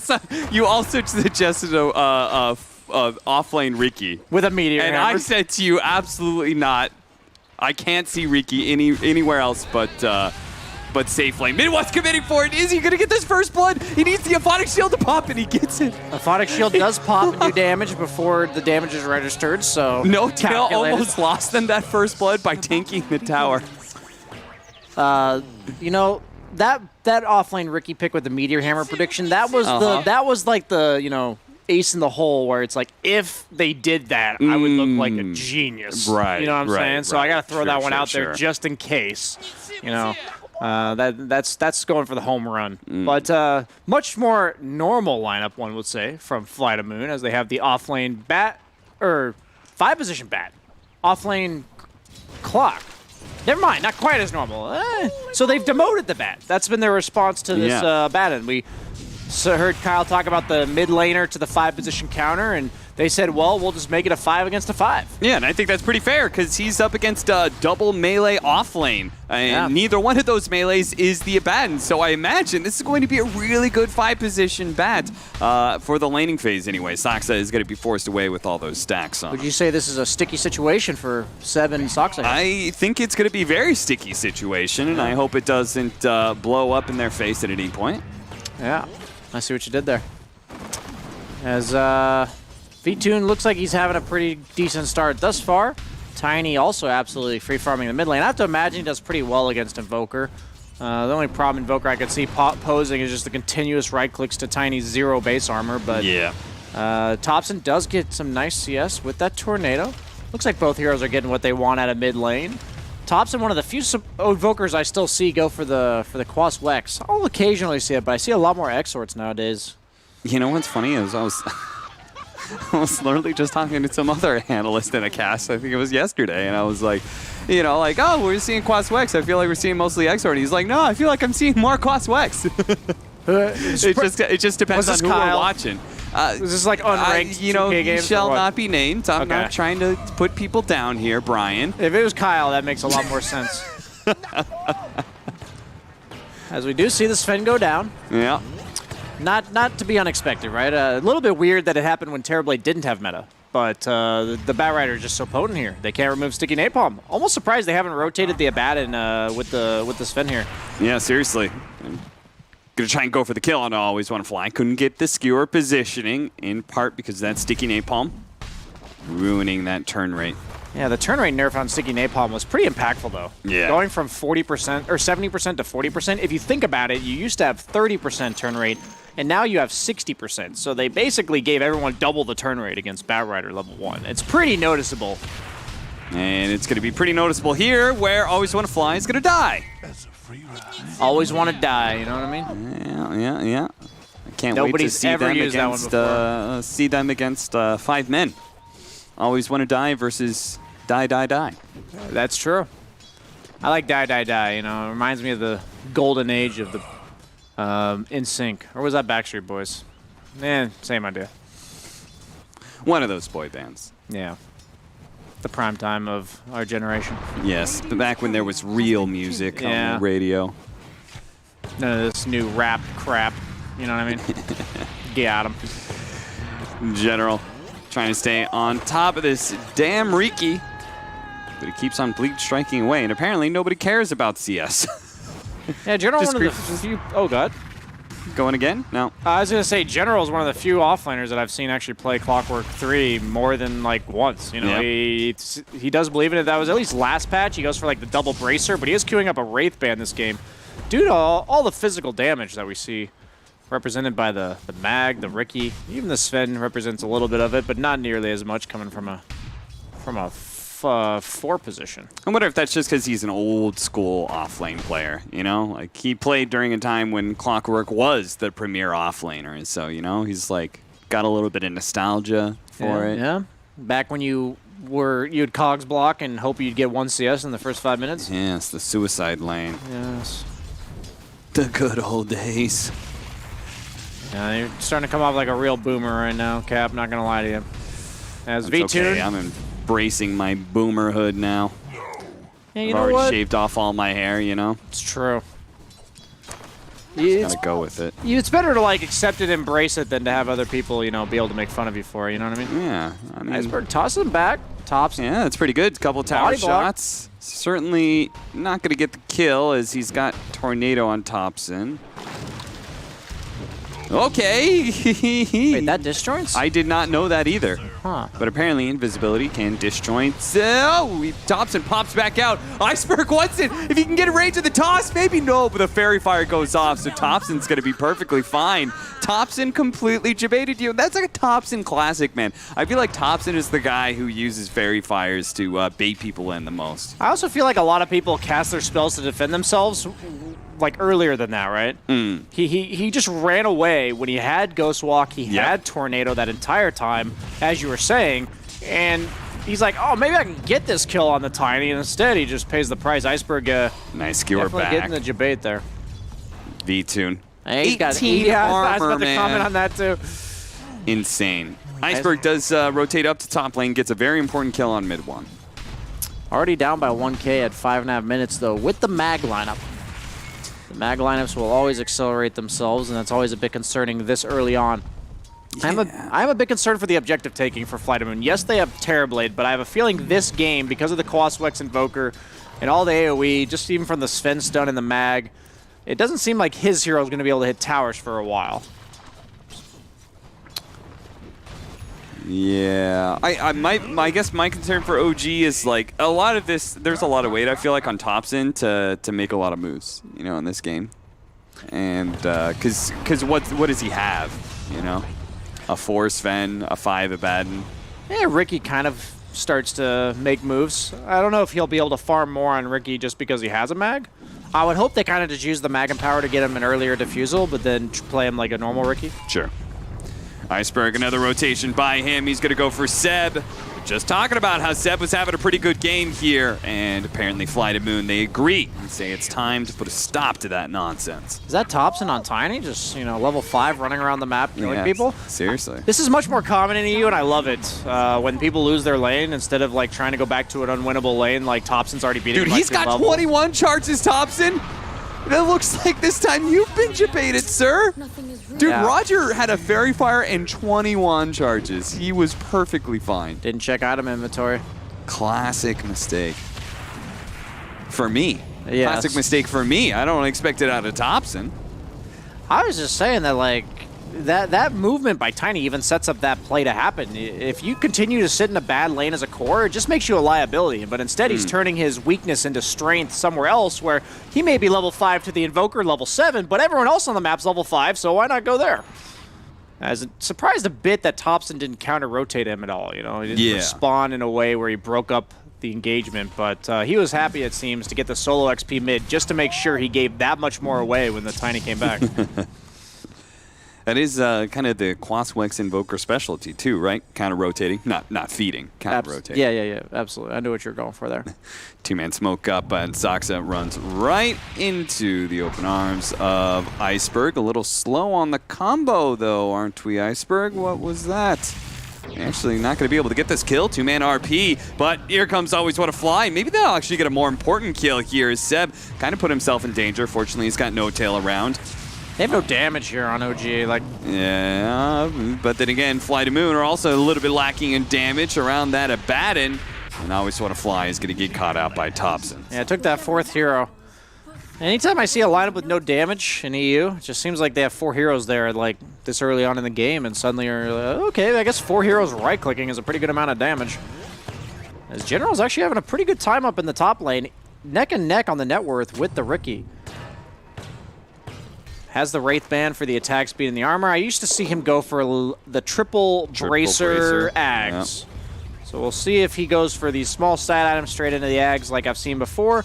Maybe he'll go into some aura items. Why are people going Wraith Band now instead, Brian? It's just for the armor. It didn't used to give armor, right? So you're a clock with 5 base armor against Riki.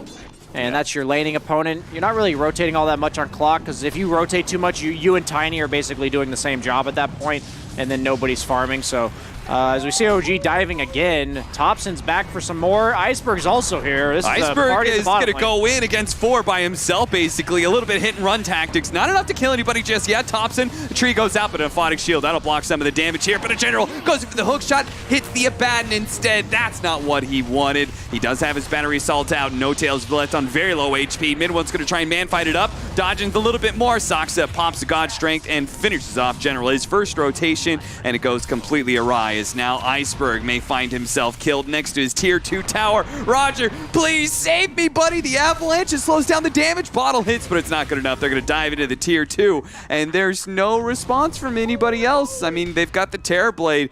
He just wants to keep farming.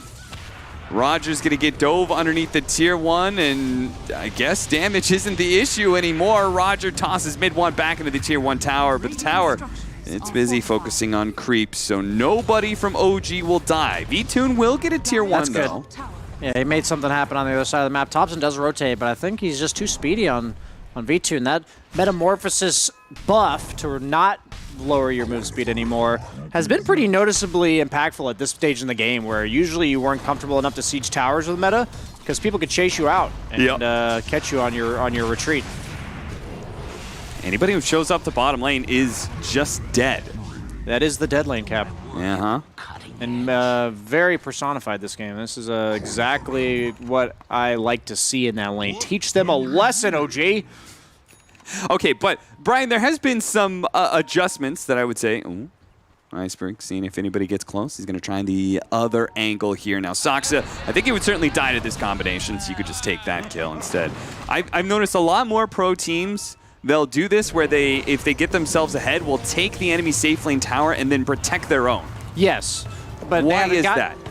I think it's because of the fact that if you take their safe lane tower, it's like really weird for them to play bottom. Like they like say Dire takes safe lane tower. They don't really want to play bottom anymore. It's like it's even more dangerous than it already was. So then if you're able to control the top half of the map as well, suddenly where do they go? Like they just don't have anywhere to go. So I think it's like a strength move where if you are strong enough to not only take their tower but also defend your own, it's the most map control you can acquire this early on in the game. I think is what people are realizing, since your own outpost being not capturable by the opponent team. Right. Just makes it that much easier to defend your own jungle, as we do see the Abaddon go down this game to the Bat Rider, as well as the Tiny. Yeah, he uses Lasso to force out the borrowed time and lets Iceberg clean up the kill. Nice hook shot in from General Thompson, who'd already used his Tornado, now left with just the Deafening Blast to protect himself. Fortunately, that's more than enough, though. Yeah, I like the way that these subtle changes on the map affect like the optimal way to play. Yeah. But at the end of the day, if OG's trying to make moves, the concepts are still there. They're almost always going to be bottom, like because they haven't taken that tower yet. And if FlyToMoon doesn't commit enough resources to defend that tower, they're just going to feed one by one.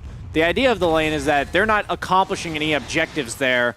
They are only defending theirs, and they have to be aware that if they're there, they're protecting objectives from OG movements. They can't just go one at a time. OG they had 5 heroes in the bottom lane for what, like 2 minutes in a row? Yeah, always on a fly. He's being chased underneath that tier 1 go tower, again. but they do have 2-man smoke coming in from behind, plus now TP rotation. There we so this is go. going to get real interesting real quick. Iceberg gets a nice combination on a mid one. Zeb looking to protect his carry, throws out the RP, but there's so many heroes here. I'm not sure if they're going to be able to get away from this one. Mid one pops out looking for a blink strike, but no opportunity in range. FlyToMoon, nicely baited by Always Wanna Fly. This is the benefit of VTune taking that tower top, because as you said, when people take that tower, they're more inclined to now start to defend their own. This is a great movement. It makes it so OG's the pressure bottom is much more punishable. There's nothing for Terrorblade to gain top. There's no pressure that Thompson's creating by being top, so they don't feel the need to be there anymore if they can defend their own tower. So yes, the Bat Rider looked like he was kind of feeding initially, but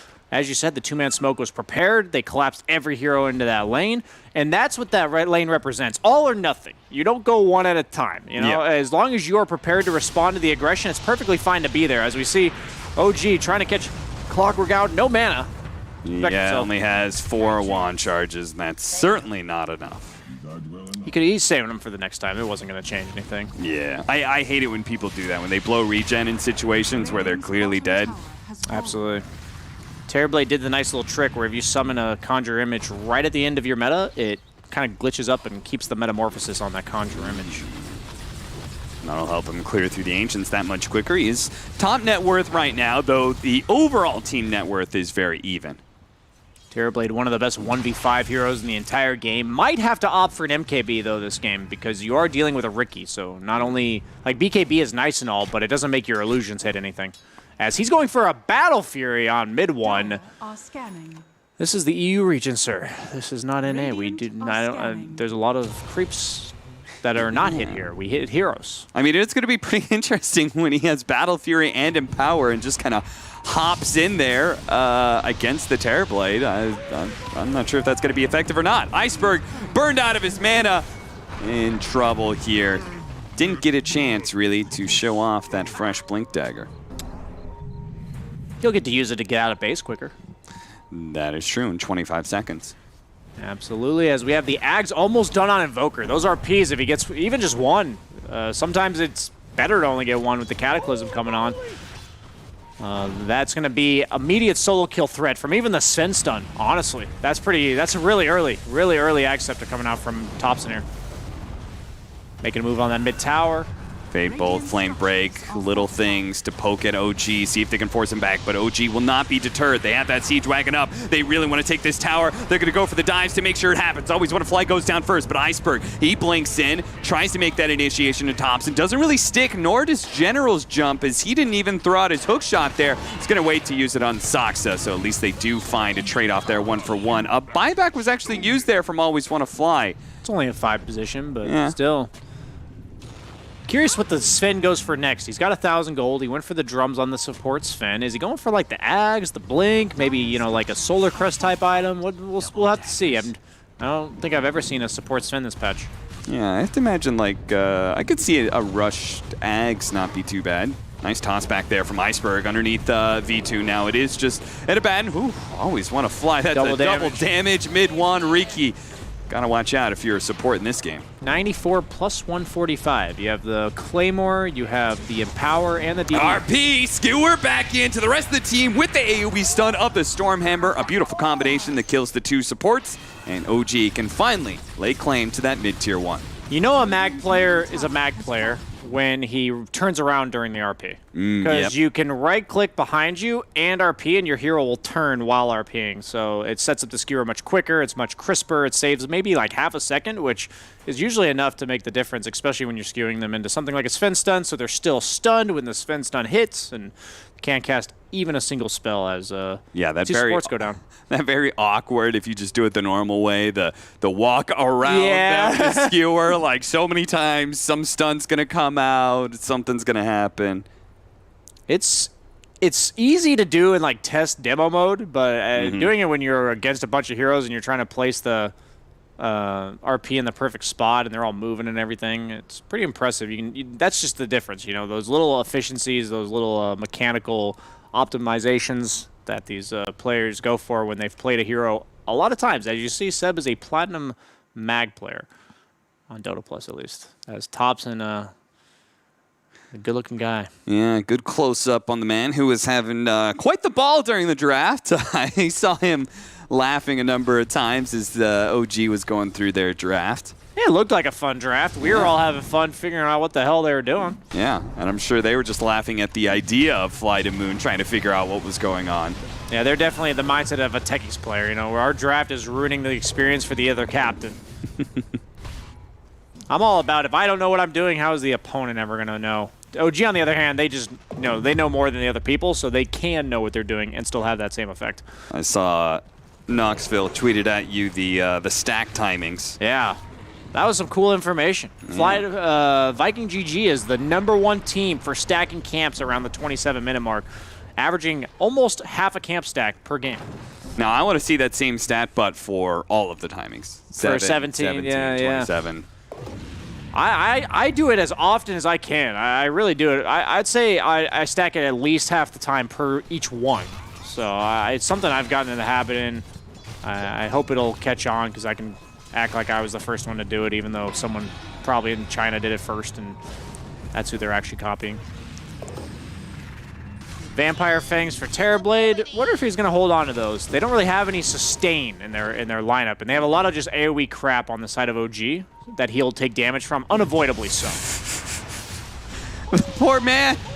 He was in Fizz, man. He's just sitting on top of a sentry. That's a clockwork with just a Force Staff, man. That's an offlane clock, first item Force Staff. That does not feel good. Yeah, remember when you were talking about how Ag he Scepter? wasn't rotating because he's kind of doing the same role as the Tiny, so he's focusing on getting some more farm? Well, that there didn't it really is. translate a whole lot. Yeah, there's the farm.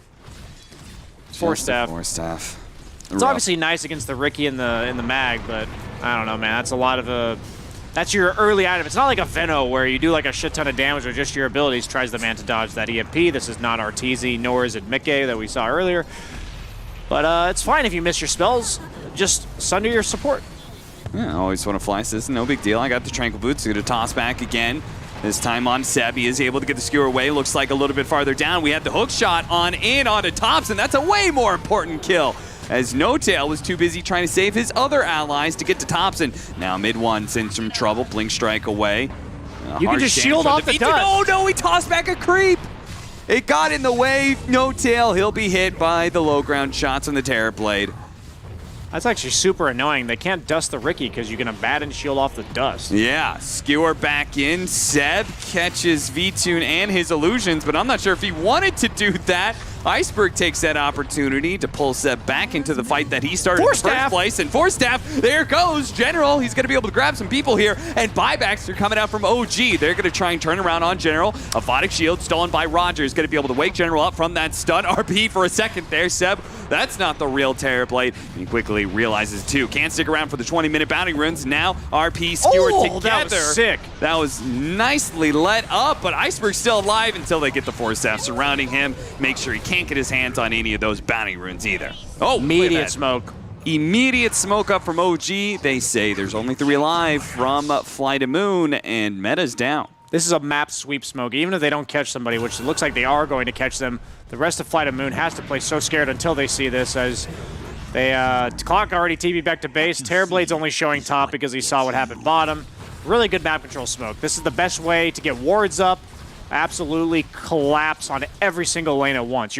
If you're all missing, the enemy team has to act like you're in whatever lane they're in, because they have to be afraid of you dying, and since they smoke, they could be there even faster. I really like those types of smokes, because even if they weren't to get a kill, the mission, the goal of the smoke would still be accomplished. Sure. And that is a 4-staff from support Sven, who is higher net worth than the offlane Clock, who I'm sure you and I both know equally well that offlane Clock often turns into a support in and of its own right. Yeah, and so normally you'd like to see a 4 position that can kind of take over that role. Instead, FlyToMoon, they have a strategy of just all in on VTune. Yeah, this is not the GH Rubik we saw earlier. Not to take anything away from Roger, but GH was farming up a storm. There's just not the area on the map that he wants on Rubik. He can't be alone, right? He's against an Invoker. He's against a Riki. He will die if he plays his own little game on the side lanes. So, BO3, you described Terrorblade as one of the best sort of hard carries in the game currently. Do you think he's going to be able to do that? Let's say net worth's even 20 minutes from now. What do you give his chances of just being able to 1v5 OG? I'd say it's 30-40%, but Okay. the thing is, if there's one hero in the game that I want with the net worth distribution looking like it does, Terrorblade's one of my prime candidates. Sure. Where you have Terrorblade against the world, right? Yeah. As long as you have some tools. The problem in this game is they don't have Avenge. They don't have a Mag. They don't have a Darkseer. You know, they don't have some hero that buffs him up. So it's that much more difficult for him to solo carry the game, because he is capped out at 6 items, right? On the other hand, with Riki, you have the Mag. You even have the Abaddon with the save. It makes it so that they can skip out on maybe some defensive items, maybe some damage items because of the Empower. On the other hand, Terrorblade has to itemize for every single thing that threatens him on the side of OG, whether or not that's the Cloud, whether or not that's the AoE RP, the magic damage, the Deafening Blast. And eventually that makes it harder and harder to carry. But if they can get 1 or 2 good engagements, as they're looking for one right now, that could be a difference maker for Terrorblade blowing up by hitting that 6-slotted timing super early.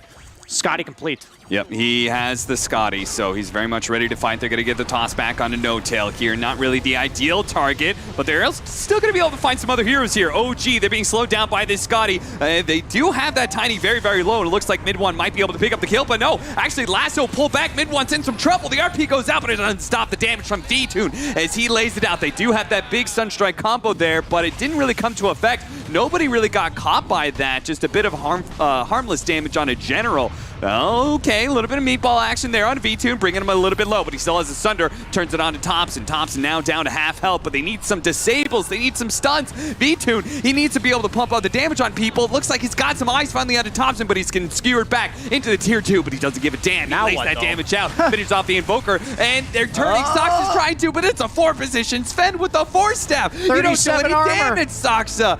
Underneath the towers, VTune just doesn't care. He goes for the DP out, spotted. Oh my God. The Stormhammer comes in just in time, and VTune not having a Sunder anymore means he's just damn dead. The Mid-1's got to be much more careful. Without him, they just don't have damage. They really don't have any damage. Yeah. And he died right at the start of the fight. Surprised he's going for a Scotty as opposed to like a Manta. Just some ease of execution item where if they catch him with some dust, he can push it. And in this case, he's about to get blown up again by Tiny. He brought down to about 20%, but that's just not enough, as Tiny blew his entire load right at the start there, and he's got nothing left in the canister. Yeah, a little awkward too, because General hookshotted out at that time. Like maybe, just maybe, he sticks around, they could focus Mid-1 down. He's not on the same page, right? Yeah. As Roche immediately for OG. Ricky's at like 15% health though. I don't know about this play. They don't have a Vlad's or anything. No mech, no Grease. And they're just going to back off. Yes, No Tail's going to slowly but surely heal him up.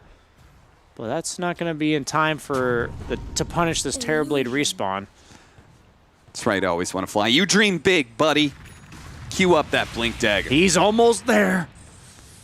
Just compound interest, right? Yeah, He's got to invest over the minutes of this game. 100 gold at a time. 25-minute bounty runes, and OG going for the invasion inside the triangle. Hook shot going out, trying to defend his allies from that mid one. Riki didn't really get the lockdown he was looking for, and it looks like Roger will be feasted upon by the Rikimaru. Now they're going to look to the left-hand side where I always want to fly. The next support will die. Double kill for mid one. The core is still alive here of FlyToMoon, but this is, OG's one of the best teams at doing this, by the way, is like kind of baiting Roshan and then just running at the enemy. Yeah, I just realized that Terrorblade is effectively a range core. Scotty goes up massively in value. The attack speed slow and the move speed slow are so much better on against the ranged heroes, and also both supports are ranged.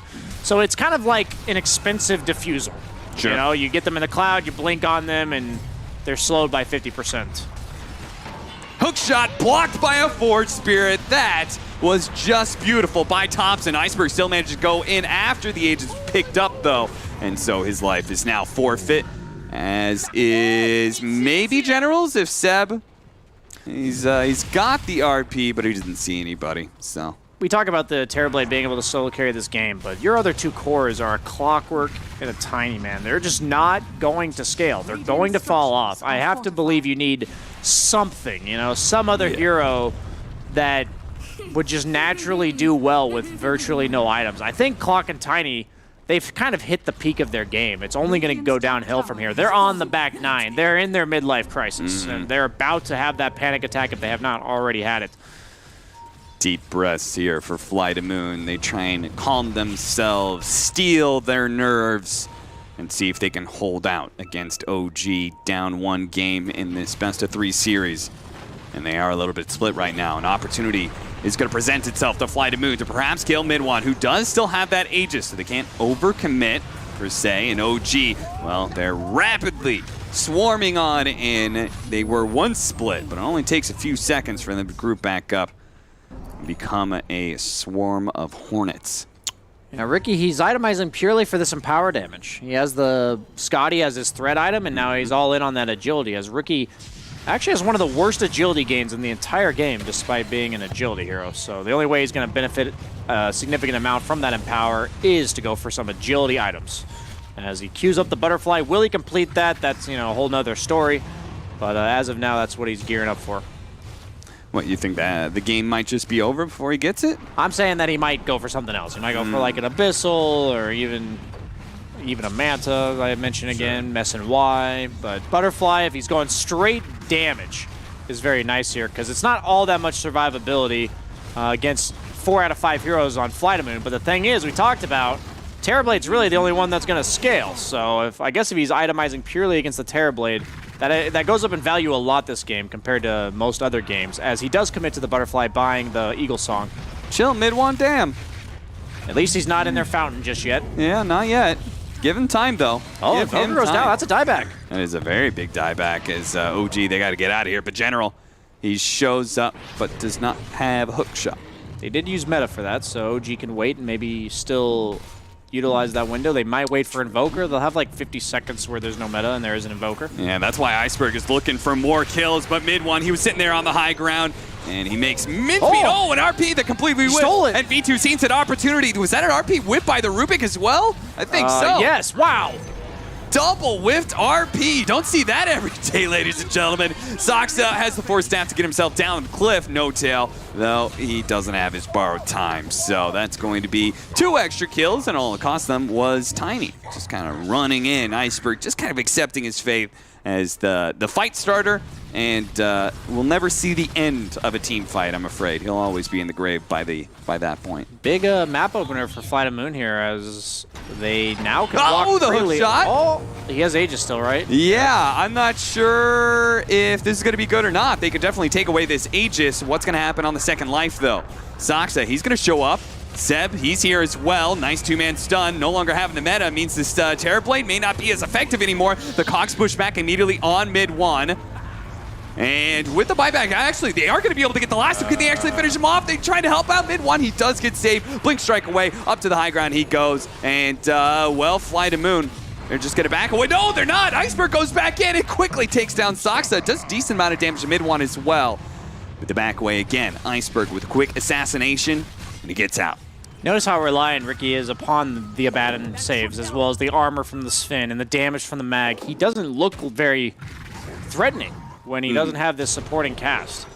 And it just shows the importance of OG's entire lineup working together as one, as if they do manage to pick off 1 or 2 heroes at the start of the fight for FlyToMoon and chase for more, OG's just a lot less daunting as a lineup, and they can beat them in team fights. Yeah.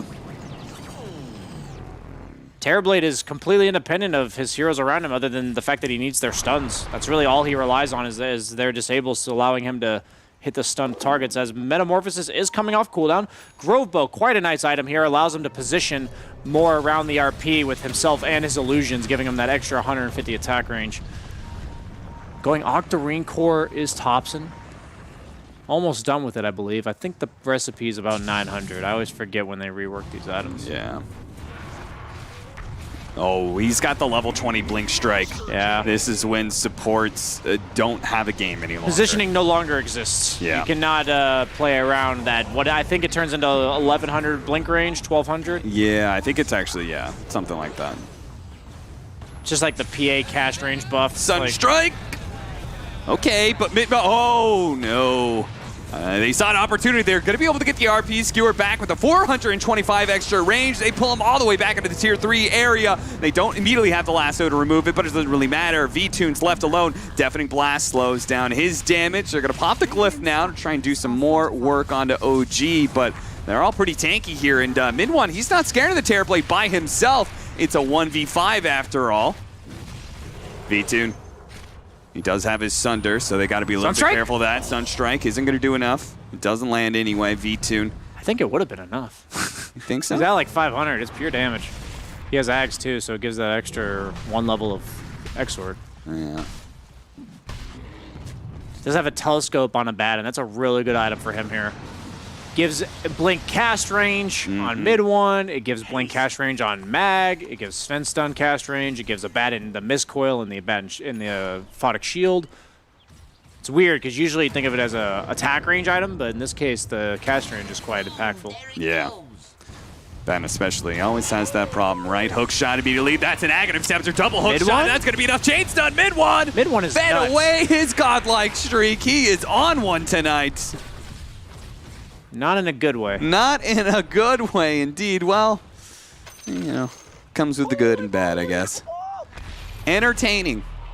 Give him that much. Yeah, he's got balls of steel for sure, walking up that hill like that with Abaddon not being in range. Sometimes when you play with these safe heroes, you feel so much stronger than you individually are, you know? And you've been hard to kill all game, and he's like, I got this, as he face plants straight into death. Hastrun, what could possibly happen? What are they going to do, stun me? Says man who got chain stunned to death. And now... I'm going high ground, guys. They can't burst me. Now... That's famous last words from any carry player. We've all been there, guys. Don't act like you haven't. Still feel free to say mid one kick W, though. Hook as shot we see one. it, caught. Cogs push back. Seb. And they have another hook shot here as he gets tossed up. No Second buyback. hook shot not really needed. Seb, that's a dieback for him. 100 seconds on the clock. Okay. This might lead to a Roche eventually. Yeah. It's not up yet. Potential spawn time starts right now. So FlyToMoon. 2 minutes. Ugh, unlucky. You hate to see it.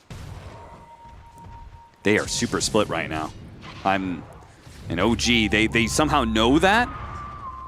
Maybe because of their wards, and they're going to be able to catch V-Tune here.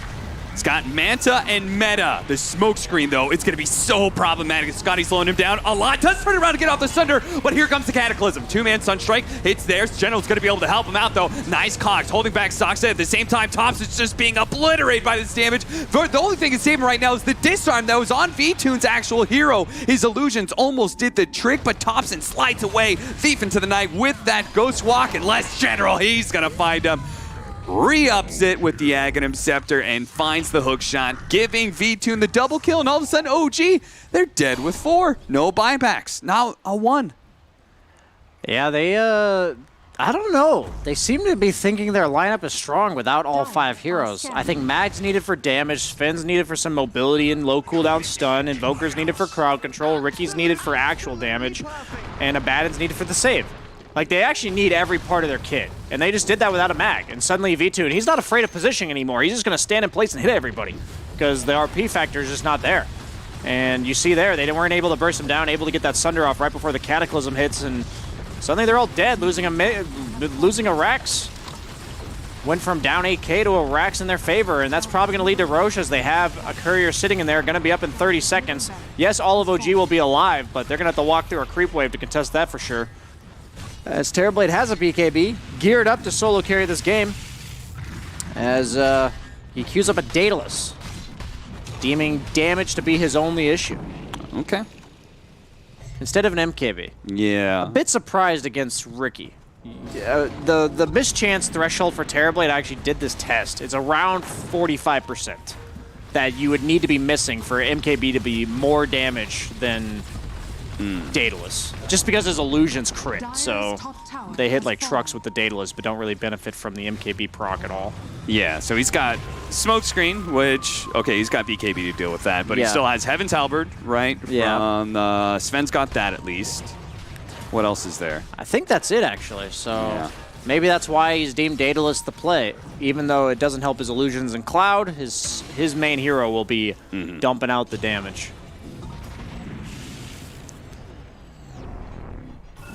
OG's actually the ones that go into the Roche pit because meta, I believe, is on cooldown still for another 30 or 40 seconds. Can they do this fast enough with the alacrity? Mid-1. He's not backstabbing it. There we go. Yeah, okay, finally got Roshan's attention here, so now they can really lay the damage into Roche, and it's dropping fast, but at the same time, you're trying to do this against a Clockwork. Where's the Rocket Flares? Clockwork starting to approach. EMP, though, that's going to burn him out of all of his mana, and they take the Aegis. They take the cheese. Okay, well, we got a game on our hands. It's dead even. Down a lane of Rax is OG, but they also have the Aegis. It's all about the map control here. Who jumps who? And we see Thompson. He's almost dead full to 0. That was an 1800 damage crit. Did I just see that? Oh, the Flame Break. It's not going to be enough. He regens way too much with the Quas build. Always able to fly. He dies for his attempt on the Invoker's life. I like FlyToMoon's lack of hesitation. Like, they just go, man. They see Thompson. They're like, we think Abaddon's not going to be there quite in time. He's playing way too out of position on Invoker. They almost bring him down full to 0. Even though it didn't work, I really like their immediate decision-making here. What's the threshold on Magic Lamp? It's 400, right? You get 400 health. You get 400. I actually don't know what the threshold itself is. It's about 400 as well, I think. No-Tail looked at he was like, looking at it, he was like, I'm not sure if I want this item or not. It gives you health, gives it a rod, and it heals you. I feel like it's pretty important here. Yeah, I think that's really important. Spell Prism for Ricky, though, so I don't know if Thompson would like that more. Spell Prism's pretty insane on Invoker. It's also pretty insane on the likes of Mag. Once again, a hero with low cooldown spells, but also 1 long cooldown that would benefit drastically from that reduction. Leveler. Not that great of an item for the OG squad. Ricky doesn't benefit from attack speed too much. They actually give him the Prism. That makes sense, too. Makes his fade time on his ult that much lower. And all of his other better spells. Yeah, charges Blink Strike a little bit faster, able to Cloak and Dagger back and forth. Once he gets to level 25, I believe his Cloak and Dagger has like a 4-second cooldown. Yeah. Tier 3. Or Tricks of the Trade, I mean. Yeah, I always get those two confused. They're going to force FlyToMoon back to defend their base. Ricky, the base hitter, when he has Empower and Alacrity. Yeah. Hitting for 500 with those buffs. From the Keeps front. on covering himself with the smoke screen just to make sure Iceberg can't blink and toss him backwards. But as the smoke screen fades, Iceberg sees his opportunity. Immediately goes into the Tricks of the Trade. The skewer on back. Iceberg completely isolated from the rest of his team. He pops his Minotaur Horn, but it doesn't really do a whole lot for him. No buyback used just yet, but OG will respect FlyToMoon's base still. They back away, reset a little bit. They haven't used anything really, though, so they're probably just going to go again. Yeah. All they really used there was God's Strength. That's from a 4 positions fence, so you might as well go again and see if you could force that buyback. They spoke behind him, actually. Hookshot 1, Cogs pushback. Now the buyback comes in for the Tiny, but General, E-position is Cogs. He wasn't trying to engage. He was trying to push OG back. The Clockwork still almost dies to Midwad here, and he's going to be lasted up. That's life number 1. He has cheese. Now, No Tail's going to get a little closer, plus they have the cheese, so Midwad still has plenty of saves here.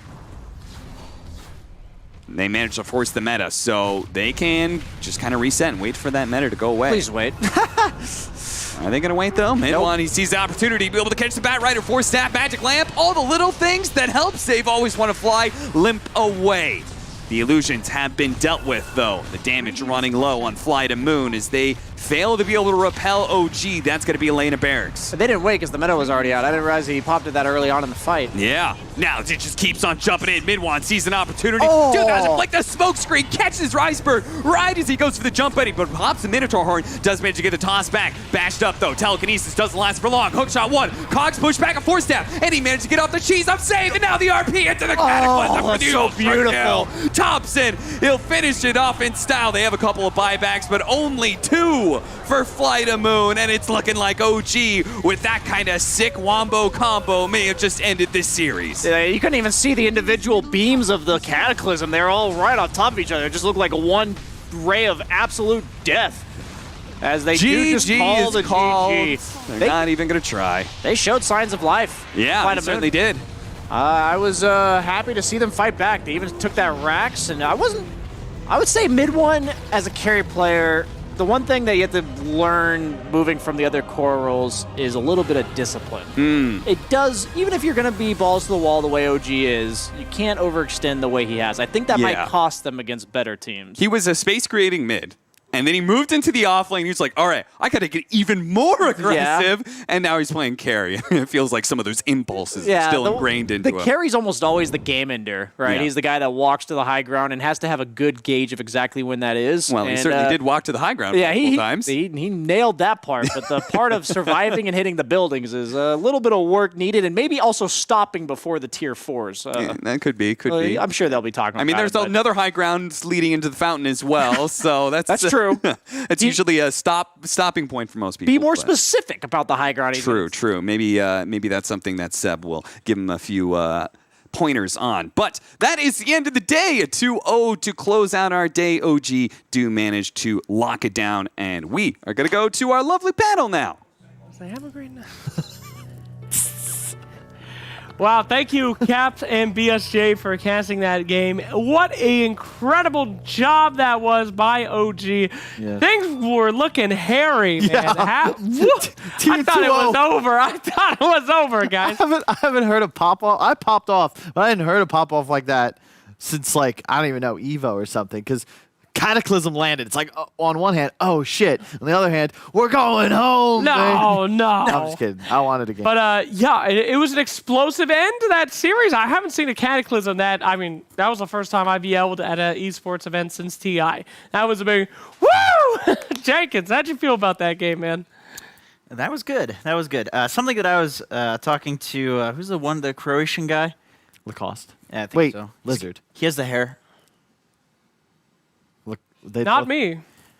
Continue. The Magnus. This hero, it's not about the Empower. It's not about the reverse polarity. That's all bullshit. Okay. It's about the skewer. You got that added skewer radius in patch 7.27C. See? And all of a sudden, you can't stand anywhere without getting pulled in. See? Oh, are we gonna see? Oh no, he's dying. Well, he died, but this game was such a disaster. I got texted. Shout out to JMR. I messaged him because we've been memeing about, will OG beat it, the record? Will they get into the fountain by 12 minutes? And he's just messaging me as they go into the game.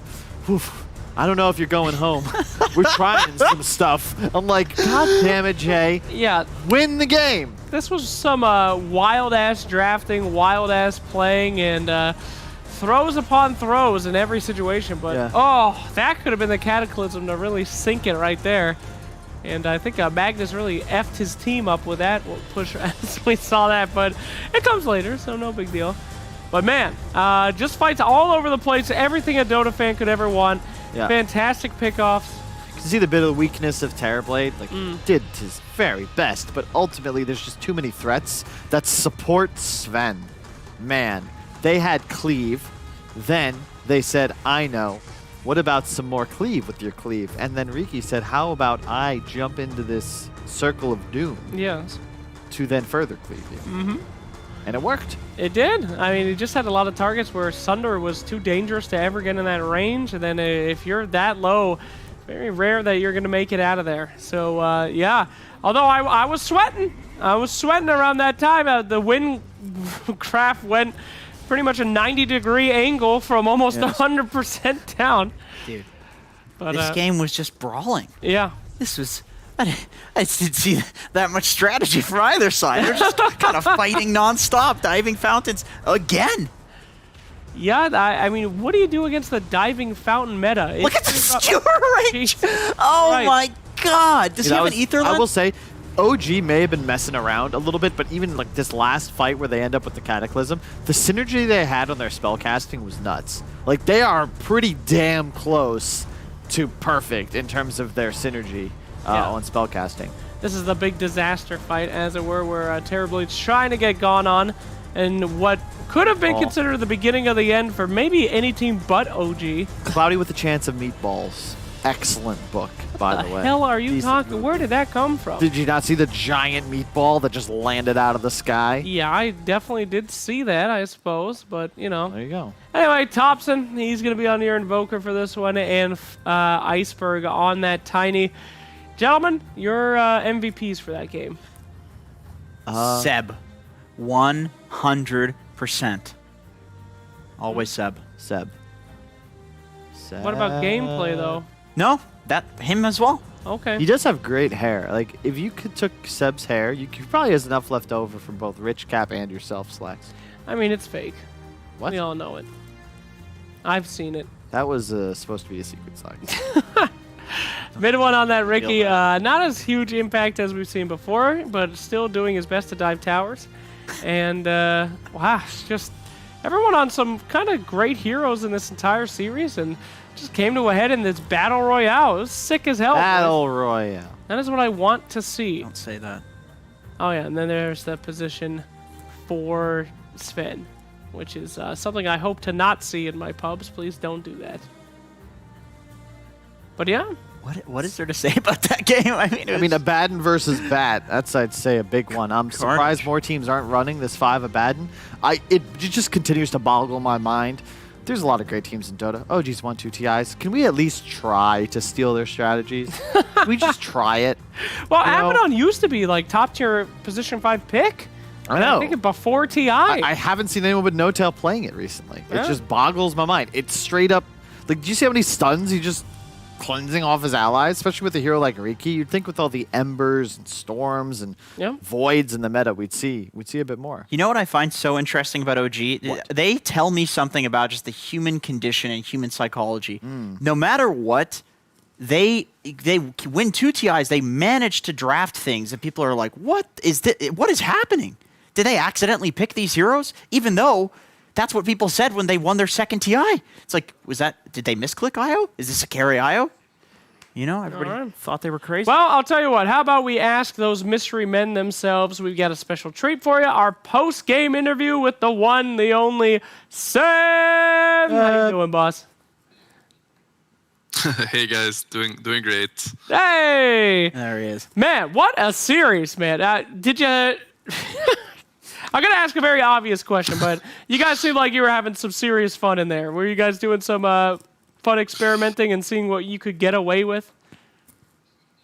Yeah, we are kind of redrawing the line to where we need to stop diving. I think we pushed it a bit too much today, maybe. Like, it's closer to their throne and, further away from the fountain. We learned that tonight. Yep, just because there is a high ground, it doesn't mean that you have to go up it no matter what, my friend. You can always not do that. We want to know what's there, man. We want to know what's on the other side. It's a mystery. What's it like playing with the new squad, and how is the boot camp? It's probably been a little difficult to adjust. Also, you retired. I was really hoping you would stay that way. What prompted you to come back to play? So we're not boot camping right now, but we did boot camp a week, a little bit more than a week to prepare for this tournament. It's great playing with the team right now.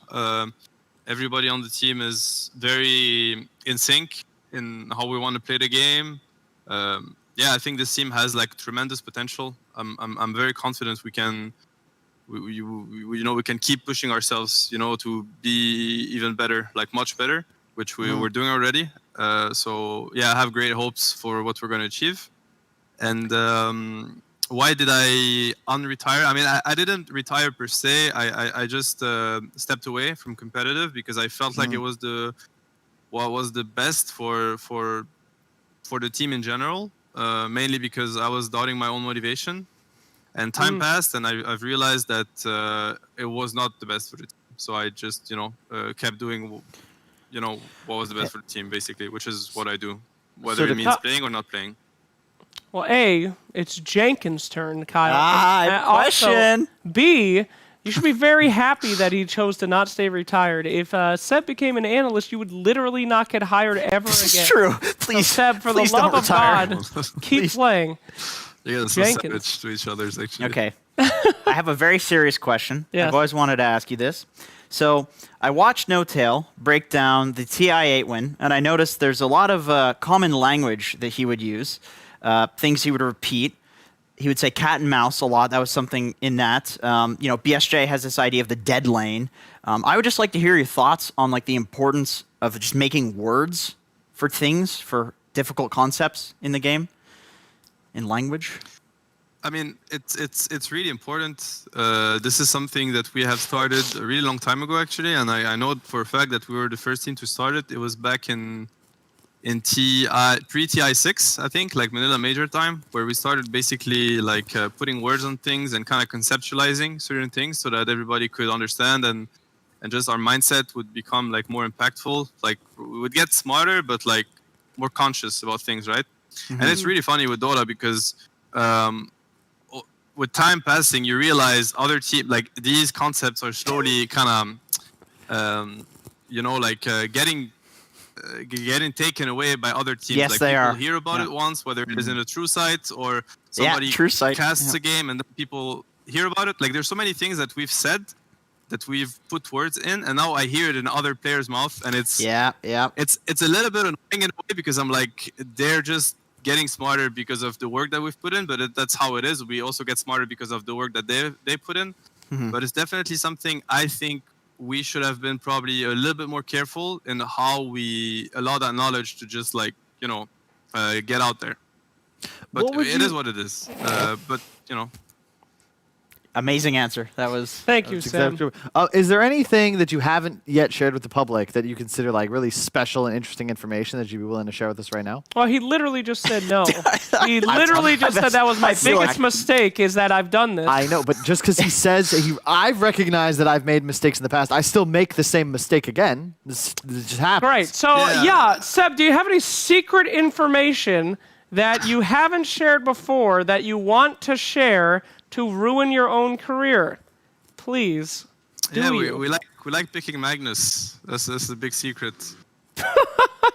Noticed that, yeah. What a mastermind. Take note of the Magnus. I've been taking notes this whole time. time. All right, Seb, well, we certainly appreciate you taking time to talk to us. Thank you for a fantastic series, and thank you for some great skewers into some cataclysms. It's good to see those wombo combo ends, buddy.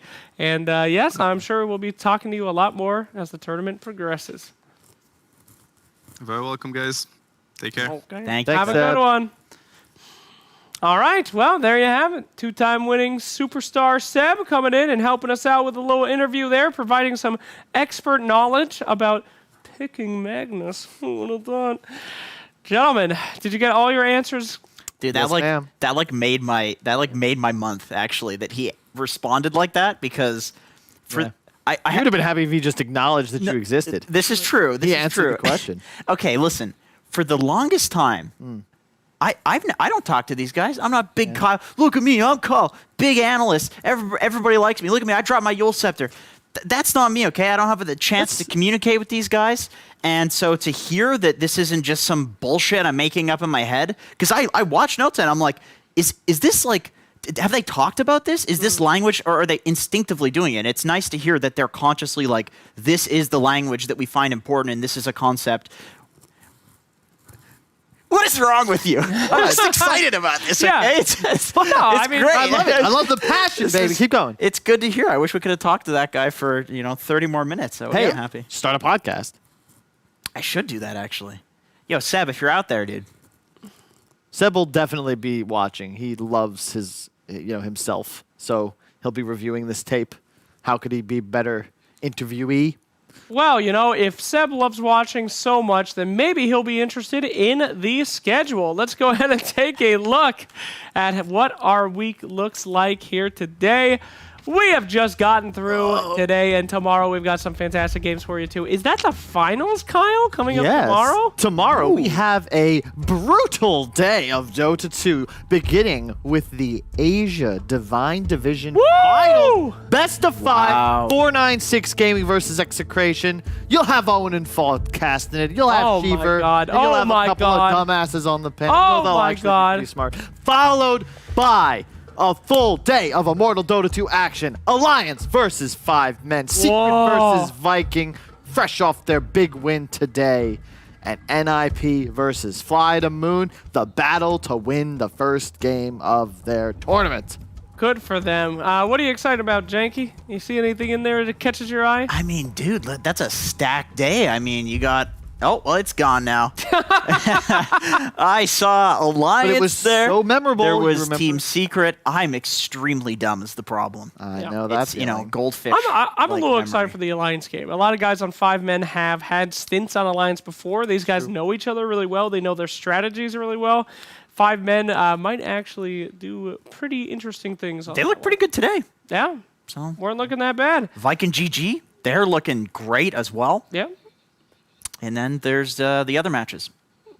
That would be Alliance versus 5 men, followed by Secret versus Viking. Yeah, those are the ones that I mentioned. those are the NIP two. versus FlyToMoon. And okay, what was the first one? 496 Gaming versus Execration in the BO5 Asia Divine. That's not fair. He made the schedule. That is not true. That's not true at all. fair. I just pay attention. I don't need notes. I watch. I'm a professional. Well, to respect all those who are watching, I'm Is this- going to go ahead and get us out of here. Ladies and gentlemen, we have had just an absolute pleasure. Thank you so much for watching WePlay, and don't forget that the action starts bright and early. We've got a very different schedule tomorrow with all these games, so pay attention. Tune into your Twitters, follow your They're socials. going to show up in chat an hour late. Why hasn't the game started? And Yes. they're going to be very confused. It just starts a little later tomorrow. Yo, Sorry, real Slacks. talk, You got this. we won't wait. We will wait for you. Yeah. Show up in the chat. We won't start till you're there. Get some rest. You don't have to rush. WePlay's always here for you, and we'll be here tomorrow too. Bye-bye. Bye. We'll send you off to walk to the path of the Colosseum. Don't look down. It's an endless pitch straight to Hades. Bye-bye.